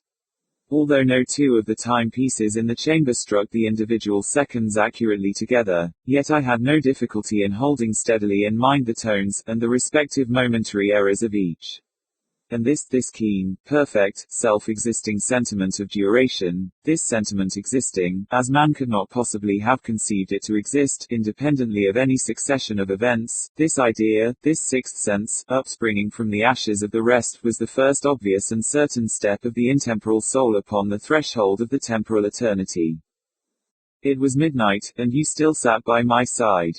All others had departed from the chamber of death. They had deposited me in the coffin. The lamps burned flickeringly, for this I knew by the tremulousness of the monotonous strains. But, suddenly these strains diminished in distinctness and in volume. Finally they ceased. The perfume in my nostrils died away. Forms affected my vision no longer. The oppression of the darkness uplifted itself from my bosom. A dull shock like that of electricity pervaded my frame, and was followed by total loss of the idea of contact. All of what man has termed sense was merged in the sole consciousness of entity, and in the one abiding sentiment of duration. The mortal body had been at length stricken with the hand of the deadly decay. Yet had not all of sentience departed, for the consciousness and the sentiment remaining supplied some of its functions by a lethargic intuition. I appreciated the direful change now in operation upon the flesh, and, as the dreamer is sometimes aware of the bodily presence of one who leans over him, so, sweet Una, I still dully felt that you sat by my side. So, too, when the noon of the second day came, I was not unconscious of those movements which displaced you from my side, which confined me within the coffin, which deposited me within the hearse, which bore me to the grave, which lowered me within it, which heaped heavily the mould upon me, and which thus left me, in blackness and corruption, to my sad and solemn slumbers with the worm. And here, in the prison house which has few secrets to disclose, there rolled away days and weeks and months, and the soul watched narrowly each second as it flew, and, without effort, took record of its flight, without effort and without object. A year passed. The consciousness of being had grown hourly more indistinct, and that of mere locality had, in great measure, usurped its position. The idea of entity was becoming merged in that of place. The narrow space immediately surrounding what had been the body, was now growing to be the body itself. At length, as often happens to the sleeper, by sleep and its world alone is death imaged, at length, as sometimes happened on earth to the deep slumberer, when some flitting light half startled him into awaking, yet left him half enveloped in dreams, so to me, in the strict embrace of the shadow came that light which alone might have had power to startle, the light of enduring love. Men toiled at the grave in which I lay darkling. They up through the damp earth. Upon my mouldering bones there descended the coffin of Una. And now again all was void. That nebulous light had been extinguished. That feeble thrill had vibrated itself into quiescence. Many lustra had supervened. Dust had returned to dust. The worm had food no more. The sense of being had at length utterly departed, and there reigned in its stead, instead of all things, dominant and perpetual, the autocrat's place and time. For that which was not, for that which had no form, for that which had no thought, for that which had no sentience, for that which was soulless, yet of which matter formed no portion, for all this nothingness, yet for all this immortality, the grave was still a home, and the corrosive hours co-mates. The conversation of Eiros and Charmion. I will bring fire to thee. Euripides, Androm. Eiros. Why do you call me Eros? Charmion. So henceforward will you always be called. You must forget too, my earthly name, and speak to me as Charman. Eiros. This is indeed no dream. Charmion. Dreams are with us no more, but of these mysteries anon. I rejoice to see you looking lifelike and rational. The film of the shadow has already passed from off your eyes. Be of heart and fear nothing. Your allotted days of stupor have expired, and tomorrow, I will myself induct you into the full joys and wonders of your novel existence. Eiros. True, I feel no stupor, none at all.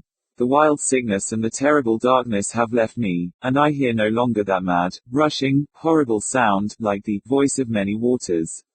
Yet my senses are bewildered, Charman, with the keenness of the perception of the new. Charmion. A few days will remove all this, but I fully understand you, and feel for you. It is now 10 earthly years since I underwent what you undergo, yet the remembrance of it hangs by me still. You have now suffered all of pain, however, which you will suffer in Aidan. EIROS. In Aidan. CHARMION. In Aidan.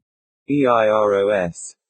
O God, pity me, shaman, I am overburdened with the majesty of all things, of the unknown now known, of the speculative future merged in the august and certain present. CHARMION. Grapple not now with such thoughts. Tomorrow we will speak of this. Your mind wavers, and its agitation will find relief in the exercise of simple memories. Look not around, nor forward, but back. I am burning with anxiety to hear the details of that stupendous event which threw you among us. Tell me of it. Let us converse of familiar things, in the old familiar language of the world which has so fearfully perished. EIROS. Most fearfully, fearfully, this is indeed no dream. CHARMION. Dreams are no more. Was I much mourned, my arrows? EIROS. Mourned, shaman, oh deeply. To that last hour of all, there hung a cloud of intense gloom and devout sorrow over your household. CHARMION. And that last hour, speak of it. Remember that, beyond the naked fact of the catastrophe itself, I know nothing. When, coming out from among mankind, I passed into night through the grave, at that period, if I remember aright, the calamity which overwhelmed you was utterly unanticipated. But, indeed, I knew little of the speculative philosophy of the day. EIROS. The individual calamity was, as you say, entirely unanticipated, but analogous misfortunes had been long a subject of discussion with astronomers. I need scarce tell you, my friend, that, even when you left us, men had agreed to understand those passages in the most holy writings which speak of the final destruction of all things by fire, as having reference to the orb of the earth alone. But in regard to the immediate agency of the ruin, speculation had been at fault from that epoch in astronomical knowledge in which the comets were divested of the terrors of flame. The very moderate density of these bodies had been well established. They had been observed to pass among the satellites of Jupiter, without bringing about any sensible alteration either in the masses or in the orbits of these secondary planets. We had long regarded the wanderers as vapory creations of inconceivable tenuity, and as altogether incapable of doing injury to our substantial globe, even in the event of contact. But contact was not in any degree dreaded, for the elements of all the comets were accurately known. That among them we should look for the agency of the threatened fiery destruction had been for many years considered an inadmissible idea. But wonders and wild fancies had been, of late days, strangely rife among mankind, and, although it was only with a few of the ignorant that actual apprehension prevailed, upon the announcement by astronomers of a new comet, yet this announcement was generally received with I know not what of agitation and mistrust. The elements of the strange orb were immediately calculated, and it was at once conceded by all observers, that its path, at perihelion, would bring it into very close proximity with the Earth. There were 2 or 3 astronomers, of secondary note, who resolutely maintained that a contact was inevitable. I cannot very well express to you the effect of this intelligence upon the people. For a few short days they would not believe an assertion which their intellect so long employed among worldly considerations could not in any manner grasp.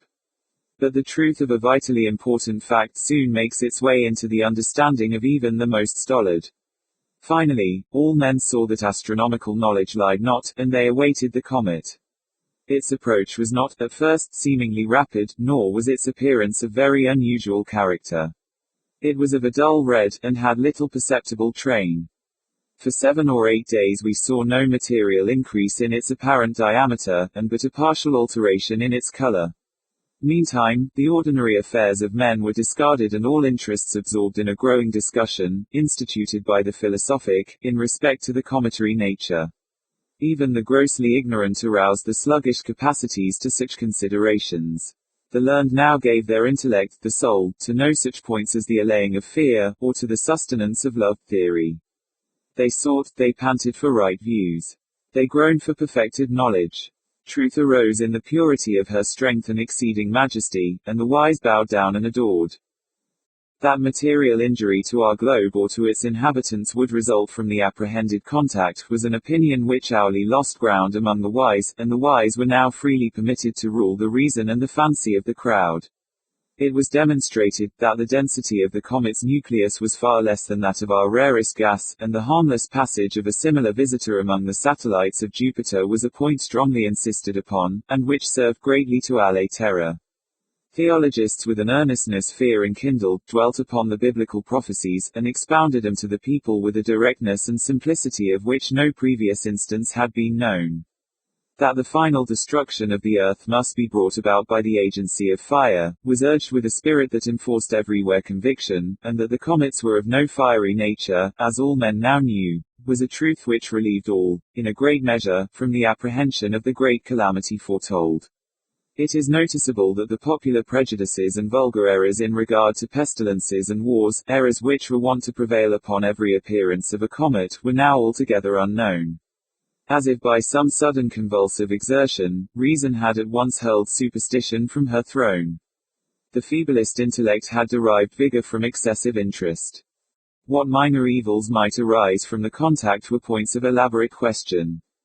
The learned spoke of slight geological disturbances, of probable alterations in climate, and consequently in vegetation, of possible magnetic and electric influences. Many held that no visible or perceptible effect would in any manner be produced. While such discussions were going on, the subject gradually approached, growing larger in apparent diameter, and of a more brilliant luster.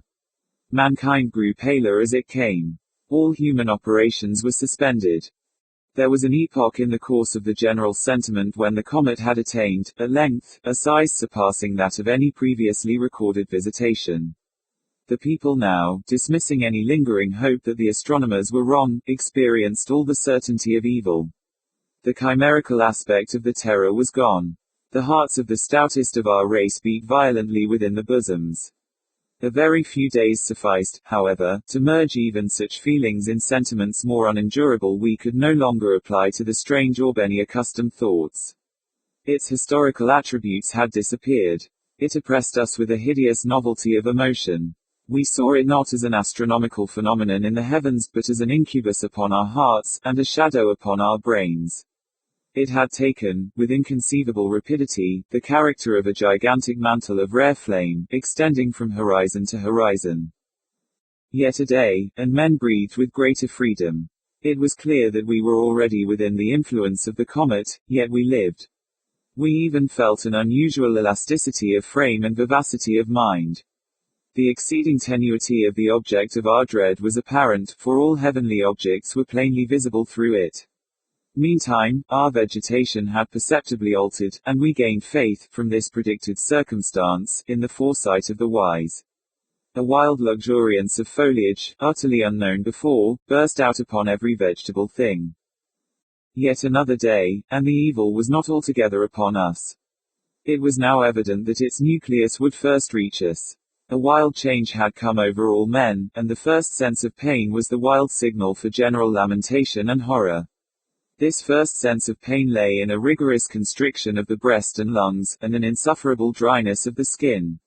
It could not be denied that our atmosphere was radically affected. The conformation of this atmosphere and the possible modifications to which it might be subjected, were now the topics of discussion. The result of investigation sent an electric thrill of the intensest terror through the universal heart of man. It had been long known that the air which encircled us was a compound of oxygen and nitrogen gases, in the proportion of 21 measures of oxygen, and 79 of nitrogen in every 100 of the atmosphere. Oxygen, which was the principle of combustion, and the vehicle of heat, was absolutely necessary to the support of animal life, and was the most powerful and energetic agent in nature. Nitrogen, on the contrary, was incapable of supporting either animal life or flame. An unnatural excess of oxygen would result, it had been ascertained, in just such an elevation of the animal spirits as we had latterly experienced. It was the pursuit, the extension of the idea, which had engendered awe. What would be the result of a total extraction of the nitrogen? A combustion irresistible, all-devouring, omniprevalent, immediate, the entire fulfillment, in all their minute and terrible details, of the fiery and horror-inspiring denunciations of the prophecies of the Holy Book. Why need I paint, Charman, the now disenchained frenzy of mankind? That tenuity in the comet which had previously inspired us with hope, was now the source of the bitterness of despair. In its impalpable gaseous character we clearly perceive the consummation of fate. Meantime a day again passed, bearing away with it the last shadow of hope. We gasped in the rapid modification of the air. The red blood bounded tumultuously through its strict channels. The furious delirium possessed all men, and, with arms rigidly outstretched towards the threatening heavens, they trembled and shrieked aloud. But the nucleus of the destroyer was now upon us, even here in Aden. I shudder while I speak. Let me be brief as the ruin that overwhelmed. For a moment there was a wild lurid light alone, visiting and penetrating all things.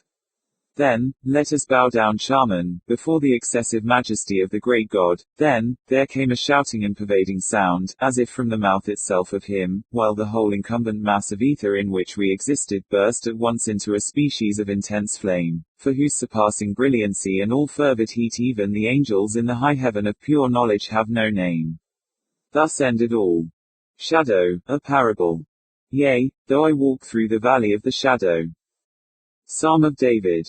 Ye who read are still among the living, but I who write shall have long since gone my way into the region of shadows.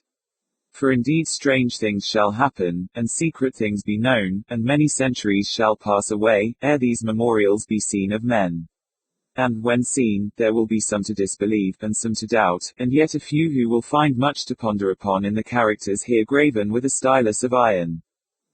The year had been a year of terror, and of feelings more intense than terror for which there is no name upon the earth. For many prodigies and signs had taken place, and far and wide, over sea and land, the black wings of the pestilence were spread abroad. To those, nevertheless, cunning in the stars, it was not unknown that the heavens wore an aspect of ill, and to me, the Greek oinos, among others, it was evident that now had arrived the alternation of that 794th year when, at the entrance of Aries, the planet Jupiter is conjoined with the red ring of the terrible Saturnus.